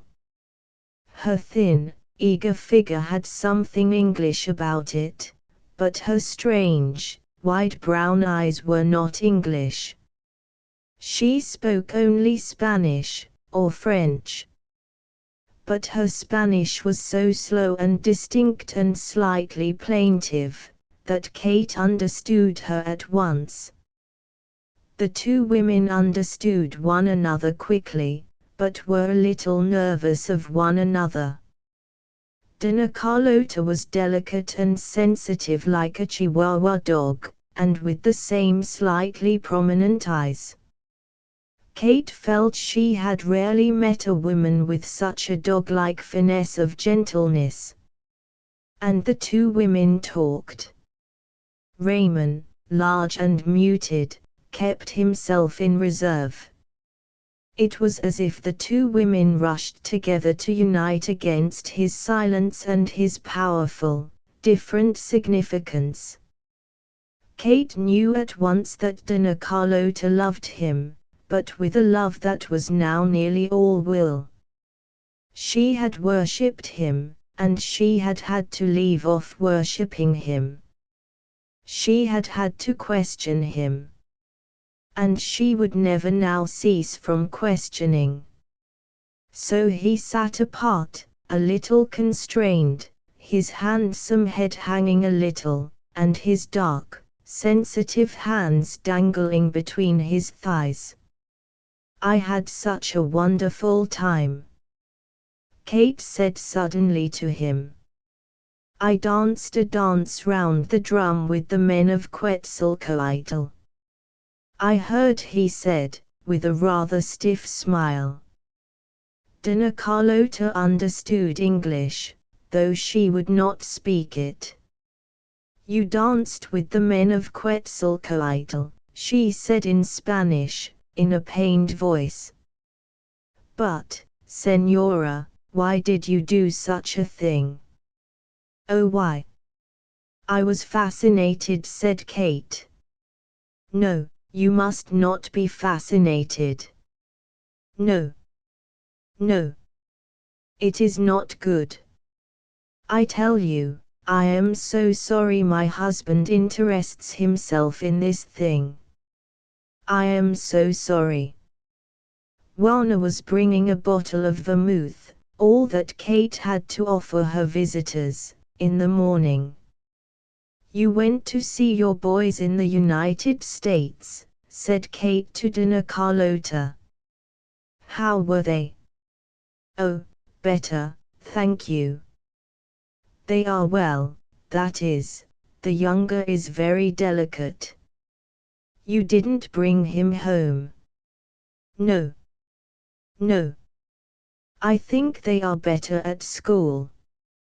Here, there are so many things to trouble them." "No. But they will come home next month, for the vacation." "How nice," said Kate. "Then I shall see them. They will be here, won't they, on the lake?" "Well, I am not sure. Perhaps for a little while. You see, I am so busy in Mexico with my cuna." "What is a cuna?" said Kate. She only knew it was the Spanish for cradle. It turned out to be a foundlings' home, run by a few obscure Carmelite sisters. And Dona Carlota was the director. Kate gathered that Don Raymond's wife was an intense, almost exalted Catholic. She exalted herself in the church, and in her work for the cuna. "There are so many children born in Mexico," said Dona Carlota, "and so many die. If only we could save them, and equip them for life. We do a little, all we can." It seemed, the waste, Unwanted babies could be delivered in at the door of the cuna, like parcels. The mother had only to knock, and hand in the little living bundle. It saves so many mothers from neglecting their babies, and letting them die, said Dona Carlota. Then we do what we can. If the mother doesn't leave a name, I name the child. Very often I do. The mothers just hand over a little naked thing, sometimes without a name or a rag to cover it. And we never ask. The children were not all kept in the home. Only a small number. Of the others, some decent Indian woman was paid a small sum to take the child into her home. Every month she must come with the little one to the cuna, to receive her wage. The Indians are so very rarely unkind to children. Careless, yes.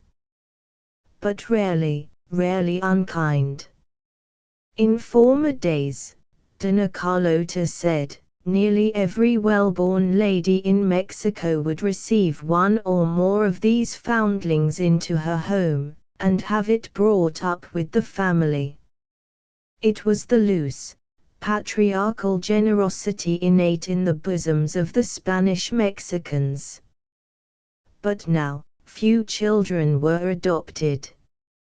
Instead, they were taught as far as possible to be carpenters or gardeners or house servants, or, among the girls, dressmakers, even school teachers.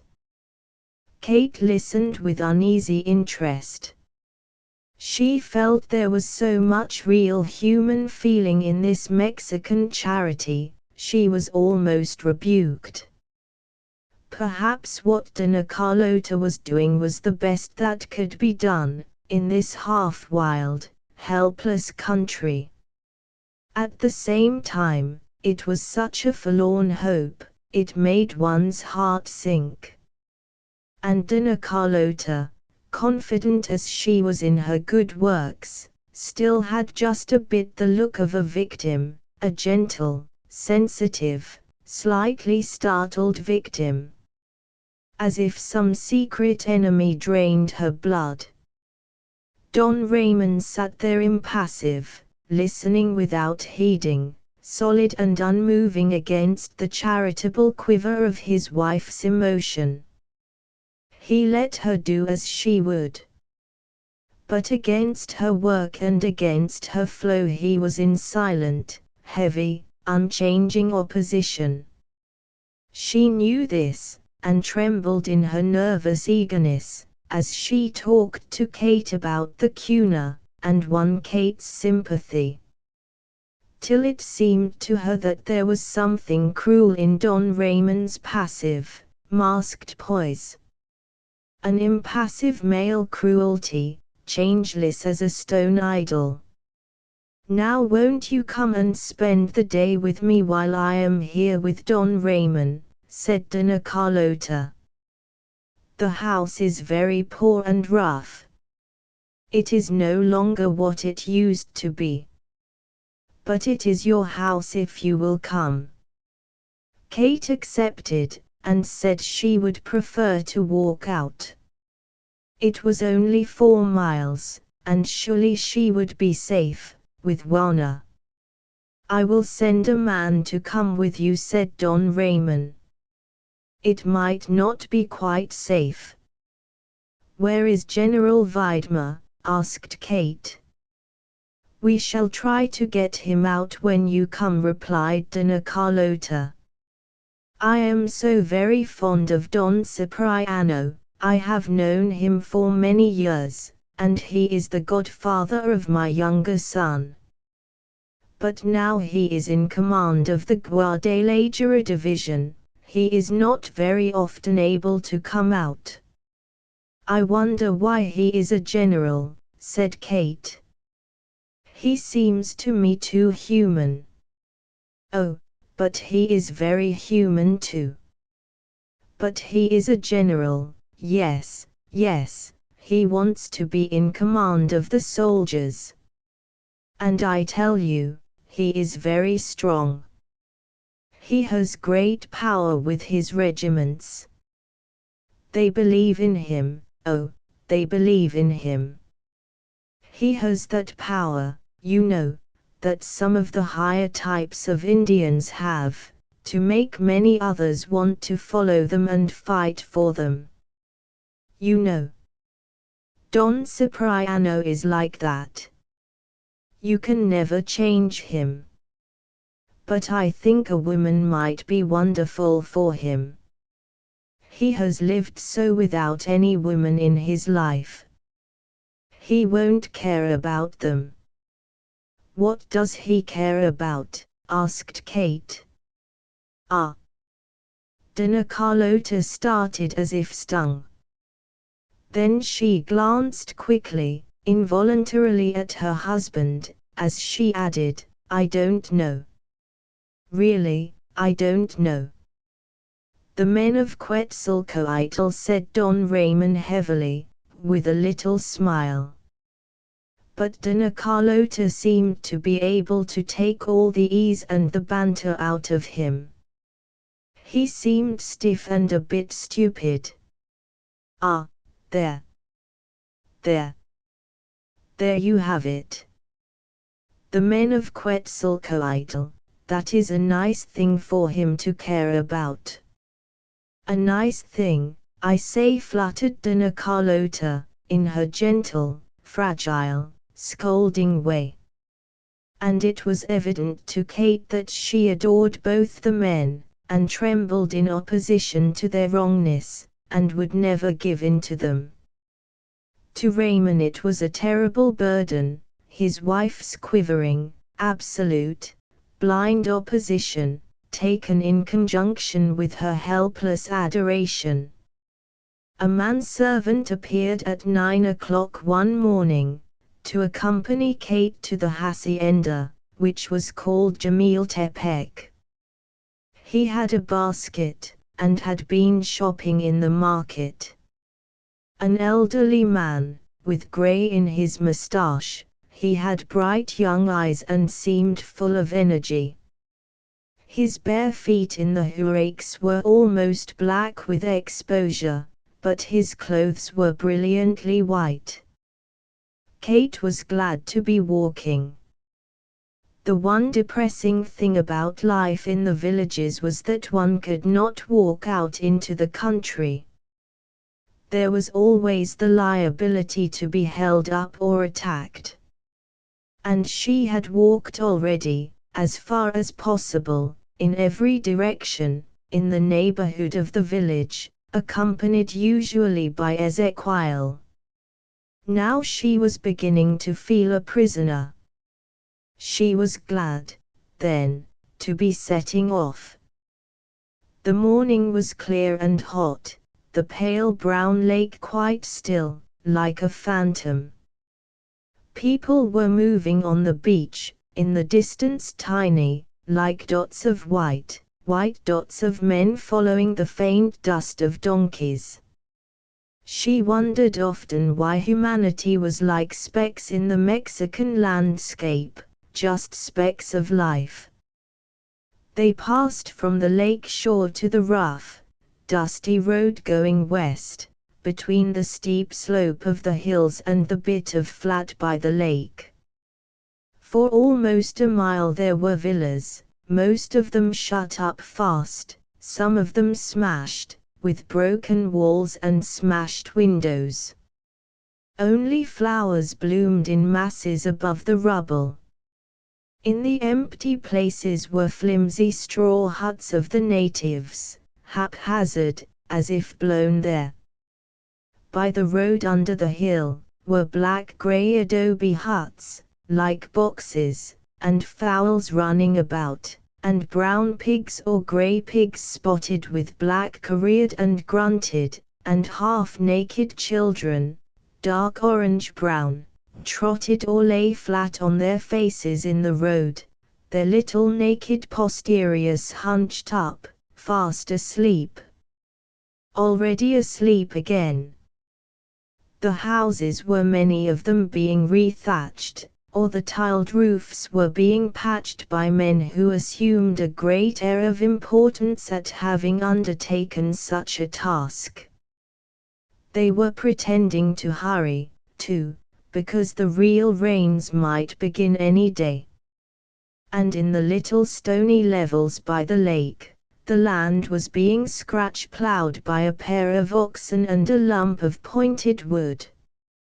But this part of the road Kate knew.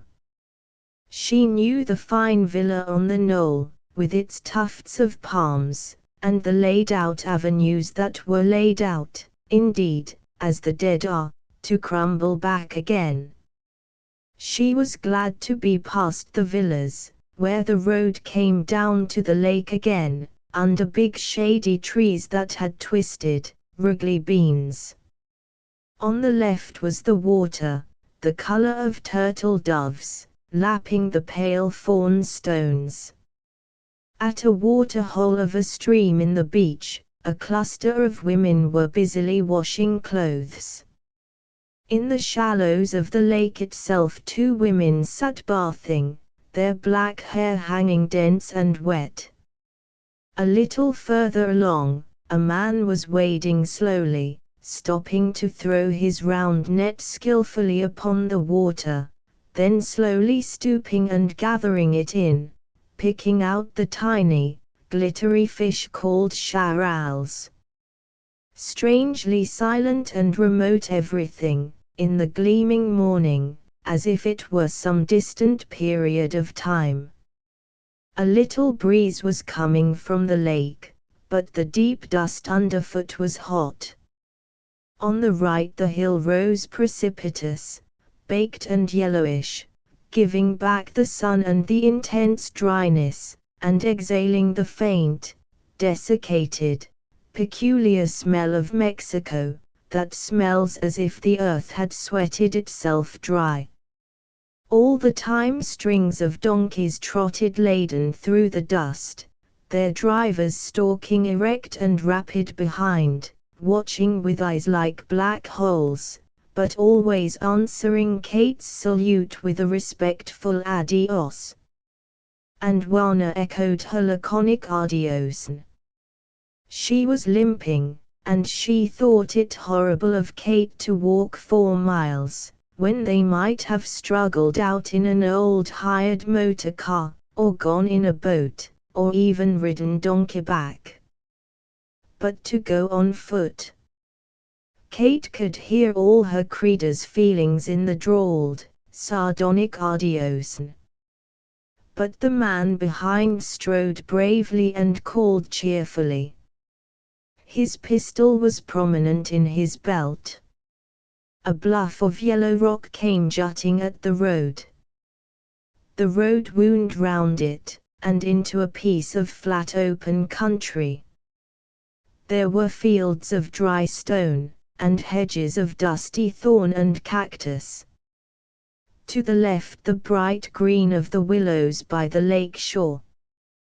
To the right the hills swerved inland, to meet the sheer, fluted sides of dry mountains. Away ahead, the hills curved back at the shore, and a queer little crack or niche showed. This crack in the hills led from Don Raymond's shore property to the little valley where he grew the sugar cane. And where the hills approached the lake again, there was a dark clustering of mango trees, and the red upper story of the hacienda house. "There it is," cried the man behind. "Jamiltepec, señorita. La hacienda de Don Ramon." And his eyes shone as he said the name.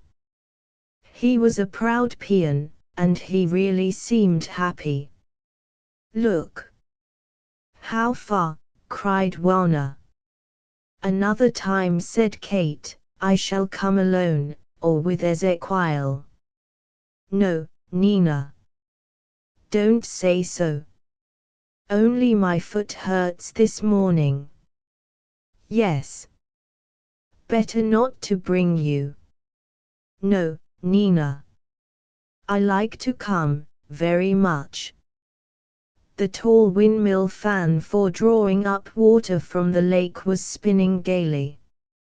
A little valley came down from the niche in the hills, and at the bottom a little water running. Towards the lake, where this valley flattened out, was a grove of banana plants, screened a little from the lake breeze by a vivid row of willow trees. And on the top of the slope, where the road ran into the shade of mango trees, were the 2 rows of adobe huts, like a village, set a little back from the road. Women were coming up between the trees, on the patch from the lake, with jars of water on their shoulders. Children were playing around the doors, squatting with little naked posteriors in deep dust, and here and there a goat was tethered. Men in soiled white clothes were lounging, with folded arms and one leg crossed in front of the other, against the corner of a house, or crouching under the walls. Not by any means dolce far niente. They seemed to be waiting, eternally waiting for something. "That way, señorita," called the man with the basket, running to her side and indicating the smoother road sloping down between some big trees, towards the white gate of the hacienda. "We are here."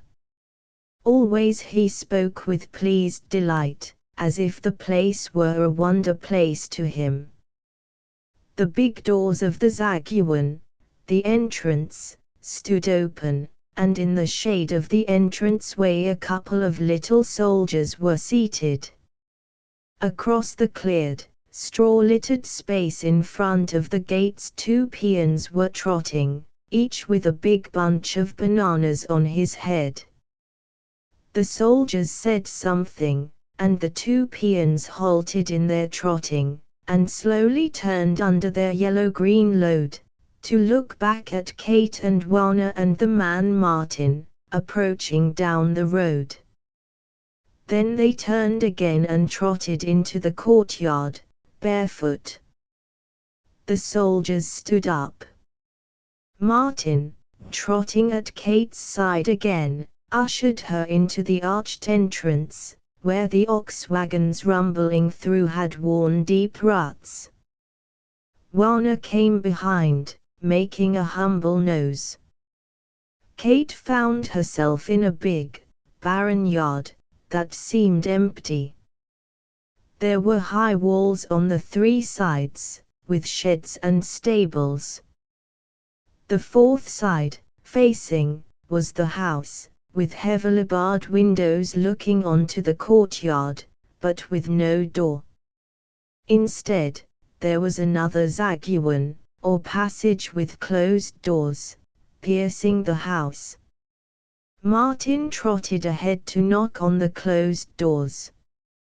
Kate stood looking round at the big yard. In a shed in one corner, 4 half-naked men were packing bunches of bananas. A man in the shade was sawing poles, and 2 men in the sun were unloading tiles from a donkey. In a corner was a bullock wagon, and a pair of big black and white oxen standing with heads pressed down, waiting. The big doors opened, and Kate entered the second zaguan. It was a wide entrance-way, with stairs going up on one side, and Kate lingered to look through the open iron gates in front of her, down a formal garden hemmed in with huge mango trees, to the lake, with its little artificial harbor where 2 boats were moored. The lake seemed to give off a great light, between the dark walls of mango. At the back of the newcomers the servant woman closed the big doors onto the yard, then waved Kate to the stairs. "Pass this way, señorita." A bell tinkled above. Kate climbed the stone stairs. And there above her was Dona Carlota, in white muslin and with white shoes and stockings, her face looking curiously yellow and faded by contrast. Her soft brown hair was low over her ears, and she held out her thin brownish arms with queer effusiveness. "So, you have come. And you have walked all the way. Oh, imagine walking in so much sun and dust. Come in and rest." She took Kate's hands and led her across the open terrace at the top of the stairs. "It is beautiful here," said Kate. She stood on the terrace, looking out past the mango trees at the lake. A distant sailing canoe was going down the breeze, on the pallid, unreal water. Away across rose the bluish, grooved mountains, with the white speck of a village, far away in the morning it seemed, in another world, in another life, in another mode of time. "What is that village?" Kate asked. That one there. "It is San Ildefonso," said Dona Carlota, in her fluttering eagerness. "But it is beautiful here," Kate repeated. "Hermoso, sí. Bonito," quavered the other woman uneasily, always answering in Spanish. The house, reddish and yellow in color, had two short wings towards the lake. The terrace, with green plants on the terrace wall, went round the three sides, the roof above supported by big square pillars that rose from the ground. Down below, the pillars made a sort of cloisters around the three sides, and in the little stone court was a pool of water. Beyond, the rather neglected formal garden with strong sun and deep mango shade. "Come, you will need to rest," said Dona Carlota. "I would like to change my shoes," said Kate. She was shown into a high, simple, rather bare bedroom with red-tiled floor. There she changed into the shoes and stockings Juana had carried, and rested a little. As she lay resting, she heard the dull thud-thud of the tom-tom drum, but, save the crowing of a cock in the distance, no other sound on the bright, yet curiously hollow Mexican morning. And the drum, thudding with its dulled, black insistence, made her uneasy. It sounded like something coming over the horizon. She rose, and went into the long, high salon where Dona Carlota was sitting talking to a man in black. The salon, with its three window doors open onto the terrace, its worn, red floor tiled with old square bricks, its high walls color-washed a faint green, and the many-beamed ceiling whitewashed, and with its bareness of furniture, seemed like part of the out-of-doors, like some garden arbor put for shade. The sense, which houses have in hot climates, of being just three walls wherein one lingers for a moment, then goes away again. As Kate entered the room, the man in black rose and shook hands with Dona Carlota, bowing very low and deferential. Then with a deferential sideways sort of bow to Kate, he vanished out of doors. "Come," said Dona Carlota to Kate. "Are you sure now you are rested?" And she pulled forward one of the cane-rocking chairs that had poised itself in the room, en route to nowhere. "Perfectly," said Kate. "How still it seems here. Except for the drum." Perhaps it is the drum that makes it seem so still. Though I always think the lake makes a sort of silence. Ah, the drum, cried Dona Carlota, lifting her hand with a gesture of nervous, spent exasperation. I cannot hear it. No, I cannot bear to hear it. And she rocked herself in a sudden access of agitation. It does hit one rather below the belt, said Kate. What is it? Ah, do not ask me. It is my husband. She made a gesture of despair, and rocked herself almost into unconsciousness. Is Don Raymond drumming? Drumming. Dona Carlota seemed to start. No. Oh no. He is not drumming, himself. He brought down 2 Indians from the north to do that. Did he? Said Kate, non-committal. But Dona Carlota was rocking in a sort of semi-consciousness. Then she seemed to pull herself together. I must talk to somebody, I must, she said, suddenly straightening herself in her chair, her face creamy and creased, her soft brown hair sagging over her ears, her brown eyes oddly desperate. May I talk to you? Do, said Kate, rather uneasy. You know what Raymond is doing, she said, looking at Kate almost furtively, suspiciously. Does he want to bring back the old gods? Said Kate vaguely. Ah, cried Dona Carlota, again with that desperate, flying jerk of her hand. As if it were possible. As if it were possible. The old gods. Imagine it, Senora. The old gods. Why, what are they? Nothing but dead illusions. And ugly, repulsive illusions. Ah!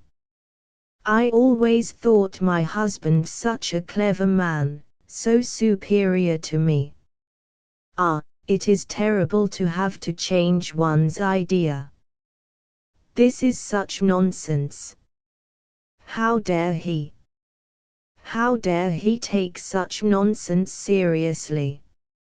How does he dare? Does he believe in it himself? Asked Kate. Himself. But, Senora, and Dona Carlota gave a pitiful, pitying smile of contempt. How could he? As if it were possible. After all, he is an educated man. How could he believe in such nonsense? Then why does he do it? Why? Why? There was a tone of unspeakable weariness in Dona Carlota's voice.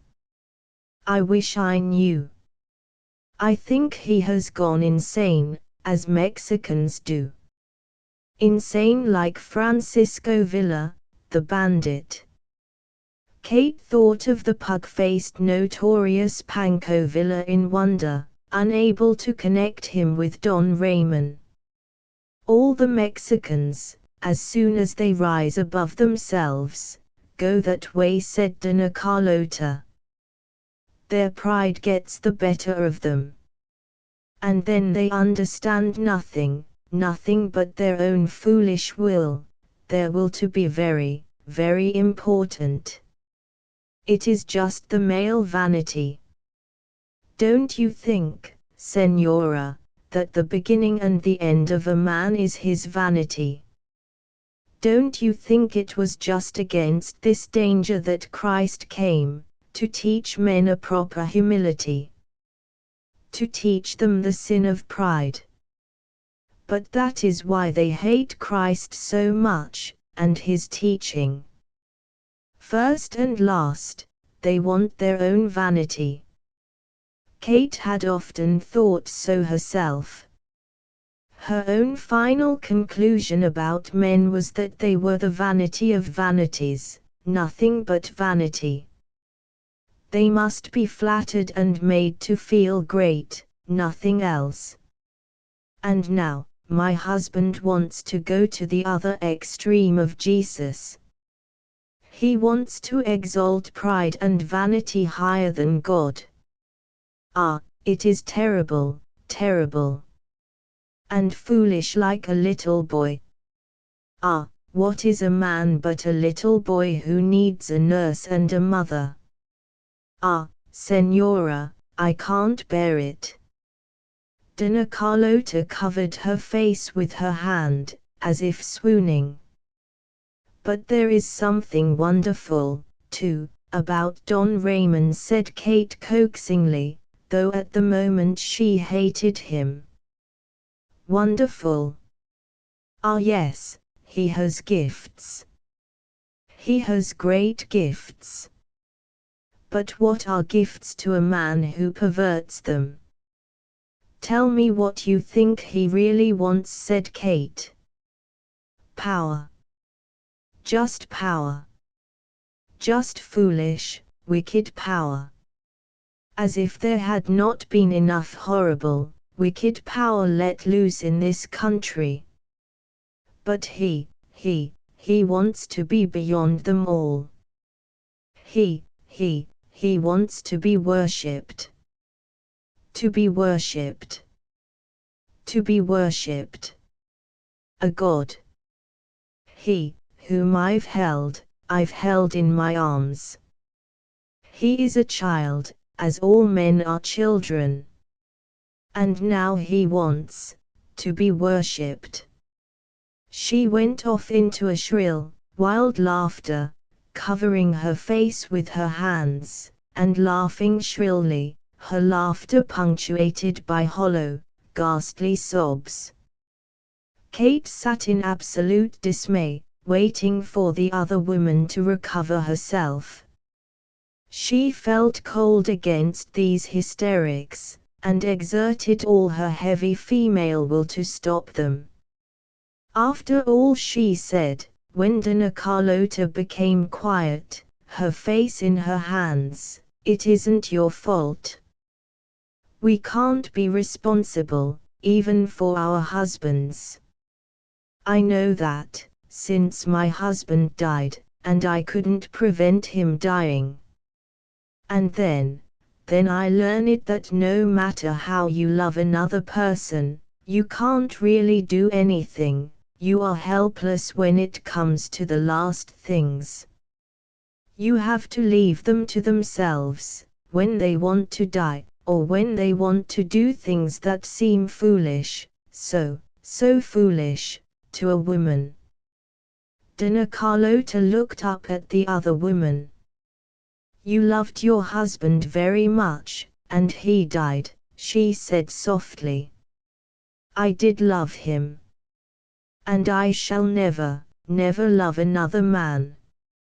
I couldn't. I've lost the power. And why did he die? Ah, even that was really his own fault. He broke his own soul and spirit, in those Irish politics. I knew it was wrong.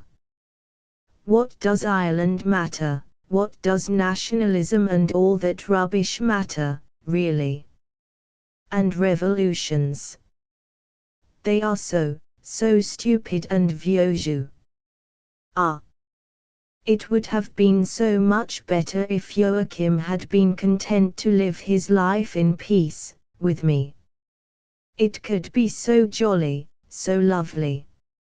And I tried and tried and tried with him. But it was no good. He wanted to kill himself with that beastly Irish business, and I tried in vain to prevent him. Dona Carlota stared slowly at Kate. As a woman must try to prevent a man, when he is going wrong, she said. As I try to prevent Raymond. as he will get himself killed, as surely as they all do, down to Francisco Villa. And when they are dead, what good is it all?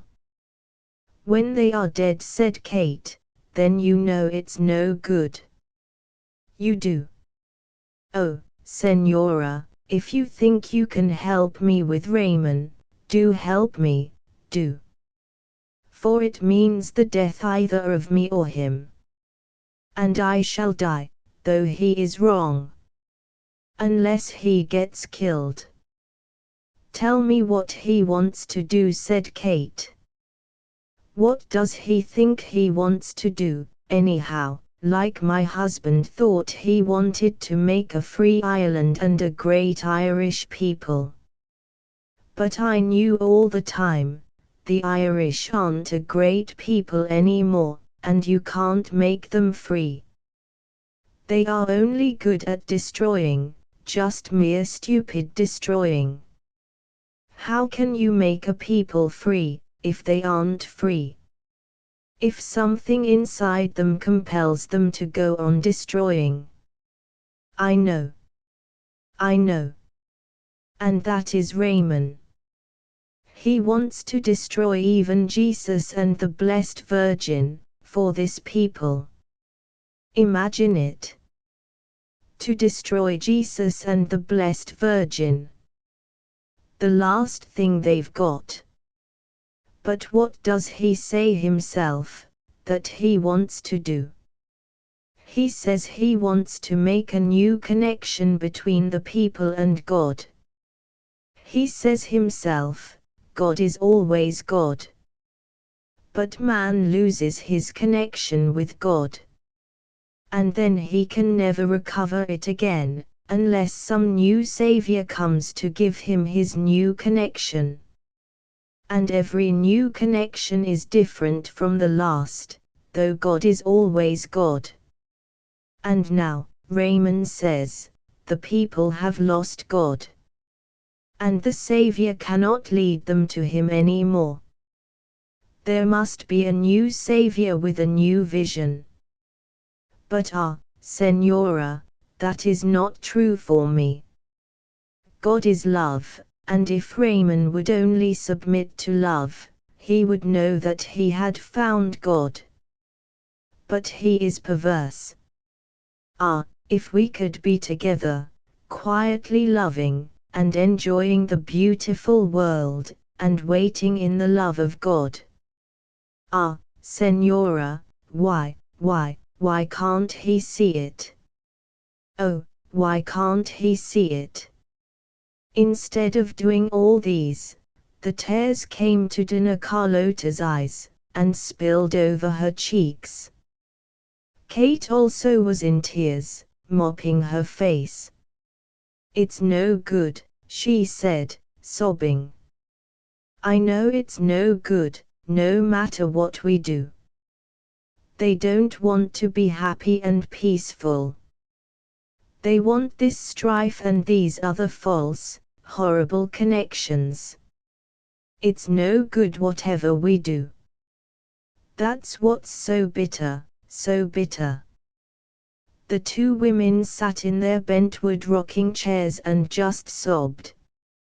And as they sobbed, they heard a step coming along the terrace, the faint swish of the sandals of the people. It was Don Raymond, drawn unconsciously by the emotional disturbance of the two women.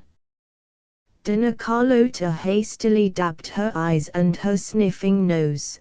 Kate blew her nose like a trumpet, and Don Raymond stood in the doorway. He was dressed in white, dazzling, in the costume of the peons, the white blouse jacket and the white, wide pantaloon trousers. But the white was linen, slightly starched, and brilliant, almost unnatural in its whiteness. From under his blouse, in front, hung the ends of a narrow woolen sash, white, with blue and black bars, and a fringe of scarlet. And on his naked feet were the plaited hoorakes, of blue and black strips of leather, with thick, red-dyed soles. His loose trousers were bound round the ankles with blue, red and black woolen braids. Kate glanced at him as he stood in the sun, so dazzlingly white, that his black hair and dark face looked like a hole in the atmosphere. He came forward, the ends of his sash swinging against his thighs, his sandals slightly swishing. "I am pleased to see you," he said, shaking hands with Kate. "How did you come?" He dropped into a chair, and sat quite still. The two women hung their heads, hiding their faces. The presence of the man seemed to put their emotion out of joint. He ignored all the signs of their discomfort, overlooking it with a powerful will. There was a certain strength in his presence. They all cheered up a bit. "You didn't know my husband had become one of the people, a real peon, a senior peon, like Count Tolstoy became a senior Maljik," said Dona Carlota, with an attempt at raillery. "Anyway, it suits him," said Kate. "There," said Don Ramon. "Give the devil his dues."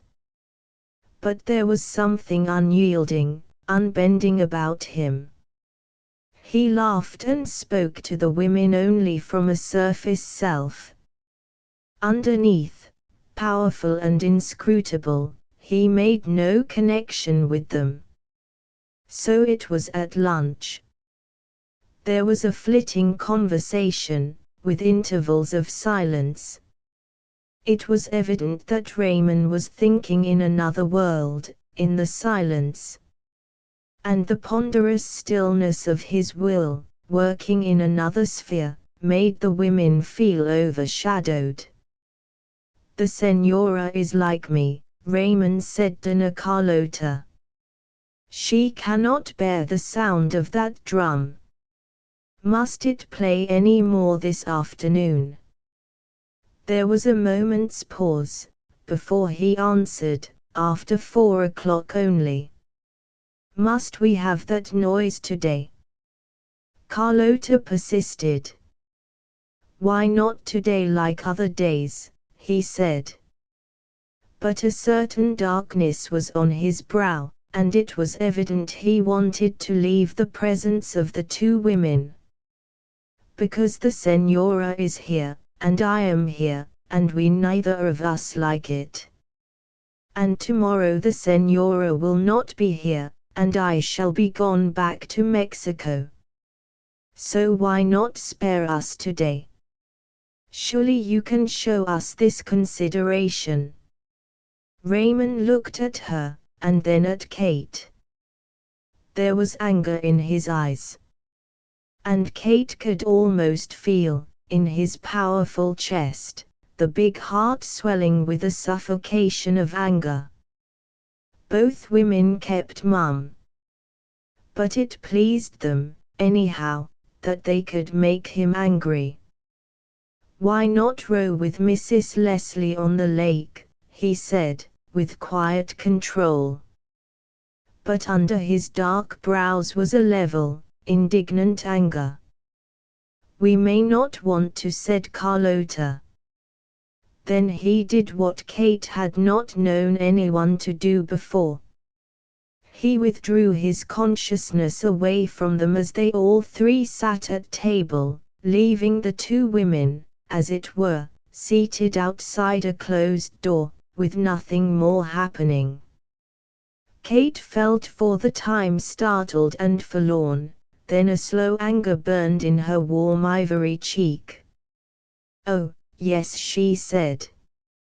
"I can start home before then." "No. No," said Dona Carlota, with a Spanish wail. "Don't leave me.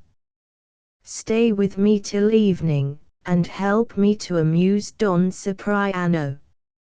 He is coming to supper." Chap. 11.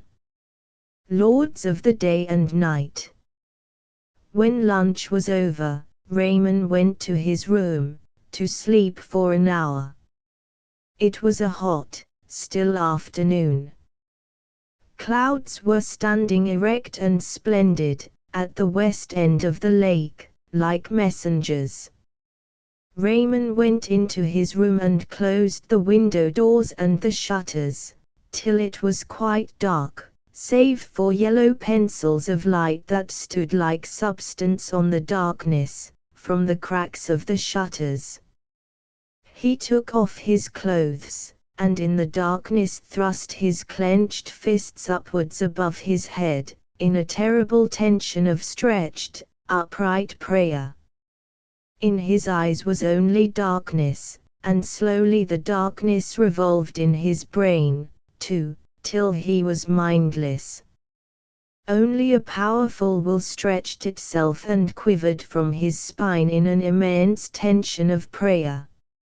Stretched the invisible bow of the body in the darkness with inhuman tension, erect, till the arrows of the soul, mindless, shot to the mark, and the prayer reached its goal. Then suddenly, the clenched and quivering arms dropped, the body relaxed into softness. The man had reached his strength again. He had broken the cords of the world, and was free in the other strength. Softly, delicately, taking great care not to think, not to remember, not to disturb the poisonous snakes of mental consciousness, he picked up a thin, fine blanket, wrapped it round him, and lay down on the pile of mats on the floor. In an instant he was asleep. He slept in complete oblivion for about an hour. Then suddenly he opened his eyes wide. He saw the velvety darkness, and the pencils of light gone frail. The sun had moved. Listening, there seemed not a sound in the world, there was no world. Then he began to hear. He heard the faint rumble of an ox wagon, then leaves in a wind, then a faint tapping noise, then the creak of some bird calling. He rose and quickly dressed in the dark, and threw open the doors. It was mid-afternoon, with a hot wind blowing, and clouds reared up dark and bronze in the west, the sun hidden. But the rain would not fall yet. He took a big straw hat and balanced it on his head. It had a round crest of black and white and blue feathers, like an eye, or a sun, in front. He heard the low sound of women talking. Ah, the strange woman! He had forgotten her. And Carlota. Carlota was here. He thought of her for a moment, and of her curious opposition.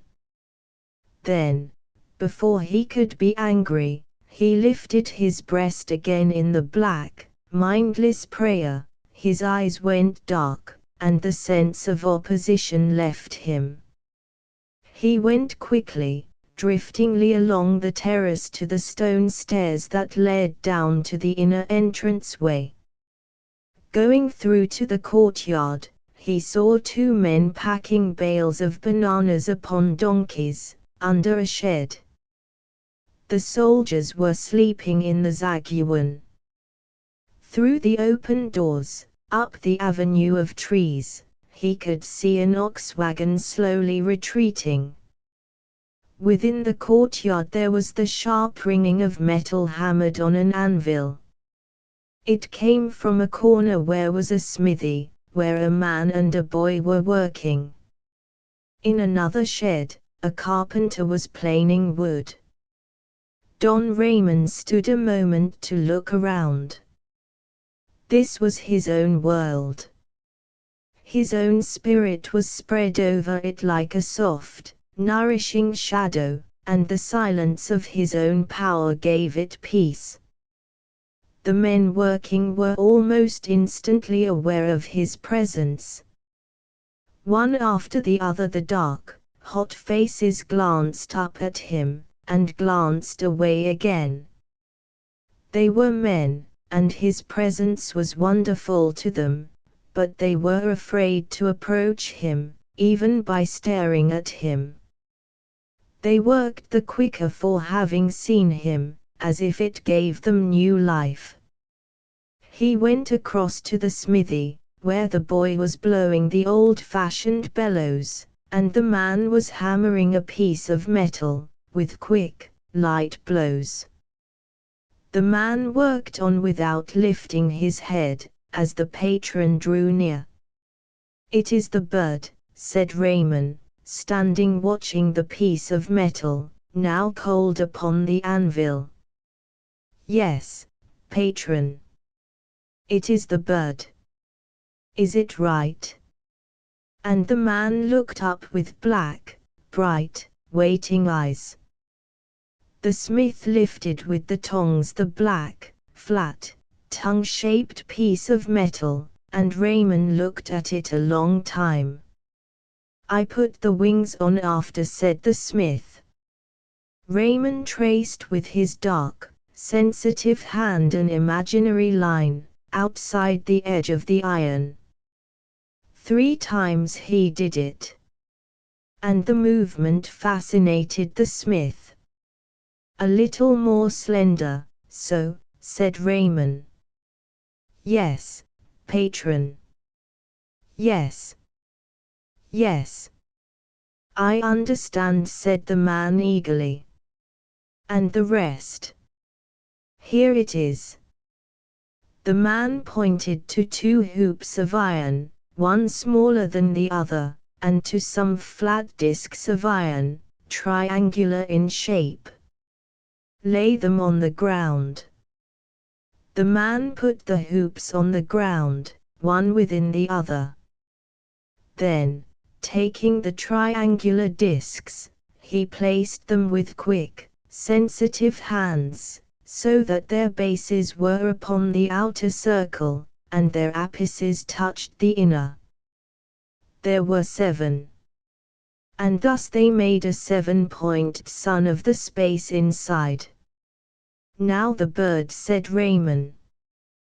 The man quickly took the long piece of iron. It was the rudimentary form of a bird, with 2 feet, but as yet without wings. He placed it in the center of the inner circle, so that the feet touched the circle and the crest of the head touched opposite. "So. It fits," said the man. Raymond stood looking at the big iron symbol on the ground.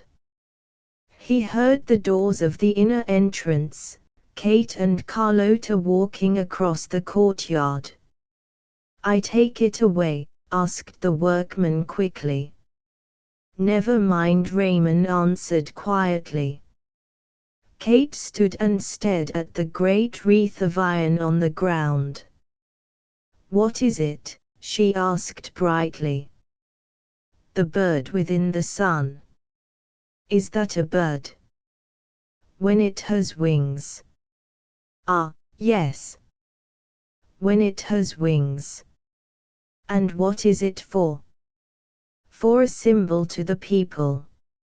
"It is pretty." "Yes." "Raymond," said Dona Carlota, "will you give me the key for the boat? Martin will row us out." He produced the key from under his sash. "Where did you get that beautiful sash?" asked Kate. It was the white sash with blue and brown black bars, and with a heavy red fringe. "This," he said. "We wove it here." "And did you make the sandals too?" "Yes. They were made by Manuel. Later I will show you." "Oh, I should like to see, they are beautiful, don't you think, Dona Carlota?" Yes. Yes. It is true. But whether beautiful things are wise things, I don't know. So much I don't know, Senora. So much, and you, do you know what is wise? Said Kate. I don't care very much. Ah. You don't care, you think Raymond is wise, to wear the peasant's clothes, and the hurricks. For once Dona Carlota was speaking in slow English. Oh, yes, cried Kate. He looks so handsome, men's clothes are so hideous, and Don Raymond looks so handsome in those. With the big hat poised on his head, he had a certain air of nobility and authority. Ah, cried Dona Carlota, looking at the other woman with intelligent, half-scared eyes, and swinging the key of the boat. Shall we go to the lake? The two women departed. Raymond, laughing to himself, went out of the gate and across the outer yard, to where a big, barn-like building stood near the trees. He entered the barn, and gave a low whistle. It was answered from the loft above, and a trap-door opened. Don Raymond went up the steps, and found himself in a sort of studio and carpenter's shop.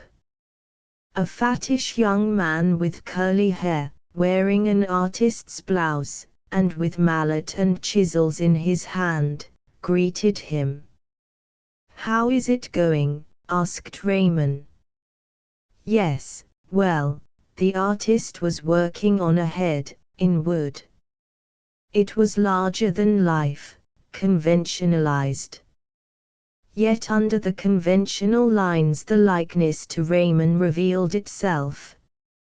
Sit for me for half an hour, said the sculptor. Raymond sat in silence, while the other man bent over his model, working in silent concentration. And all the time, Raymond sat erect, almost motionless, with a great stillness of repose and concentration, thinking about nothing, but throwing out the dark aura of power, in the spell of which the artist worked. That is enough, he said at last, quietly rising. But give me the pose before you go, said the artist. Raymond slowly took off his blouse skirt, and stood with naked torso, the sash with its blue and black bars tight round his naked waist. For some moments he stood gathering himself together. Then suddenly, in a concentration of intense, proud prayer, he flung his right arm up above his head, and stood transfixed, his left arm hanging softly by his side, the fingers touching his thigh. And on his face that fixed, intense look of pride which was at once a prayer. The artist gazed with wonder, and with an appreciation touched with fear. The other man, large and intense, with big dark eyes staring with intense pride, yet prayerful, beyond the natural horizons, sent a thrill of dread and of joy through the artist. He bowed his head as he looked. Don Raymond turned to him. Now you, he said. The artist was afraid. He seemed to quail. But he met Raymond's eyes. And instantly, that stillness of concentration came over him, like a trance. And then suddenly, out of the trance, he shot his arm aloft, and his fat, pale face took on an expression of peace, a noble, motionless transfiguration, the blue-gray eyes calm, proud, reaching into the beyond, with prayer. And though he stood in his blouse, with a rather pudgy figure and curly hair. He had the perfect stillness of nobility. "It is good," said Raymond, bowing his head. The artist suddenly changed. Raymond held out his 2 hands. The artist took them in his 2 hands. Then he lifted Raymond's right hand and placed the back of it on his brow.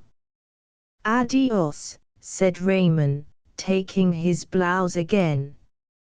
"Adios, Señor," said the artist. And with a proud, white look of joy in his face, he turned again to his work.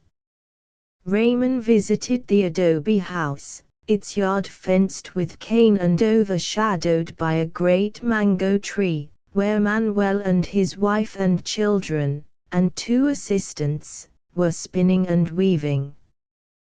2 little girls were assiduously carding white wool and brown wool under a cluster of banana trees. The wife and a young maiden were spinning fine thread. On the line hung dyed wool, red, and blue, and green. And under the shed stood Manuel and a youth, weaving at 2 heavy hand looms. "How is it going?" called Don Raymond. "Muy bien. Muy bien," answered Manuel, with that curious look of transfiguration glistening in his black eyes and in the smile of his face. "It is going well, very well, Señor." Raymond paused to look at the fine white syrup on the loom.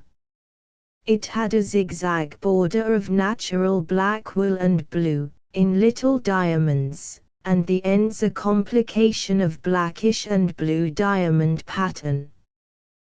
The man was just beginning to do the center, called the boca, the mouth, and he looked anxiously at the design that was tacked to the loom. But it was simple, the same as the iron symbol the smith was making, a snake with his tail in his mouth, the black triangles on his back being the outside of the circle, and in the middle, a blue eagle standing erect, with slim wings touching the belly of the snake with their tips, and slim feet upon the snake, within the hoop. Raymond went back to the house, to the upper terrace, and round to the short wing where his room was. He put a folded syrup over his shoulder, and went along the terrace.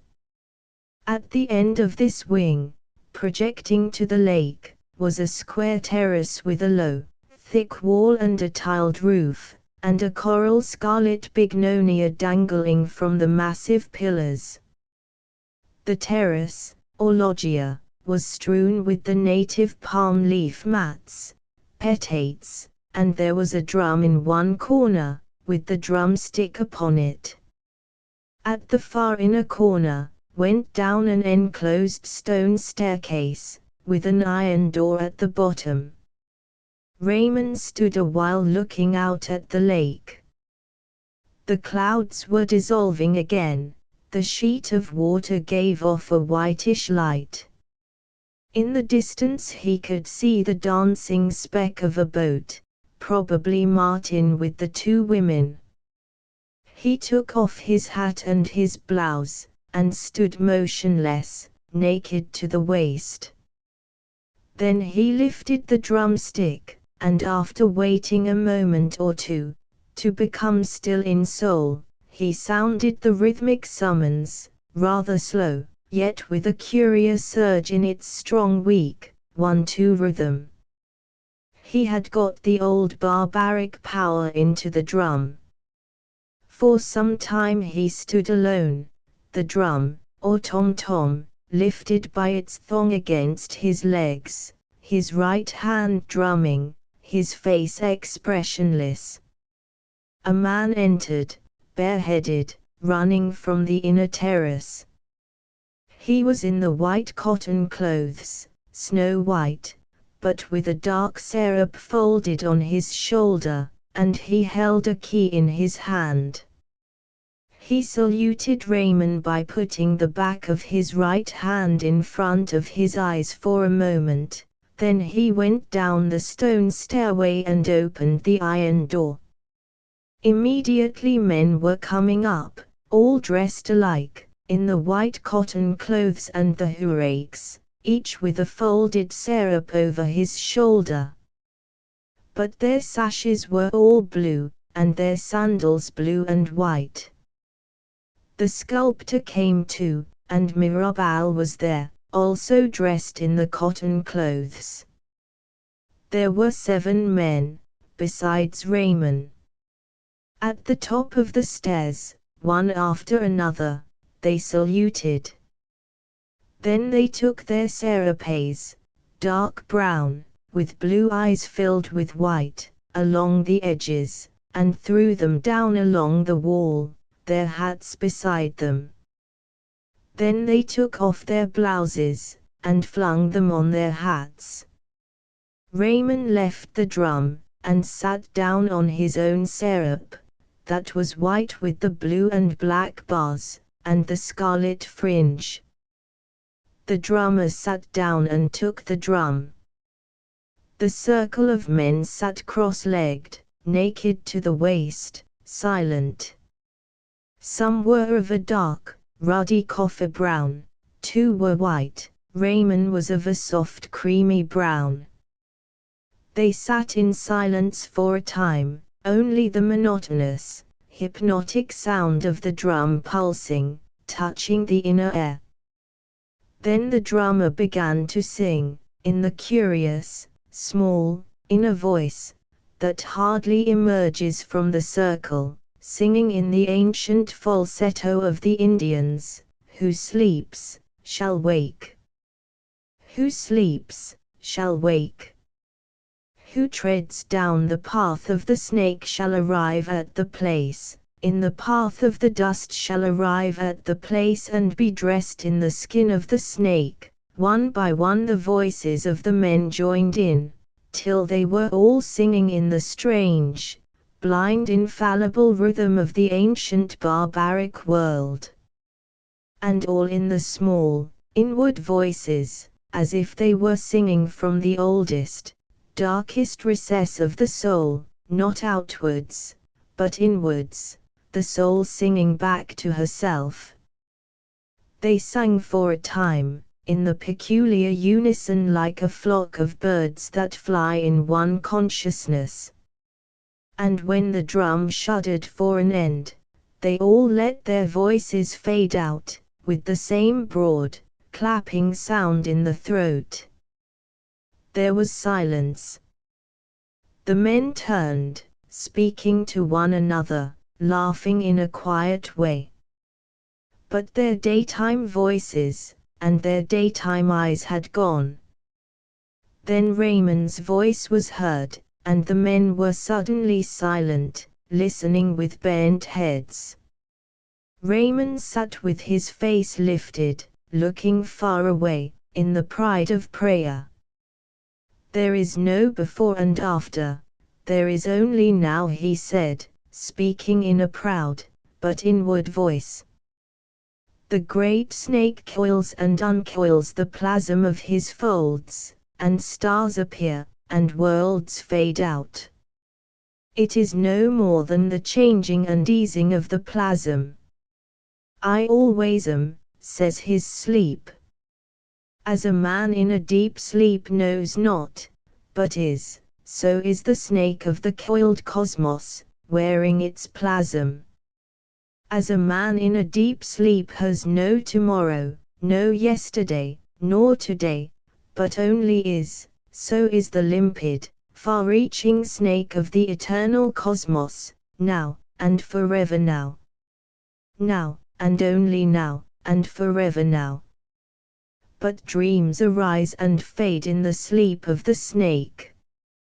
And worlds arise as dreams, and are gone as dreams. And man is a dream in the sleep of the snake. And only the sleep that is dreamless breathes I am. In the dreamless now, I am. Dreams arise as they must arise, and man is a dream arisen. But the dreamless plasm of the snake is the plasm of a man, of his body, his soul, and his spirit at one. And the perfect sleep of the snake I am is the plasm of a man, who is whole. When the plasm of the body, and the plasm of the soul, and the plasm of the spirit are at one, in the snake I am now. Was not is a dream, and shall be is a dream, like two separate, heavy feet. But now, I am. The trees put forth their leaves in their sleep, and flowering emerge out of dreams, into pure I am.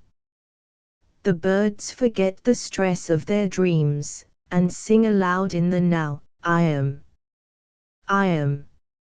For dreams have wings and feet, and journeys to take, and efforts to make. But the glimmering snake of the now is wingless and footless, and undivided, and perfectly coiled. It is thus the cat lies down, in the coil of now, and the cow curves round her nose to her belly, lying down. In the feet of a dream the hare runs uphill. But when he pauses, the dream has passed, he has entered the timeless now, and his eyes are the wide I am. Only man dreams, dreams, and dreams, and changes from dream to dream, like a man who tosses on his bed. With his eyes and his mouth he dreams, with his hands and his feet, with phallus and heart and belly, with body and spirit and soul, in a tempest of dreams. And rushes from dream to dream, in the hope of the perfect dream. But I say to you, there is no dream that is perfect, for every dream has an ache and an urge and an ache. And nothing is perfect, save the dream pass out into the sleep, I am. When the dream of the eyes is darkened, and encompassed with now, and the dream of the mouth resounds in the last I am, and the dream of the hands is asleep like a bird on the sea, that sleeps and is lifted and shifted, and knows not. And the dreams of the feet and the toes touch the core of the world, where the serpent sleeps. And the dream of the phallus reaches the great I know not. And the dream of the body is the stillness of a flower in the dark. And the dream of the soul is gone in the perfume of now. And the dream of the spirit lapses, and lays down its head, and is still with the morning star. For each dream starts out of now, and is accomplished in now. In the core of the flower, the glimmering, wakeless snake. And what falls away is a dream, and what accrues is a dream. There is always and only now, now and I am. There was silence in the circle of men. Outside, the sound of the bullock wagon could be heard, and from the lake, the faint knocking of oars. But the 7 men sat with their heads bent, in the semi-trance, listening inwardly. Then the drum began softly to beat, as if of itself. And a man began to sing, in a small voice, "The Lord of the morning star stood between the day and the night, as a bird that lifts its wings, and stands with the bright wing on the right and the wing of the dark on the left, the dawn star stood into sight. Lo! I am always here. Far in the hollow of space I brush the wing of the day and put light on your face. The other wing brushes the dark. But I am always in place. Yeah, I am always here. I am Lord in every way.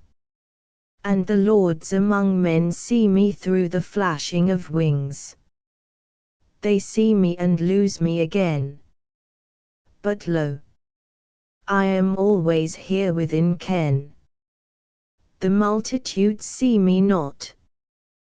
They see only the waving of wings, the coming and going of things, the cold and the hot.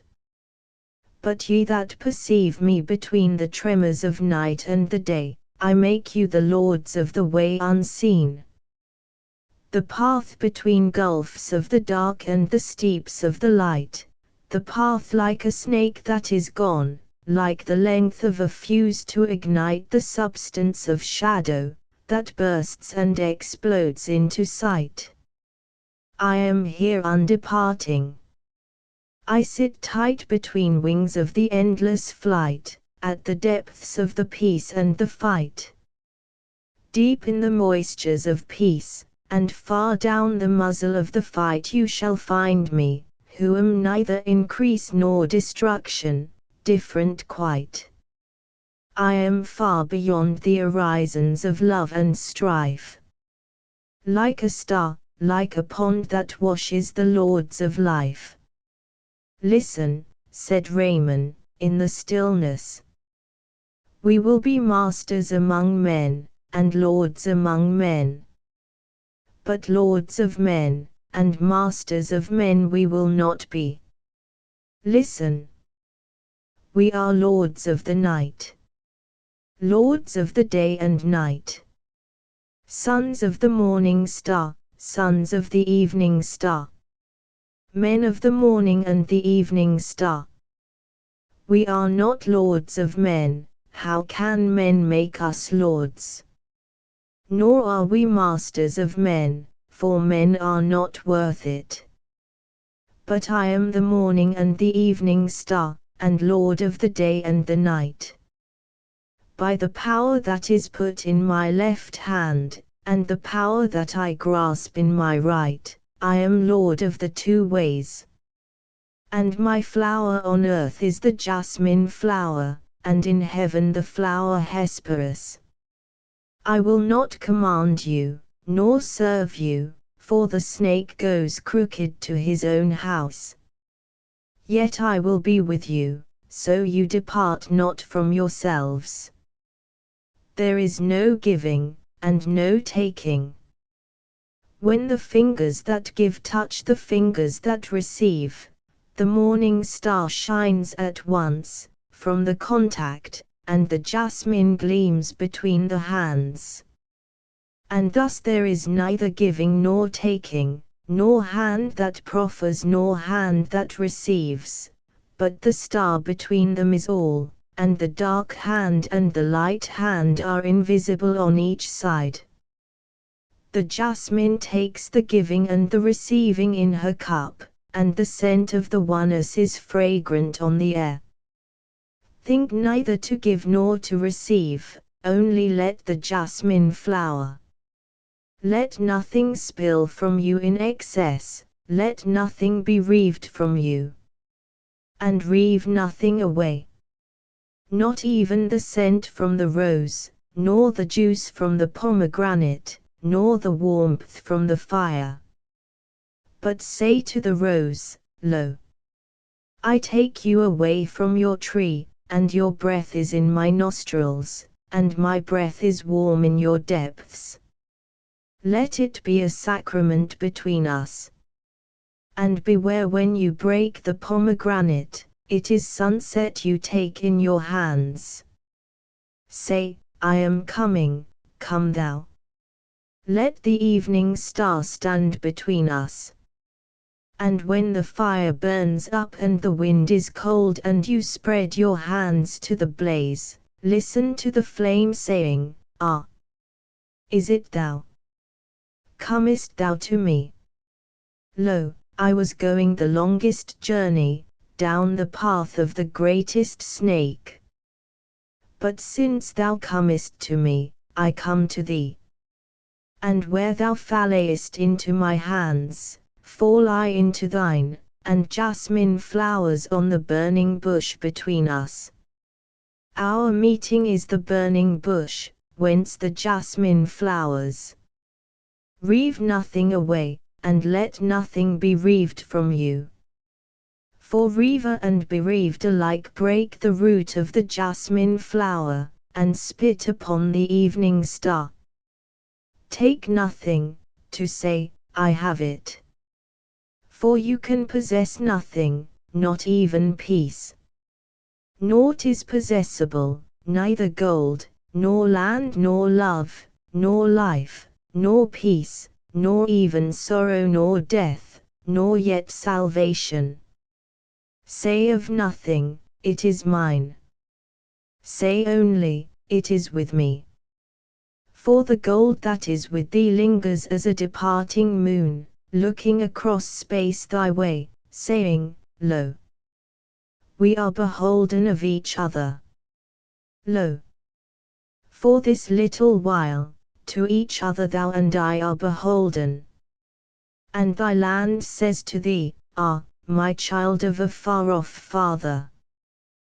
Come, lift me a little while, that poppies and wheat may blow on the level wind that moves between my breast and thine. Then sink with me, and we will make one mound. And listen to thy love saying, Beloved, I am mown by thy sword like mown grass, and darkness is upon me, and the tremble of the evening star. And to me thou art darkness and nowhere. O thou, when thou risest up and goest thy way, speak to me, only say, the star rose between us. And say to thy life, Am I thine? Art thou mine? Am I the blue curve of day around thine uncurved night? Are my eyes the twilight of neither of us, where the star hangs? Is my upper lip the sunset and my lower lip the dawn? Does the star tremble inside my mouth? And say to thy peace, Ah, risen, deathless star. Already the waters of dawn sweep over thee, and wash me away on the flood. And say to thy sorrow, Axe, thou art cutting me down. Yet did a spark fly from out of thy edge and my wound. Cut then, while I cover my face, Father of the star. And say to thy strength, Lo, the night is foaming up my feet and my loins, day is foaming down from my eyes and my mouth to the sea of my breast. Lo, they meet. My belly is a flood of power, that races in down the sluice of bone at my back, and a star hangs low on the flood, over a troubled dawn. And say to thy death, Be it so. I, and my soul, we come to thee, evening star. Flesh, go thou into the night. Spirit, farewell, 'tis thy day. Leave me now. I go in last nakedness now to the nakedest star. Chap. 12. The first waters. The men had risen and covered themselves, and put on their hats, and covered their eyes for a second, in salute before Raymond, as they departed down the stone stair. And the iron door at the bottom had clanged. The doorkeeper had returned with the key, laid it on the drum, and softly, delicately departed. Still Raymond sat on his syrup, leaning his naked shoulders on the wall, and closing his eyes. He was tired, and in that state of extreme separateness which makes it very hard to come back to the world. On the outside of his ears he could hear the noises of the hacienda, even the tinkle of teaspoons, and the low voice of women, and later, the low, laboring sound of a motor car struggling over the uneven road, then swirling triumphantly into the courtyard. It was hard to come back to these things. The noise of them sounded on the outside of his ears, but inside them was the slow, vast, inaudible roar of the cosmos, like in a seashell. It was hard to have to bear the contact of commonplace daily things, when his soul and body were naked to the cosmos. He wished they would leave him the veils of his isolation a while. But they would not, especially Carlota. She wanted him to be present to her, in familiar contact. She was calling, Raymond. Raymond. Have you finished? Cipriano is here. And even so, in her voice was fear, and an overriding temerity. He pushed back his hair and rose, and very quickly went out, as he was, with naked torso. He didn't want to dress himself into everyday familiarity, since his soul was unfamiliar. They had a tea table out on the terrace, and Cipriano, in uniform, was there. He got up quickly, and came down the terrace with outstretched arms, his black eyes gleaming with an intensity almost like pain, upon the face of the other man. And Raymond looked back at him with wide, seeing, yet unchanging eyes.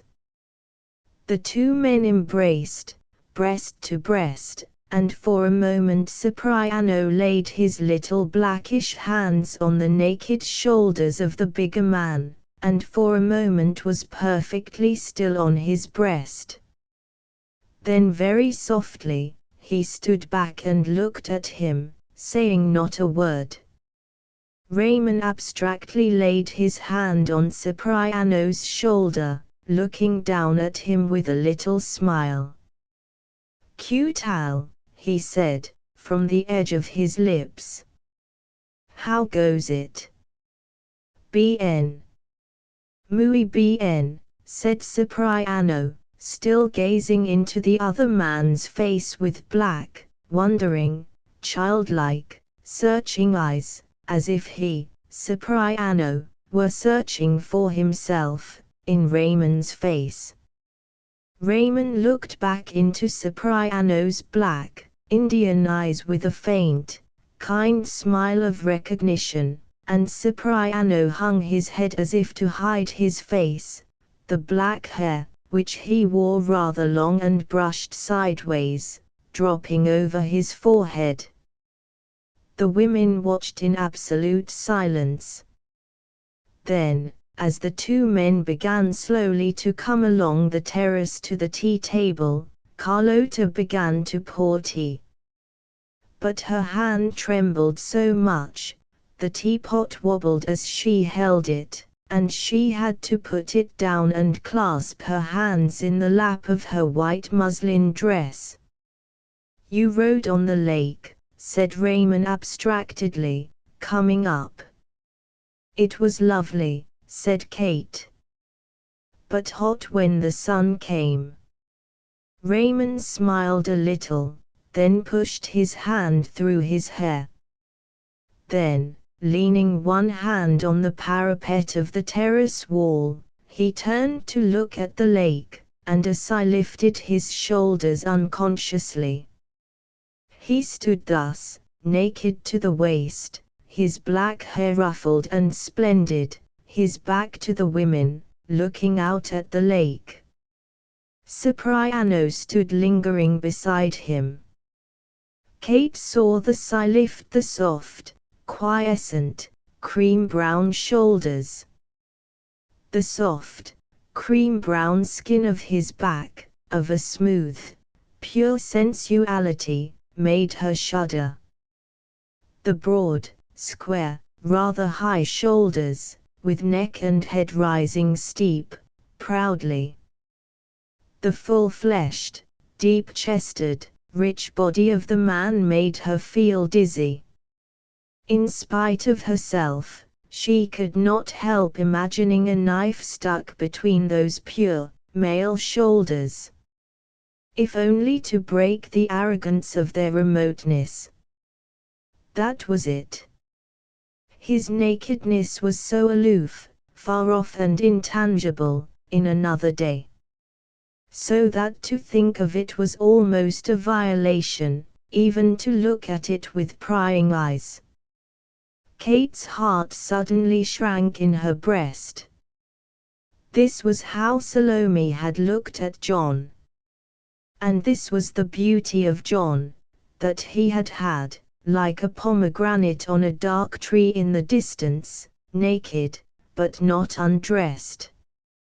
Forever still and clothless, and with another light about it, of a richer day than our paltry, prying, sneak-thieving day.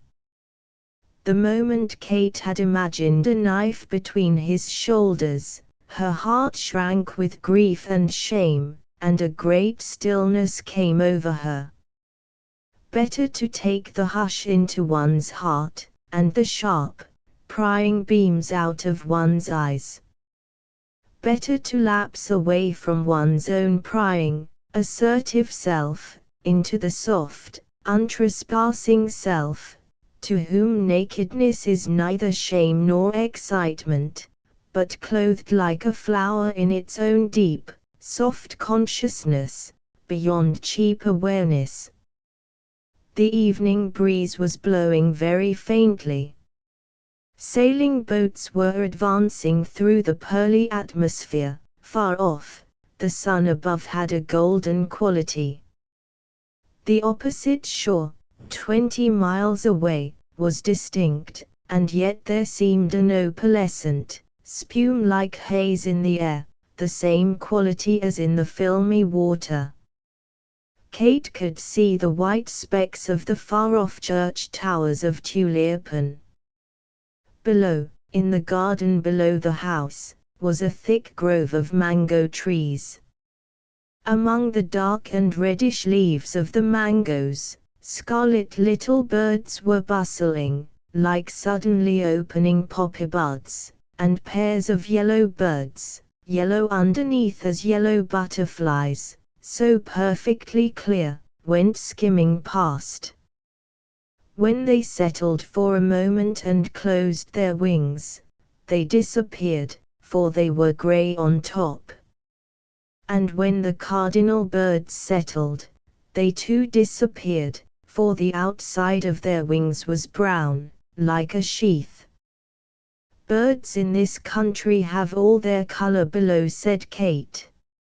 Raymond turned to her suddenly. They say the word Mexico means below this, he said, smiling, and sinking into a rocking chair. Dona Carlota had made a great effort over herself, and with eyes fixed on the teacups, she poured out the tea. She handed him his cup without looking at him. She did not trust herself to look at him.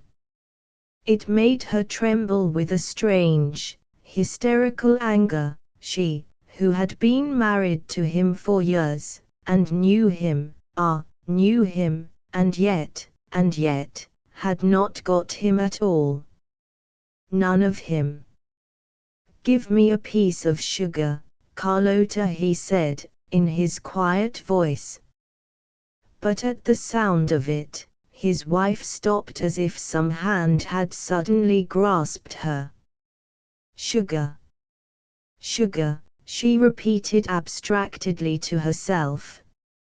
Raymond sat forward in his rocking chair, holding his cup in his hand, his breasts rising in relief. And on his thighs the thin linen seemed to reveal him almost more than his own dark nakedness revealed him. She understood why the cotton pantaloons were forbidden on the plaza. The living flesh seemed to emanate through them. He was handsome, almost horribly handsome, with his black head poised as it were without weight, above his darkened, smooth neck. A pure sensuality, with a powerful purity of its own, hostile to her sort of purity. With the blue sash round his waist, pressing a fold in the flesh, and the thin linen seeming to gleam with the life of his hips and his thighs, He emanated a fascination almost like a narcotic, asserting his pure, fine sensuality against her. The strange, soft, still sureness of him, as if he sat secure within his own dark aura. And as if this dark aura of his militated against her presence, and against the presence of his wife. He emitted an effluence so powerful, that it seemed to hamper her consciousness, to bind down her limbs. And he was utterly still and quiescent, without desire, soft and unroused, within his own ambient. Cipriano going the same, the pair of them so quiet and dark and heavy, like a great weight bearing the women down. Kate knew now how Salome felt. She knew now how John the Baptist had been, with his terrible, aloof beauty, inaccessible yet so potent. Ah, she said to herself. Let me close my eyes to him, and open only my soul. Let me close my prying, seeing eyes, and sit in dark stillness along with these two men. They have got more than I, they have a richness that I haven't got. They have got rid of that itching of the eye, and the desire that works through the eye. The itching, prurient, knowing, imagining I am cursed with it, I am hampered up in it. It is my curse of curses, the curse of Eve. The curse of Eve is upon me, my eyes are like hooks, my knowledge is like a fish hook through my gills, pulling me in spasmodic desire. Oh, who will free me from the grappling of my eyes, from the impurity of sharp sight? Daughter of Eve, of greedy vision, why don't these men save me from the sharpness of my own eyes? She rose and went to the edge of the terrace. Yellow as daffodils underneath, two birds emerged out of their own invisibility. In the little shingle bay, with a small breakwater, where the boat was pulled up and chained, two men were standing in the water, throwing out a big, fine round net, catching the little silvery fish called charals, which flicked out of the brownish water sometimes like splinters of glass. Raymond. Kate heard Dona Carlota's voice. Won't you put something on? The wife had been able to bear it no more. Yes. Thank you for the tea, said Raymond, rising. Kate watched him go down the terrace, in his own peculiar silence, his sandals making a faint swish on the tiles. Oh, Senora Caterina, came the voice of Carlota. Come and drink your tea. Come. Kate returned to the table, saying, It seems so wonderfully peaceful here. Peaceful, echoed Carlota. Ah, I do not find it peaceful. There is a horrible stillness, which makes me afraid. Do you come out very often? Said Kate, to Cipriano. Yes. Fairly often. Once a week. Or twice, he replied, looking at her with a secret consciousness which she could not understand, lurking in his black eyes. These men wanted to take her will away from her, as if they wanted to deny her the light of day. I must be going home now, she said. The sun will be setting. Yovo, said Cipriano, in his soft, velvety Indian voice, with a note of distant surprise and reproach. Will you go already? Oh, no, Senora, cried Carlota. Stay until tomorrow. Oh, yes, stay until tomorrow, with me. They will expect us home, she said, wavering. Ah, no. I can send a boy to say you will come tomorrow. Yes. You will stay. Ah, good, good. And she laid her hand caressively on Kate's arm, then rose to hurry away to the servants. Cipriano had taken out his cigarette case. He offered it to Kate. Shall I take one? She said. It is my vice. Do take one, he said. It isn't good to be perfect. It isn't, is it? She laughed, puffing her cigarette. Now would you call it peace? He asked with incomprehensible irony. Why? She cried. Why do white people always want peace? He asked. Surely peace is natural. Don't all people want it? Don't you? Peace is only the rest after war, he said. So it is not more natural than fighting, perhaps not so natural. No, but there is another peace, the peace that passes all understanding. Don't you know that? I don't think I do, he said. What a pity, she cried. Ah, he said. You want to teach me. But to me it is different. Each man has two spirits in him. The one is like the early morning in the time of rain, very quiet, and sweet, moist, no, with the mockingbird singing, and birds flying about, very fresh. And the other is like the dry season, the steady, strong hot light of the day, which seems as if it will never change. But you like the first better, she cried. I don't know, he replied. The other lasts longer. I am sure you like the fresh morning better, she said. I don't know. I don't know. He smiled a crumpled sort of smile, and she could tell he really did not know. In the first time, you can feel the flowers on their stem, the stem very strong and full of sap, no, and the flower opening on top like a face that has the perfume of desire.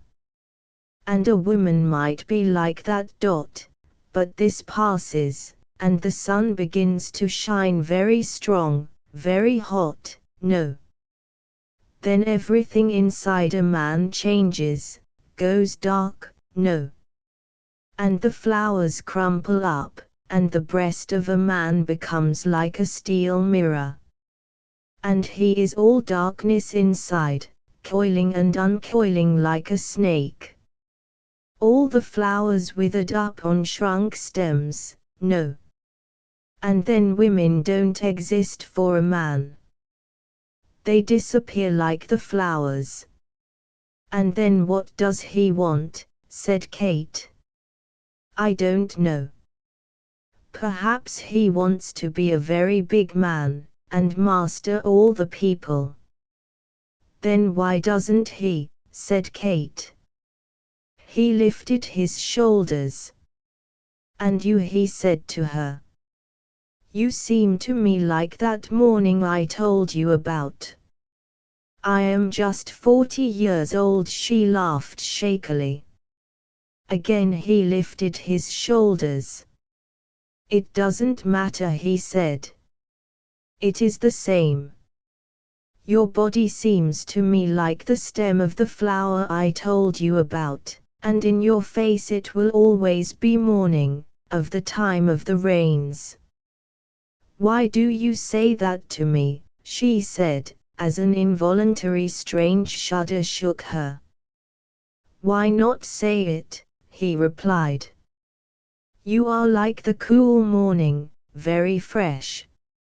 In Mexico, we are the end of the hot dry day. He watched her, with a strange lingering desire in his black eyes, and what seemed to her a curious, lurking sort of insolence. She dropped her head to hide from him, and rocked in her chair. "I would like to marry you," he said, "if ever you will marry. I would like to marry you."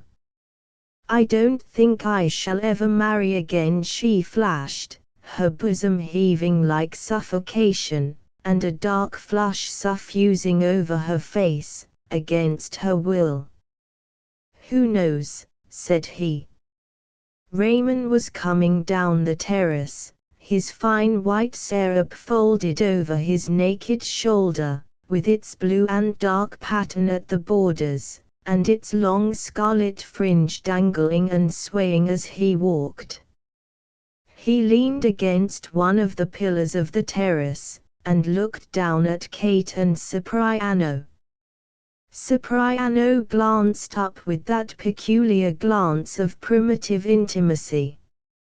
"I told the Senora Caterina," he said, "if ever she wanted to marry a man, she should marry me." "It is plain talk," said Raymond, glancing at Cipriano with the same intimacy, and smiling. Then he looked at Kate, with a slow smile in his brown eyes, and a shadow of curious knowledge on his face. He folded his arms over his breast, as the natives do when it is cold and they are protecting themselves, and the cream-brown flesh, like opium, lifted the bosses of his breast, full and smooth. "Don Cipriano says that white people always want peace," she said, looking up at Raymond with haunted eyes. "Don't you consider yourselves white people?" she asked, with a slight, deliberate impertinence. "No whiter than we are," smiled Raymond. "Not lily white, at least." "And don't you want peace?" she asked. I shouldn't think of it. The meek have inherited the earth, according to prophecy. But who am I, that I should envy them their peace?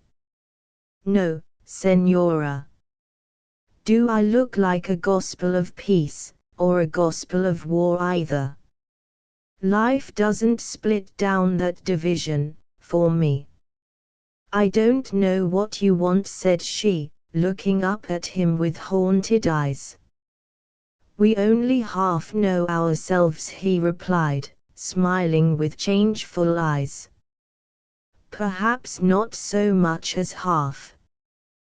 There was a certain vulnerable kindliness about him, which made her wonder, startled, if she had ever realized what real fatherliness meant. The mystery, the nobility, the inaccessibility, and the vulnerable compassion of man in his separate fatherhood. "You don't like brown-skinned people?" he asked her gently. "I think it is beautiful to look at," she said. "But," with a faint shudder, "I am glad I am white." "You feel there could be no contact," he said, simply. "Yes," she said. "I mean that." "It is as you feel," he said. And as he said it, she knew he was more beautiful to her than any blonde white man, and that, in a remote, far-off way, the contact with him was more precious than any contact she had known. But then, though he cast over her a certain shadow, he would never encroach on her, he would never seek any close contact. It was the incompleteness in Cipriano that sought her out, and seemed to trespass on her. Hearing Raymond's voice, Carlota appeared uneasily in a doorway. Hearing him speak English, she disappeared again, on a gust of anger. But after a little while, she came once more, with a little vase containing the creamy-colored, thick flowers that are colored like freesias, and that smell very sweet. "Oh, how nice," said Kate. "They are temple flowers." In Ceylon the natives tiptoe into the little temples and lay one flower on the table at the foot of the big Buddha statues. And the tables of offering are all covered with these flowers, all put so neatly. The natives have that delicate oriental way of putting things down. "Ah," said Carlota, setting the vase on the table. "I did not bring them for any gods, especially strange ones. I brought them for you, Senora. They smell so sweet." "Don't they?" said Kate. The two men went away, Raymond laughing. "Ah, Senora," said Carlota, sitting down tense at the table. "Could you follow Raymond? Could you give up the Blessed Virgin? I could sooner die." "Ha," said Kate, with a little weariness. "Surely we don't want any more gods." "More gods, Senora," said Dona Carlota, shocked. "But how is it possible? Don Raymond is in mortal sin." Kate was silent. "And he wants to lead more and more people into the same," continued Carlota. "It is the sin of pride. Men wise in their own conceit, the cardinal sin of men. Ah, I have told him. And I am so glad, Senora, that you feel as I feel. I am so afraid of American women, women like that. They wish to have men's minds, so they accept all the follies and wickedness of men. You are Catholic, Senora." "I was educated in a convent," said Kate. "Ah, of course. Of course, ah, Senora, as if a woman who had ever known the Blessed Virgin could ever part from her again. Ah, Senora, what woman would have the heart to put Christ back on the cross, to crucify him twice? But men. This Quetzalcoatl business.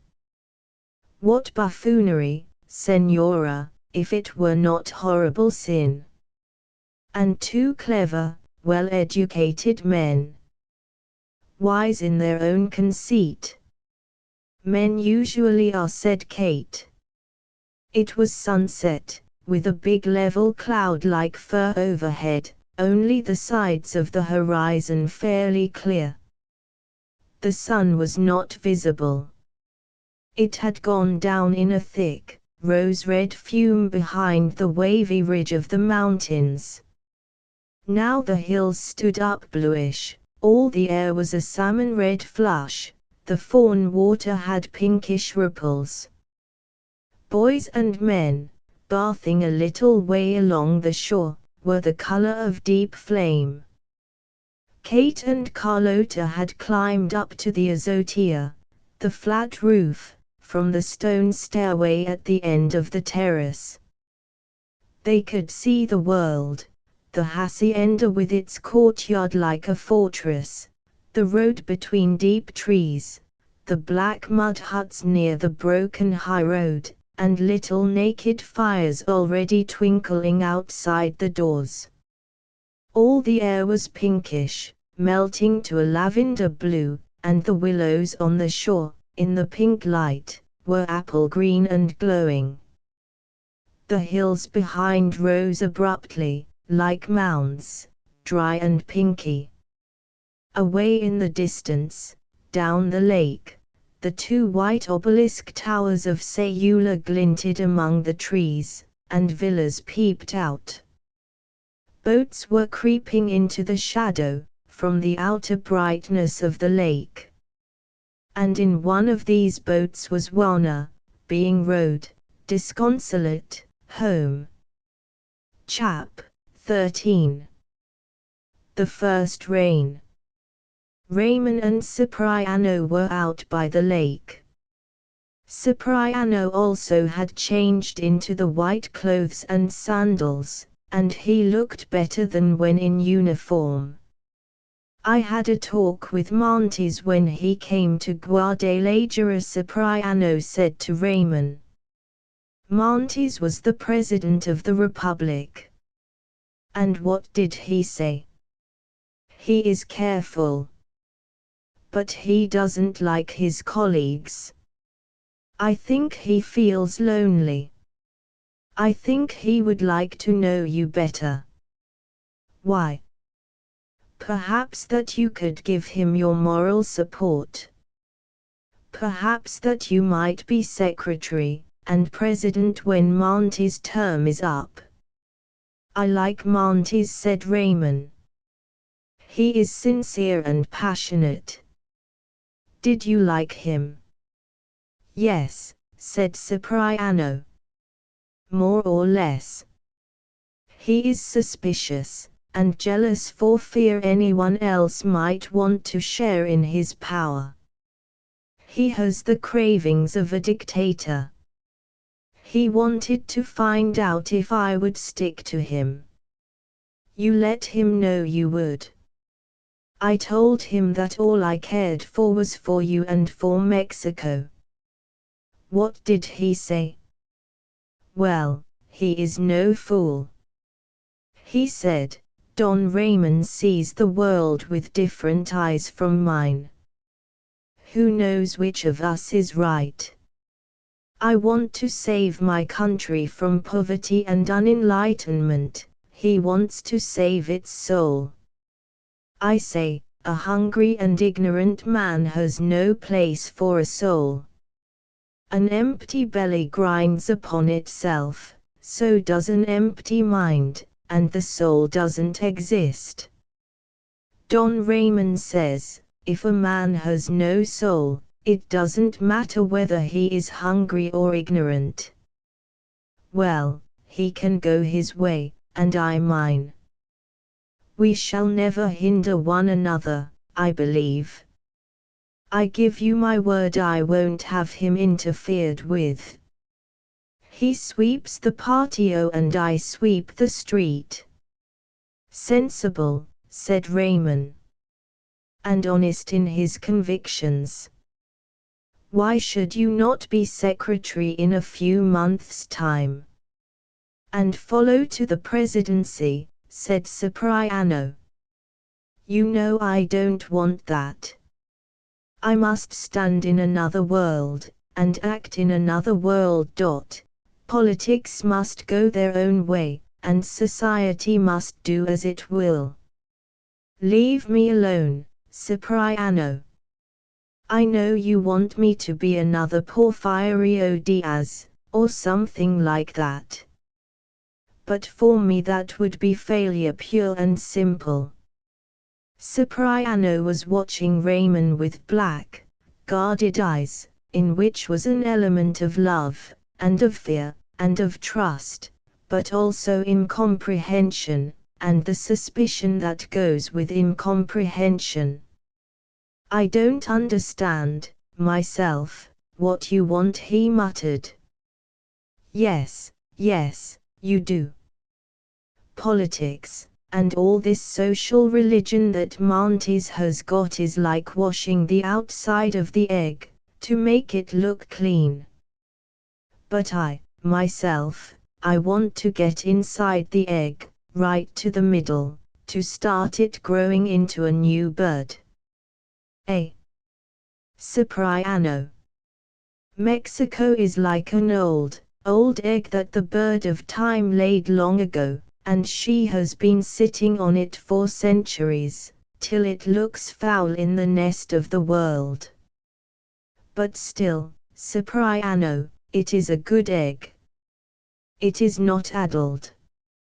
Only the spark of fire has never gone into the middle of it, to start it.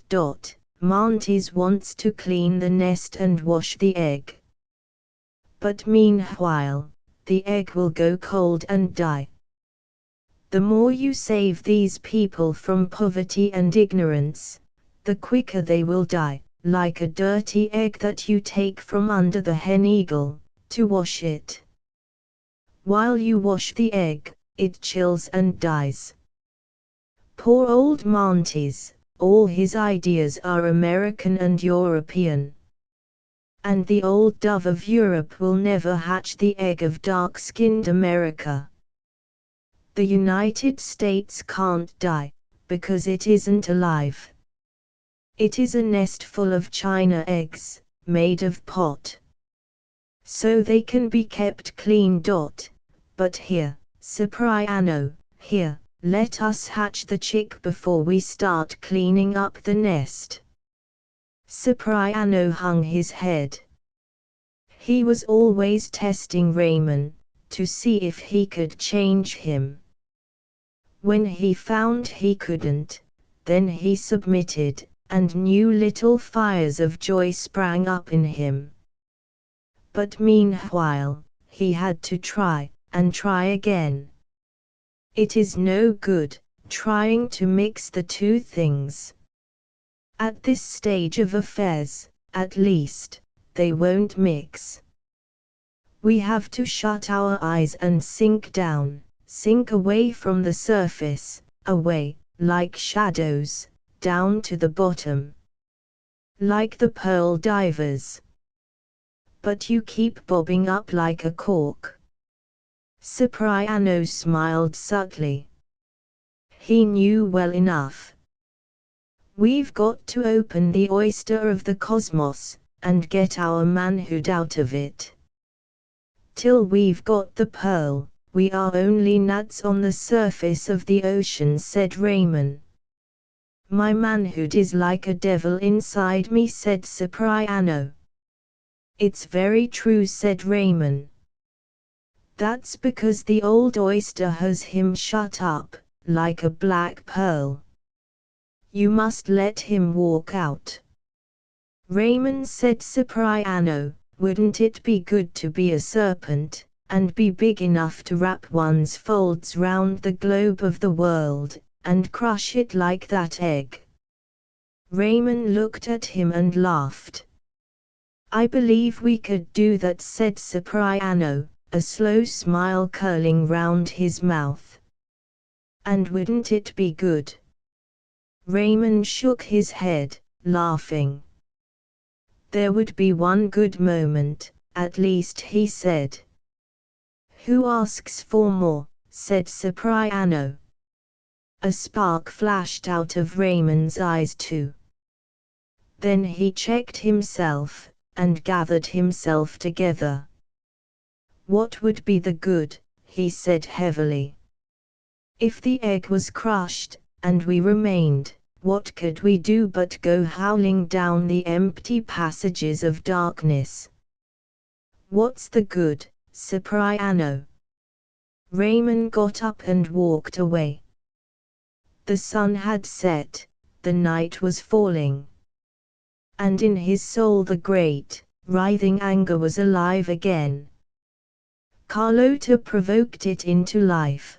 The two women seemed to breathe life into the black monster of his inward rage, till it began to lash again. And Cipriano stirred it up till it howled with desire. My manhood is like a demon howling inside me, said Raymond to himself, in Cipriano's words. And he admitted the justice of the howling, his manhood being pent up, humiliated, goaded with insult inside him.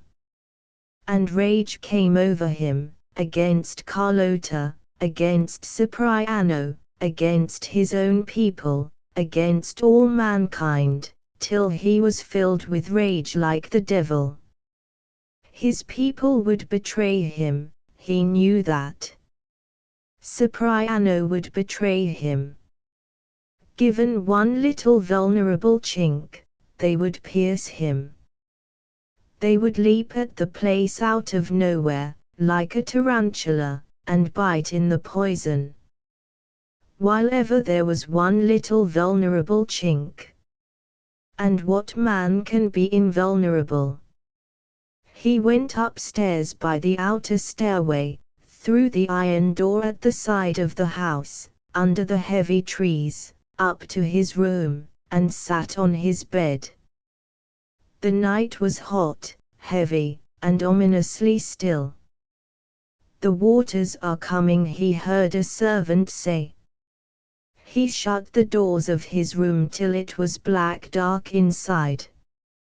Then he threw aside his clothing, saying, "I put off the world with my clothes." And standing nude and invisible in the center of his room, he thrust his clenched fist upwards, with all his might, feeling he would break the walls of his chest. And his left hand hung loose, the fingers softly curving downwards. And tense like the gush of a soundless fountain, he thrust up and reached down in the invisible dark, convulsed with passion. Till the black waves began to wash over his consciousness, over his mind, waves of darkness broke over his memory, over his being, like an incoming tide, till at last it was full tide, and he trembled, and fell to rest. Invisible in the darkness, he stood soft and relaxed, staring with wide eyes at the dark, and feeling the dark fecundity of the inner tide washing over his heart, over his belly. His mind dissolved away in the greater, dark mind, which is undisturbed by thoughts. He covered his face with his hands, and stood still, in pure unconsciousness, neither hearing nor feeling nor knowing, like a dark seaweed deep in the sea. With no time and no world, in the deeps that are timeless and worldless. Then when his heart and his belly were restored, his mind began to flicker again softly, like a soft flame flowing without departing. So he wiped his face with his hands, and put his syrup over his head, and, silent inside an aura of pain, he went out and took the drum, carrying it downstairs. Martin, the man who loved him, was hovering in the zaguan. "Ja, patron," he said. "Ja," said Raymond. The man ran indoors, where a lamp was burning in the big, dark kitchen, and ran out again with an armful of the woven straw mats. "Where, patron?" he said. Raymond hesitated in the center of the courtyard, and looked at the sky. "Viens eloquer," he said. "Creo que si, patron."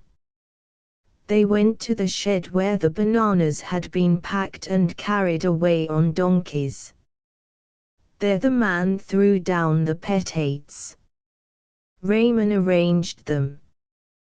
Guislano ran with canes. He was going to make lights, the simplest possible. 3 pieces of thick cane, tied at the neck with a cord, stood up 3-legged, waist-high. In the 3-pronged fork at the top he laid a piece of flat, slightly hollow lava stone. Then he came running from the house with a bit of burning oak wood. 3 or 4 bits of oak, each bit no bigger than a long finger, flickered and rose in quick flames from the stone, and the courtyard danced with shadow. Raymond took off his syrup, folded it, and sat upon it. Guislano lit another tripod torch. Raymond sat with his back to the wall, the firelight dancing on his dark brows, that were sunk in a sort of frown. His breast shone like gold in the flame. He took the drum and sounded the summons, slow, monotonous, rather sad. In a moment 2 or 3 men came running. The drummer came. Raymond stood up and handed him the drum. He ran with it to the great outer doorway, and out into the dark lane, and there sounded the summons, quick, sharp. Raymond put on his syrup, whose scarlet fringe touched his knees, and stood motionless, with ruffled hair. Round his shoulders went the woven snake, and his head was through the middle of the blue, woven bud. Cipriano came from the house. He was wearing a syrup all scarlet and dark brown, a great scarlet sun at the center, deep scarlet zigzags at the borders, and dark brown fringe at his knees. He came and stood at Raymond's side, glancing up into Raymond's face. But the other man's brows were low, his eyes were fixed in the darkness of the sheds away across the courtyard. He was looking into the heart of the world, because the faces of men, and the hearts of men are helpless quicksands. Only in the heart of the cosmos man can look for strength. And if he can keep his soul in touch with the heart of the world, then from the heart of the world new blood will beat in strength and stillness into him, fulfilling his manhood.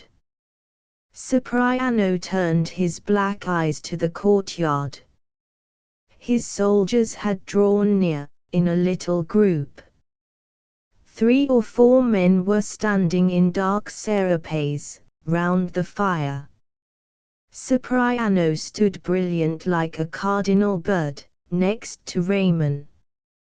Even his sandals were bright, sealing wax red, and his loose linen trousers were bound at the ankles with red and black bands. His face looked very dark and ruddy in the firelight, his little black tuft of a beard hung odd and devilish, his eyes were glittering sardonically. But he caught Raymond's hand in his small hand, and stood holding it. The peons were coming through the entranceway, balancing their big hats. Women were hurrying barefoot, swishing their full skirts, carrying babies inside the dark wrap of their rebazos, children running after. They all clustered towards the flame light, like wild animals gazing in at the circle of men in dark sarapes. Raymond, magnificent in his white and blue and shadow, poising his beautiful head, Cipriano at his side like a glittering cardinal bird. Carlota and Kate emerged from the inner doorway of the house. But there Carlota remained, wrapped in a black silk shawl, seated on a wooden bench where the soldiers usually sat, looking across at the ruddy flare of light, the circle of dark men, the tall beauty of her husband, the poppy petal glitter of red, of Cipriano, the group of little, dust-colored soldiers, and the solid throng of peons and women and children, standing gazing like animals. While through the gate men still came hurrying, and from outside, the drum sounded, and a high voice sang again and again, "Someone will enter between the gates, now, at this moment, see the light on the man that waits. Shall you? Shall I? Someone will come to the place of fire, now, at this moment, and hark to the words of their heart's desire. Shall you? Shall I?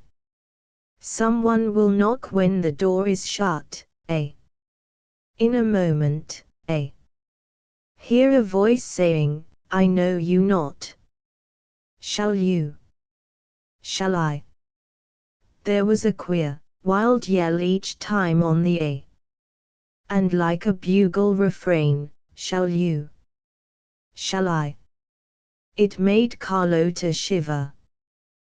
Kate, wrapping her yellow shawl round her, walked slowly towards the group. The drum outside gave a rapid shudder, and was finished. The drummer came in, the great doors were shut and barred, the drummer took his place in the ring of standing men. A dead silence supervened. Raymond continued to gaze from under lowered brows, into space. Then in a quiet, inward voice, he said, "As I take off this cover, I put away the day that is gone from upon me." He took off his syrup, and stood with it over his arm. All the men in the circle did the same, till they stood with naked breasts and shoulders, Cipriano very dark and strong-looking, in his smallness, beside Raymond. "I put away the day that is gone," Raymond continued, in the same still, inward voice, "and stand with my heart uncovered in the night of the gods." Then he looked down at the ground. "Serpent of the earth," he said, "snake that lies in the fire at the heart of the world, come. Come. Snake of the fire of the heart of the world, coil like gold round my ankles, and rise like life around my knee, and lay your head against my thigh. Come, put your head in my hand, cradle your head in my fingers, snake of the deeps. Kiss my feet and my ankles with your mouth of gold, kiss my knees and my inner thigh, snake branded with flame and shadow, come. And rest your head in my finger basket." So. The voice was soft and hypnotic. It died upon a stillness. And it seemed as if really a mysterious presence had entered unseen from the underworld. It seemed to the peons as if really they saw a snake of brilliant gold and living blackness softly coiled around Raymond's ankle and knee, and resting its head in his fingers, licking his palm with forked tongue. He looked out at the big, dilated, glittering eyes of his people, and his own eyes were wide and uncanny. "I tell you," he said, "and I tell you truly. At the heart of this earth sleeps a great serpent, in the midst of fire. Those that go down in mines feel the heat and the sweat of him, they feel him move. It is the living fire of the earth, for the earth is alive. The snake of the world is huge, and the rocks are his scales, trees grow between them. I tell you, the earth you dig is alive as a snake that sleeps. So vast a serpent you walk on, this lake lies between his folds as a drop of rain in the folds of a sleeping rattlesnake. Yet he none the less lives. The earth is alive. And if he died, we should all perish. Only his living keeps the soil sweet, that grows you maize. From the roots of his scales we dig silver and gold, and the trees have root in him, as the hair of my face has root in my lips. The earth is alive. But he is very big, and we are very small, smaller than dust. But he is very big in his life, and sometimes he is angry. These people, smaller than dust, he says, they stamp on me and say I am dead. Even to their asses they speak, and shout Harry. Burro. But to me they speak no word. Therefore I will turn against them, like a woman who lies angry with her man in bed, and eats away his spirit with her anger, turning her back to him. That is what the earth says to us. He sends sorrow into our feet, and depression into our loins. Because as an angry woman in the house can make a man heavy, taking his life from him, so the earth can make us heavy, make our souls cold, and our life dreary in our feet. Speak then to the snake of the heart of the world. Put oil on your fingers and lower your fingers for him to taste the oil of the earth, and let him send life into your feet and ankles and knees, like sap in the young maize pressing against the joints and making the milk of the maize bud among its hair. From the heart of the earth man feels his manhood rise up in him, like the maize that is proud, turning its green leaves outwards. Be proud like the maize, and let your roots go deep, deep, for the rains are here, and it is time for us to be growing in Mexico. Raymond ceased speaking, the drum softly pulsed. All the men of the ring were looking down at the earth and softly letting their left hands hang. Carlota, who had not been able to hear, drifted up to Kate's side, spellbound by her husband. Kate unconsciously glanced down at the earth, and secretly let her fingers hang softly against her dress. But then she was afraid of what might happen to her, and she caught her hand up into her shawl. Suddenly the drum began to give a very strong note, followed by a weak, a strange, exciting thud. Everybody looked up.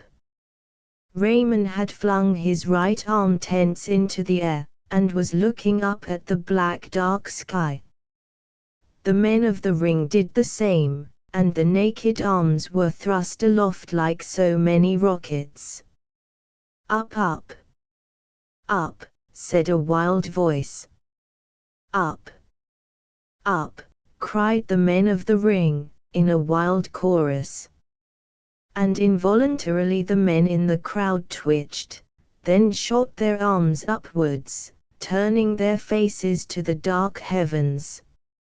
Even some of the women boldly thrust up their naked arms, and relief entered their hearts as they did so.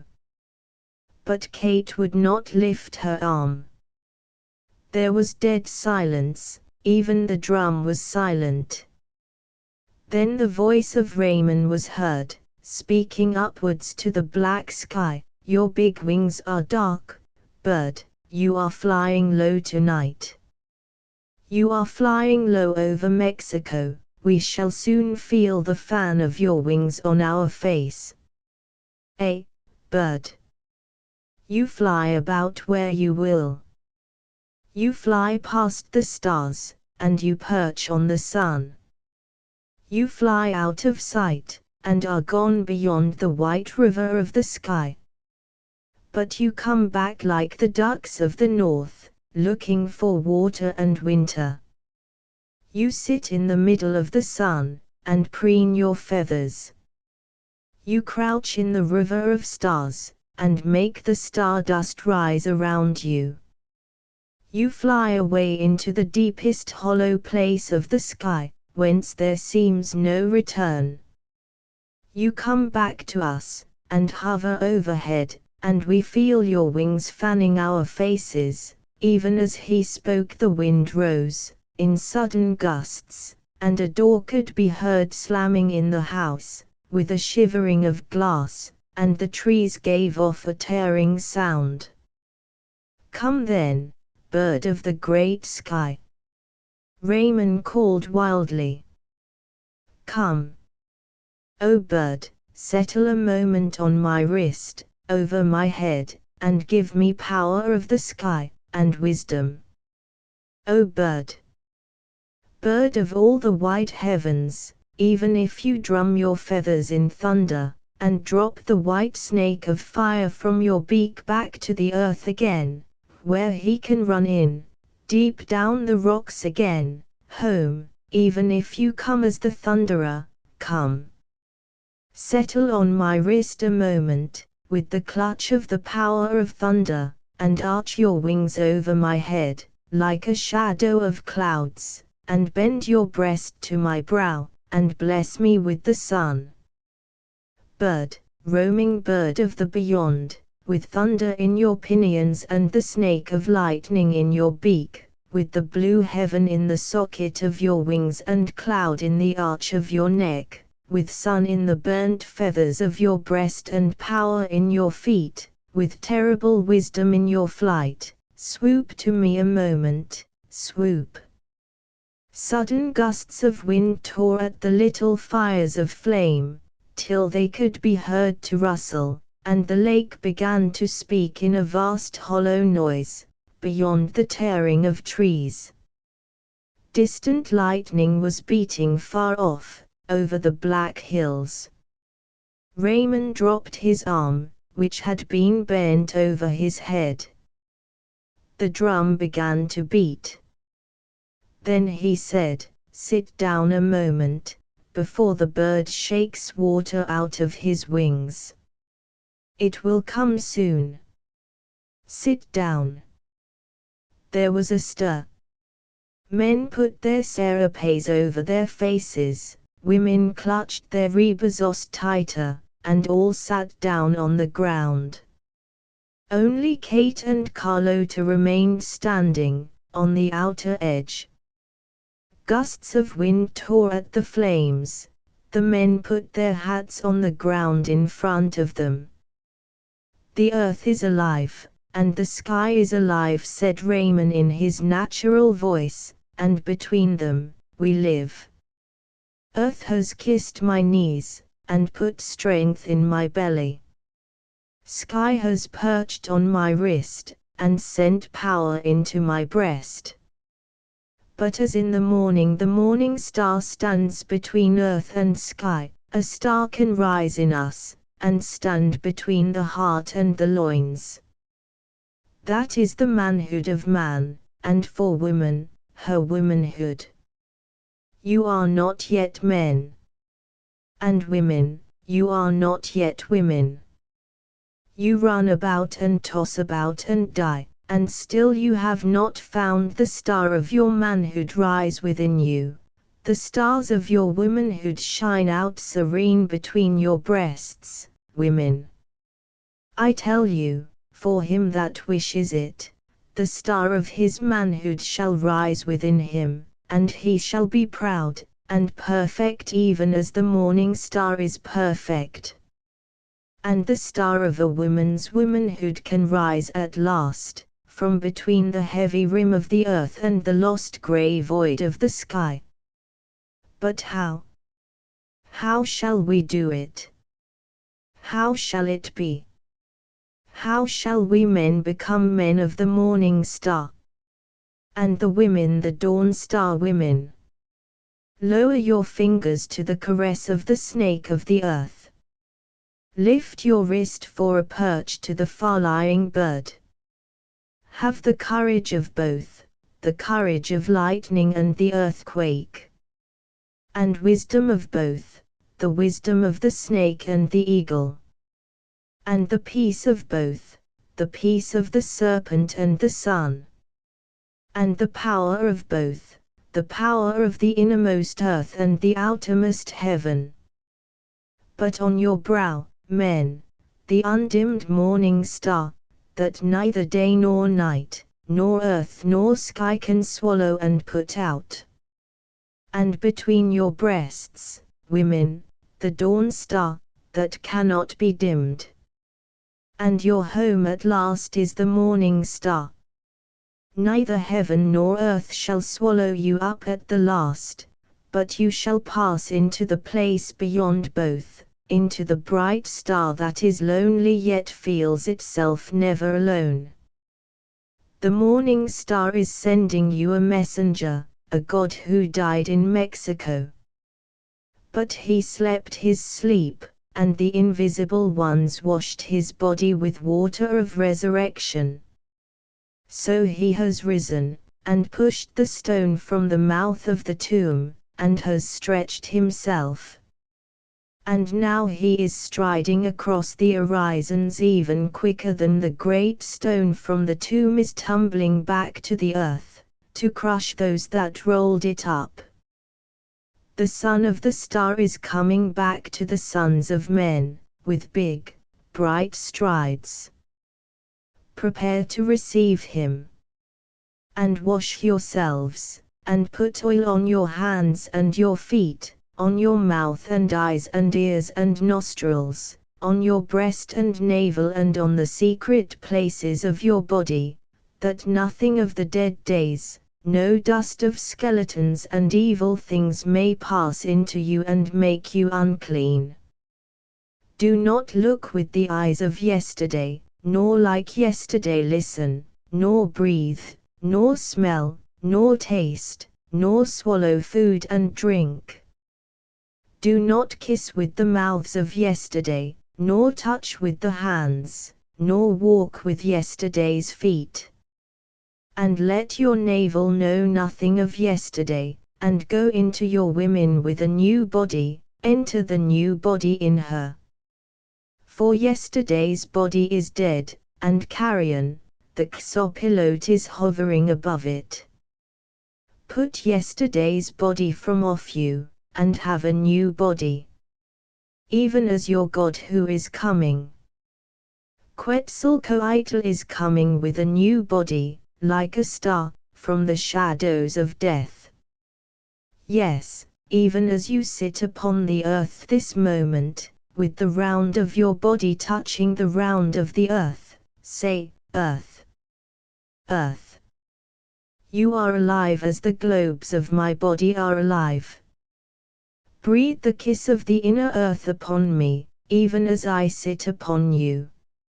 And so, it is said. The earth is stirring beneath you, the sky is rushing its wings above. Go home to your homes, in front of the waters that will fall and cut you off forever from your yesterdays. Go home, and hope to be men of the morning star, women of the star of dawn. You are not yet men and women. He rose up and waved to the people to be gone. And in a moment they were on their feet, scurrying and hastening with the quiet Mexican hurry, that seems to run low down upon the surface of the earth. The black wind was all loose in the sky, tearing with the thin shriek of torn fabrics, in the mango trees. Men held their big hats on their heads and ran with bent knees, their serapes blowing. Women clutched their rebazos tighter and ran barefoot to the zaguan. The big doors were open, a soldier stood with a gun across his back, holding a hurricane lamp. And the people fled like ghosts through the doors, and away up the black lane like bits of paper veering away into nothingness, blown out of their line of flight. In a moment, they had all silently gone. Martin barred the great doors. The soldier put down his lamp on the wooden bench, and he and his comrades sat huddled in their dark shawls, in a little bunch like toadstools in the dark cavern of the zaguan. Already one had curled himself up on the wooden bench, wrapped like a snail in his blanket, had disappeared. "The water is coming," cried the servants excitedly, as Kate went upstairs with Dona Carlota. The lake was quite black, like a great pit. The wind suddenly blew with violence, with a strange ripping sound in the mango trees, as if some membrane in the air were being ripped. The white-flowered oleanders in the garden below leaned over quite flat, their white flowers ghostly, going right down to the earth, in the pale beam of the lamp, like a street lamp, that shone on the wall at the front entrance. A young palm tree bent and spread its leaves on the ground. Some invisible juggernaut car rolling in the dark over the outside world. Away across the lake, southwest, lightning blazed and ran down the sky like some portentous writing. And soft, velvety thunder broke inwardly, strangely. "It frightens me," cried Dona Carlota, putting her hand over her eyes and hastening into a far corner of the bare salon. Cipriano and Kate stood on the terrace, watching the colored flowers in the pots shake and fly to bits, disappearing up into the void of darkness. Kate clutched her shawl. But the wind suddenly got under Cipriano's blanket, and lifted it straight up in the air, then dropped it in a scarlet flare over his head. Kate watched his deep, strong Indian chest lift as his arms quickly fought to free his head. How dark he was, and how primitively physical, beautiful and deep-breasted, with soft, full flesh. But all, as it were, for himself. Nothing that came forth from him to meet with one outside. All oblivious of the outside, all for himself. "Ah, the water," he cried, holding down his syrup. The first great drops were flying darkly at the flowers, like arrows. Kate stood back into the doorway of the salon. A pure blaze of lightning slipped threefold above the black hills, seemed to stand a moment, then slip back into the dark. Down came the rain with a smash, as if some great vessel had broken. With it, came a waft of icy air. And all the time, first in one part of the sky, then in another, in quick succession the blue lightning, very blue, broke out of heaven and lit up the air for a blue, breathless moment, looming trees and ghost of a garden, then was gone, while thunder dropped and exploded continually. Kate watched the dropping masses of water in wonder. Already, in the blue moments of lightning, she saw the garden below a pond, the walks were rushing rivers. It was cold. She turned indoors. A servant was going round the rooms with a lantern, to look if scorpions were coming out. He found one scuttling across the floor of Kate's room, and one fallen from the ceiling beams onto Carlota's bed. They sat in the salon in rocking chairs, Carlota and Kate, and rocked, smelling the good wetness, breathing the good, chilled air. Kate had already forgotten what really chill air was like. She wrapped her shawl tight around her. "Ah, yes, you feel cold. You must take care in the nights, now. Sometimes in the rainy season the nights are very cold. You must be ready with an extra blanket." And the servants, poor things, they just lie and shudder, and they get up in the morning like corpses. But the sun soon warms them again, and they seem to think they must bear what comes. So they complain sometimes, but still they don't provide. The wind had gone, suddenly. Kate was uneasy, with the smell of water, almost of ice, in her nostrils, and her blood still hot and dark. She got up and went again to the terrace. Cipriano was still standing there, motionless and inscrutable, like a monument, in his red and dark syrup. The rain was abating. Down below in the garden, two barefooted women servants were running through the water, in the faint light of the Zaguan lamp, running across the garden and putting olives and square gasoline cans under the arching spouts of water that seethed down from the roof, then darting away while they filled, then struggling in with the frothy vessel. It would save making trips to the lake for water. "What do you think of us?" Cipriano said to her. "It is strange to me," she replied, wondering and a little awed by the night. "Good, no," he said, in an exultant tone. "A little scaring," she replied, with a slight laugh. "When you are used to it," he said, "it seems natural." "No. It seems natural so, as it is. And when you go to a country like England, where all is so safe and ready-made, then you miss it. You keep saying to yourself, 'What am I missing? What is it that is not here?'" He seemed to be gloating in his native darkness.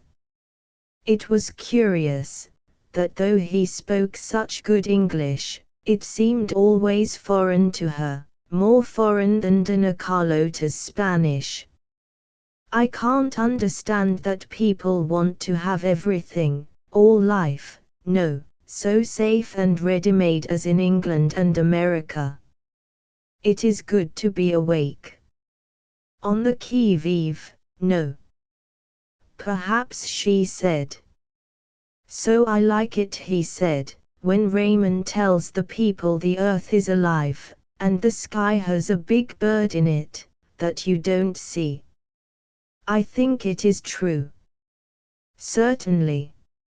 And it is good to know it, because then one is on the qui-vive, no." "But it's tiring to be always on the qui-vive," she said. "Why? Why tiring?" "No, I think, on the contrary, it is refreshing. You should marry, and live in Mexico. At last, I am sure, you would like it.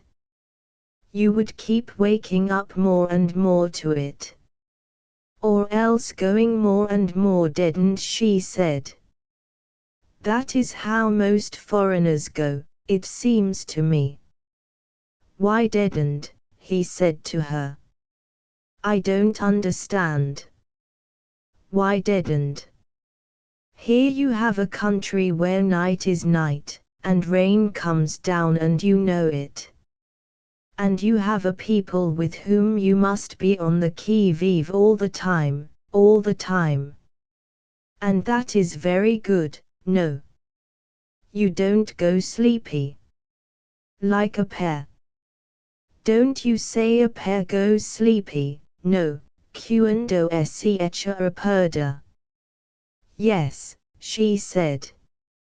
"And here you have also Raymond. How does Raymond seem to you?" "I don't know. I don't want to say anything. But I do think he is almost too much, too far. And I don't think he is Mexican." "Why not?" "Why not Mexican?" "He is Mexican. Not as you are." "How not as I am?" "He is Mexican. He seems to me to belong to the old Europe," she said. "And he seems to me to belong to the old Mexico, and also to the new," he added quickly. "But you don't believe in him." "How? You, yourself? You don't believe in him? You think it is like everything else, a sort of game?" "Everything is a sort of game, a put-up job, to you Mexicans. You don't really believe in anything." "How not believe?"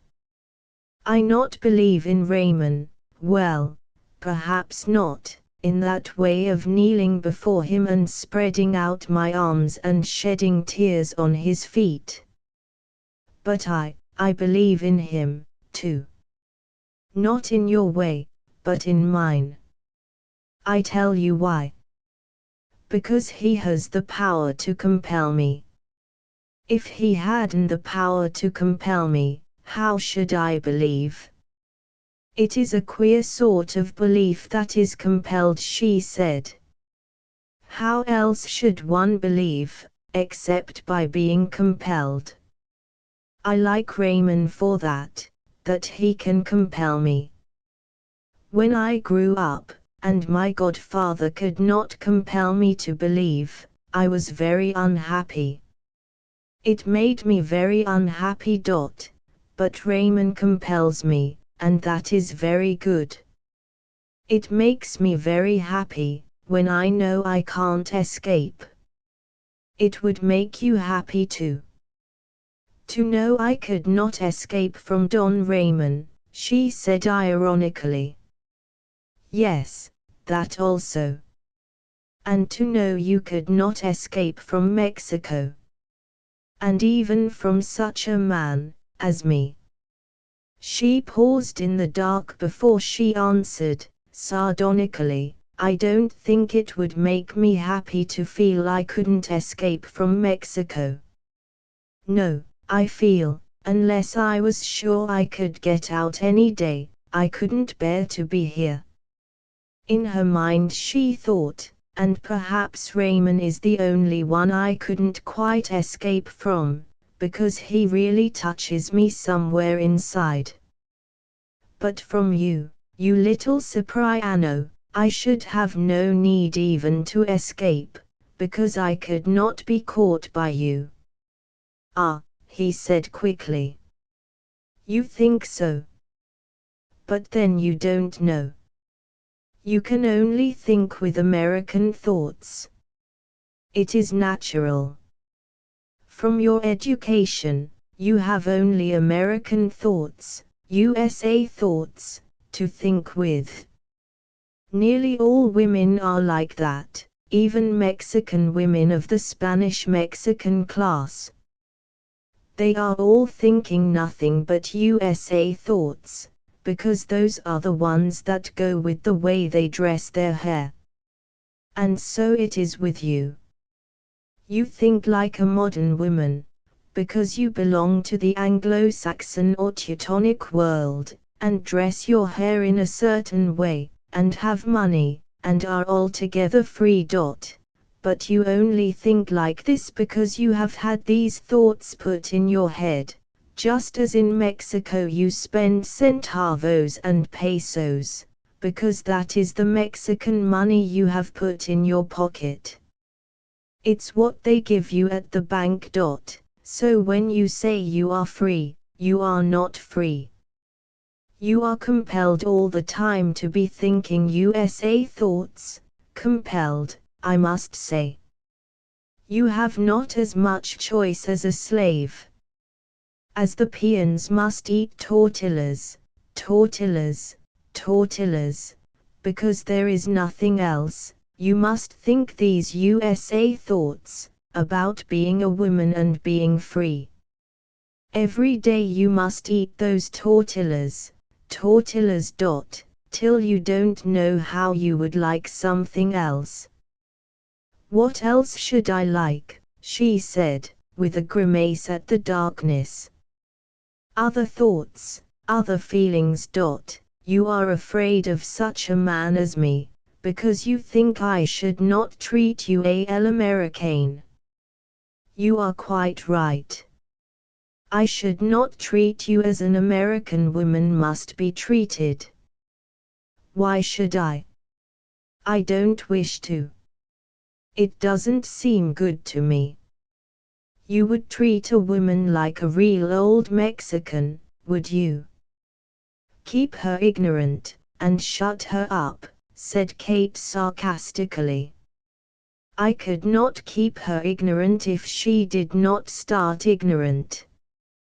But what more I had to teach her wouldn't be in the American style of teaching. What then? Quien sabe? C'est reste à voir.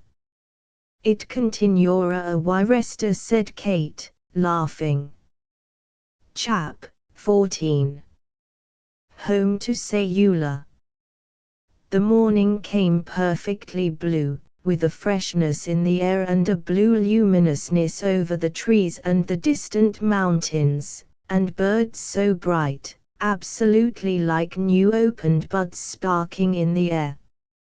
Cipriano was returning to Guadalajara in the automobile, and Carlota was going with him. Kate would be rowed home on the lake. To Raymond, Carlota was still, at times, a torture. She seemed to have the power still to lacerate him, inside his bowels. Not in his mind or spirit, but in his old emotional, passional self, right in the middle of his belly, to tear him and make him feel he bled inwardly. Because he had loved her, he had cared for her, for the affectionate, passionate, whimsical, sometimes elfish creature she had been. He had made much of her, and spoiled her, for many years. But all the while, gradually, his nature was changing inside him. Not that he ceased to care for her, or wanted other women. That she could have understood.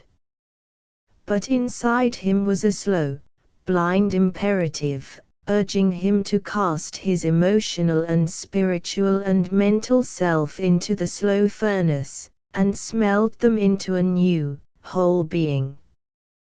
But he had Carlota to reckon with. She loved him, and that, to her, was the outstanding factor. She loved him, emotionally.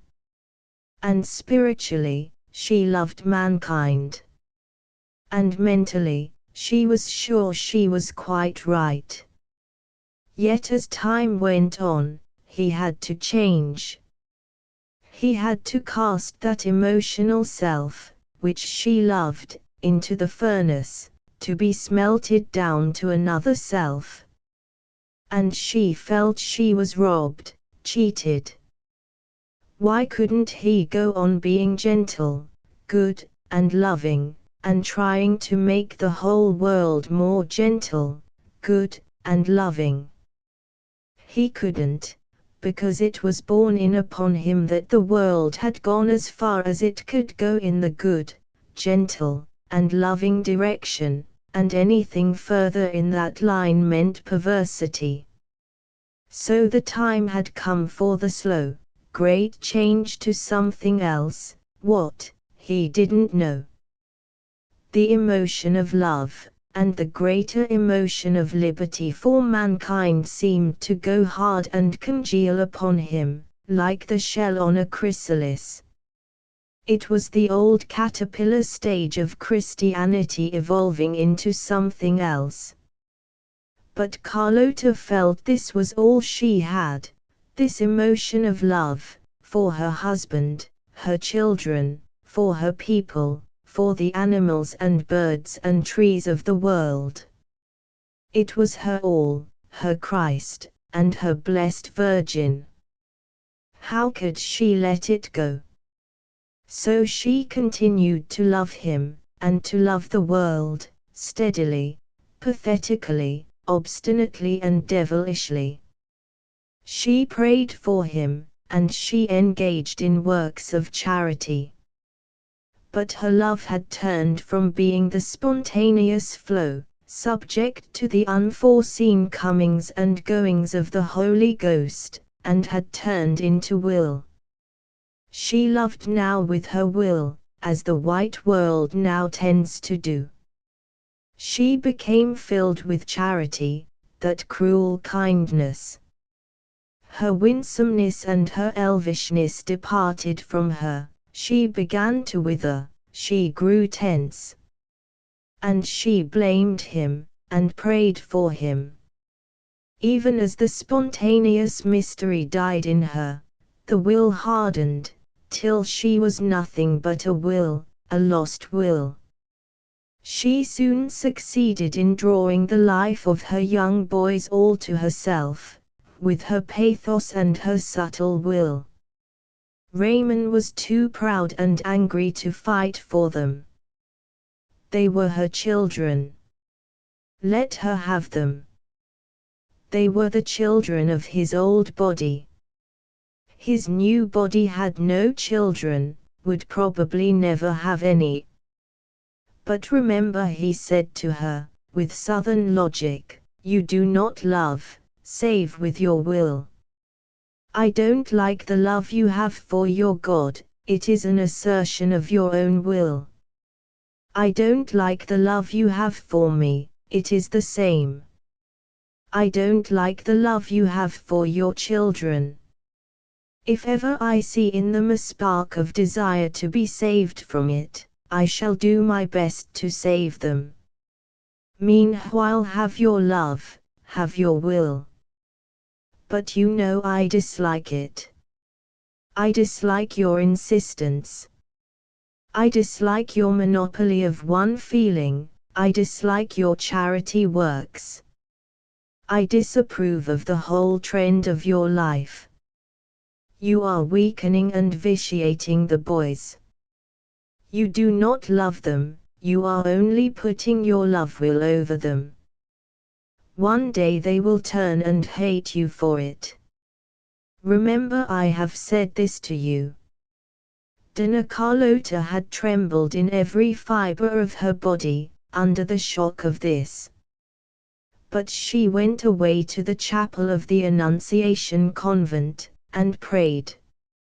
And, praying for his soul, she seemed to gain a victory over him, in the odor of sanctity. She came home in frail, pure triumph, like a flower that blooms on a grave, his grave. And Raymond henceforth watched her in her beautiful, rather fluttering, rather irritating gentleness, as he watched his closest enemy. Life had done its work on one more human being, quenched the spontaneous life and left only the will. Killed the god in the woman, or the goddess, and left only charity, with a will. Carlota, he had said to her, how happy you would be if you could wear deep, deep mourning for me. I shall not give you this happiness. She gave him a strange look from her hazel brown eyes. Even that is in the hands of God, she had replied, as she hurried away from him. And now, on this morning after the first rains, she came to the door of his room as he was sitting writing. As yesterday, he was naked to the waist. The blue-marked sash tied round his middle confined the white linen, loose trousers, like big, wide pajama trousers, crossed in front and tied round his waist. "May I come in?" she said nervously. "Do," he replied, putting down his pen and rising. There was only one chair, he was offering it her, but she sat down on the unmade bed, as if asserting her natural right. And in the same way she glanced at his naked breast, as if asserting her natural right. "I am going with Cipriano after breakfast," she said. "Yes, so you said. The boys will be home in 3 weeks. Yes. Don't you want to see them? If they want to see me. I am sure they do. Then bring them here. Do you think it is pleasant for me?" she said, clasping her hands. "You do not make it pleasant for me, Carlota." "How can I? You know I think you are wrong.